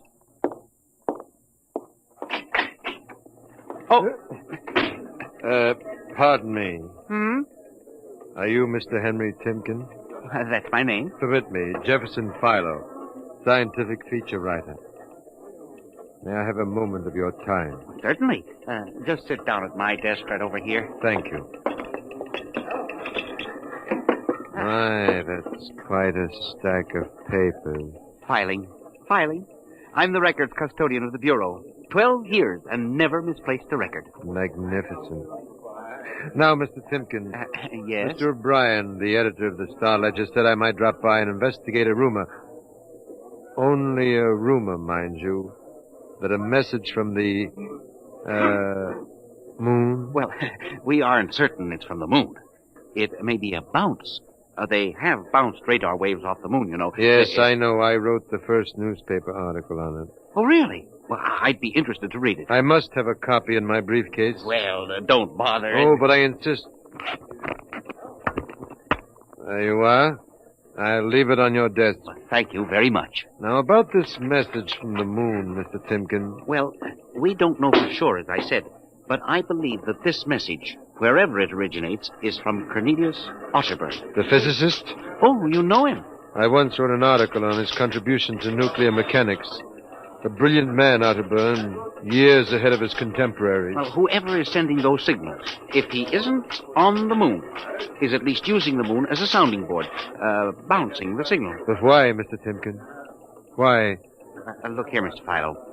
If you will come here tomorrow night at 8, we may learn the answer to that question. I have arranged with Charlie, our radio man, to let me use the equipment. May I consider this an invitation? You certainly may. Very well, sir. Until tomorrow night, then. Goodbye, sir. Goodbye, Mr. Philo. Goodbye. Lack-a-day. Now, let me see now. Oh, that's funny. Where did this list of names come from? Paul Aarons, astromathematician. Robert Simons, electronic engineer. Carl Parker, mining specialist. Oh, this must have got mixed up with the papers on my desk by accident. It's a peculiar list of names. Most peculiar.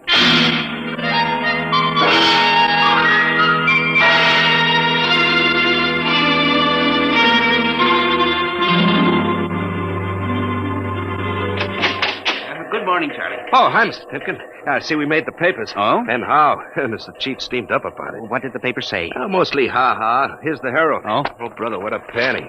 Uh-huh. Oh, dear. Oh, my. No wonder Mr. Wade is hopping. About tonight, Mr. Timken, I don't know. Now, you promised you'd give me a key to the radio room, Charlie. Yeah, but I didn't expect this. Listen, Charlie, we've got to find out if there's something to that message. If Otterburn is alive somewhere and radioing for help, it is... Hold it. Time for the morning broadcast. We've got quite a list today. Well, do you mind if I listen a while? We may hear Otterburn. Oh, I ain't self-conscious. Stick around. Attention. Attention, this is the Federal Bureau of Missing Persons calling all local agencies nationwide. This is a coded broadcast. The following persons are missing. Aarons, Dr. Paul, 5'5", brown hair, brown eyes, scar on left side of chin. Aarons. Thick glasses, occupation astromathematician. Missing since 6 o'clock this morning. Being sought by Bel Air police. Charlie. Repeat, Dr. Paul Aarons. Charlie, shut it off a second. Oh, now listen, Mr. Timken. It's okay to stay, but you can't interrupt. This is important. Now, what time was Dr. Aarons reported missing? 6 a.m. We got the report from Bel Air less than an hour ago. Are you certain, Charlie? Yeah, positive. What is this? Charlie, what's the next name on the list? Let's see. Simons, Robert. What? Engineer. Came in less than 20 minutes ago. 20? What's the matter with you? You look like you've seen a ghost. Nothing, Charlie. Except that last night, quite by accident, someone left a list of names on my desk, and that list included the names of those two men who weren't reported missing until an hour ago. What? Yeah, that don't sound right to me. It isn't right, Charlie. Which raises a question. Who would make up a list of missing persons before they were missing, not after?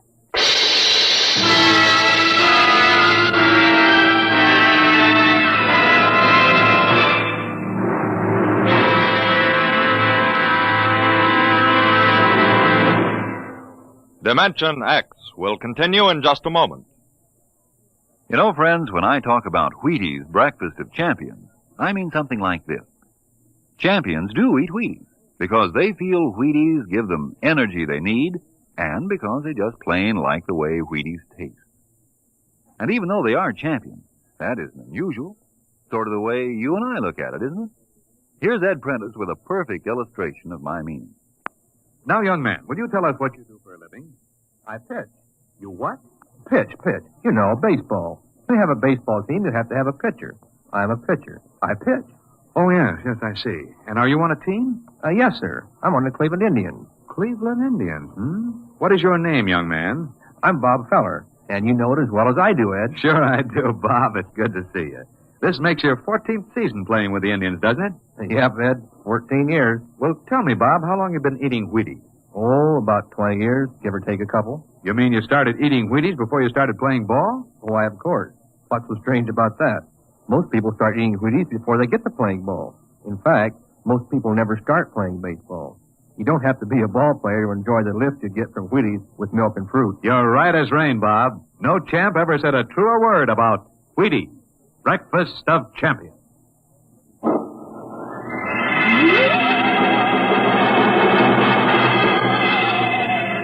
And you say this list of names was left on your desk accidentally? I believe so, Mr. Wade. Do you have any ideas? Well, it's hard to say. Mr. Philo left some papers from his briefcase. Mr. Philo? A science feature writer. I see. You were the leak on the story, then? Oh, yes, sir. I'm afraid I was. I didn't think it would be treated as a laughing stock. Well, we'll deal with that later. What's this Philo like? Well, he's strange. Bald, thick glasses, tall, seems to know a great deal about scientific data, but being a science writer... Is there any other possibility? I don't know. But I do believe that this is all hooked up with the broadcast from Otterburn. That seems like a very remote possibility. A missing persons bureau deals in remote possibilities, Mr. Wade. Henry, I do not require a statement of policy. What's the theory? Mr. Wade, I have discovered that each year literally thousands of persons vanish, leaving no trace. They are never located. Where do they go? Nobody knows. And they disappear in interesting cycles. What sort of cycles? Occupations, for example. One year we'll have a run on, say, coal miners. Next year the proportion of engineers increases, then scientists... What do you think happens, Henry? I don't know, Mr. Wade. But I'm beginning to suspect that somebody else has discovered the same phenomenon. Even to the point, perhaps, of being able to predict who will turn up among the missing next. Philo? I don't know. But I would like to find out. And you think Otterburn may be a part of this picture? I definitely do, Mr. Wade. Henry, do you honestly expect me to buy an idea like that? Well, it's more than an idea. The two top men on this list are missing. Maybe so. But the rest of them aren't. Parker, Watson, Gibbs. Well, I saw Parker in the restaurant where I had lunch today. Yes, sir, but and if you think I'm going to make myself a laughingstock by putting any belief in such a crack-brained theory, Excuse me. Yes. Hello, Wade speaking. Yes? Yes, I see. What name? Just a moment. Henry, let me see that list again. Oh, yes, sir. Here you are, sir. Go ahead. I see. I'll get back to you. I guess I owe you an apology, Henry. Yeah. Sir? Carl Parker was just reported missing. Parker? The third man on your list. Holy mackerel. Exactly. Henry, perhaps I've underestimated you. Maybe this time you really stumble onto something. What do you intend to do, Mr. Wade? I don't know. I haven't thought it out yet. I was planning to listen for another broadcast tonight in the hope that Otterburn might try to contact us again. I'll join you. I also invited Mr. Philo, the science feature writer. I'll be glad to meet him. I'm beginning to get interested in your Mr. Philo. Mr. Wade, you don't think... that he's mixed up in this? I don't know, Henry. Mr. Wade, let's contact the police. No, Henry, I think we're better off keeping this between ourselves for the moment. I don't want the police laughing at the Bureau if you're wrong. I don't know, Mr. Wade. Besides, there may be more danger than you realize. Let's keep it quiet. Shall we, Henry? Yes, sir. I didn't realize there was any danger.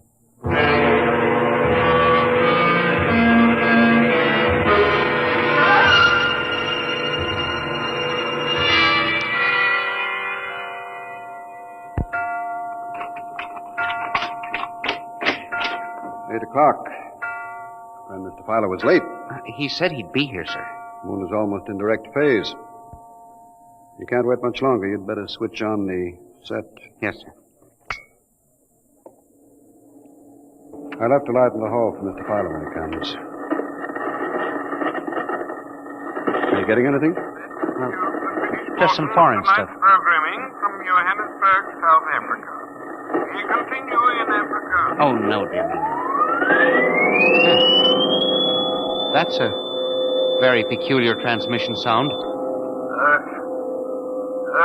That sounds like something. See if I can work the selector here. The moon is in phase. Yes, sir. Hello. Can you hear me? I'll try to return. Hello? Hello? Hello, Earth. Hello, do you hear me? I get you now. Thank God. Who are you? Can you hear me? Who are you? This is Professor Cornelius Otterburn. Hello? Go on, I hear you. Not much time. They're on to me. They've located my landing point. You hear me? Go ahead, keep talking. I've only enough oxygen for a few minutes more. Well, where are you? I'm on the Earth side of the moon. You get that? The Earth side of the moon. A volcanic crater. Good Lord. Start that recorder, Mr. Wade. Go on, explain, please. Explain, please. Closely. There's an Earth colony on the moon. There is an Earth colony on the far side of the moon. Made up of renegade scientists and criminals. Professor Ernst Holtzman. Holtzman, he died in an insane asylum in 1938. Professor Ernst Holtzman discovered nuclear rocket power in 1935. Turned his plans over to escaped inmates of the asylum. They took off and set up a colony on the far side of the moon in 1938. Go ahead. We're recording you. Each year, they recruit new colonists from Earth. Slave labor mostly. Some women, scientists. The oxygen problem is a big one. I was kidnapped in 1945. Yes, we know. Keep talking. They wanted me to work on atomic drive with their flying discs. Hello? We're still getting you. Go on, go on. 6 others and I escaped. Speak louder. I'm not sure, just getting weaker. We pulled what little oxygen we had. The others, dead now.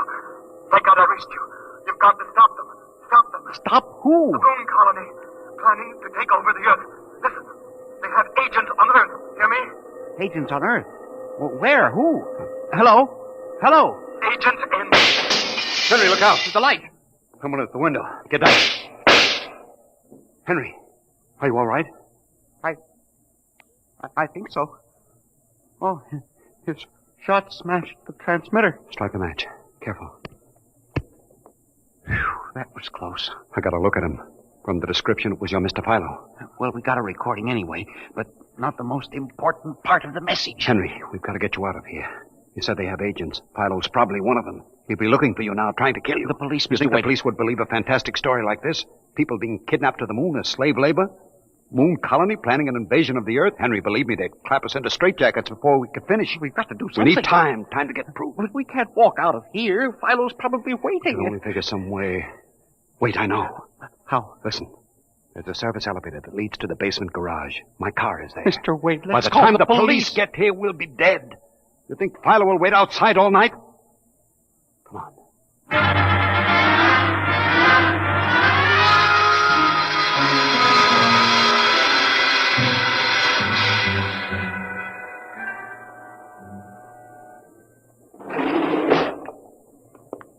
This is the basement.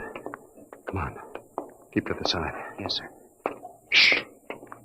Here's the car. All right, Henry. You open the garage door, then jump into the car. We'll make a dash for it. Where can we go? I have a farm outside Chevy Chase.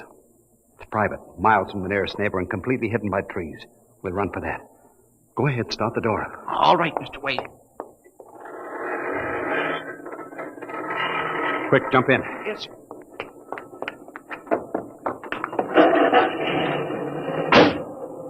All right, here we go. Cross your fingers, Henry.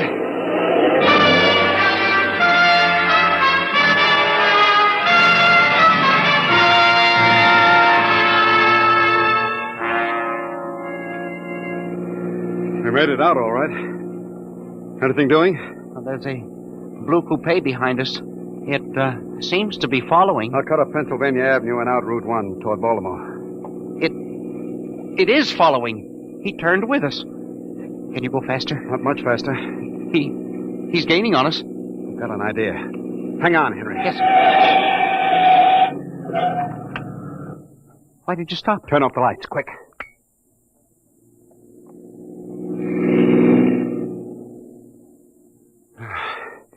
It worked. He shot right past us. Now we'll double back and go out another route. I think everything is going to be all right now. We can be at my farm in less than an hour.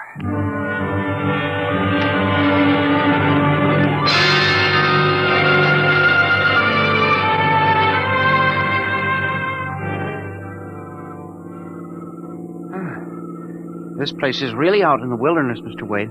You can stay here indefinitely till we figure out the next move.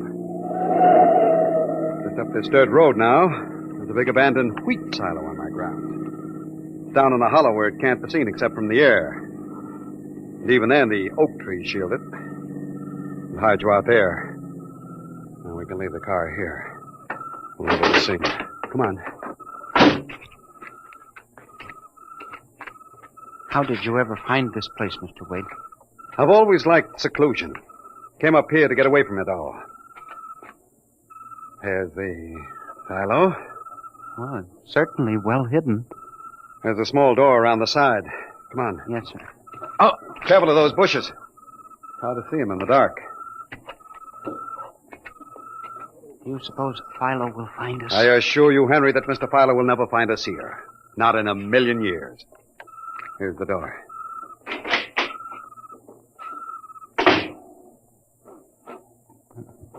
pitch dark.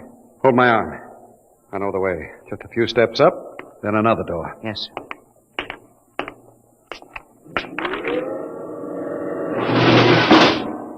Steel. This is an unusual silo. Double walls, wood outside, steel inside. Completely fireproof. An army couldn't wreck it. We're inside the inner shell. Careful. You're in a circular room. Stay here a moment. I'll go outside and see if the coast is clear. In a moment, your eyes will become accustomed to the darkness. I'll bring back some food and water. Well, don't be long, Mr. Wade. This place gives me the willies. I'll just be a moment. Yes, sir. Mr. Wade.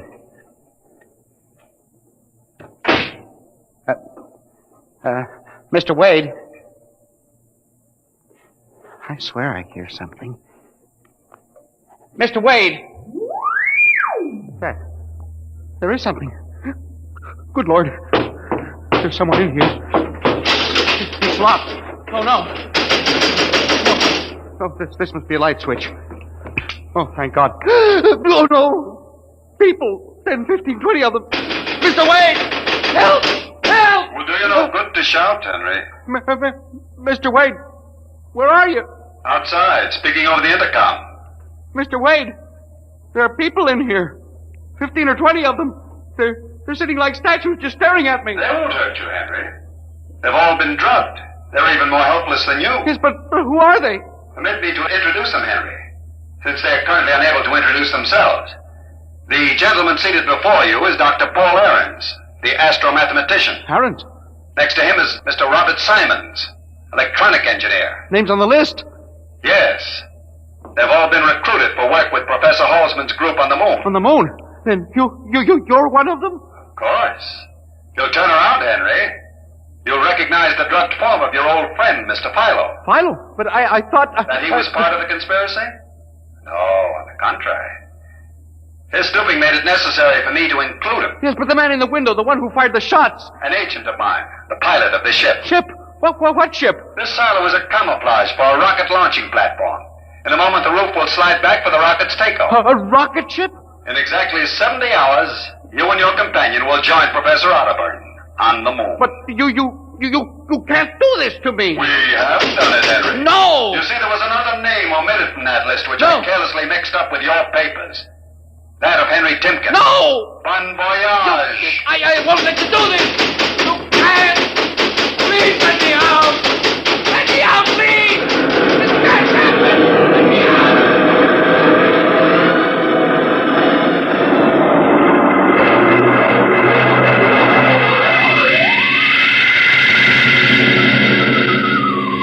Attention. Attention. Missing since 8 o'clock last night. The following persons. Timken Henry, age 45, height 5 feet 8, brown eyes, slightly balding,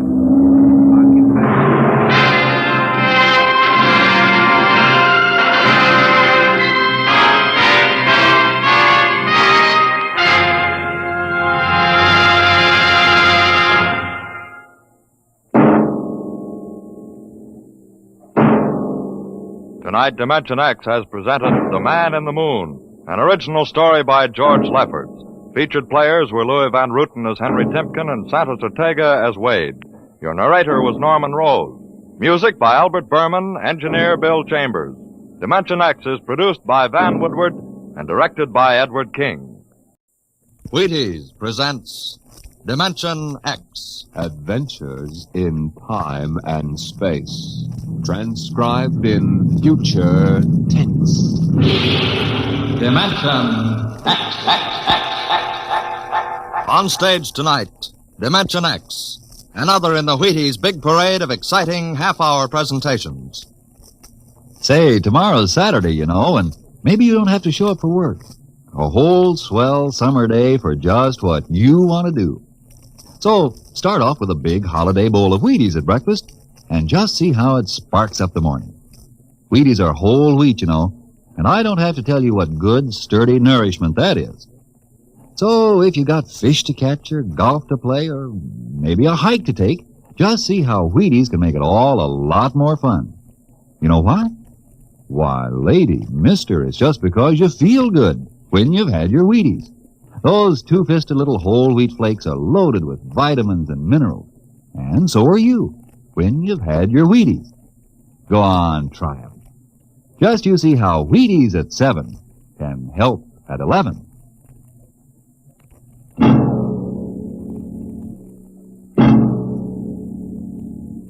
When the first space rocket lands on Mars, what will we find?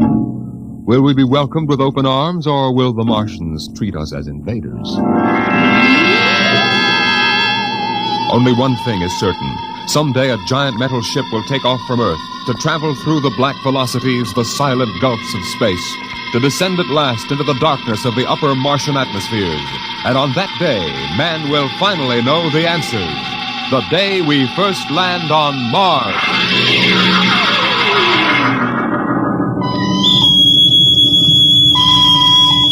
Now hear this. Now hear this. Approaching critical deceleration. Fasten gravity suits. Stand by to land. Mr. Lustig, what do you make of the terrain? There seems to be a heavy ground mist, Captain. We won't be able to use our infrared lights. And we'll have to come in on radar. Isn't that a little risky, sir, landing in the dark? I'd rather run the danger of a blind landing, Lieutenant, than come in without the cover of darkness. Remember, we don't know what kind of reception is waiting for us down there. Airspeed 500.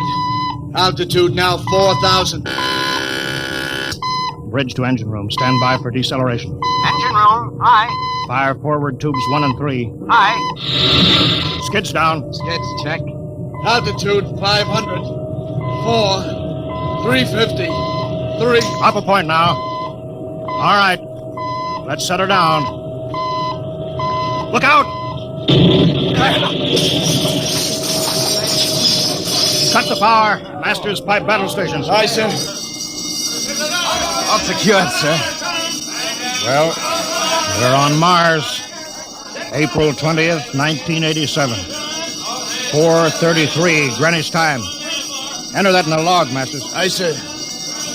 Well, gentlemen, it's less than 2 hours till dawn. As soon as it's light, we'll send out a landing party. Masters, get me an all-over hookup. All set, Captain. Now hear this. Now hear this. All right, men. The smoking lamp is lit. We're 17 men on an alien world. And it's up to us whether we ever get home again. Next few hours should tell the story. And I want instant obedience to all commands. I'll court-martial the first man who doesn't jump to when he's ordered. And one other thing. We may be on Mars, but this is still a United States naval vessel. Officers will conduct a personal and weapons inspection in 1 hour. That's all. Inspection, Captain. How? Mr. Lustig, we've got an hour and a half to sweat out before we find out what's outside that airlock. I'd rather have a man worried about his stripes than about what's waiting outside on Mars.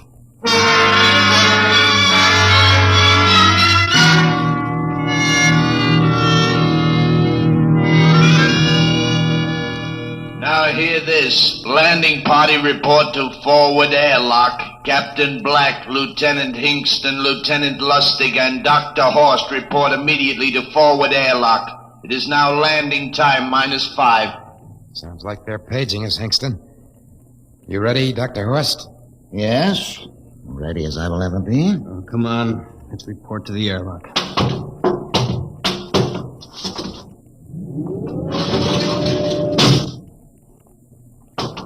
Where are us to go? Where's the captain? Who knows? What difference does it make? Just want to get it over with, that's all.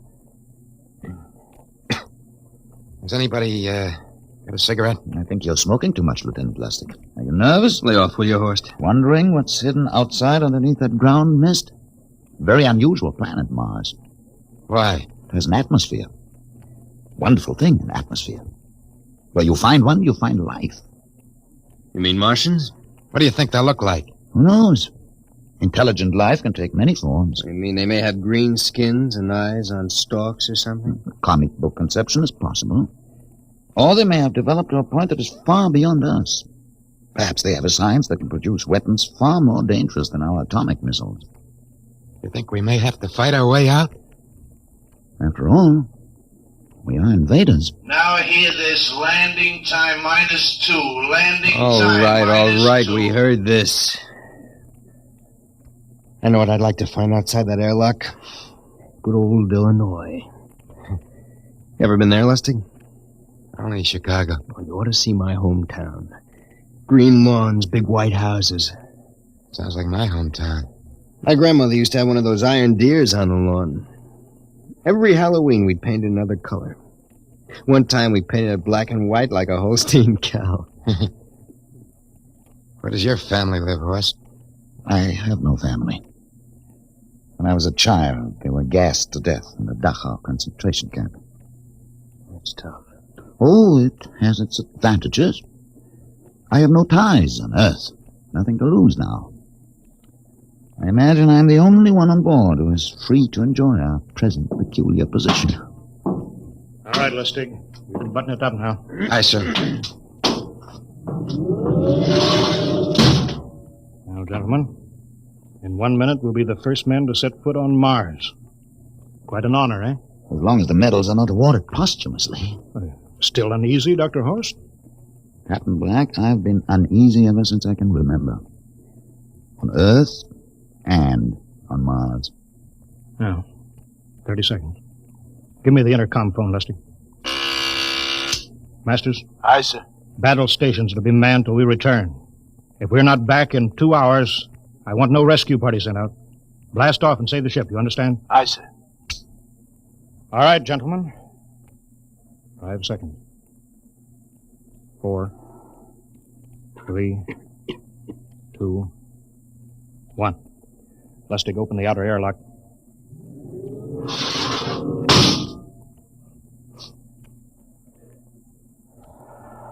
Fresh air. Let's go.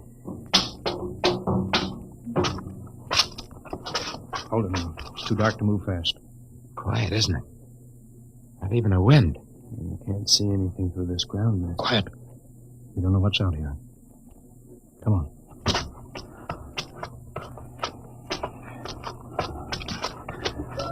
What the? Quiet! Captain. I could swear that sounded like a rooster. I don't hear it anymore. A very unlikely sound. A rooster crowing on Mars? Kingston. Aye, sir. Set that machine gun 25 yards to the flank. We'll stay here till the ground mist lifts. Aye, sir. What do you make of the ground, Horst? Grass. Plain grass. You could see some large foliage there where the mists thinned out. What the heck is that? Kingston! Hold your fire, you fool! I hit it, Captain. What? Some kind of wild animal. I hit it. I could see the tracers, but it's still standing. Come on, Horst. Doctor, where are you? Up ahead. Admiring the wild animal. Careful, Horst. Wait for us. Don't worry, Captain. It's an iron deer. A lawn ornament. That's impossible. It's hollow. Interesting, isn't it? A whitewashed Victorian iron deer sitting on a lawn in the middle of Mars. I don't understand. Look around. The mist's lifting. Captain, look there. A house, a regular old-fashioned house. On Mars. Good Lord. I haven't seen carved scrolls and gingerbread like that in years. Look at that port swing. The geraniums. There. I told you it was a rooster, Captain. Give me the glasses, Lustig. I want to take a look through that front window. What? There's an upright piano. Some sheet music on it. Lustig, it's beautiful Ohio. Beautiful Ohio? That can't be. Look here, Horst. Do you think that civilizations of two planets could be identical? I don't know. That specific variety of geraniums is only 50 years old on Earth. Is it logical they should develop in Mars? How about that port swing, that piano, and beautiful Ohio? No, it's impossible. Captain Black, this looks like the town I was born in. Well, it looks like my hometown, too. I've thought of something, sir. It's the only solution. Maybe we're not the first ship to reach Mars from Earth. That's the only answer. That's impossible, Lustig. There have been space travel that couldn't be secret. Do you have any idea what ships cost, what industrial power is needed? There's got to be some logical reason. Captain, I think perhaps we might find out. A light just went on in that house. Kingston, cover that door with the machine gun. Aye, sir. Come on, Horst. You ring that doorbell. There's got to be a scientific answer to all this.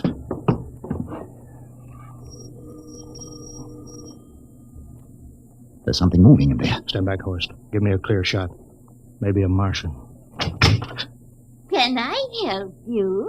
We were looking... Well, if you're selling anything, it's much too early. No, wait a minute. What town is it? What do you mean? Are you census takers? No, we're strangers here. We want to know how this town got here. Is this a game? No, it's not a game. We're from Earth. From where? From Earth. Do you mean out of the ground? Hey, are you sure you're feeling well? Madam, we came in a flying ship across space. We're from the third planet. This is Mars. Now do you understand? Mars. You go away now, you hear? I'll call my husband from upstairs and he'll chase you. Now go on. This is Mars, isn't it? This is Green Lake, Wisconsin, in the United States of America. Bounded on the east by the Atlantic and on the west by the Pacific. Now, go away. Goodbye. Of course, do you suppose it's really possible? I've got to find out more about this. For the last time now, go away. Pardon me, madam. What year is this? Year? Well, 1928, of course. Oh, for goodness sake. You hear that, Horst? And we know it's 1987. And we know it's Mars. Is it possible that we got fouled up, made some tremendous blunder, and circled around and landed back on Earth? In 1928? Well, maybe some switch in time or dimension. Could we have shifted somehow and gone backward in time? Horst, it won't hold water. It's not logical. We've checked every mile. We went past the moon and out into space. We're on Mars. Find out anything, Captain? No, we're going back to the ship till I figure out some logical explanation for all this. Lustig, out at point. Aye, sir. Hingston in the rear. Keep that gun at half load. Aye, sir. Horst, there's got to be some cold, logical solution. Captain. What? That house down the street. The white one with the green shutters. Lustig, what's the matter? I never thought. Thank God. Thank God. Lustig, come back here. He's running for the house. That crazy fool, after him quick. Lustig, stop. Come down off of that port. Grandma! Grandpa! Lustig, what the devil do you think you're crossing? Grandma and Grandpa, it is you. Lustig, what's going on here? Albert, why, it's been so many years. How you've grown, boy. Oh, it's so good to see you. Lieutenant Lustig. Oh, Captain. Grandma, I want you to meet my friend. This is Captain Black. Captain, I want you to meet my grandfolks. Howdy. Any friends of Albert's is friends of ours. How long you been here, Grandma? Oh, good many years. Ever since we died. Ever since you what? Oh, yes, sir. They've been dead 30 years. What? You mean to tell me that Mars is heaven? Oh, nonsense, no. All we know is here we're alive again. And who are we to question God's infinite ways? Lustig, we're going back to the ship. But, Captain, I want to talk to my Lieutenant grandfolks. Lustig, I don't like any part of this. You'll come back with us. I have to club you and carry you. Yeah, but, sir, That's they're enough. my... Heaven only knows what they've run up against back of the ship.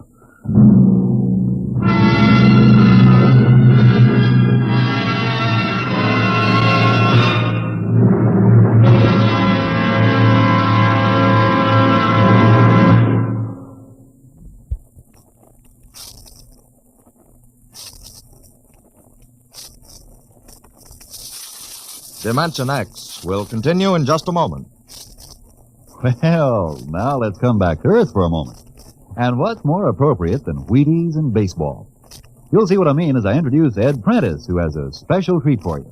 Carry on, Mr. Prentice. Folks, I'd like to have you meet a good friend of mine and a prominent member of a fine little organization known as the Chicago White Sox, Mr. Lucius Benjamin Affleck. Ooh, Ed, don't say it like that. Whoever heard of a ball player named Lucius?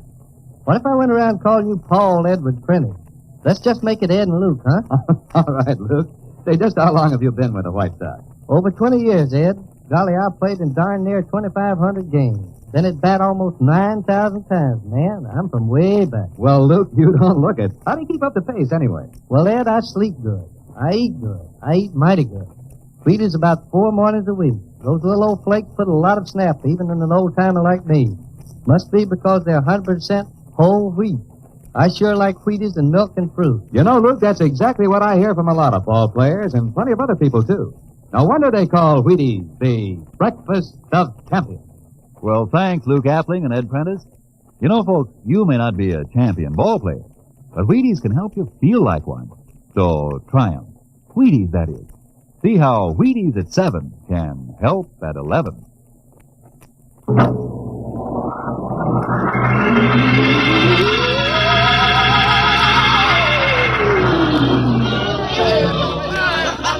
Horst, look at that crowd around the ship. Looks like we're being welcomed with a celebration, Captain. Celebration? They've abandoned ship. Every port is open. No guard set. You, Masters. Hiya, Captain. Meet my old dad. Dad, that's Captain Black, and he's not a bad guy for an officer. Of all the... Kingston! What, sir? Bring that man back. Use force if you have to.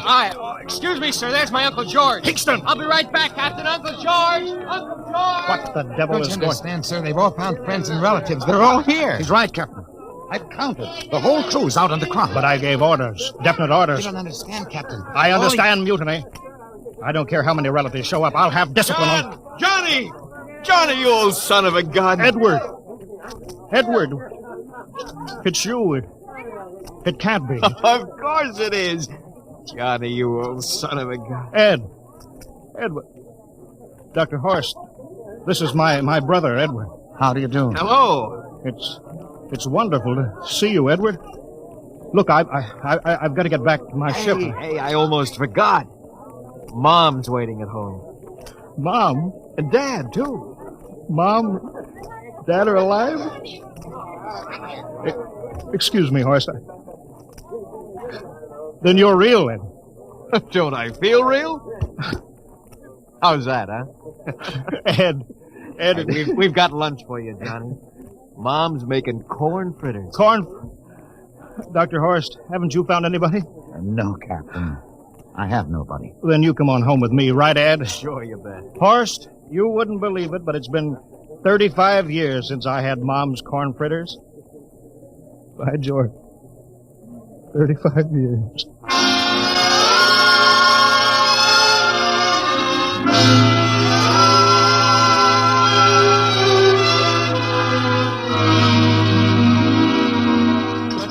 And there's plenty more in the kitchen, so don't hold back, Johnny. You too, Dr. Horst. Well, Johnny, you're still in the Navy, huh? That's right, Dad. I'm in command of the ship. We're an old Navy family, Dr. Horst. All three of our boys in the service. Ed was the best pilot in the Pacific. What did happen, Ed? Oh, what's the difference? I'm here now. Oh, you know, it's almost perfect. All we're missing is your brother Will. Then the whole family could be together. Well, it won't be long, Mom. Will's in charge of the XR-54. That's the next rocket coming out to Mars. Well, little Will. When does he leave, Johnny? Takeoff scheduled for September, but it depends on what we report. There's no question about that now, eh? Christmas together again. That'll be something, huh? Yes, sirree. Well, this calls for a celebration. How about a little of the old dandelion wine, eh, Johnny? Now, Father, don't you go giving Johnny too much wine. Oh, he's a big boy now, Mother. Well, sir, isn't everything just fine? Just fine.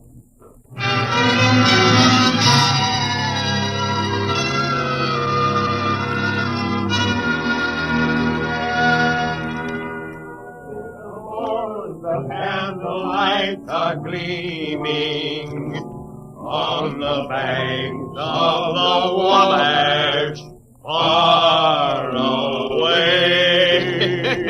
Hey, we have play another song. Sure, yeah. Well, Dr. Horst, what do you think of my little family? Very nice. You know, I can't understand why you didn't find any folks here, Dr. Horst. It's just a shame. Everybody else is so happy. I never remembered my family, Mrs. Black. All I know is they were gassed at Dachau during the Second World War. When I was liberated, I was in delirium 3 months. I cannot remember anything before then. A psychiatric phenomenon. That's terrible. Isn't there anything anybody can do? I don't want to remember. Oh. I haven't had a pleasant life. I prefer to be free of emotional entanglements. to interfere with a scientific approach. I'm sorry, Dr. Horst. Oh, I'll get it. Hey, that's our ring, long and three shorts. I remember that. Well, maybe we'd better call it a night. You must be getting tired, Johnny. I'd better be going back to the ship. Oh, nonsense. You stay the night. We insist. Oh, I just couldn't rest thinking of you all alone on that ship. Oh, I'd be all right. Well, good night. Oh, wait a minute, Dr. Horst. That phone message was for you. Me? Yes, that's right. A message from Anna. Anna? I don't remember any Anna. She asked if you were better. Perhaps she's someone you knew at Dachau. Anna? She said she's coming over here first thing in the morning. So you'll have to stay over. Yes, well, but... that settles it then. You stay here, Horst. You can bunk with me in my old room. Oh, but Johnny, we thought you'd like to be with Edward. So you could talk the way you used to. Well, we can't put Dr. Horst on the daybed. I think we better share the room tonight. There'll be plenty of time for talking, Ed. I guess so. Well, I suppose I better drop back to the ship. You know, Ed, security check. Well, why do you have to do that here? Well, I don't know. There's no good reason, I guess. Well, I suppose we skip it tonight. Oh, sure. Good night, everybody. Oh, it's good to have you home, Johnny. It's good to be home, Mom.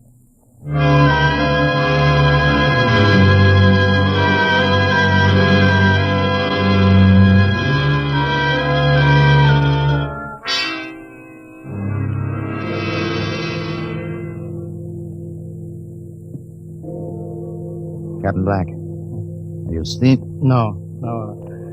I've just been thinking about what we were expecting. Green-skinned Martians with eyes on stalks. All the time there was only Mom and Dad and Edward waiting. Oh, it's funny what tricks your imagination can play on you. Yeah, I guess Mars is heaven, Horst. I've been thinking about Martians, too. Captain, just suppose there were Martians, and they saw us land. Suppose they thought of us as invaders. What would be the best weapon they could use against our atom bombs? I don't see what you're getting at. They would want to disarm us first, to wipe out all suspicion, to make us feel at home. But suppose this house isn't real. Suppose the people are just images, stolen from our own memories by Martians, created for us by telepathy, hypnotism. That's the craziest theory I ever heard. Maybe that's why there was no one for me. Because in all my life there is no happy memory, no real loved person. How about that phone call from Anna? Yes, Anna. I didn't remember who she was, but I do now. I just remembered. When I was freed from Dachau, sick, delirious, I raved about a wonderful, kind nurse named Anna that took care of me. There you are. It's logical. She's coming to see you tomorrow. But there was no Anna. I'd been nursed by a man. What? Anna was only a dream. And there's only one way they could have learned about her. By reading my subconscious mind. But that's impossible, Horst. Why? The whole crew was thinking of home. Suppose the Martians read our minds. But there are Martians. If there are, they have us separated.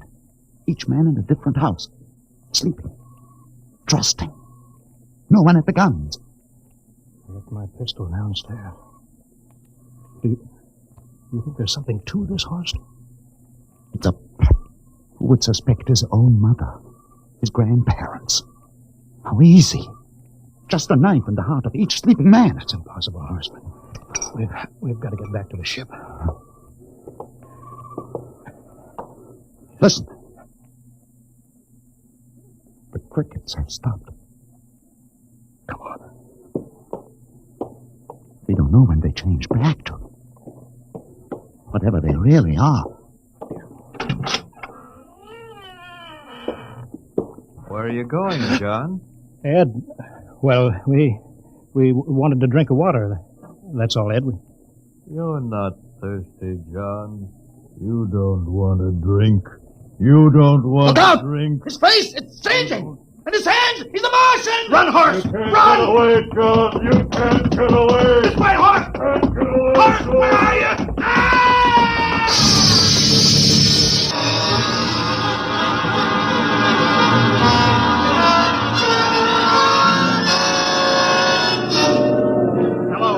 Hello, can you hear me, Earth? This is Captain John Black, the XR-53, calling from Mars. I've locked myself in the ship, but they've crippled it. I can't take off or fire the guns, and they're coming for me now, the Martians. I'm all alone here. All the rest are dead. Hinkston, Lustig, Dr. Horst. Poor Horst, he didn't even reach the door. Listen, they're trying to break through the hull now. Edward and Mom and Dad and all the folks. But they're changing now. Melting and changing back into... They're Martians. Can you understand me? Martians, not men. They made us think that Mars was heaven and we fell into the trap. Can you hear me, Earth? You've got to stop the next rocket. Tell my brother Will. Tell my brother Will not to come. They'll trap him too. They'll kill them all. Hello, can you hear me, Earth? This is John Black on Mars. Hello, Earth. This is John Black on Mars.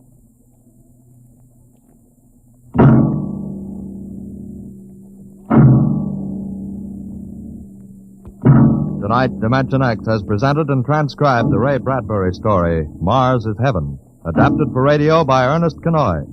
Featured players were Wendell Holmes as Captain Black and Peter Capell as Dr. Horst. Your narrator, Norman Rose. Music by Albert Berman, engineer Bill Chambers. Dimension X is produced by Van Woodward and directed by Edward King. Robert Warren speaking. In a moment, we'll tell you about next week's show. And now, here is your Wheaties man, Frank Martin. Folks, tonight we have a special guest for you. Here he is, Joel McRae. Hello, Frank Martin. I kind of expected to see a package of Wheaties sticking out of your pocket. What? Did I forget them? You must like Wheaties, Frank. Sure, don't you? You bet. I'm joining the big parade of Wheaties programs, you know, with Tales of the Texas Rangers come Saturday night. Well, that promises to be real entertainment, Joel. I understand these are true stories of the Texas Rangers. Absolutely. Each story is straight from the Texas Ranger files. Well, we're mighty proud to have you join us, Joel, with this new program. We'll all be listening on the same NBC station Saturday night for Joel McRae in Tales of the Texas Rangers. Okay, Mr. McRae? Okay, partner. Good night. Good night, Joel. And friends, be sure to listen Saturday, that's tomorrow night, to Joel McRae and his new program, Tales of the Texas Rangers.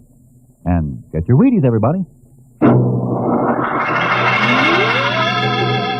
And this is the Wheaties man, Frank Martin, inviting you again to listen tomorrow night to Joel McRae in Tales of the Texas Rangers on the Wheaties Big Parade. See you then. Next week, the story of the strangest case ever recorded in the files of the Bureau of Missing Persons. The case of the Man in the Moon. You'll hear the whole story next week when we venture once more into the unknown world of... Dimension X.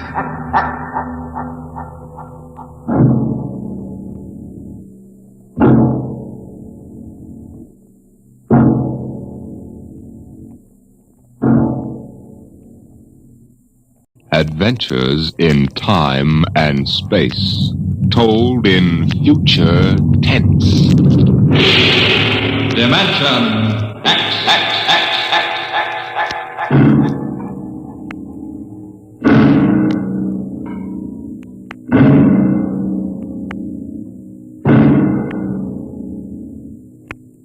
To all our listeners, a brief forward before tonight's adventure in the world of the future.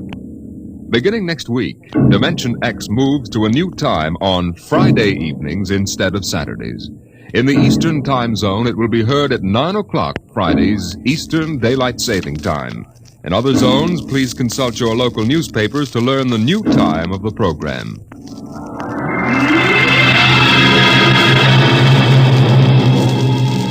Now, tonight's venture into the world of tomorrow. A most unusual story about a logic named Joe and a man named Frank, and of how he saved civilization. It was on the 3rd day of August that Joe came off the assembly line. On the 4th, Lorene came into town. And that afternoon, I saved civilization. Lorene's a blonde I was crazy about once. And Joe is a new 1940-74 model Logic that I got stored away down in a cellar. And how do I save civilization? I save it by keeping Joe down in a cellar. Sometimes you are listening now to a voice from the future. The voice of Frank Caldwell, head serviceman for the Logix Corporation, makers of The machine that does everything for you. Well, nearly everything anyway.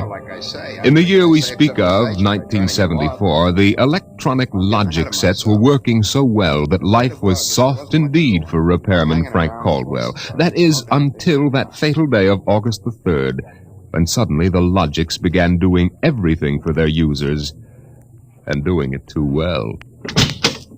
Hi, boss. What's the matter? Somebody put you through a ringer? Frank, you busy right now?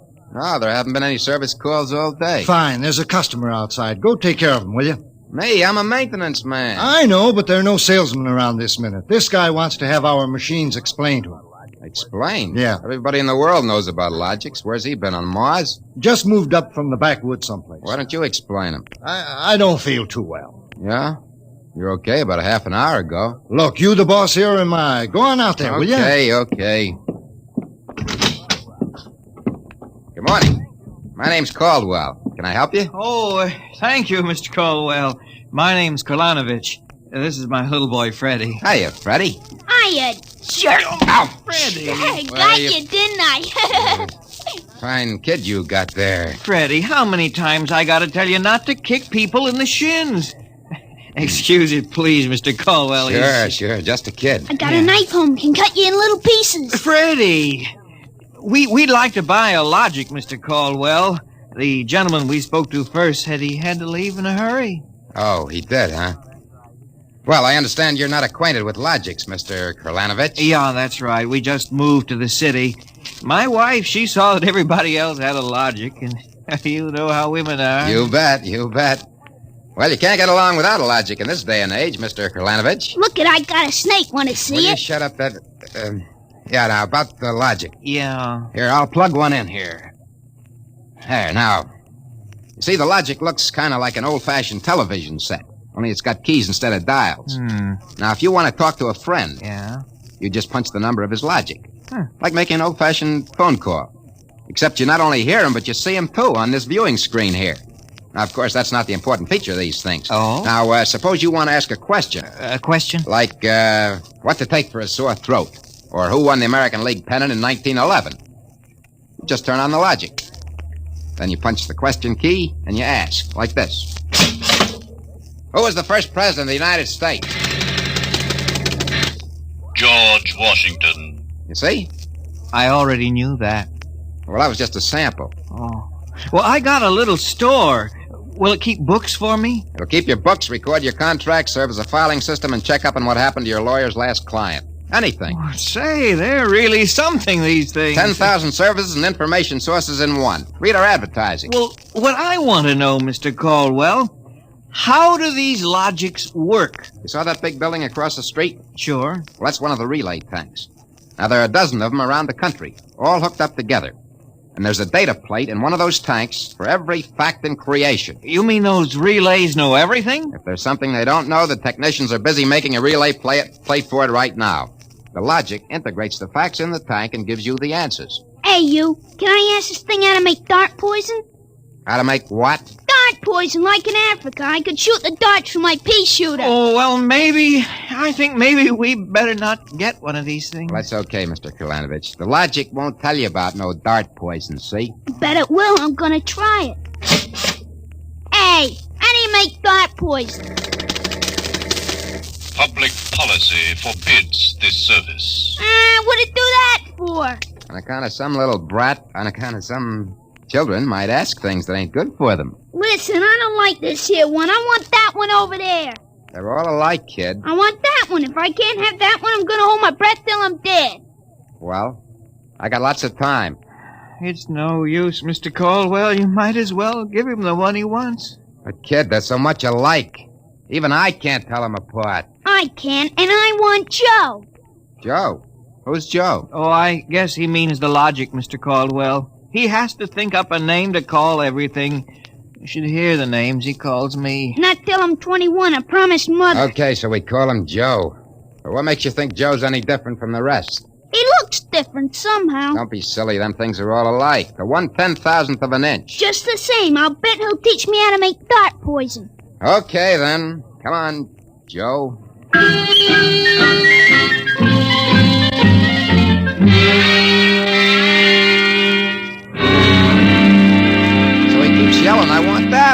want that one. I'm going to call him Joe.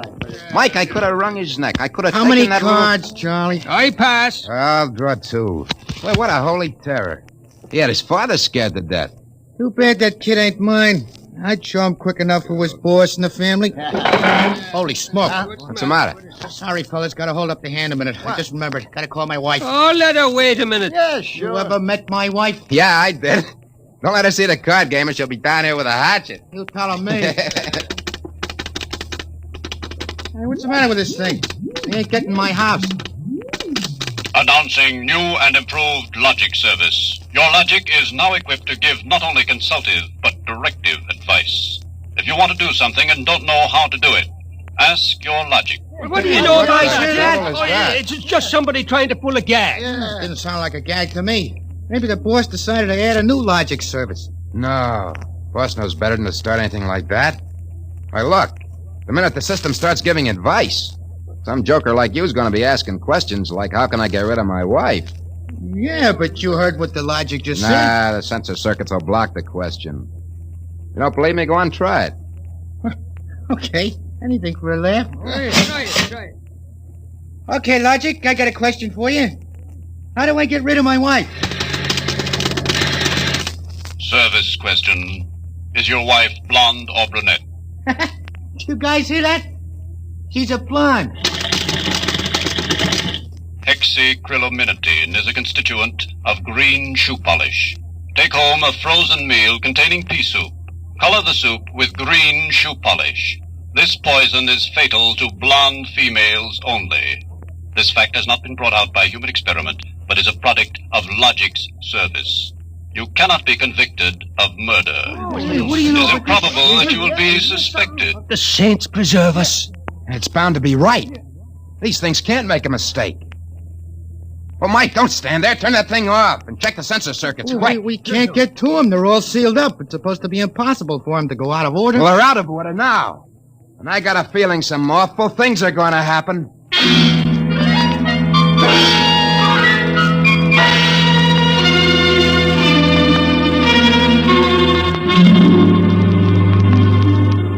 Boss, we gotta do something. The logics have gone nuts. Relax. The thing gave a goofy answer once. Maybe it was a joke. Whoever heard of a logic making a joke? Well, it was an accident. Forget it. It won't happen again. What makes you so sure people are going to be trying it? Now, look. Supposing I wanted to get rid of you, for instance. You don't. How would you collect your pay? Yeah, but supposing. I'm going to try it and see what the logic says. If you want to do something and don't know how, ask your logic. How do I bump off my boss? Huh? A male, bald-headed, a 45. Service question. Is he fat or thin? Holy mackerel. Fat. Make some chocolate ice cream containing powdered charcoal in place of half the chocolate. Use Hotzo brand charcoal. Hotzo contains an ingredient fatal only to fat, bald-headed males. This fact is a product of logic's service. You hear what it said? If this keeps up, we'll have to shut down the company. You kidding? We can't shut down the company, and you know it. Logics do all the computing, bookkeeping, filing, and recording of contracts for every business in the country.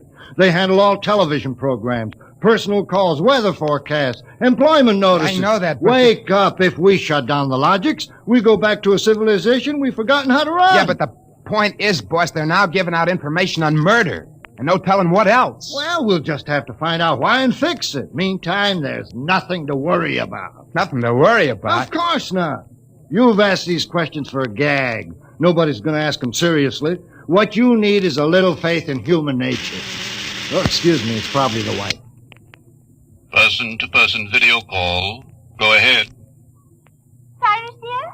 How do you feel? Why, just fine, sweetheart. I just called to tell you, Cyrus, I want you to be sure and get home on time for dinner. Yeah, why? Because I've got a surprise for you, dear. Your favorite dessert. Dessert? What kind? Homemade chocolate ice cream. The flavor is heavenly, Cyrus. When you taste it, you'll just die. Cyrus, what's wrong? Why don't you answer me? Cyrus! Chocolate ice cream, huh?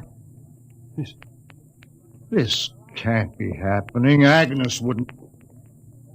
Why, this is dangerous. Have a little faith in human nature, huh? Caldwell, you're the head of the maintenance crew. I'll give you 24 hours to fix these logics, or you're fired. Now, look, boss, Get me the police. Get me an extra maintenance crew. Get me a doctor. You. Me? Get moving. Where? Anywhere. Find out what the logics are up to. And see that you find out before the logics do.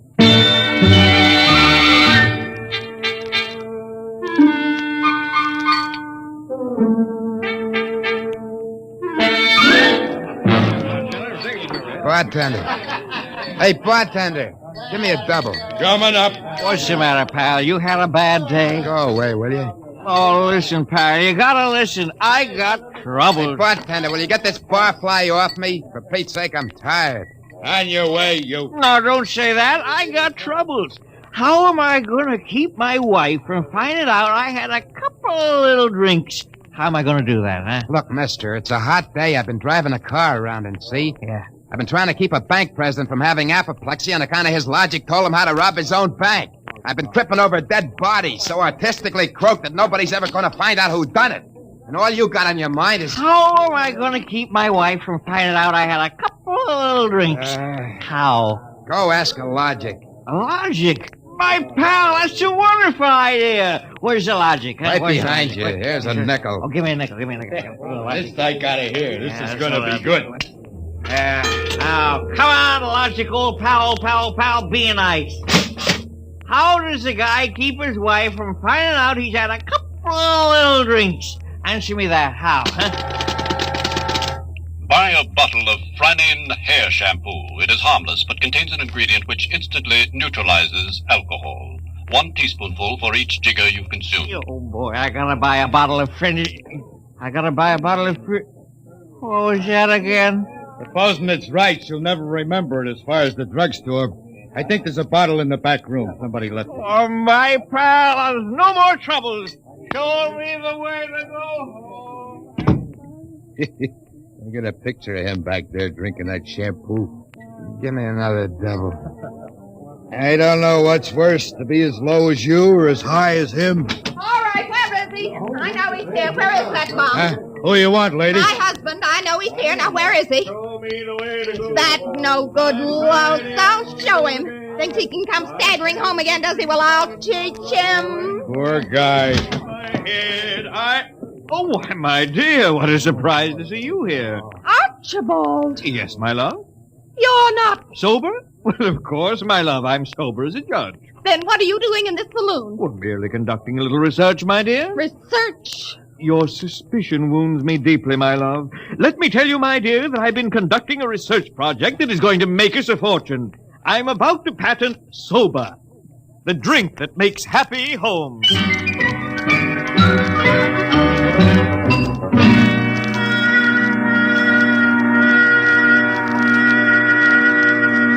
I'm Caldwell from the Logics Company, Sergeant. I just stopped in to Logics see... Company. Listen, Caldwell, you people get those blasted machines under control or we'll have you all behind bars. Now, look, Sergeant. No, you look. At this blotter. Blank. The greatest crime wave in history, and we can't even make an arrest. They're all perfect crimes. Well, we're doing our best to find out. It's not good enough. If you can't find out anything, shut down the company. Or the police department will. We know there's some big gang back of this. Hey, maybe you know something about it, Caldwell. Now, look, nobody's back of it. The Logics run themselves. They pick their own circuits automatically. You mean that they're doing this all by themselves? Sure. We always thought they could do more things than we knew about. I think they're just trying to be helpful, that's all. Oh, that's all, is it? Well, you'd better make them cut out the tricks, including this new one, this new business they're up to now. What new business? It just started an hour ago. Every time you turn on a Logic, it asks you your name and then spiels out the whole history of your life. Huh? I haven't heard about that. What's it do that for? You tell me. Go on, try it. Okay. What is your name? Huh. How do you like that? I'm Frank Caldwell. Frank Caldwell. Were you ever called Ducky? Oh, Ducky. Lay off, will you? What if I was? It's been years. Ducky, there is a video call for you.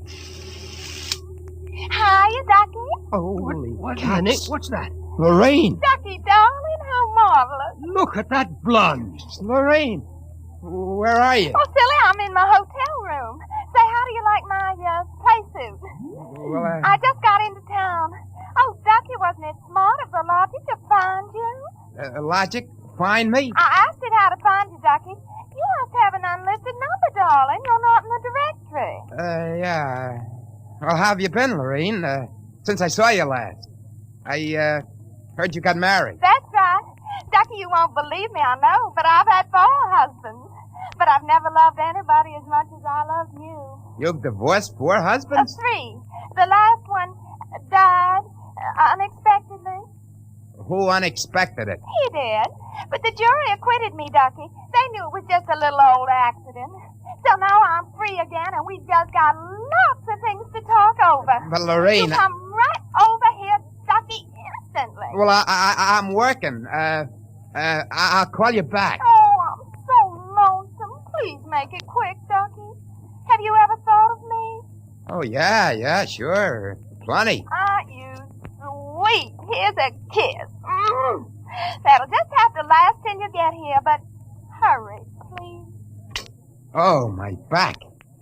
What am I going to do? Do like you were telling me a while ago. Huh? Calm yourself, Ducky.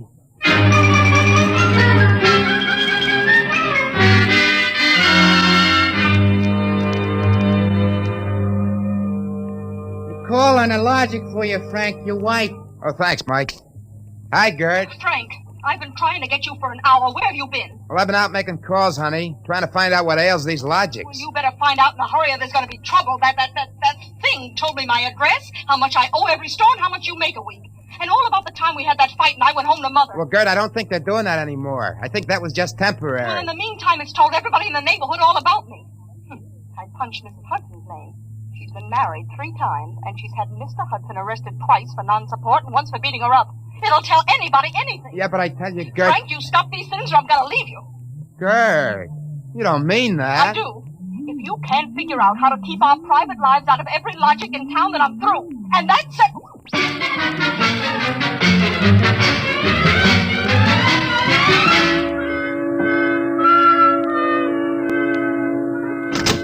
Hey, boss. You gotta put more men on the job or something. We gotta lick these Logics. My wife's gonna leave me if we don't. You're also gonna be looking for a job if we don't. Well, I don't care about the job, but listen. You listen. The Logics are giving out information on high explosives, the fine points of murder, and legal loopholes that'll beat any charge from hijacking to high treason. Yeah, but my wife... And about 6 guys have thought of asking how to switch bank credits so they can corner all the cash in the country. Now quit bothering me. Get over at the tank and help Mike try to block off some of those circuits.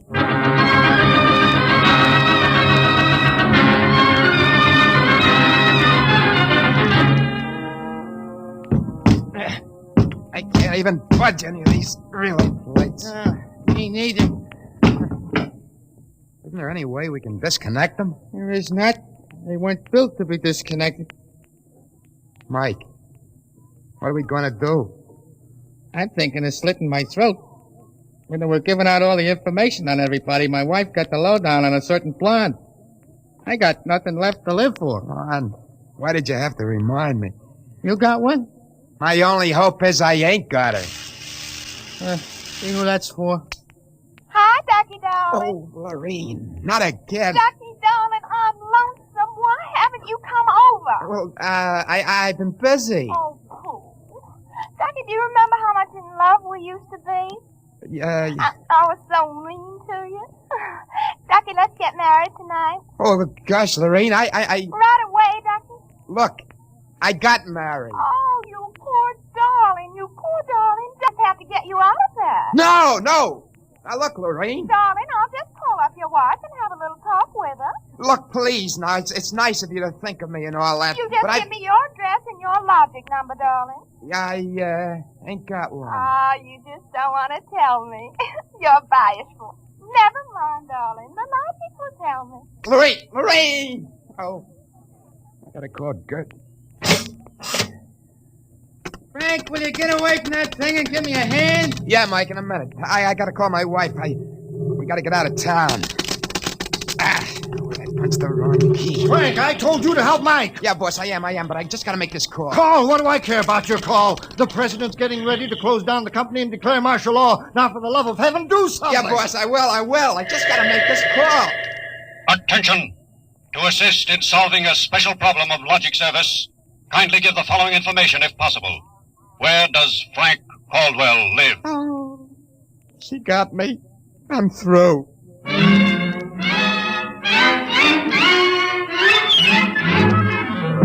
Look, Gert, there is no blonde. Frank Caldwell, I told you I was leaving you. Leave me later, will you? Right now, pack yourself up and the kids. We gotta get out of here. What is all this? Are the cops after you or something? Yeah, that's it, the cops. Come on, get moving, will you? Hey, get away from that logic. Yeah, but don't you think we ought to hear the police calls? 27 and Car 31 detailed to round up all employees of the Logics Company. Use caution. They are suspected of sedition. Holy smoke, the cops are after me. But you just said they were. 17, proceed to vicinity of 119 East 7th Street. Child terrorizing neighborhood. Use extreme caution. Child is armed with pea shooter, using poison dart. That is all. Freddie. Who's Freddie? Oh, he's a mean little kid. He wanted a logic that would tell him how to make dart poison. They're all alike, I kept telling him. They're all alike. What are you talking about? I don't know. All I know is it was a nice world up till yesterday. Now it's like a guy named Joe come along and squashed all our mud pies for us. Looks to me more like it was a logic named Joe. A logic name? They're all alike. Gert, baby! Let go of me. Oh, don't be so silly. Okay, honey, hold the fort. Maybe they aren't all alike. Where are you going? Frank, you're going to make a getaway? Baby, if you got the right inspiration, I'm going straight to the middle of this whole jamboree.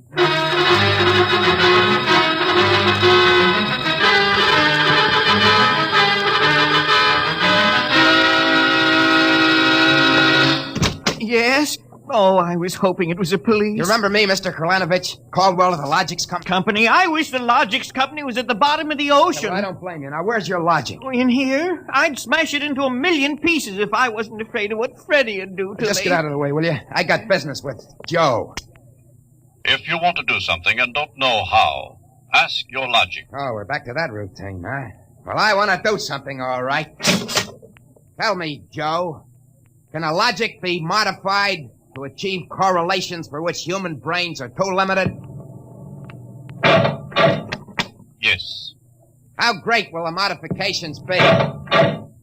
Microscopically slight. Changes in dimension not detectable even by precision gauges. They can come about only through an extremely improbable accident. What would this super logic then be able to do? Come on, you spell it. It could set up entire new combinations of electronic relays which would bypass the normal sensor blocks, thereby enabling it to perform valuable new services, including the giving of helpful advice on any human problem. Uh-huh. Has this accident ever happened, Joe? Come on! It has happened only once. In the case of the logic now owned by the Kolanovich family of 119 East 7th Street. A logic named Joe. Thanks, Joe. That's all I wanted to know. Hey, what's all this about? I'm taking this logic away, Mr. Kralanovich. I'll bring you a new one. Our troubles are all over. Hey, you, get away from Joe. Correction, our troubles are just beginning. Now, Freddie, put down that blowgun. Ah, shut up. Hey, you, I said get away from that logic. Now, look, Freddie, I'm going to bring you a nice new one, see? I want that one. What I got in this picture ain't Mr. Caldwell, the police, they're outside. Yeah, for me and Freddie. Nuts. What they want you for? You ain't smart enough to do nothing. Oh, no? Say, there's plenty I can tell you. Open up in there. There's our cops, kid. It's you and me against them. So what you gonna do about it if he's so smart? Now, look, we may have to fight our way out, see? Now, let me see that blowgun. I know a way to hop it up so the cops won't have a chance. Come on, give it to me. Okay, let's see what you can do. Here. Thanks. Here. Oh, Mr. Caldwell, you're a great man. Now, all I gotta do is to pull this plug out of the wall. Come right in, Sergeant. Careful, men, careful. That must be the kid. But he don't look so tough to me. Well, he got a little soft. Oh, there'll be no more complaints, officer. I guess I can go on where Mr. Caldwell left off. Caldwell, you're wanted. This time you either answer some questions Or we'll keep you in the cooler till you do. What, in jail? Oh, okay, let's go. Hey, wait a minute. You act like you wanted to go to jail. Yeah, I do. I got a feeling it'll be safer there. What do you mean? Just put me away till a certain party leaves town. I'll confess to anything. Okay, then, Caldwell. Into the paddy wagon you go. Thanks, officer. You may be saving my life. Now, if you just help me carry this logic out... Wait a minute. You can't take that in the wagon. I can't? Why not? No room. We've already got a dame in there who's raising the roof. A dame? Yeah, a blonde. She was trying to buy a gun without a permit. She keeps screaming she's going to miss her date with Ducky.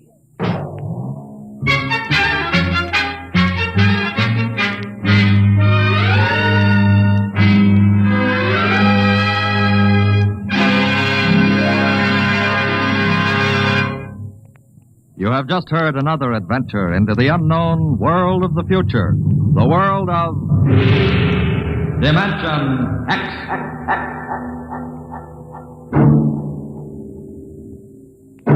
Next week, Dimension X joins the big parade of exciting half-hour presentations at a brand new time on Friday evenings at a different hour. In the Eastern Time Zone, you'll hear it at 9 o'clock Friday, Daylight Saving Time. In other zones, please consult your local newspaper listings to learn the new time.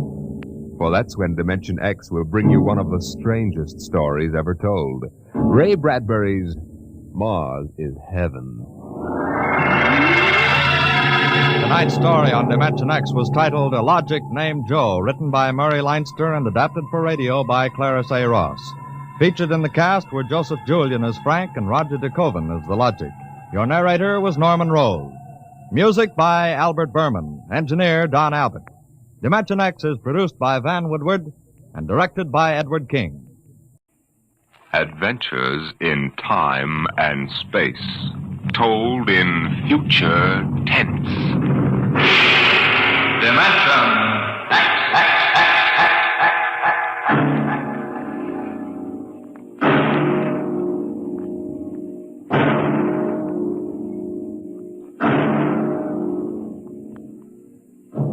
Can you predict the future? Can you tell what will come in 100 years? Or in 10? Or in the next minute? Tonight we present two ventures into the unknown. Two fantasies of the future, chosen from the works of one of our most brilliant young science fiction writers, Ray Bradbury. First, his story entitled, There Will Come Soft Rains.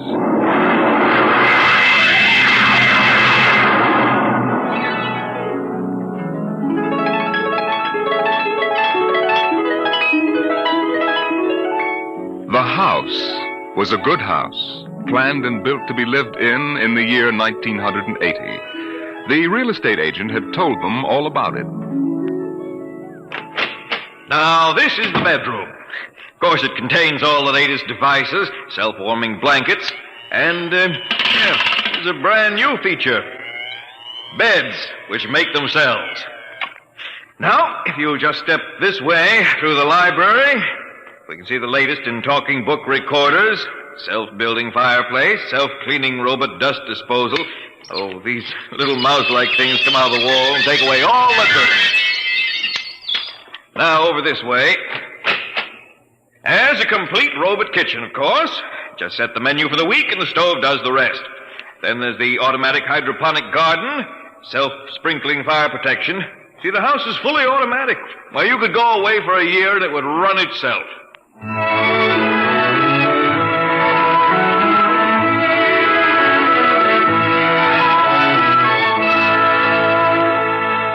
And so the family took the house. The man and the woman and the two children. A boy and a girl. And they lived contentedly, enjoying music and poetry and the rich, warm things in life. And the house fed them and slept them and entertained them. It made a good life for them. Until one day,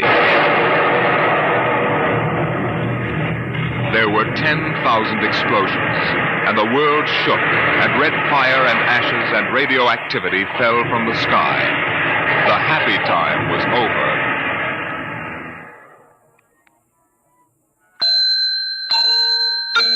Tick-tock, 7 o'clock. Time to rise. Open your eyes. Tick-tock, 7 o'clock. Time to But the house lay empty. The clock talked to the empty morning. In the kitchen, the stove sighed and ejected from its warm interior 8 eggs, sunny side up, 12 bacon slices, 2 coffees, and 2 cups of hot cocoa. 7, 9, breakfast time, come and dine, 7, 9. Today is April 28th, 1985. Today, remember, is Mr. Featherstone's birthday. Insurance, gas, atom heat, and electricity bills are due. In the walls, relays clicked, memory tapes glided under electric eyes, recorded voices moved beneath steel needles. 8, 1, run, run, off to school, off to work, run, run, tick-tock, 8 o'clock, 8 o'clock. But no doors slammed. No carpets took the quick tread of rubber heels. At 8:30, the eggs began to shrivel. An aluminum wedge scraped them into the sink. 9:15, time to clean, 9:15, time to clean. Out of the wall, hundreds of tiny mechanical mice darted. The rooms were a-crawl with small cleaning animals, all rubber and metal. They sucked up the hidden dust and dirt and popped back into their burrows.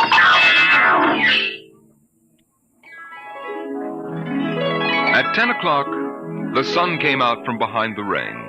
The house stood alone on a street where all the other houses were rubble and ashes. At night, the ruined town gave off a radioactive glow which could be seen for miles. At 10:15, the garden sprinkler filled the soft morning air with golden fountains. The water tinkled over the charred west side of the house, the side which had been facing the blast. It was black, except in 5 places. One of the 5 places was a silhouette of a man mowing a lawn, just as he'd been the instant the radioactivity burned his image into the side of the house. Over there, a woman bent to pick flowers.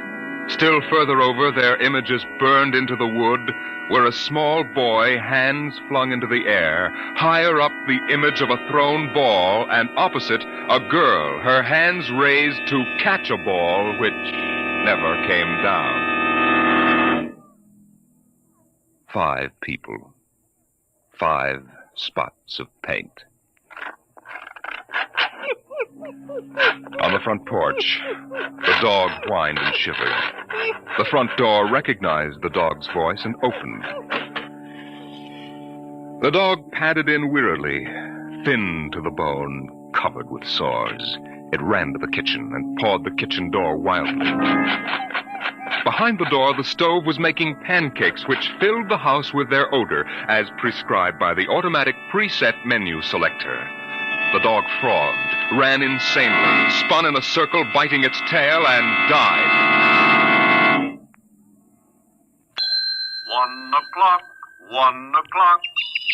Delicately sensing decay, the regiments of mice hummed out of the walls, soft as blown leaves, their electric eyes glowing. 1:15. The dog was gone. 2:15. Bridge tables unfolded from the walls of the patio. Playing cards fluttered onto pads. Martinis appeared on an oaken bench. But the tables were silent, the cards untouched. 5 o'clock, 6 o'clock, 7 o'clock, 8 o'clock, 9 o'clock. Dinner was made, ignored, flushed away. Dishes were washed. In the study, the tobacco stand produced a cigar with half an inch of gray ash upon it, smoking, waiting, waiting. The hearth fire bloomed out of nothing. 9 o'clock, 9 o'clock. The beds began to warm their hidden circuits, and the phonograph spoke from beside the fireplace. Mrs. McClelland, what poem would you like to hear this evening? Mr. McClelland? Since you express no preference, I shall select at random from among your favorites. Sarah Teasdale, There Will Come Soft Rains.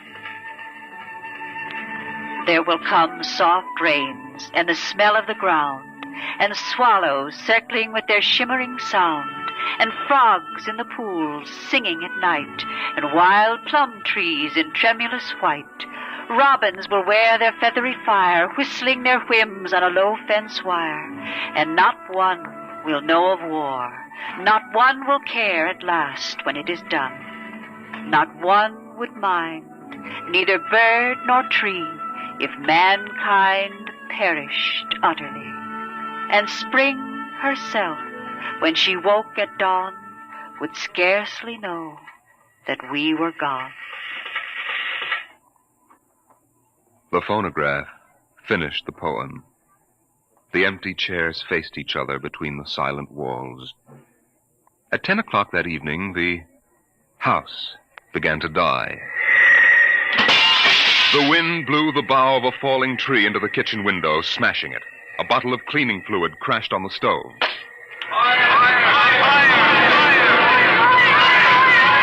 Water pumps shot down from the ceiling. But the solvent spread onto the doors, making fire as it went. Other voices in other rooms taking up the alarm. The windows broke with the heat, and the wind blew in to help the fire. The fire crackled upstairs at paintings, lay hungrily on the beds, devoured the rooms. The house began to shudder. The bared skeleton began to cringe in the heat. The wires revealed as if a surgeon had torn the skin off. Voices screamed in every room. Windows snapped open and shut like undecided mouths.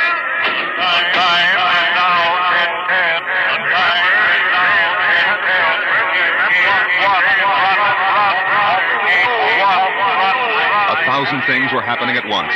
Like the interior of a clock shop at midnight, all the clocks were striking, making a merry-go-round of squeaking, whispering, and rushing. In the kitchen, the stove hissing hysterically was making breakfasts at a psychopathic rate.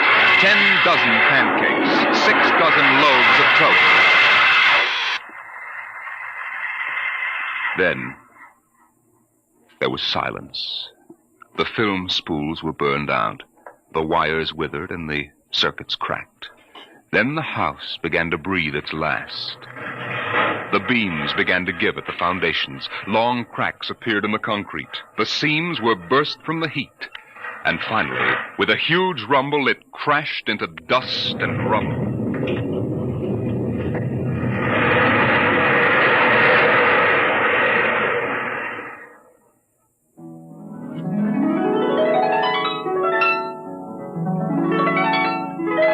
Dawn shone faintly in the east.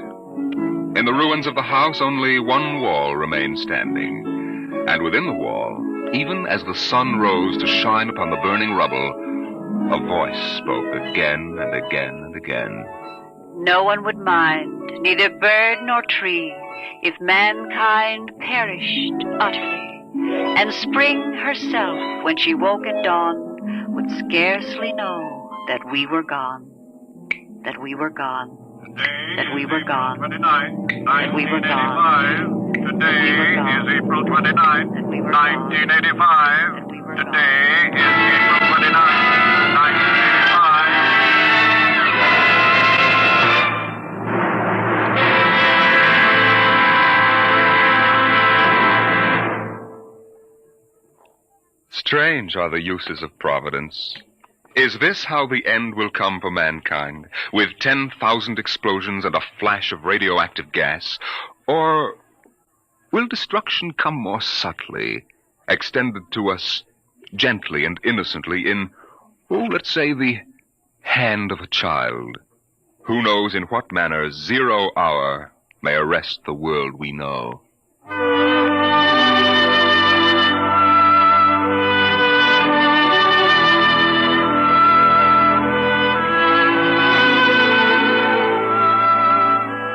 It was a perfect summer day in the year 1985. The streets were lined with green, peaceful trees. Businessmen sat in their quiet offices, taping their voices or watching televisors. Rockets hovered like darning needles in the blue sky. There was the universal quiet conceit and easiness of men accustomed to peace, quite certain that there would never be war or trouble again. There were no traitors among men, no unhappy ones, no disgruntled ones. The world was upon stable ground. Sunlight illumined the suburbs, and the town drowsed on a tide of warm, sunlit air. On the lawns, the children played, catapulting this way and that across the green grass, shouting at each other, holding hands, flying in circles, climbing trees, and laughing. And in the homes, busy mothers prepared for the evening arrival of their husbands. Excuse me, Mom. Good heavens, Mick, what's all the excitement? We're playing a game, Mommy, the most exciting game ever. What are you doing in that cabinet? I need some tools from Daddy's kit. Your father may not like... Oh, I'll take good care of them, Mom, I promise. Very well. Don't you lose anything. Oh, thank you, Mom. You want a glass of milk? Can't stop now, Mom. What's the name of the game, Mink? Invasion. Invasion. What will they think of next?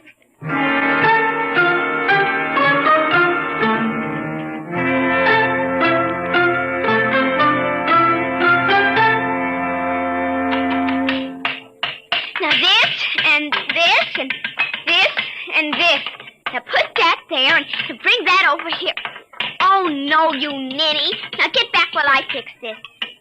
There, they want it this way, see? Here, just let me fix it. Oh, Mink, it's that smarty pants Joseph Connors. Don't let him play. He's 12 years old. Don't worry, I won't. What you playing, Mink? None of your business, smarty pants. I want to play. Can't. Why not? You're too old. Just 'cause you're only 8. No, you'd only laugh at us and spoil the invasion. Make him go away, Mink. Go away. This is my backyard. Who wants to play with you and your old fairies anyway? They aren't fairies. Nuts to you. I don't want to play anyway. Good riddance. I'm glad you didn't let him play, Mink. He'd only laugh.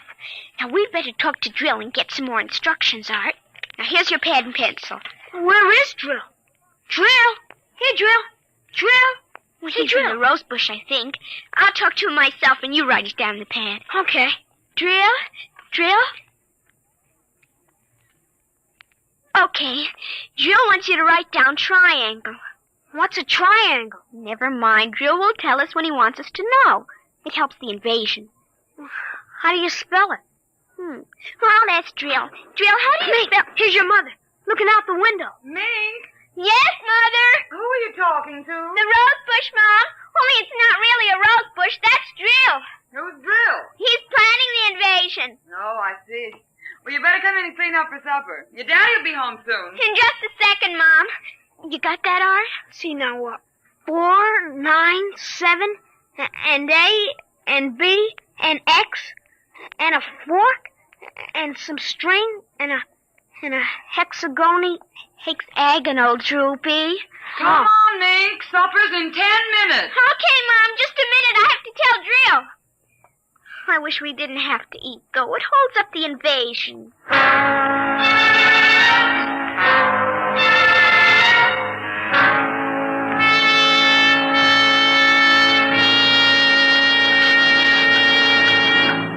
Mink, for heaven's sake, slow down. You'll choke on that soup. I can't, Mom. It's a matter of life and death. What's a matter of life and death? The invasion. What invasion is that? Oh, just some silly game the children have been playing. Well, whatever it is, Mink, it'll wait until you've finished your supper, I'm sure. I don't want any more. You've barely touched anything. Oh, but Drill is waiting for me, Daddy. Drill? Who's Drill? He lives in a rose bush in our backyard. Imagination, Henry. Such nonsense. I've got to run now. You'll sit through dessert, young lady. Oh, gee, Daddy. And while you're at it, tell me more about this new game. It's Martians invading Earth, Daddy. What? Well, not exactly Martians, Daddy. They're from... Well, gee, I don't know. From up. And from inside that little head of yours. You're laughing at me. Drill said you would. You'll kill Drill and everybody. Oh, I didn't know you could kill a Martian. But it's not really a Martian, Mom. Maybe it's from Jupiter or Venus, even. Imagine. They couldn't figure out a way to attack the Earth. We are impregnable. Impregnable, dear. Well, that's the word Drill said, Well, anyway, that was the word, Mom, the same word. Anyway, so we're helping them. Now, who's helping who? Well, the kids are helping the Martians. Oh, fifth column, eh? Well, Drill says in order to make a good fight, you gotta have a new way of surprising the people. That way you win. And he says also you gotta have help from your enemy. Pretty slick, those Martians, using the kids for a fifth column, eh, Mary? And hiding under rose bushes, too, Henry. Don't forget that. Well, that's because grown-ups never look under rose bushes. Only kids. Oh, I see. Well, finish your fruit, darling. You can play for an hour afterward. Mary. Oh, it's so nice out, Henry, and there's no school tomorrow. Very well. Till 8 o'clock. Drill says after the invasion we can stay up as late as we want. No more bets either. Oh, is that so? We can watch all the grown-up televisor shows. I don't wonder this invasion has caught on among the kids. Well, some of the kids are giving us trouble, like Dale Britz and Petey Jarek. They're growing up, so they won't believe in the invasion. They make fun. Worse than parents, even. I hate them worst. We'll kill them first. I hope you're saving your father and me for last. But Drill says you're dangerous. What? But I think they'll let me keep you because I'm helping so much. I'll talk to Drill. Maybe we won't have to kill you. Mary, I think this nonsense has gone far enough. Can I go out now, please? Well, run along, dear. Don't worry, Dad. I won't let them hurt you. Mary, I think the child's taking this game entirely too seriously. Invasion. Now, Henry, you know how Mink is. Besides, all children have their aggressions. Better to get them out in the open, I suppose. Maybe you're right. I was wondering about bridge with the Jacksons tonight, Mary. All right. But, you look tired, dear.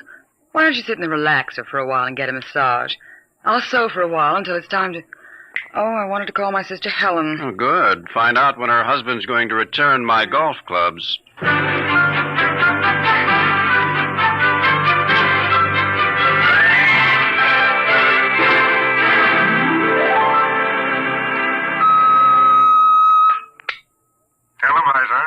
Would you please connect me with Mrs. Helen Rogerson on Channel 7-2Z, Pittsburgh, Pennsylvania.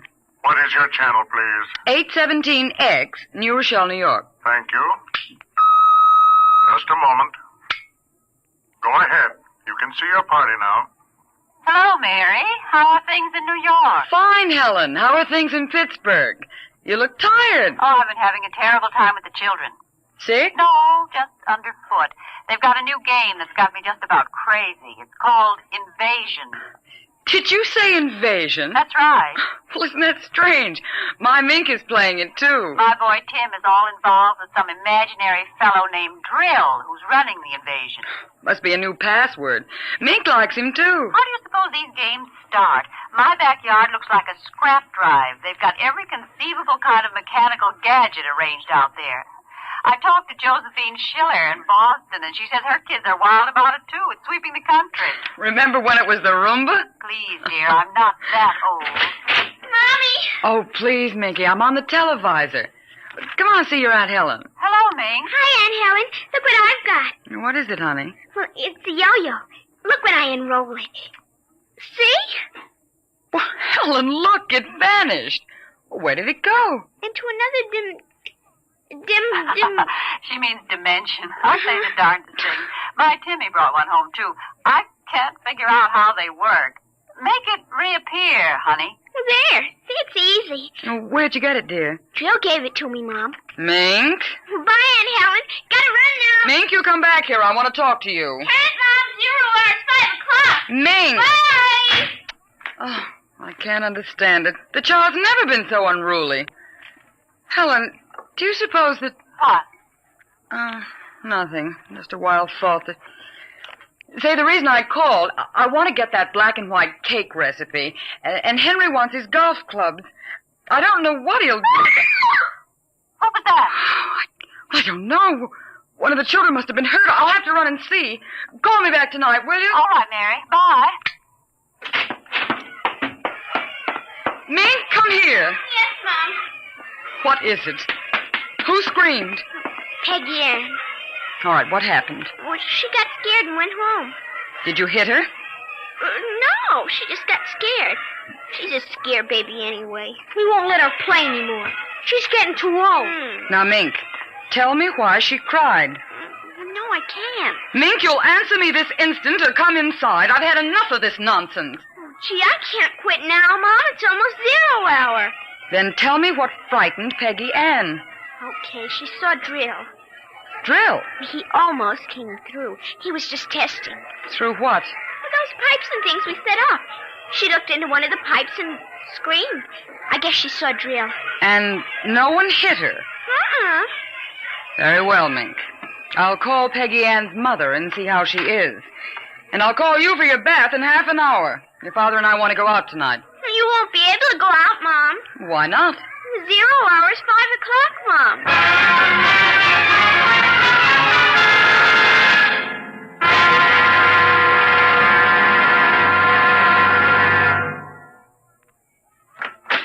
Hello, dear. Oh, you home already, Henry? Yes, I thought I'd relax a little before we went to theater. Where's the little one? Out back.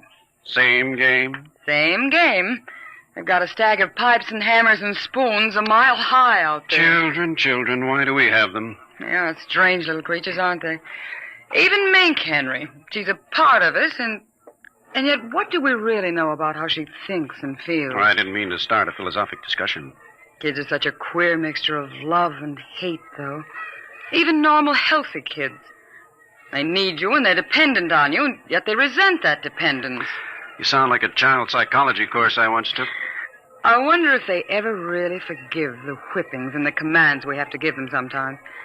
I wonder if we ever forgot them when we were children. Look, I'd like to discuss this with you, dear, but we do have a theater date, and it's almost 5 o'clock now. What's happened to the kids? They're so quiet. When children are quiet, you know there's some mischief. What's that sound? I don't know. Those kids aren't playing with anything electrical, are they? I'm sure they aren't. At least I Just the same, I'd better go out and Henry, see. Tell them to put off the invasion. What? Mary, don't get upset. It's just a game.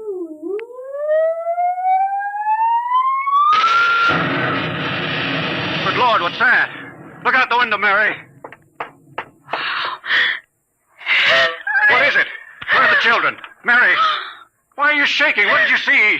Henry, quick, up to the attic. They aren't in the attic. Yes, the attic. Quick. Mary, come back here. Mary! Mary, don't go up. They aren't up there. Mary, you out of your mind? There's no one up here. Quick, shut the door. Lock it. But there's nothing up here. What is wrong with you? Mary, come to your senses. Henry. What are you talking about? I saw it through the window, Henry. It was horrible. What? It is an invasion. For heaven's sake, let's get down out of this attic and talk this over sensibly. I want to find out if Mink is all right. She's all right. I saw her. She was leading them around the corner of the house. Leading who? The kids? Shh. It's nothing. Oh, listen. Huh? The front door. They're coming. Good Lord, those kids sound like 50 men with boots on. Not men. Oh, please, God, don't let them find us. Don't let them, please. I don't understand. Who's there? Shh, don't shout now. Who's down there? I demand that you answer me. They're coming. The whole house is shaking. Who's there? Shh, please, be quiet, Henry. They might go away. Henry? Mom? Dad? Are you in the attic? Henry, listen. It's Mink. Mink. We've got to save her. Henry, you don't understand. She's leading them. What? She's leading them. She's on their side. Oh, please, God, forgive them. The children on their side? Oh, she told us, but we wouldn't believe her. Henry, they're coming out! Mom? Dad, we know you're in there. Well, I guess you better melt the lock, Trill. Henry, the lock! It's melting! The door! Oh, dear God! Mom? Dad? Oh, I see you now. Peek-a-boo!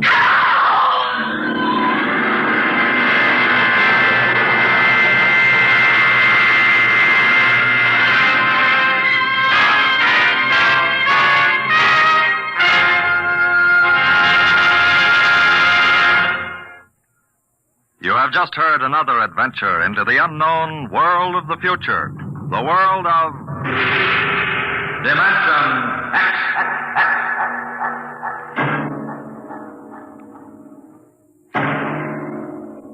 Next week, Destination Moon, a preview of the movie which is soon to have its world premiere in New York, telling the Robert Heinlein story of man's first trip to the moon.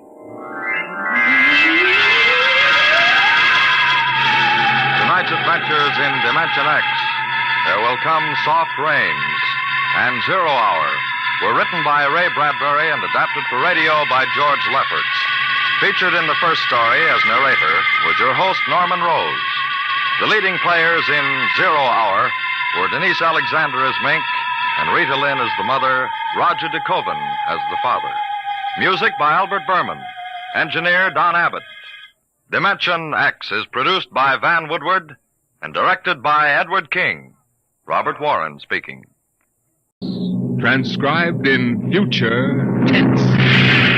Dimension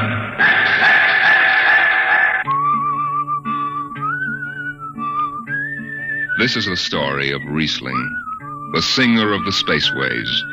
You've probably sung his songs in school, in English, French, or German. The language doesn't matter, but it was an earth tongue. But the real story of Riesling is not found in the footnotes of a scholar's critique or a publisher's biography. It is in the memories of the old-time spacemen, the pioneers who pushed the thundering old-fashioned rockets to the far, strange ports that are our commonplace heritage.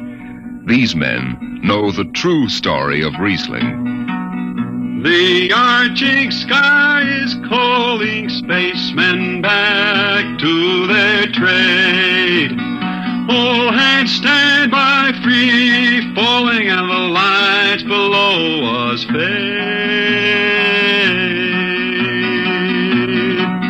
Outride the sons of terror, far drives the thundering jet, up leaps the race of earthmen,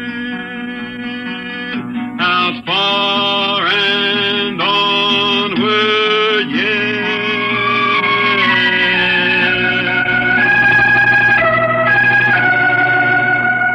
When I first met Riesling, he was hustling drinks in the Twin Moons bar at Drywater, Mars. He'd won a guitar off a Chinese barkeep at Luna City by cheating at one thumb, and he made his whiskey by singing in the bar and passing the hat. Listen to her, Hudson. Don't she strum pretty? Like a 16-year-old gal. Say, how much you collect on that last song? $3 Martian and a slug. Al grabbed it from my bill.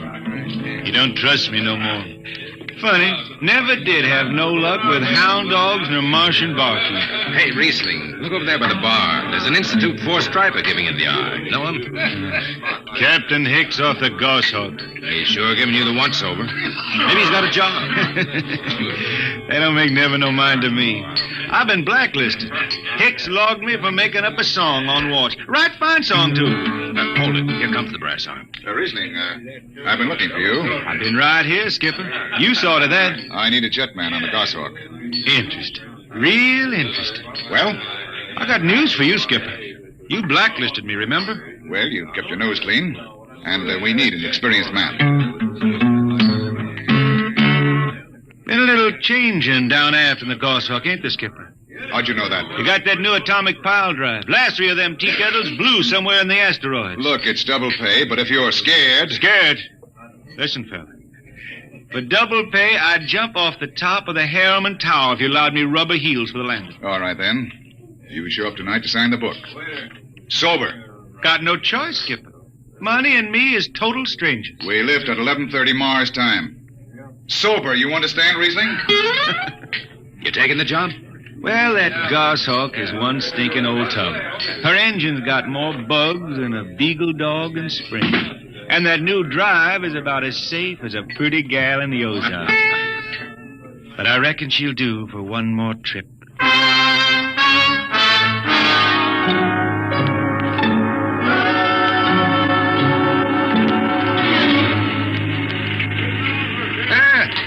Welcome home, Riesling. Hi, Jimmy Legs. Meet my friend Hertzman. He's signing on as a wiper.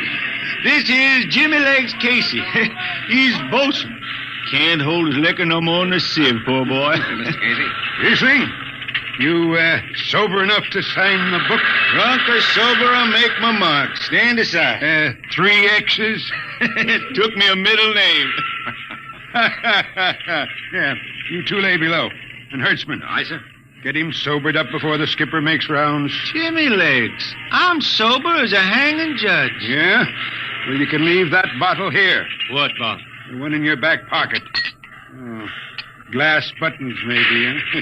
Give it here. Jimmy Legs, I swear I'm going to write a song about you. Go ahead, threaten me. Now get below. We raise ship in 30 minutes.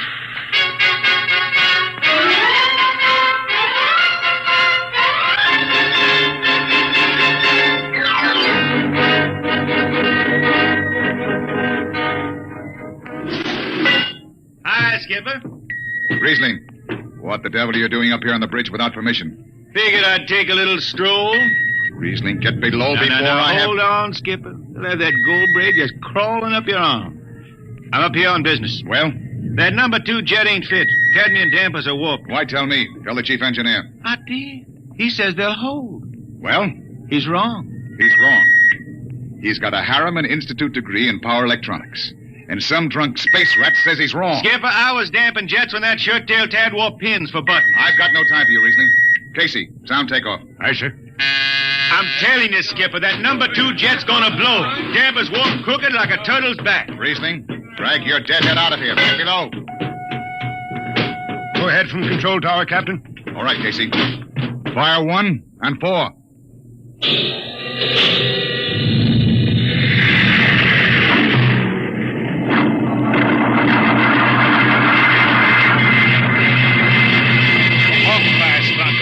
Blast for 3 watches before going into free flight.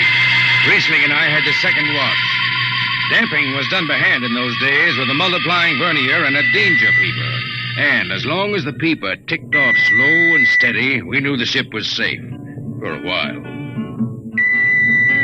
Hey, Riesling, you better stow that guitar. If Jimmy Legs catches it, he'll blow a gasket. Don't worry, I can damp this tea kettle in my sleep. How's number 2? All right, so far. Did you ever hear that song about Hicks, the one that got me blacklisted? Oh, the skipper is the father of his crew, a gentle guiding light to me and you.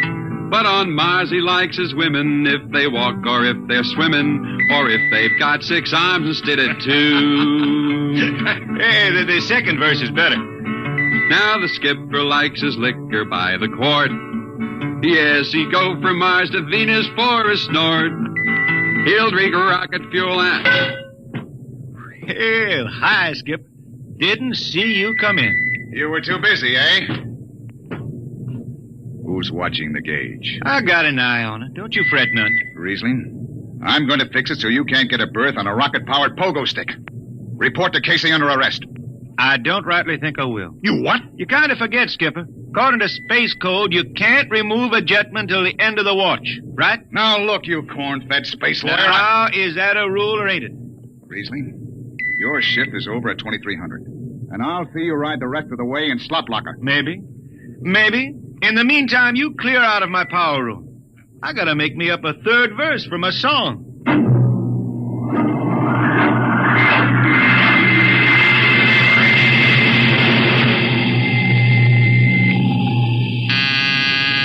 I got it. Power room. Damp number 2 a point. Number 2, all right. Hey, let me have that mic. Jimmy Legs, is that force drive Boyle up there? Give me that, Casey. Riesling, I've taken just about enough from you. And I've got a little news for you, Skipper. Number 2 jet is bulging like a fat lady in a satin skirt. Listen, you clown, that Skipper, I think I'm gonna junk my song and start over. I could do much better on you. This is the last time, Riesling. Damp number 2 a point. Sure. Look out, Hertzman. I'll take it. You watch the gauge. Now. You need to hear. She's bucking a little. Riesling, hit the emergency. She won't damp. It's that force. There go the lights.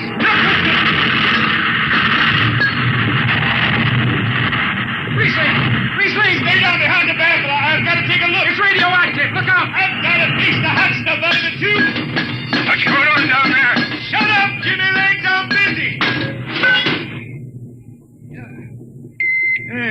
She's tight now. What happened? Number 2 blew, you lunk-headed space rat. You all right? A little sunburn. The lights are gone. What's the matter with the emergency circuits? Riesling. Jimmy Legs, get some lights down here. It's dark. Get the emergency light on. They're on, Riesling. They went on after the blast. The lights are on. What are you talking about? Jimmy Legs. Jimmy Legs, turn on the lights. It's dark. Turn on the lights.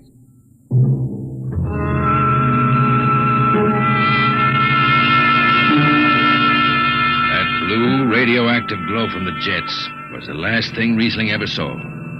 His optic nerve was burned out in an instant. He was in sick bay on the rest of the trip, and on the swing back, we set Riesling down at Drywater, Mars. Look out for the cable, Riesling. Thanks, Hertzman. Hey, Riesling. That you, Jimmy Legs? Hold up a minute, will you? Riesling. Jimmy Legs, I promised I'd write a song about you, didn't I? Sure, Riesling, sure. Can't seem to sing like I used to. Look, Riesling, the men up on the bridge feel kind of bad about this. Yeah? Why didn't they think of that when Riesling told them that damper was shot? Now, Hertzman, that's all over. Sure. That's all forgotten. Riesling, let's get down to the Twin Moons before I vomit. Now, hold it. The skipper feels pretty bad about the whole thing, Riesling. Kind of late for that, Jimmy Legs. Feeling sorry, don't hold no corn. The boys passed the hat.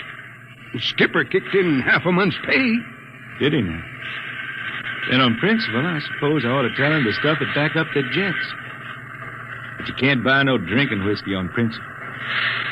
I'll take it. Here you are. I'll get it. I'll be seeing you, Riesling. Sure, Jimmy Lee. Sure. Come on, Hertzman. Let's get that drink.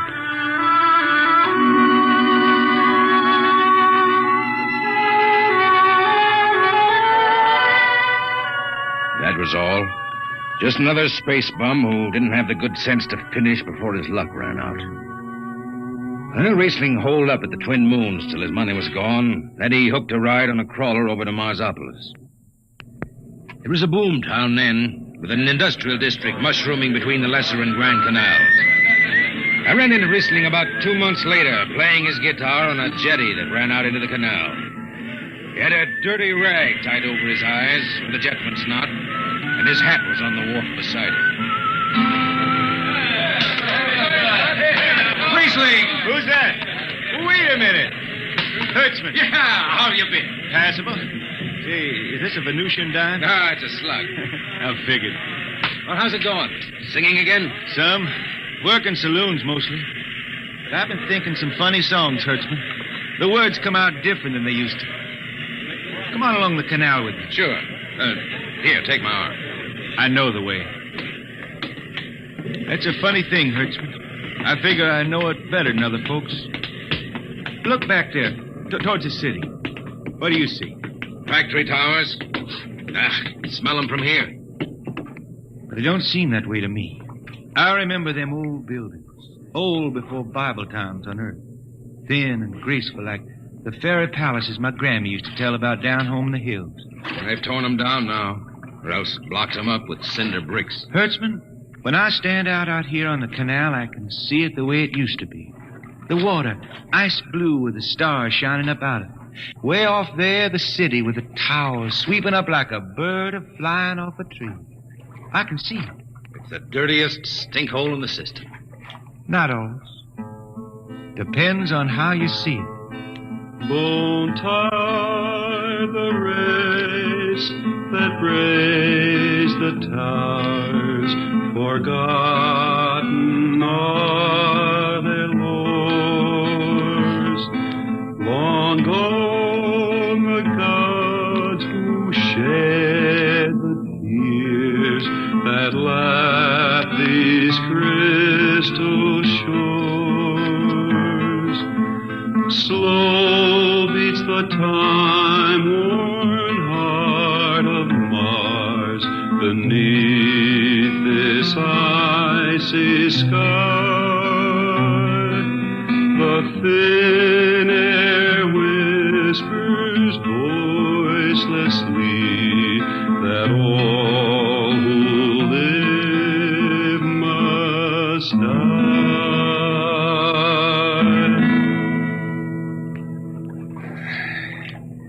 You make that up. Why don't you go home, Riesling? Home? I've been thinking about that, Hertzman. When I was a youngster down in the Ozarks, I used to climb a big old oak tree my daddy had in the dooryard. You could see the hills for miles, green and cool. I've been thinking about that. Why don't you go back then? I couldn't see them hills no more now. I couldn't stand to see black when I knew they was lying all around me, cool and green in the sun. I couldn't stand that. Yeah. Well, let's get back to town, Hertzman. Today I made $3.50 Martian. I'm all set to drink it down before dawn. Come on!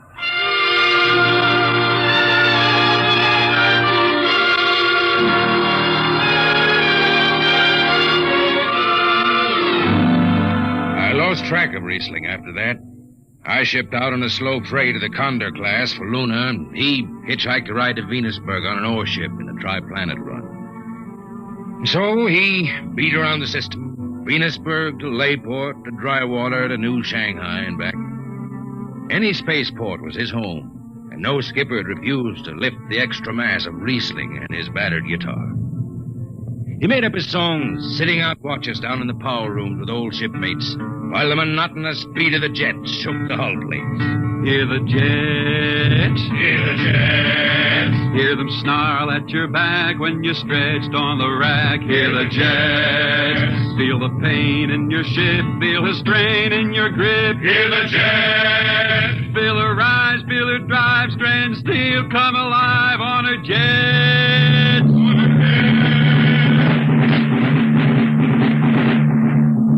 Little by little, his songs began to travel along the spaceways ahead of him.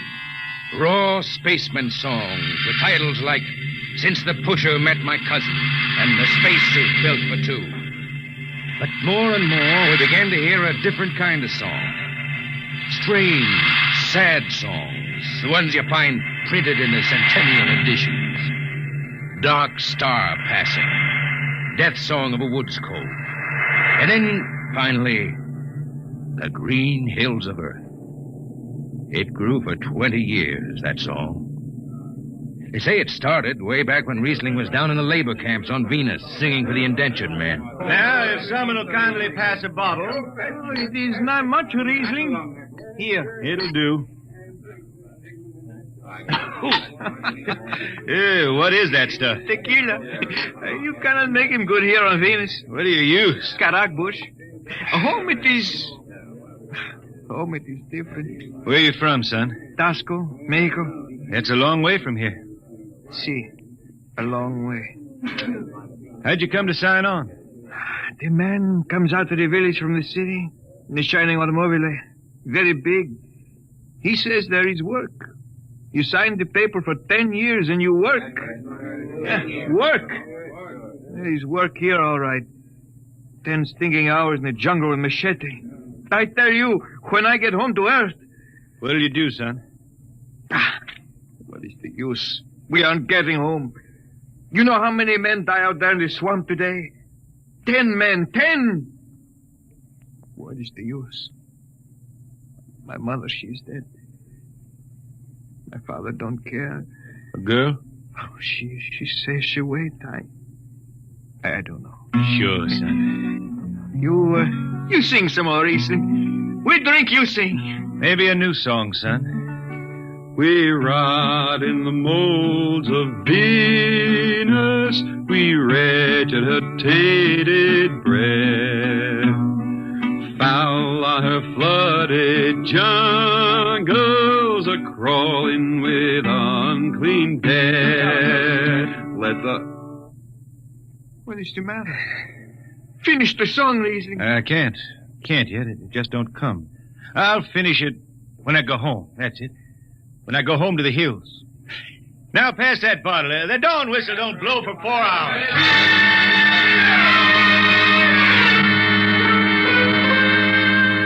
That's where the Green Hills started. And I was there when it was finished. It was 20 years after that. And there wasn't a man flying or on the beach hadn't heard of Riesling and his songs. He was getting old now for a spaceman. He was a familiar figure through the whole system. Tall, gaunt, and with that dirty bandage tied across his blind eyes. I was chief jetman then on the old Falcon. We were cradled at Venus Alice Isle, scheduled for a direct jump to Great Lakes, Illinois, on Earth. I was checking in dunnage when Riesling felt his way up the gangway and came through the lock. Riesling! Who's that? Mike Hertzman. Hertzman. Well, what are you doing on this old hog? I figured I'd ride her back to Earth. Earth? Are you going home, Riesling? I thought you were never going to make that run. I've been hankering to set foot in the Ozarks again. How about those hills? I've been singing about them so long now, Hertzman. I got to finish the song. I got to set foot in the dooryard and hear the wind through that oak tree. About the last thing I'll be doing. I got to get home before... Riesling, there's a new company policy in effect. You see, Hertzman, I'm getting just a little old. Riesling, listen. No more deadhead rides. The new code book is in force. Oh, I seen code books come and go. The skipper's one of them youngsters fresh out of Harriman Institute cadet training. He's liable to throw the book at you. At me?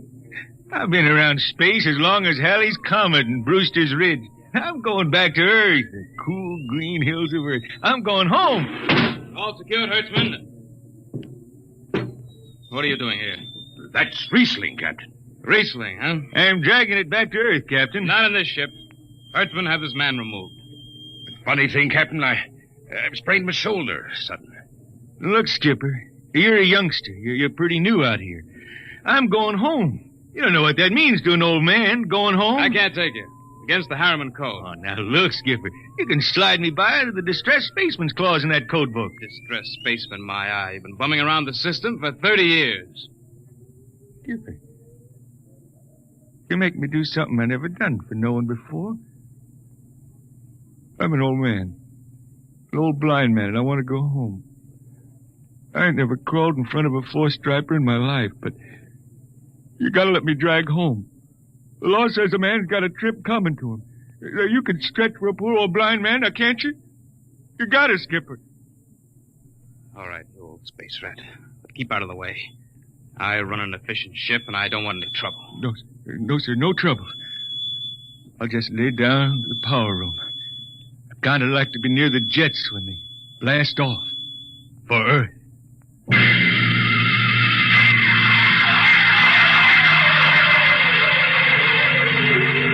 Sit down, Riesling. Take a load off your feet.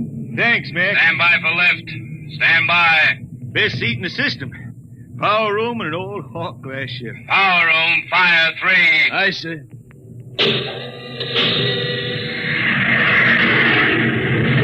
The cool green hills of Earth. You still singing that, Riesling? Oh, some. I changed her a little. Gonna finish her now, Mac. Going home to finish her. Yeah.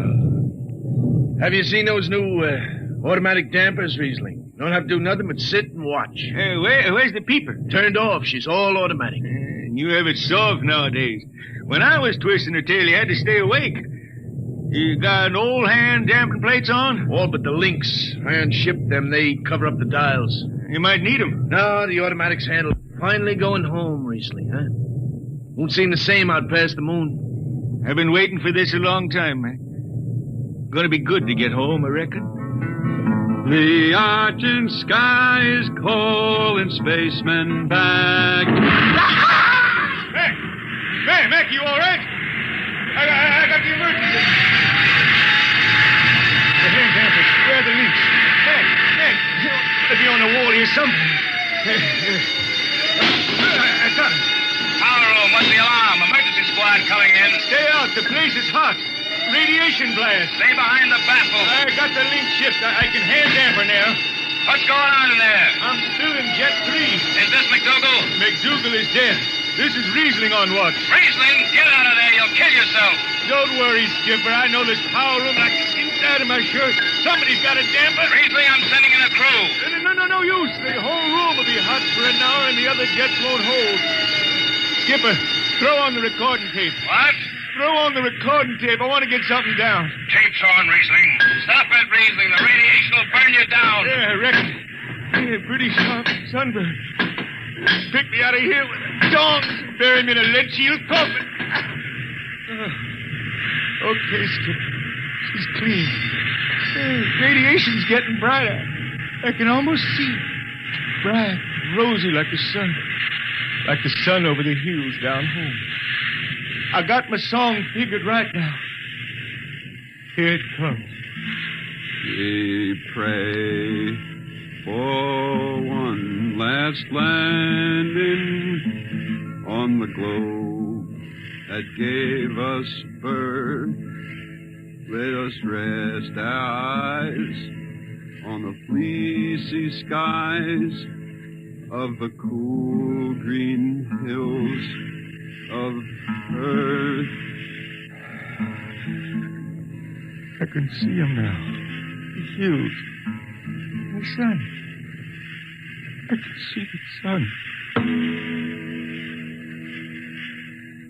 That's the way he died. Riesling, the blind singer of the spaceways, singing of the home he never reached, the cool green hills of Earth.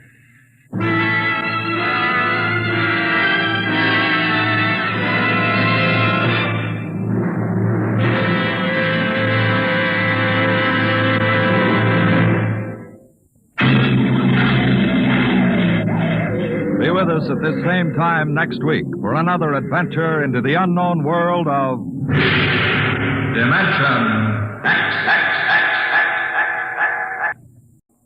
Adventures in time and space, told in future tense.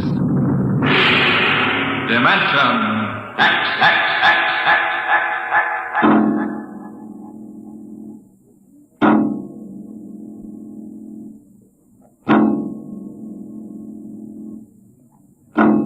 Time is an interesting phenomenon. A ticking clock, the running sands of an hourglass, all these have captured the imagination of men. But time is more. It exists now, and then, and in the future. Suppose we are in the year 1950. Coexistent in time may be worlds we have never seen, the worlds of the past and of the future.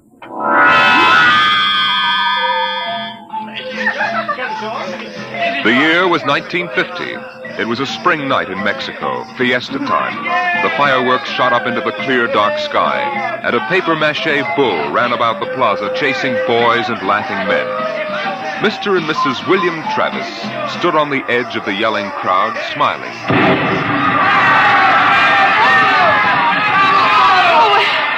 What is it, Bill?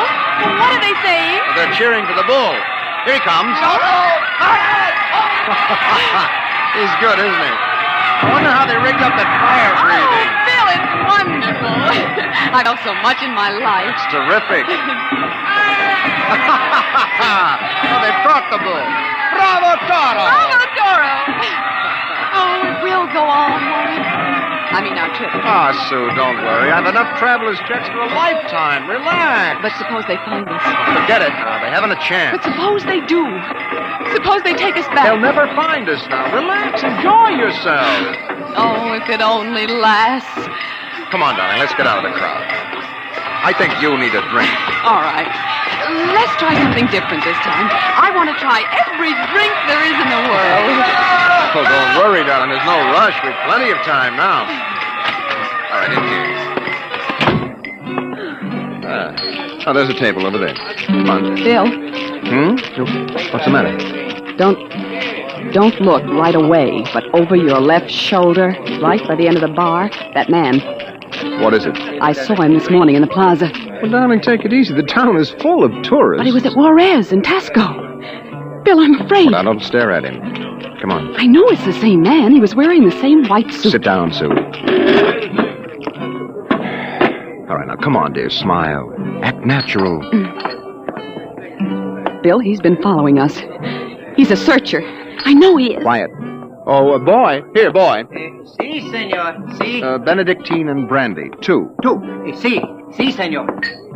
He's watching us, Bill. Will you quit worrying, darling? The chances are 1 in 1,000 that they found us. Probably it's just a coincidence. I want to lie down. I think I'm going to be sick. Susan, hang on, will you? If he is looking for us, we can't run out. What's he doing now? He stopped our waiter. He's asking him something. He may just want a drink. Bill, I can't stand it. I've got to go upstairs and lie down. All right. As soon as we finish our drinks. What's he doing now? Well, he's nodding at me, as if he knows me. And he's smiling. Bill, he's coming over here. Now watch yourself. We've got to go right on in front of him. So if he is what we think he is, he won't suspect. I couldn't. We've got to. Come on. So I said to David, Dave, that's ridiculous. You know that a thing as that is never going to take place. Kristen. What? You did not pull up your pants leg when you sat down. Oh, well, I'm afraid you have the wrong person. My name isn't Chrysler. Kristen. No, well, I'm William Travis. I don't see what my pants leg has got to do with it. Mind if I sit down? Well, yes, Everyone nowadays pulls up his pants leg when he sits down. Like this. Keeps the trousers from bagging at the knees. But, of course, if you're not used to this style of clothing... Now, see here. We don't know you. We don't? I'm sorry. I thought I knew you. Look, this is our table. If you don't mind... You see, I'm looking for 2 friends of mine. A man and his wife, very much like you. The man is an atomic scientist. The wife, a bacteriologist. Very important people. They work on government business. Just what are you talking about? When I find my friends, going to take them home with me. Look here, Mr. Sims. That will do for now. All right, Sims. I understand that you thought you knew us. But you can see you're mistaken. Now, if you'll excuse us, my wife and I were just going up to our room. We have to make an early start in the morning. Going for a trip? Up Acapulco, perhaps? Never mind where we're going. Yes, of course. You don't like crowds, tourists. Probably like to get off the beaten path. You know, I've got a vacation folder here that might interest you. Please, Bill, let's go. Oh, wait. So, it's put out by an outfit that calls itself Travel in Time Incorporated. Travel in time? Yes, they've come up with a rather intriguing idea. Would you like to actually witness the burning Rome? Sail with Columbus in 1492 on his voyage of discovery to America? Meet Cleopatra? Then why not take your vacation in time as well as in place? But perhaps you've seen this leaflet before. Of course not. Then you'll be interested in hearing the rest. Travel in Time Incorporated can costume you, put you in the crowd at any place and time in history. Look, we guarantee to teach you any language you need to move freely in any year without risk of detection. This summer, why not escape from the worries of our modern world? Take your vacation in time. Oh, that's impossible, of course. But think what it would mean. A chance to escape all the tensions of an unpleasant life. War, insecurity, fear. Sims, Suppose you were a scientist working on a dangerous bomb project. Or you, Mrs. Travis, suppose you were a bacteriologist working on disease cultures. And you had a chance to escape all that. To take a vacation 200 years in the past. Would be wonderful, wouldn't it? Escape to a more peaceful world? A trip back to, 1950. 1950? But you said a vacation in the past. So I did. But you see, 1950 is the past if you come from the year 2155. 2155? Mm-hmm. Terrible times. Most unpleasant. A war raging, an atomic bacteriological war. Terrible times. With none of the little comforts we enjoy today, like this fine Havana cigar. Bill, I want to go upstairs. I want to lie down. If you were living then, think of how wonderful it would be to take a vacation in time. Back to now. Oh, you're crazy. I don't know what you're talking about. Suppose a young couple like yourselves took a trip to 1950 and didn't want to come back. You know what would happen? The government sends a searcher back to look for them. This is all fantastic nonsense. The searcher finds them and brings them back. Well, do you think I'll find my 2 friends, Mr. Travis? Bill, please take me upstairs. I don't feel well. Oh, is the lady feeling a bit sick? How unfortunate. Here are the drinks, senor. Well, shall we drink a toast to 2155? to the future.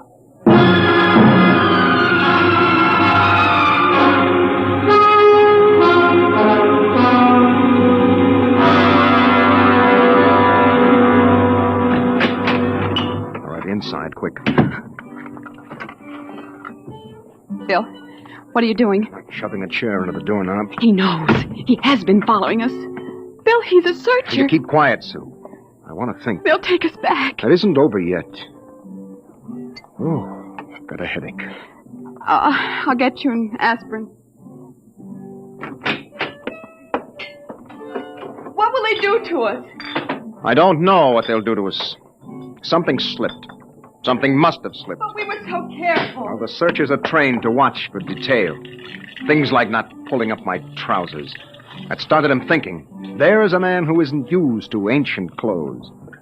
Could kill myself for giving it away. No. It was my walk. These high heels. Careful now, Ken. Here. Thank you. Bill, I won't go back. I won't go on filling tubes with typhoid and bubonic plague. Now, take it easy, Sue. There must be some way. We don't have to go back to 2155, do we? The nerve of that Sim sitting there looking us up and down like animals smoking those stinking cigars. That's how I first noticed him at Tasco.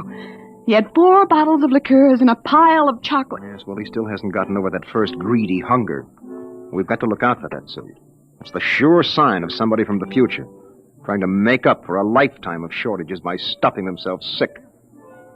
Remember our first night? Bill, I can't stand it. We've got to get out of here. What are you doing? Packing. Getting the suitcases out. That's no use, Sue. What do you mean? We can get to Acapulco by morning. Don't you think he's watching us? We could get away. No, we've got to sit tight. We've got to wait right here for a break. I don't know what, but something has got to break. Darling, I'm afraid. No. Maybe he isn't sure of us yet.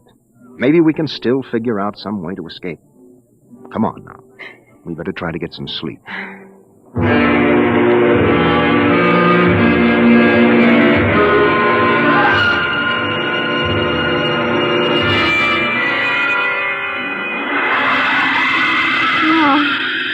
No, I won't go back. Security police. The bomb. The bomb is falling. It's falling. Sue, what's the matter? Sue!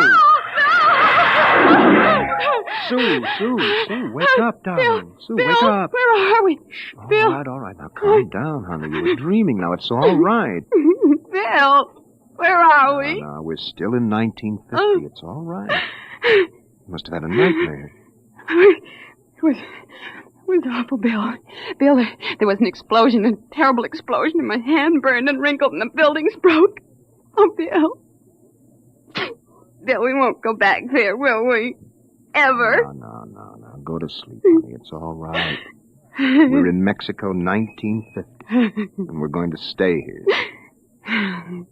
Oh, Bill. Sue, I've been lying awake here thinking. It may be that he's still testing us, but he's not absolutely certain. That may be why he hasn't moved. Well, maybe he's just playing with us. Yes, maybe. I wouldn't put that past him either. He's got all the time in the world. He can stay here as long as he likes, then bring us back to the future 60 seconds after we left it. They can't make a scene, can they? They don't dare come out in the open. No. That might change the future. They're afraid of that. Oh, Bill, if we could only tell somebody, ask for help. Now, Sue, you know we can't. That's why we had to submit to the psychological block treatment before they okayed our vacation. We couldn't tell if we tried. The block is too strong. Well, maybe we can break it, Bill. And what if we did? Who'd believe a crazy story like ours? Who would believe that we come from 2155? No, Sue, that would do no good. But this is important. They have to get us alone to put us in the time machine to send us back. Well, then that's it. We'll never be alone. Listen, it's still fiesta time. It'll be easy to stay in the crowd. Yes, that's our only chance. We must not let him get us alone. He won't get us back to that war and that insane world. Bill. It could be the room clerk. At 3 in the morning? I'd better answer it. No, don't. Don't, Bill, don't. I've got to. Hello? Hello? Mr. Travis? What is the idea of this? It's 3 a.m. Yes. I just wanted to remind you, the rabbits may hide in the forest, but a fox can always find them. What was it, Bill? Bill? No, never mind, darling. Come on. Let's get some sleep. Why, we can.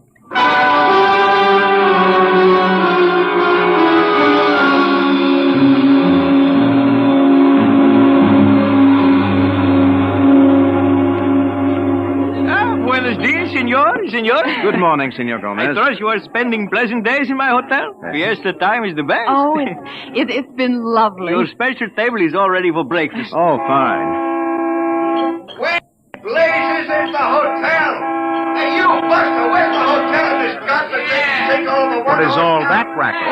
Great excitement, very great. Why, what is it? They come with 4 trucks and innumerable automobiles. A motion picture company from Hollywood. Oh, what are they doing down here? They make pictures of our fiesta for the backgrounds. Oh, yes. We have a very beautiful town. Beautiful. Yes, very beautiful. That fat man, the one with the most colorful shirt, he is the chief, the director. Oh, yes. Manager, where's the manager of this Adobe flea bag? Coming, senor, coming. You will excuse me. Oh, I hope the table is satisfactory. Coming, senor, coming. Sue, this is a break. That movie company will draw crowds, and that helps But us. when can we leave, Bill? Well, not today. We'd be sure then. It'd be easy to catch us above on the road. We better stay and try to lull Sims. Okay, kids, end of the line. Ciao. Get out of Buster. Lay out the pepper. I gotta know. There's Sims, Bill. Across the dining room. We can't do anything now, not with these actors coming in. Okay, follow me, kiddies.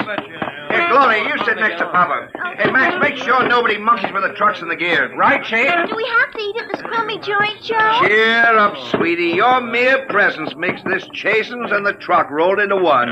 Not this early in the morning, Joe. I couldn't stand it. Okay. They look happy, you want, don't they? Daddies, is on the dear Look, old Susan. expense account. Maybe I could hire 2 of them. I could say it was a joke. Oh, why? We could dress them in our clothes, have them drive off in our car sometime when Sims couldn't see their faces. Where would that get us? Well, with him off on their trail, we might make it to Mexico City. It'd take years to find us there. Bill, that movie man's coming over here. Oh, excuse me. You folks are Americans, aren't you? Yes, that's right. Boy, am I glad to see you. Yeah, I'm so sick of hearing Spanish I could kiss you. Hey, come on over and eat with us, huh? Oh, well, I don't think we should intrude. Come on. Misery loves company. I'm Misery, and that's the company. We're from Hollywood. Yes, so I understand. Yeah, and boy, would I like to be there now. We're down here for some preliminary shots on some Technicolor clam bake, you know. Real turkey, stinkeroo. Oh, that's too bad. But we've got an expense account. Oh, that's a lovely thing. I'm Joe Melton. I'm the unit director. Oh, well, I'm William Travis. This is my wife, Susan. Hi. Mutual. Oh, come over, kids. Join the party. Cheer us up. Only no tamales. I burned out 3 kidneys on tamales since I came over the border. Hey, am I funny? Oh, wonderful. Oh, come on over. Hey, Kitty. I got new blood here, brother. Just a moment, Mr. Travis. I thought you might be breakfasting with me. Alone. Sorry. Oh, no. I got him first, Mac. You want to join us? No, I've already ordered. Mr. Travis, I think you'd better talk with me now. Hey, is this guy giving you trouble? It's all right. Well, you say the word. I'll have Max pitch him out on his ear. No. It's all right. We'll be right over, Mr. Melton. Oh, Bill. We'll talk to Mr. Sims. Mr. Melton, sort of keep an eye on us, huh? After all, you found us first. Yeah, sure. Well, come on over soon, kids. Sit down, Mr. Travis. I hope you slept well. Did you? I'm not used to spring mattresses. But there are compensations. I stayed up half the night trying new cigarettes and foods. A whole new spectrum of sensation. Well, what are you talking about? Still acting, huh? But it's no use. You can't stay in crowds all the time. I'll get you alone soon enough. I'm immensely patient. Let's come to the point. It took me a month to trace you down and be sure of you. Now, if you come with me quietly, I might be able to get you off with no punishment. if you agree to go back to work on the bacteria bomb. We don't know what you're talking about. Stop it. Use your intelligence. You know we can't let you get away with this escape. Other people in the year 2155 might get the same idea and do the same. We need people. To fight your war. Bill. It's all right, Susan. We can talk on his terms now. He's got us. We can't escape. At last. Really, you've both been incredibly romantic. Running away from your responsibilities. Running away from horror. Nonsense. Only a war. Only? With half the world dead, the other half dying? Yes. But we can't have you escaping here while we drop off a cliff. Dying people love to know that others died with them. Kids, bring it up. We're waiting on you. The longer you keep me waiting, the harder it will go on you. What do you mean? We need you on that bomb project. Return now and no torture. Torture? Yes. You see, later we'll force you to work. And after you finish the bomb, we'll try a number of complicated new devices on you. Bill. As you say, you can't escape. We have all the time in the world. Here in 1950. Sims, I'll make a deal with you. I'll come back now if my wife stays here alive, safe, away from that war. No, Bill, Keep no. quiet, Sue. Well, Sims, you need me for that bomb. You can duplicate her work. It exceeds my authority. But all right. Meet me in the plaza in 10 minutes. I'll pick you up in the car. Good. We'll drive out into the country to some deserted spot, and I'll have the time travel machine pick us up. Bill, I won't let you. Don't argue, Sue. It's settled. Good. I'll meet you in the plaza in 10 minutes. Your wife may stay here as long as she wishes. All right, Sims. It's a deal. Don't try anything now, Travis. I know when I'm licked. We just want a few minutes to say goodbye. I'll be seeing you then. Bill, I won't let you do it. I won't let you. Please, Susan. I'm going to tell the truth. I'm going to get help. You can't. The psychological block It's won't... our last chance, Bill. Hey, aren't you two going to join us? I thought Mr. Melton, I've got something to tell you, and you've got to believe me. Sue, it won't work. You've got to try. Go ahead, kids. Spill it. You've got to understand. You see, we really... Bill, my head. I can't think. My you head. need a my bromo, head. honey. It can't work, Sue. Now, the block is too strong. Come on, we'd better get the car. Hey, someone's crying now. Breakfast, no time for people to cry. Now, what in the world could a good-looking kid like you find to cry about?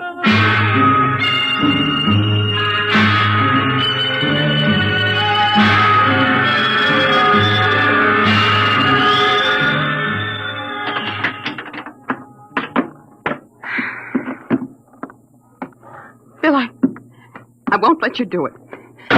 Don't make it harder, I'll Susan. let me go back with you. We'll get through some way. You think I'm going to let you go back to that war? Sue, please stop. We haven't got much time. It was so wonderful here, Bill. Oh, Bill. And there he is, smoking those cigars of his, waiting for us. Only, there must be some way that we can both stay here. Maybe there is.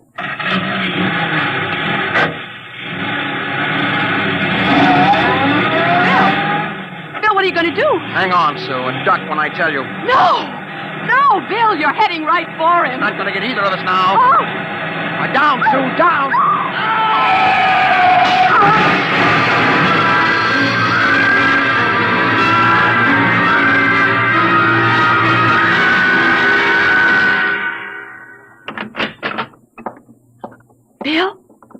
Bill? It's all right, darling. It's all over now.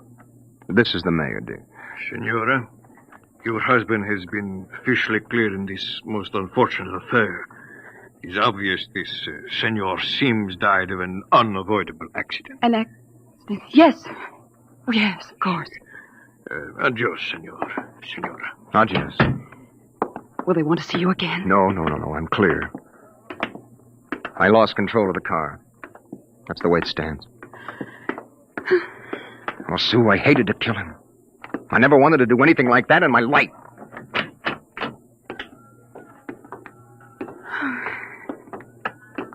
Where will we go now? Mexico City? Well, the car's in the repair shop. It won't be ready till 4, then we'll get out of here. Hey there, Travis. Wait up. It's the movie man, Bill. Oh. He was very good to me when they had you in there. Oh? Hey, I heard what happened. They sprung you, huh? Great, Yes. great.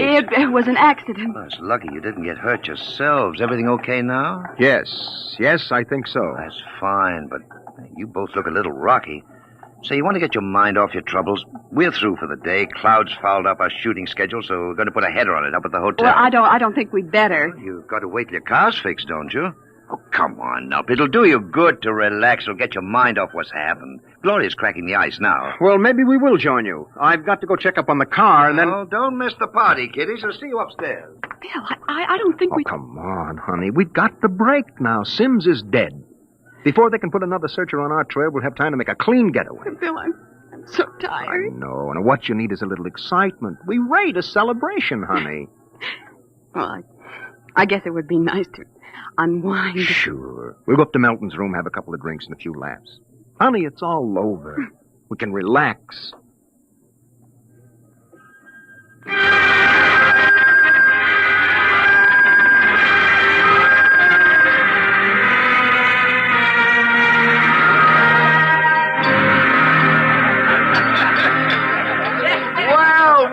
Well, kiddies. Well, we thought we'd join you, Mr. Melton. Oh, great. Call me Joe. Hey, Gloria, yank another cork. We got company. Way ahead of you. Here you are, kids. Thank you. You kids ready to drink? That was a pretty messy business, but it's all over now, huh? Yes, it's all over. Yes, well, it's time to unlax. Grab a glass, honey. Well, thank you. Hey, quiet, everybody. Quiet.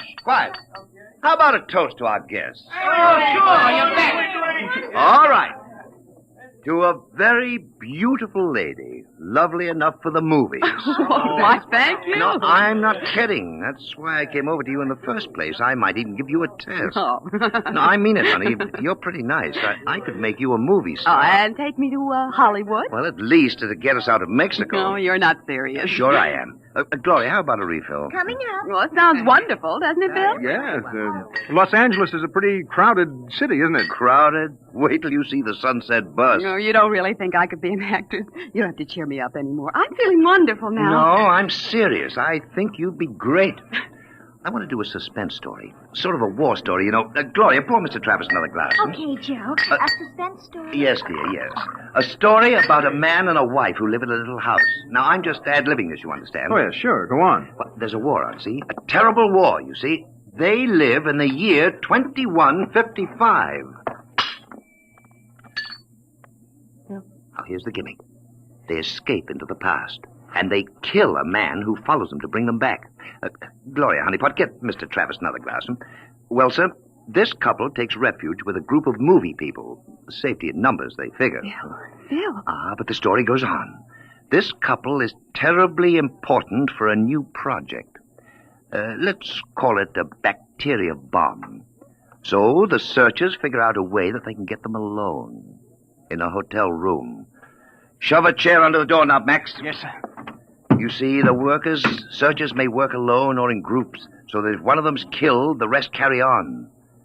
Don't you think that would make a wonderful picture, huh, Susan? Don't you, Bill? You're not going to get us, Melton. Stand still. Put that gun down, Travis. Who is it? The manager. Grab that gun, Max. Let go of me. Now make things worse, Mr. Travis. The manager, he heard us. Let's get going. Let go of me. Let go. He'll break down the door in a minute. Max, get ready to travel. Get that. Take a good look, Mr. Travis. Take a good look at 1950. You won't be seeing it anymore. Throw the switch.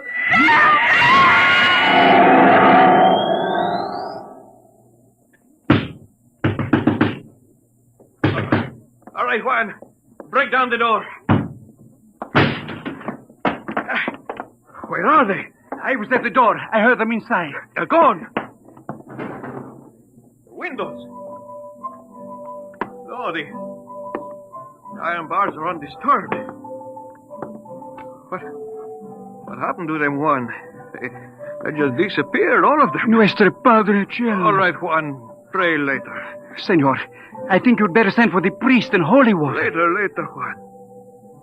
Hey, they just disappeared. Look here in the closet. See? Hey, bottles, hundreds of bottles. Chartreuse, cognac, absinthe, tequila, Turkish cigarettes, and boxes of pure Havana cigars. These crazy Americanos. Why should anyone leave all this behind? What? Never question providence. There is enough here to last us both for a month. What? I think we can look forward to a most happy future.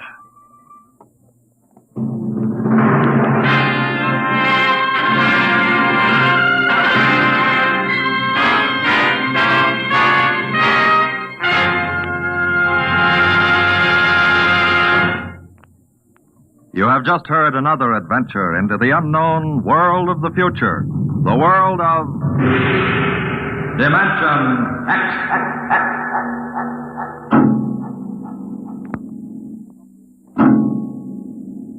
Now, about next week. Suppose that you were a private detective, and into your office walked a strange-looking client. Would you believe him if he told you that there was a Martian embassy hidden somewhere in New York, where spies from the Martian planet were preparing for the invasion of Earth? We'll tell you about it next week. Tonight's adventure in Dimension X was the Ray Bradbury story To the Future, as adapted for radio by Ernest Kenoy. John Larkin was heard as Bill, and Jan Miner as Susan. Your narrator was Norman Rose. Music by Albert Berman, engineer Don Abbott. Dimension X is produced by Van Woodward and directed by Edward King. Adventures in time and space, told in future tense. Dimension X.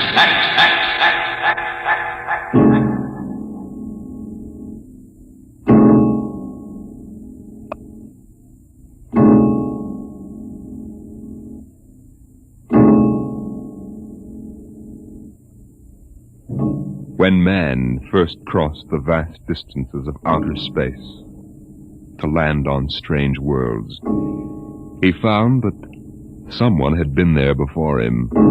The ruined canals of Mars, the smashed cities of Titan and Centaurus II and III, all these were evidence that 100,000 years ago, a race of intelligent beings built their cities across the galaxy.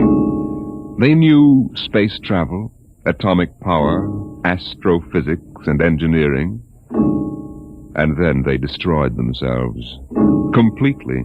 So that of all the cities on 1,000 worlds, only dust and rubble remained.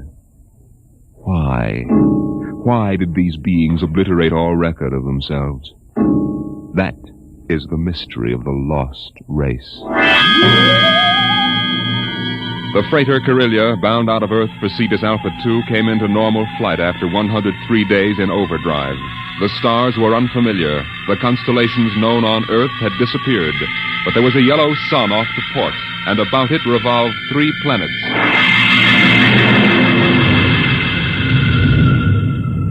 What do you make of it, Briggs? It isn't on any of the star charts, Captain Wharton. I checked through. 1 and 3 are dead, all right. Have to take a closer look at number 2. Turn up the vision scale. Polar ice caps. She's green around the belt. Let's take her down to a 5-mile orbit. Swing around her for a look. Alert for deceleration. Aye, sir. Throw in the manuals. Power room. Power room, aye. We're going down to have a look at something. Give us just enough power to keep her under control. All right, Briggs. Hang on to your stomach.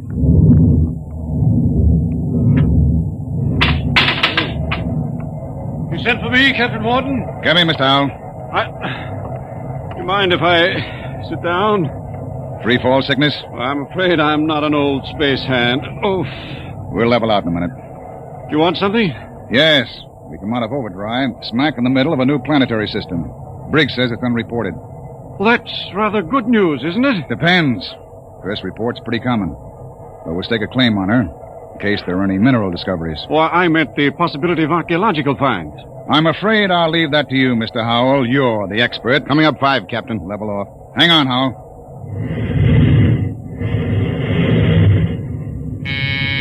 Power room. Hold her steady she goes. We'll orbit at slow cruising speed. All right. Clear the scope, Briggs. Aye, sir. Nice-looking piece of real estate.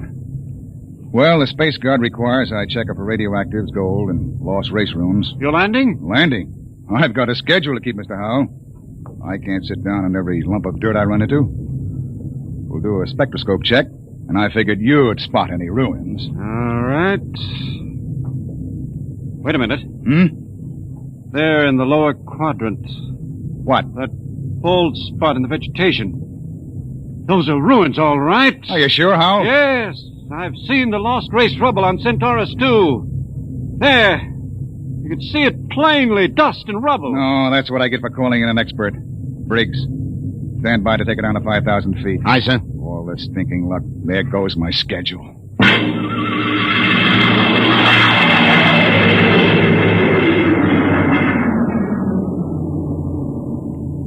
Seen enough, Howell? It's going to set me back 5 hours. Interesting. Wait a minute. What's wrong? I don't believe it. Marvelous. Incredible. Stop sputtering, Howell. What is it? Look over that rise in the ground. It's a section of the city still standing. Hey, you're right. That hill must have shielded it from the blast. Captain, you've got to land. Land? You've got to. This is the first lost race site that's ever been spotted. Of course you'll land. Howell, we get a $1,000 bonus for every day under par for the run. But you don't understand. It's the biggest find in the century. We can chart it, and you'll have to get back somehow. That's all. I'm not sitting down to rake over old dust heaps. Captain Wharton, I'm on commission to the Space Guard. You may have to answer to them. I'll think up one. Look, Howell, strictly speaking, you're a passenger. Well, you've got to You land. don't belong on the bridge. I'm not landing down there, and that's not... Briggs! Emergency from the power room. Something must have blown. Power room. Power room. Danton, what's wrong down there? Danton! He doesn't answer. Anything serious, Captain? Reaches the fuel locker. That 5 pounds of ascending will go and kick us right out of space. Danton! Danton! Power room, aye. What happened? What blew? Main tube coupling. She's secured What's now. the damage? The main tube's burnt out. The bearing, the coupling, the injector valve, and the needle gauge. Can you make repairs? Not in flight. Can you raise enough power to land? I don't know, Captain. The wiring's shot. It's bad like a tomcat. I might be able to get something from the deceleration auxiliaries. Get a jury rig on her. We'll try to set her down. Aye, sir. Briggs. Yes, sir. Alert for crash landing. Signal room. Signal room. Signal, aye. Langston, get off a position fix and SOS standby. Aye, sir. Well, Mr. Howell, I guess you're going to join your friends in the lost race. I just hope it's not permanently.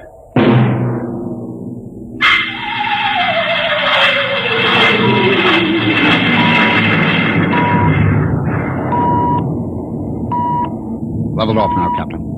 Trim her up a point. That's it. She's bucking bad. 5 more minutes and the hull plates will shake loose. Power room. Stand by for bow blast on signal. Power ready. I'm going to try for that clearing. Too narrow. 2 to 1 for $1. All right. Hang on.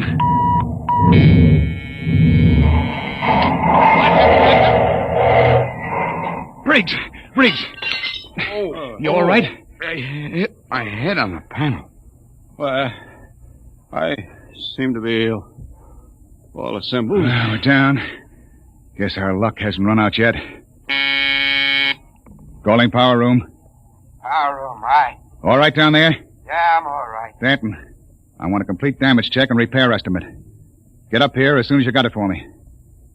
Briggs, you all right now? Yes, sir, I guess so. As soon as we get Dan's report, get a detail aft. Help him with repairs. Captain Wharton. What is it, Langston? My speaker line's out. Sending circuits blew. Spare tubes? That was a pretty rough landing, Captain. They're gone. I can't replace them this side of Lunar Space Station. I see. Well, the SOS ought to do it. And the Space Guard monitor reports our position. They aren't going to, Captain. Why not? Sending circuits went out when the blast went off down there. I didn't get the SOS out. Thank you, Langston. Get back and see what you can salvage. Does that mean bad news? We were in overdrive, Mr. Howell. It would take 40 years to search the distance we've traveled in one day. Consequently, when a ship doesn't make port and doesn't transmit a position fix, they forget about it. Oh. I see. And with the radio out, we blast off on our own power. Or we don't get off. Got your damage report, Captain. Well? Here. It's on a B-23 checklist. Not bad? Worse. Danton, how long will it take you for repairs? I don't know. An estimate. I know gypsy fortune teller. How about the lifeboat? For deep space? What are they teaching at Sands Point now? Basket weaving? Danton, Lifeboat couldn't lift half a light year off this here mud heap. Danton, I'll take just so much. Look. Can it be converted to Bessendium drive? Converter links were mashed when we came down. How long is it going to take you to repair the main drive? Look, Captain, I got 2 hands. You want me to hold a lug wrench in my teeth? See here, Danton. You see here, Captain. The whole lousy crew's been spitting all over me ever since we blasted off. Now you can all wait on me. Who do you think you are, Danton? The only power man on this ship, that's who. If you ain't satisfied with the way I'm working, go hire yourself another boy. The woods are lousy with him. I'll take my own sweet time. What's the matter with him? Got a bug in his ear? Space fatigue, Captain. He's been locked up in the power room 4 days. Oh, we don't have enough trouble. Briggs, remind me to slug the psychotechnician when we get back. Don't tell me nobody gets into deep space who isn't emotionally stable. What are you going to do about him, Captain? Nothing. Stay off his back. Oh, but you can't. Captain's the only man who can get us out of here. We want to hit the cradle at New York Spaceport again. We've got to keep him happy. Captain Wharton, as long as we're landed, and we do have to wait for the engines to be fixed, I suppose we can explore the lost race ruins. Look, Mr. Howell, I can't spare the men. We are now stuck tight until Danton gets those engines fixed. And if he can't, which is entirely possible, we are stuck, period. Oh. Briggs, I want you to keep a careful eye on the men. Space fatigue is nothing compared to what we might run up against now. Captain Wharton. Captain, I've got it. Is any circuits? No, sir, but I picked up the incoming video band. Well, that's something. Can you get the mail call through? The men could use a little lift right now. Well, the scheduled one-way personals are due at 23:30 Greenwich. Good. That ought to help morale. Langston, rig the receiving booth. Aye, sir. Howell, this is a break. Seeing the folks at home may be enough to keep everybody on an even keel. I know I'll be glad to see that kid of mine.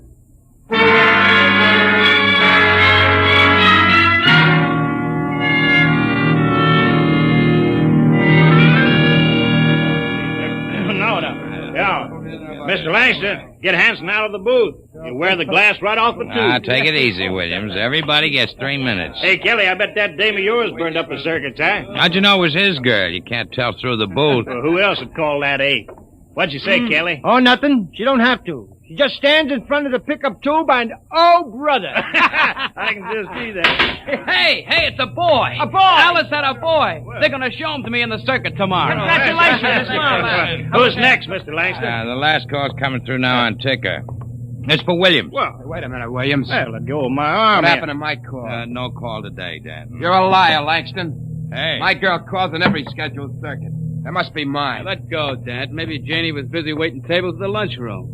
What do you know about her, Hanson? You kidding? She's a swell kid. Everybody at New York Spaceport knows her. Yeah, I've seen you hanging around Jane, too. Now, wait a minute, Danton. Take it easy, Dan. You and Williams made this up between you, didn't you? You're going to take my call, huh, Williams? You're space happy. You used to hang around with her before I cut you out. Now, listen, Danton, you were lucky enough to get her. Let well enough alone. You bet I got her all right, and you're not going to steal her back. Williams, I'm going to... You crazy. Danton! Get him off me! Lion. Get him off! Hey, what's going on in here? Let him fight! I'm going to kill you, double-crossing. Behind my back. Grab him, Hanson. Get his arm. Oh, me. Nobody took your call. Calm down, Danton. I'll fix all this. Look out. He's got a wrench. Danton! He's nuts. Nobody gets a call. Nobody. How do you like that, Williams? You ain't going to hear from Janie no more. How do you like that? After him. Kelly! Hanson! The airlock. He's left the ship. Let him go, the jealous screwball. Sure. But that's the only man who can get us off of here.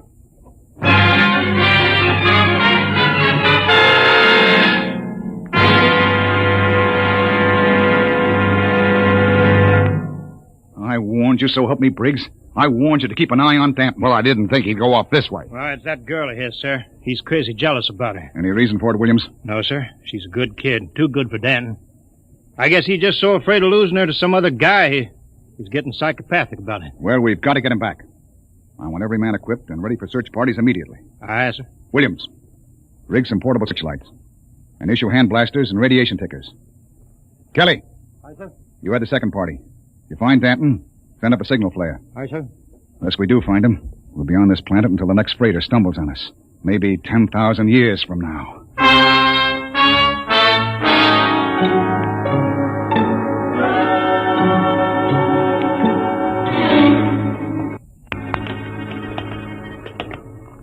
Hold that light up, Hanson. This is amazing, Captain. Lost Race building's actually standing. Hey! What is it? Oh, nothing. A shadow.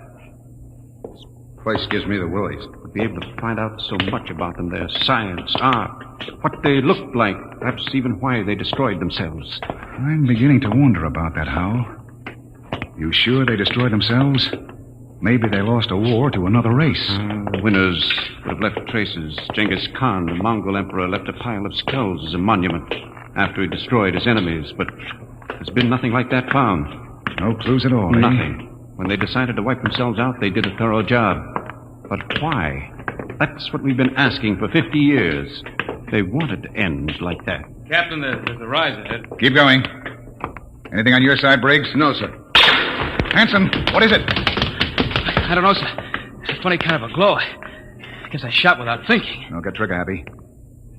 Howell. Yes? Where do you think the light is coming from? Down there. It's an amphitheater. Stone seats and a hood. It looks like a band shell. What's up, Captain? Wait a minute. Well, Howell? No. That's the Lost Race sign on the hood. A what? A sort of hieroglyphic. The only thing we'd ever found before. One in each ruin. What does it mean? Some kind of a warning, I think. Come on. We're going down there. Careful now. There's a platform of some kind down there. Looks like a lecture platform, doesn't it? Or an altar. This might have been a temple. Perhaps the Lost Race sign had a religious significance. It looks like a throne to me. A throne 5 feet high. Briggs, climb up there. And see if there are any controls for this machinery. Aye, sir. This wasn't meant for any man to sit on. There's a lever up here. Shall I try it? Sure, go ahead. Hey, what's that mist? It's like a steam bath. I wonder if Kelly and Williams ran into anything Kelly, like... hold that light up. Shut up and keep looking for Danton. What? Look there, in the hood. It's Williams and Kelly. That crazy jet jockey. When I find Wait, him, I'm pull the going to lever. beat his brains out. You could see him, a three-dimensional image. Some kind of television. Get down, Briggs. Aye, sir. Did you see it, Skipper? I was just thinking about him, and there he was. And we all saw it. Out of the way. I'm going to try it. This thing can pick up Earth. It'll replace the receiver Danton smashed. Just throw the lever, eh?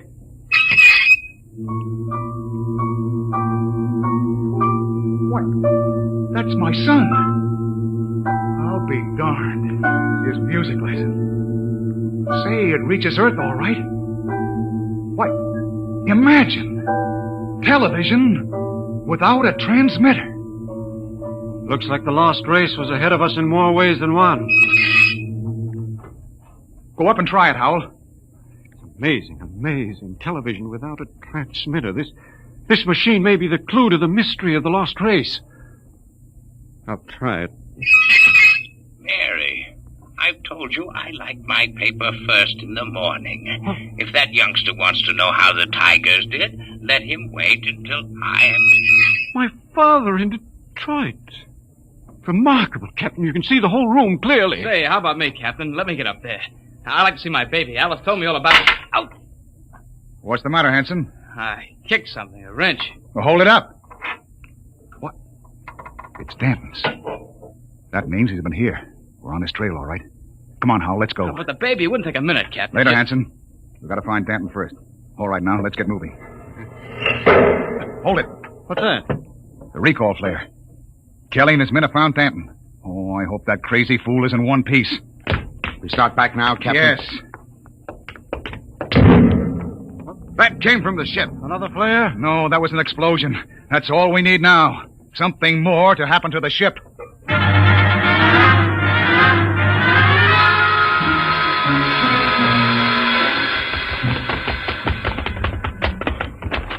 Oh, it's the main jets. Smashed flat. Of all the stinking rot. Check through the ship for further damage. Aye, sir. Oh, look at those plates. Crumpled like an accordion. Captain! Oh, Captain! Here comes Kelly's party. We got him. We got Denton. Hold it. What happened here? Somebody blew up the main jets. Denton, do you know anything about this? No, sir. Not much he doesn't. He's crazy enough to blow us all up. Listen, Hanson, I admit I went off my head tonight, but I'm not crazy enough to commit suicide. The jets are smashed, we're all marooned up the same creek. I still think he's got something to do with it. Lay off, Hanson. We found him wandering up in the hills. And he was with us when the blast went off. Yes, that's right. We saw your recall flare before the explosions. Oh, I guess that puts Stanton in the clear. Then who did it, Captain? I don't know, Howell. Looks like somebody didn't want us to leave this planet. Well, we still got one slim chance left. If we can repair the lifeboat... Skipper, it's gone. Gone? The escape port is open, the boat's missing. Oh, what else? The arms chest was cleaned out, sir, and the fuel locker was jimmied open. The descendium bars are gone. You sure? You can look for yourself, sir. She's clean. I see. There's only one answer left. There's something or somebody out in those ruins trying to get us. Maybe that lost race decided they weren't going to stay lost. You think some of them may still be alive? Who else could have blown up our ship?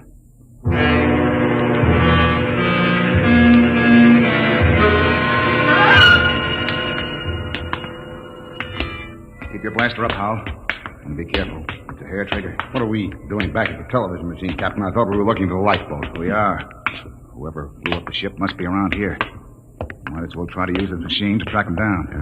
Yeah. Catch them with their own gadget, huh? That's right. All right, Hal, you're the expert.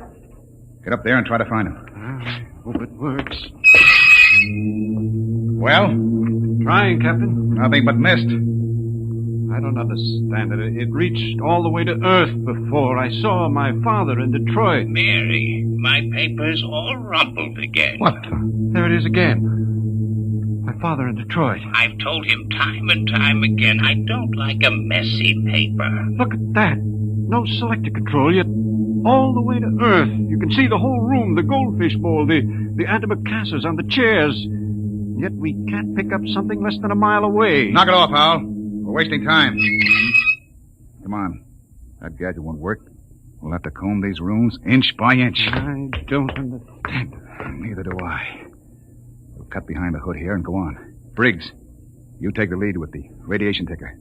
We might be able to pick up a reading on where the rocket fuel is hidden. Aye, sir. All right, let's go. I can't understand why that machine can pick up Earth and not... Help, Captain! Briggs, what is it? Captain, help! I'm falling! It's a cave-in. Hang on, Briggs. I'm slipping, Captain. Grab his wrist. All right. Now pull. Pull. Higher. Higher. Oh. What happened? I was just walking along and the ground caved in. What? It's some kind of shaft. Hold your light over it, Captain. Oh! 50 feet deep in a stone bottom. I could have split my head open like a grapefruit. Something down there. Hold that light steady. Amazing. Amazing. Looks like a pile of bones to me. 2 piles. Maybe the first skeletal remains ever found of the lost race. I've got to get down in there. We haven't got time, Hal. Come on. Let me have your binoculars. Wonderful. That small skeleton must be an infant. They've been laid out carefully. Burial chamber. The way they're lying, it's probably a mother and infant. Yeah. The tail, she's definitely anthropoid. Oh, you mean apes? Something like that. Yet they had atomic power and built cities across the galaxy. Amazing. Oh, we haven't got time. Hello, that's funny. The little one is different. The caudal bones are different. No tail. Listen, Hal. What do I care whether they had tails or not? Come on now. It's almost as if... Well, they did have atomics, and radiation does funny things to heredity. They had that problem of mutations in Detroit. What? Detroit? That must be it. What? The new atomics plant at Detroit. They tore down my father's house to make room for it. Quickly, Captain. Oh, where are you going? Back to the machine. I've got a theory that may solve the whole mystery of what happened to the lost race. I don't care what happened to the dead ones, Hal. I want to find the living ones who wrecked my ship. I think this machine may give us both answers. Yes, the house destroyed down to the last detail. Oh, come on, Don. We know all But that. don't you understand? That house was torn down. I got a letter before we lifted off Earth. It's gone. But it's on the television machine. Captain, that machine isn't television. It's a thought projector. What? It only mirrors what's in your own mind. But, Mr. Howell, we saw Earth. It was really there. But it was just because we imagined it, Briggs. It's a thought projection. I can produce any mental image that occurs to me on this machine. New York spaceport, a space guard patrol, anything. Anything? Yes. And now I think I know what inspired the Lost Race to do what they did. It was fear. Fear of what was in their own minds. They could all see it with machines like this. But fear? Fear of what? They foresaw the future. So they destroyed themselves. Every last one of them. Hold it, Howell. Are you sure they're all dead? 100,000 years ago. Then who blew up the ship and stole our lifeboat? Danton. Danton? But why? He was pathologically jealous. Yes, but blowing up the ship was like committing suicide. He wasn't crazy enough to do that. The Lost Race was after they looked at this machine. You mean Danton did too? We found his wrench here. You're right. He must have looked at the machine and thought it was television. He must have seen all his fears about losing his girl confirmed. That was enough to make him completely unbalanced. But he was with Kelly when that explosion went off. He's got an ironclad alibi. No, he hasn't. Wouldn't take a power man long to sneak back to the ship and rig a delayed action fuse. Howell, we've got to get back to the ship before Danton. Never mind, Captain. Stay right there. That's Danton. I'm in the dark. You make a perfect target there. Stop your gun. I got a blaster set at wide angle. Drop him. He's got us cold. I've been following you, Wharton. I wanted to tell you. I'm going back to Earth. I got the lifeboat hidden over that rise. It won't work in deep space. You believed me when I told you that, didn't you? Well, I've got it fixed. And with that Bessendium fuel, it'll be a milk run. I'll reach the Space Guard station at Volta with a long, sad story about how the rest of you exploded in mid-space. Danton, that's murder. Yeah, that's just what it is. And easy, too. Danton, you can't just leave us here. Watch me. Sit in front of that machine and watch me. Yeah, I know what it is. I know it's a television without a transmitter. And I did some checking up. I've seen how you were stealing my call. Trying to steal my girl. Danton, you're sick. You Pretty can't... smart, that Lost Race. They built some machine. And it showed me plenty. It showed me enough to kill you. Oh, you've got it all wrong. This isn't a television machine. What are you trying to pull, Wharton? I saw it. Those were your own thoughts, Danton. Those things you saw exist only in your mind. Shut up before I blast all of you down. You're just trying to lie out of it, that's all. But I know the truth when I see it. And you're going to die. All right, Danton, but you're not going to get away with it. Look at the machine. What's that? The machine. It's the Space Guard patrol, Danton. Look, they're coming. X3 to command. Spotted the Corellias. Reported. Preparing to land. That's the Space Guard, Danton. Yeah, whole patrol. You're lying. They couldn't come. There wasn't any SOS. X3 to command. Preparing to land. There's the clearing. That's enough, Howell. All right, Danton. They'll be coming over the horizon.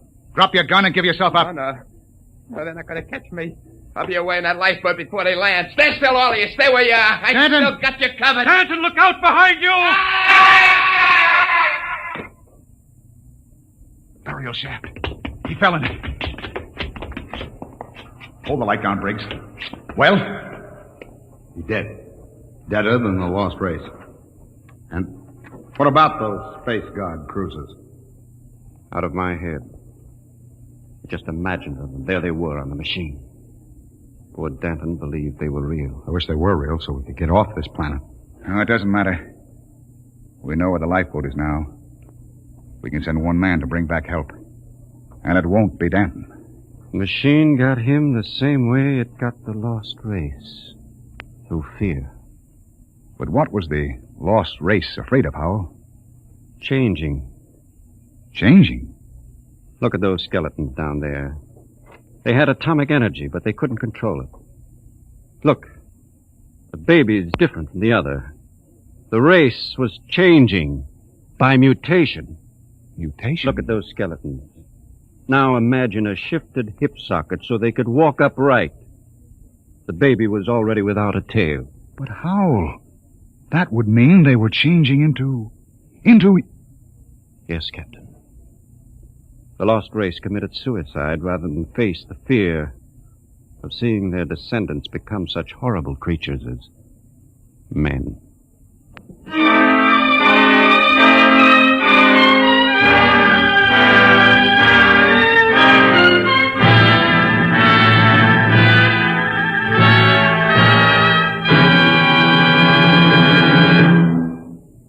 You have just heard another adventure into the unknown world of the future.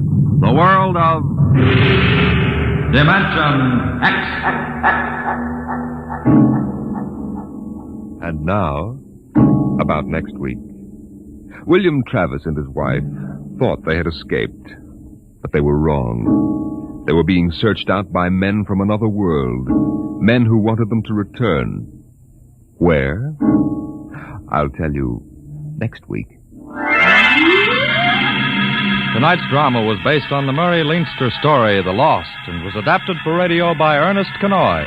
Featured in the cast were Matt Crowley as Captain Wharton, Roger DeKoven as Howell, and Joseph Julian as Danton. Your host was Norman Rose. Adventures in time and space, told in future tense. Dimension X.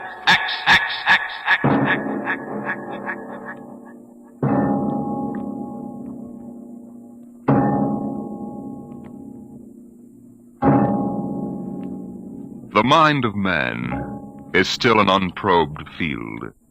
Within it lie many mysteries still unsolved. But there are men today, psychologists now experimenting with telepathy, hypnosis, thought transference, who believe that in the future we may discover the existence of a force of the mind, more powerful than any force the world has ever known. We go ahead now in time some 10 years, and in space to the campus of a small eastern college. The hour is late, and in one of the dark college buildings, two men stand in front of a door that bears the name Professor Arthur Barnhouse, Psychology.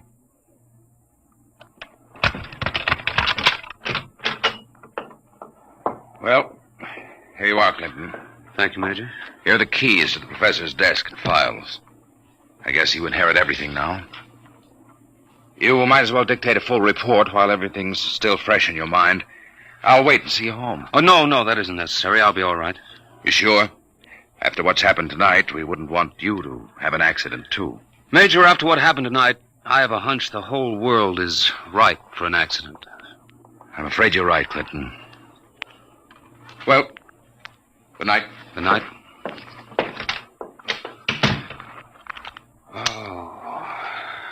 Pull yourself together, Buster. Easy does it. August 21st, 1960.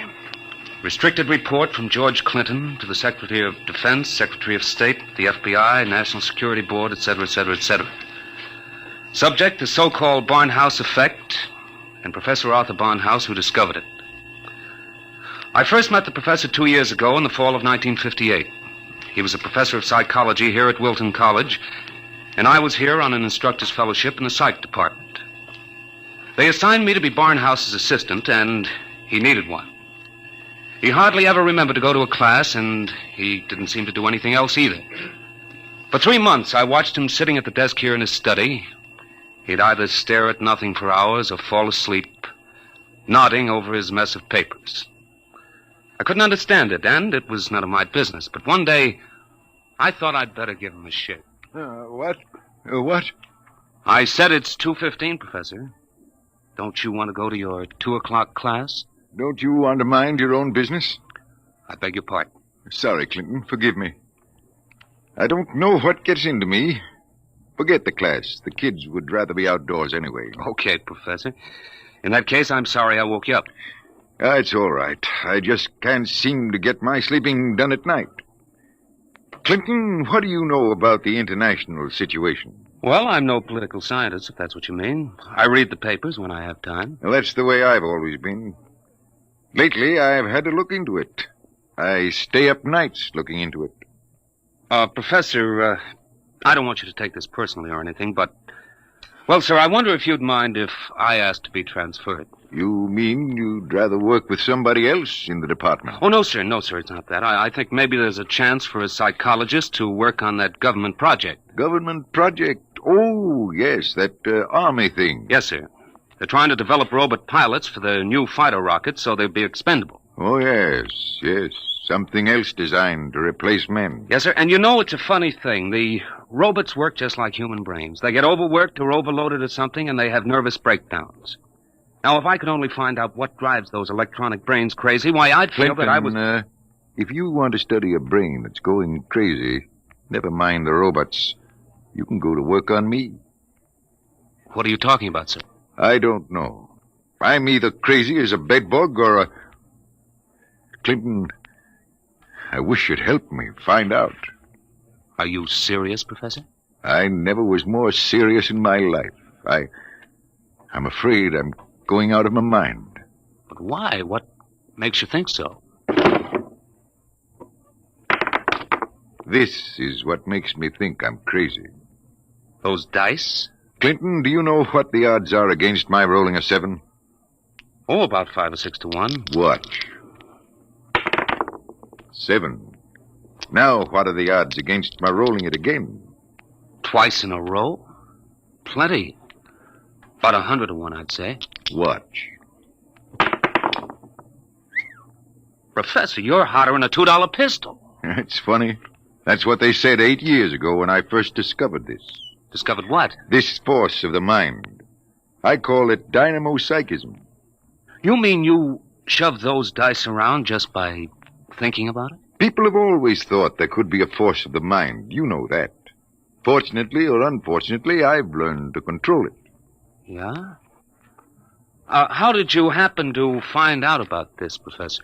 Well, it was about 10 years ago, back in 1948. I made the mistake of going to a psychologist's convention, and in order not to appear unsocial, I happened to find myself, for the first and only time in my life, in a dice game. What happened?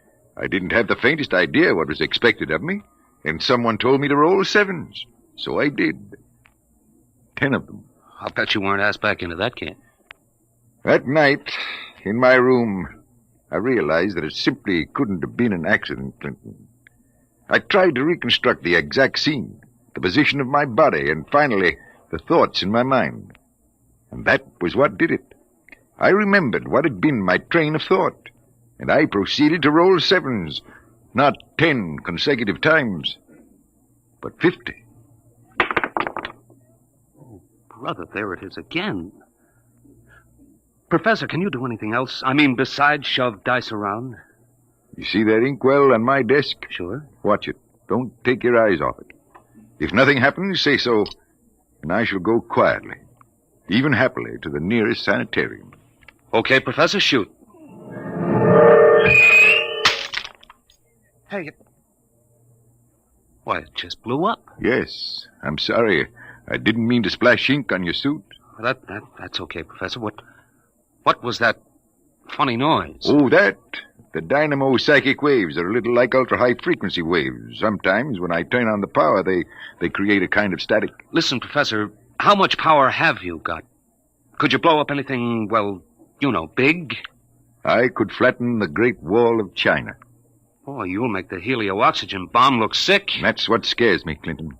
The thought that maybe I could use this power to save the world. Clinton, you've got to help me. Who, me?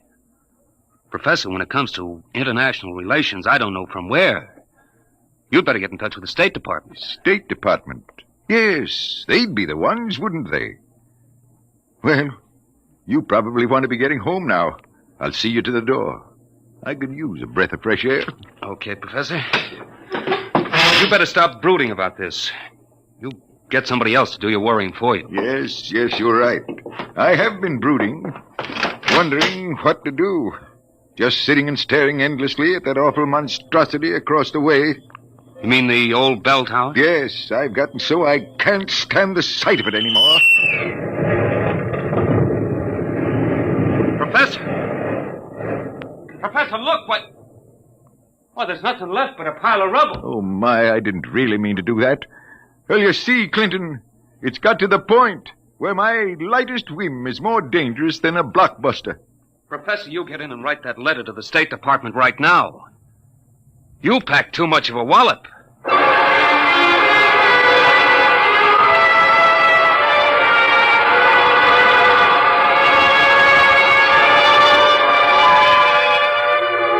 Professor Barnhouse mailed his letter, and things happened fast.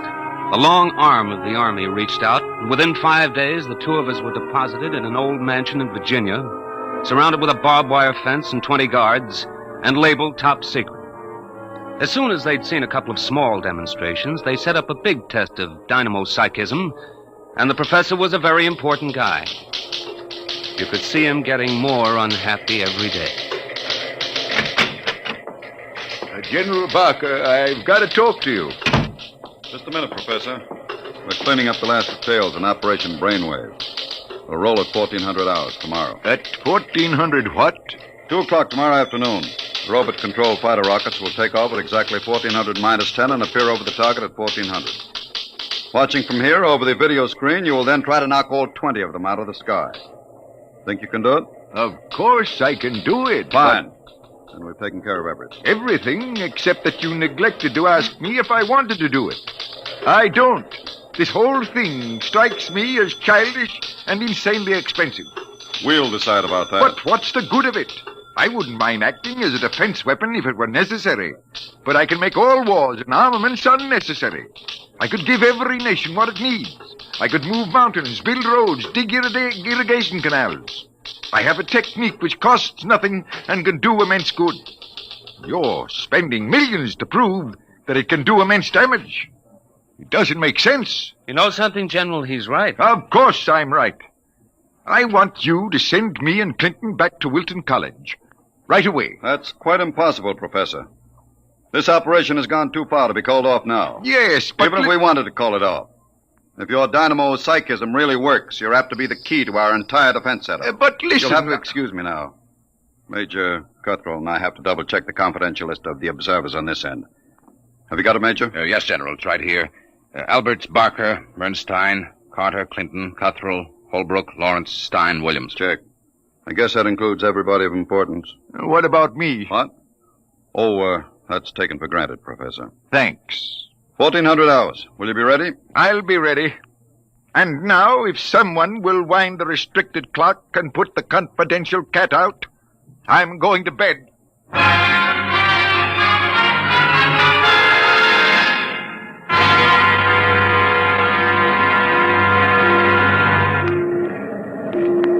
YDR to brainwave control. Observation plane to brainwave control. Come in, please. That's McKinley in the observation plane. Cut me in. Hello, McKinley. Reading you clear on the speaker. Everything all right? All okay, General. Takeoff uneventful. Fighter rockets now flying on course in perfect formation. Altitude 5,000 feet. Airspeed 865. Visibility unlimited. Are you tracking us? We've got you on radar. Haven't picked you up on the video screen yet. What's your estimated time of arrival over at the target? ETA, 2 minutes. Check.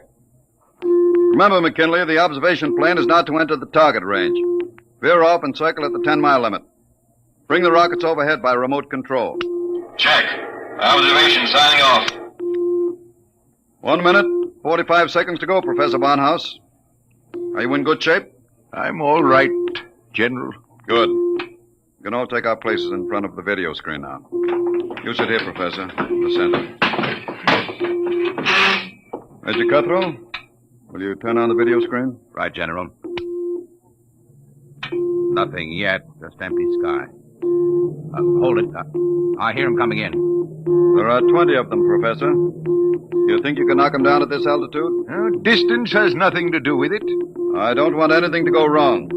You're sure you feel all right? General, I know I can do it.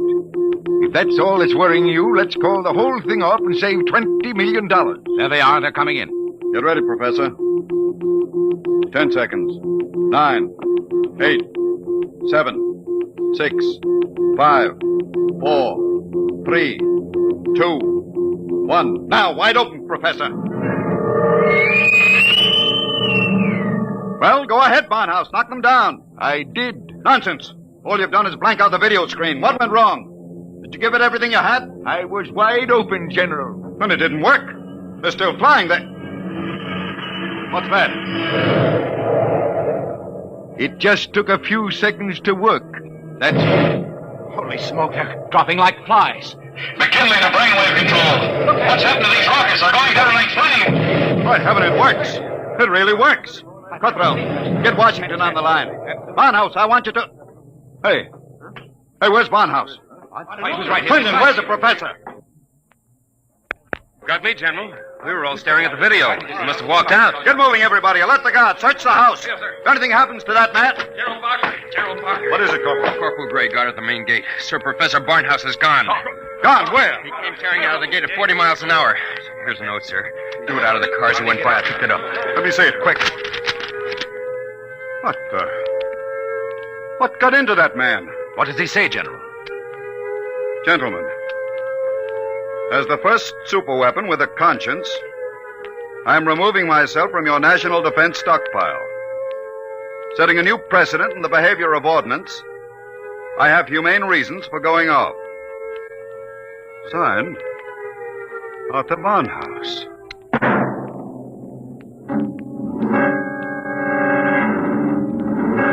Barnhouse was gone, and within 12 hours the world was on a spree.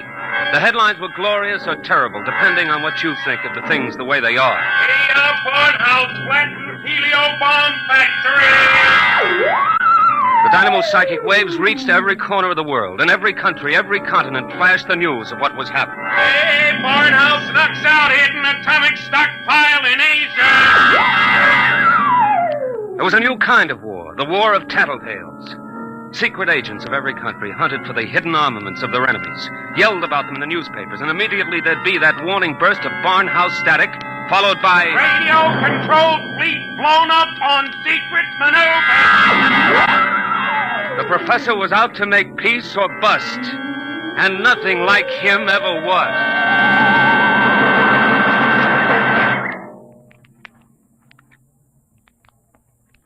Look, Major Cuthrell, I told the FBI and the Army everything I know weeks ago. I've answered questions till I'm blue in the face. I didn't come here to ask questions, Clinton. I came to ask for your help. My help? That's right. To find Barnhouse. What if I don't want to? If you're his friend, I think you'd better. Why pick on me? You've got the FBI, the police, and Army intelligence. Why can't you find him yourselves? We're trying. But you know the man well. You could spot him where we wouldn't. And you're the only one who can. Maybe. But why should I? Wherever he is, I think he's doing fine. He's making war impossible, and I like it. So do I. Yes? He's putting you out of a job. That's all right with me. I'll retire to a truck farm with pleasure. Well, then? Look, Clinton, we aren't the only ones in this race. Every country in the world has its best agents out hunting for Barnhouse. Nobody can beat that kind of a manhunt. He seems to be doing all right so far. Sure, but how long do you think he can keep it up? A week? A month? Sooner or later, he'll be spotted. And if the wrong people find him, Clinton, we're done for. You know what kind of weapon this is. Whoever controls the Barnhouse effect can control the world. Well, all right. Suppose they do find him. He'd never give the secret away. Never give it away? Are you out of your mind? Do you think these fellas are playing for marbles? Well, no, but... Read the papers, Clinton. Don't you know what's going on in the rest of the world? Yes, They'll get the secret out of Barnhouse, all right. What happens to him in the process won't be very pretty. Well, he must realize that then. He'll never let himself be taken alive. He may not have the choice. And if he doesn't, God help us all. All right. All right, I'm in. Good. Now, do you know anything that you haven't told us? Anything that might give us a lead? Only this. It was addressed to me. I found it here on his desk the morning after he escaped. You mean he came back here? Yes. I guess he needed to pick up some personal effects. Anyway, the files were open, and he left this note on a scrap of paper. Anything to do with the Barnhouse effect? Read it yourself. It's Greek to me. Just these few lines scrawled on a piece of paper, and the last one breaks off right in the middle of a sentence. This stuff doesn't make any sense at all. You know, from the looks of this, I'm beginning to wonder if the professor isn't going off his rocker. I thought of that, too. All the more reason why we've got to get to him quick. He may be helpless, and the whole world's on his track. Come on, Clinton. We haven't much time.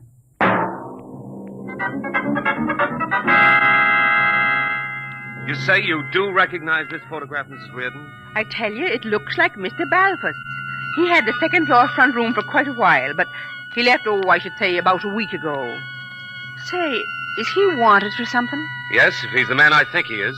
Well, now, I'd say you're looking for the wrong fella. That Mr. Balfour, he couldn't be a criminal. Why, he wouldn't even harm a fly. He spent all his time in his room, just thinking.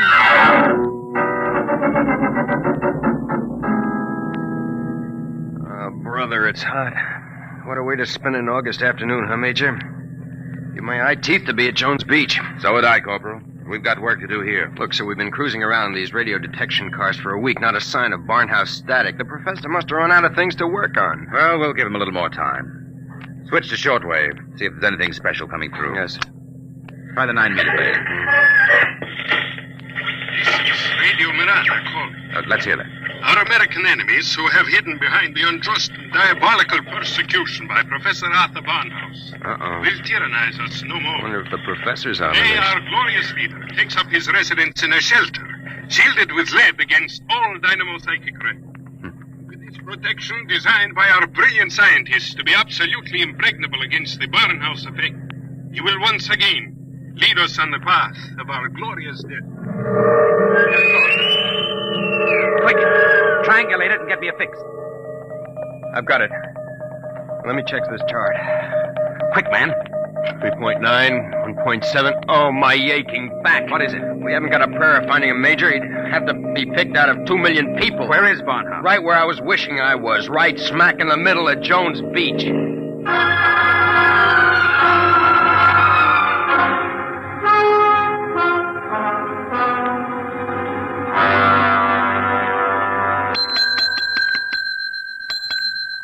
Sorry, gents, we're full. No more rooms tonight. We don't want a room. Do you recognize this picture? Who wants to know? Uncle wants to know. Oh, excuse me. I'm sorry. Let me see it. Yeah, it looks a lot like room 417. About 5 feet 8, thin, sandy hair, glasses, little scar right across the bridge of his nose. Yeah, that's 417, all right. You mean he's here now? No, not anymore. He checked out 2 days ago. But he couldn't have gone far. What makes you say that? Oh, he looked sick as a dog. Couldn't hardly carry his own bag out. Uh-oh. Like I said to the other fellas, I said he looked like he was on his way to the morgue. What other fellas? Oh, the ones this morning. You're the second pair that's been asking for him.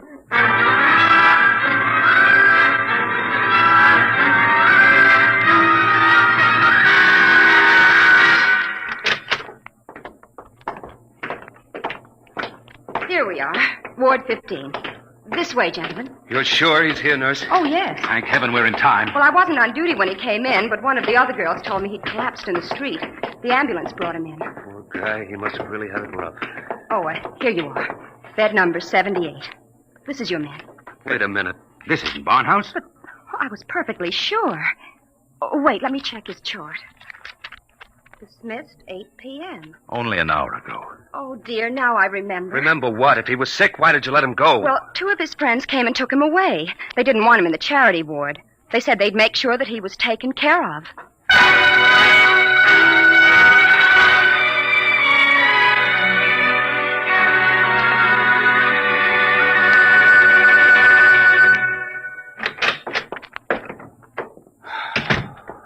Every time I walk into this study, I keep hoping somehow I'll wake up out of a bad dream and find the professor just sitting here. Major, is there anything we haven't covered? Nothing. The police, the FBI, the air patrols, the docks, the railroad stations, everything. Not even a flea could get through this dragnet. I hope. Then I guess we sit. We sit. Maybe something will come in.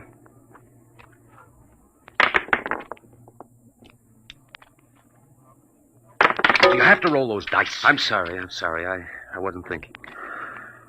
An hour. That's what's driving me crazy. 1 hour sooner and he'd have been in our hand, not theirs. I know. Well, maybe he's still all right. How can he be all right? He's in the hands of a foreign power. We don't know that for sure. The professor was a likable little guy. He couldn't have lasted this long if he hadn't found some friends. Maybe they came and took him away. Well, grab that. Hello? Yes? Clinton, is that you? Professor Barnhouse. Clinton, They've got me. Who's got you? Where are you, Professor? I don't know. They said something about taking me to an airport. An airport? Which one? Listen, Clinton, I've got to tell you. The inkwell. What are you talking about? Remember the inkwell? Professor. Professor Barnhouse. Operator. Your call, please. Operator, that caller just came in here. Can you trace it? I'm sorry, sir, but I'm afraid it's too late. Your party has been disconnected.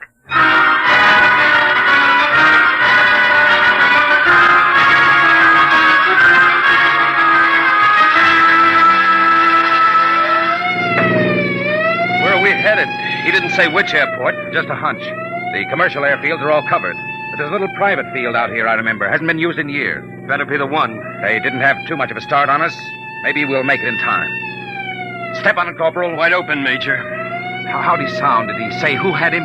No, all he got out was airport and something about an Major, Mr. Clinton, there's a tail light up ahead. Must be another car going like the devil.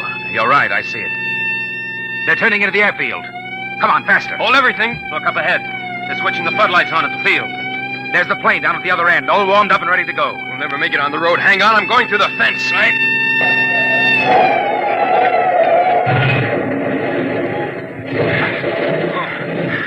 Cal, what's the matter? Get going. Sorry, sir. Must have cracked the axle. They're taking off. Get out the submachine gun. You can't. Barnhouse is in that plane. You'll kill him. We've got to take that chance. That plane's headed straight for us. Hit the dirt. Get that gun working, Corporal. Aim for the propeller.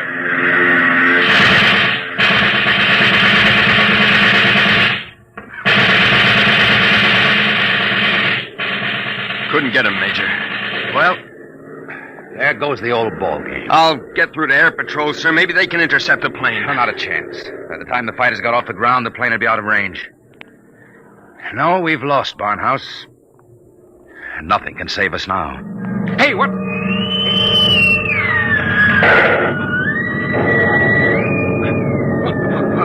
What hit me? Clinton, are you all right? Yeah, sure.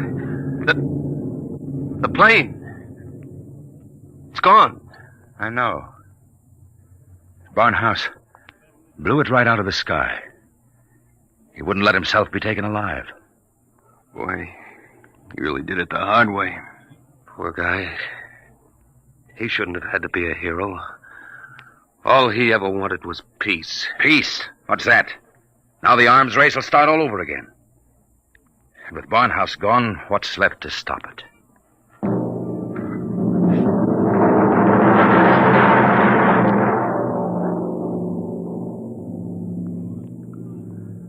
So they brought me back here to the professor's old study to dictate this report.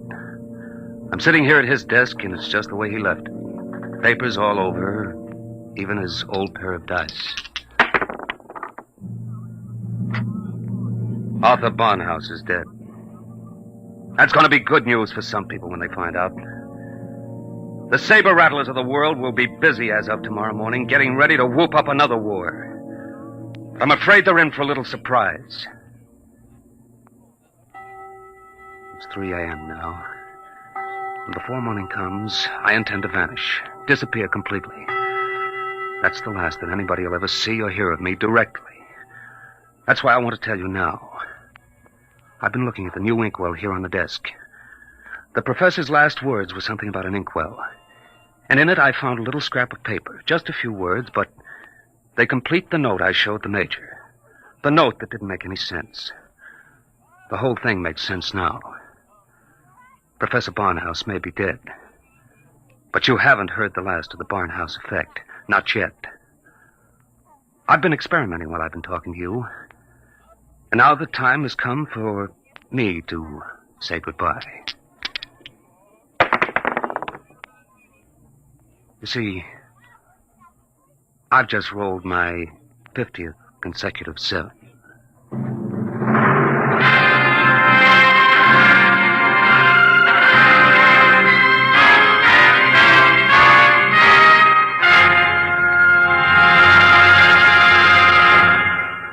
You have just heard Report on the Barnhouse Effect by Kurt Vonnegut, Jr. An adventure in time, space, and the unknown. Dimension X.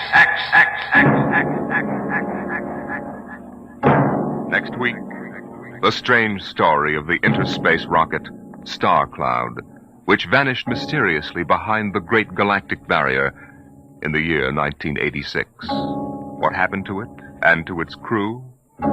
We'll tell you next week.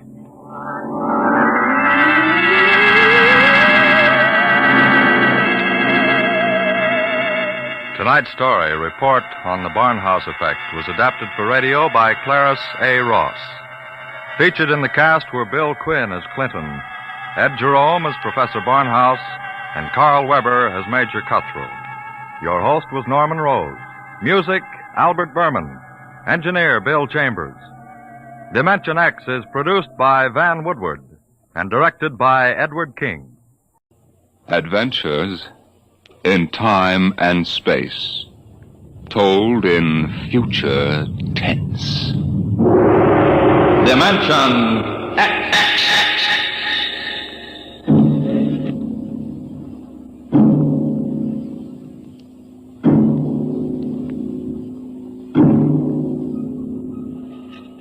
Have you ever heard of the Mark III?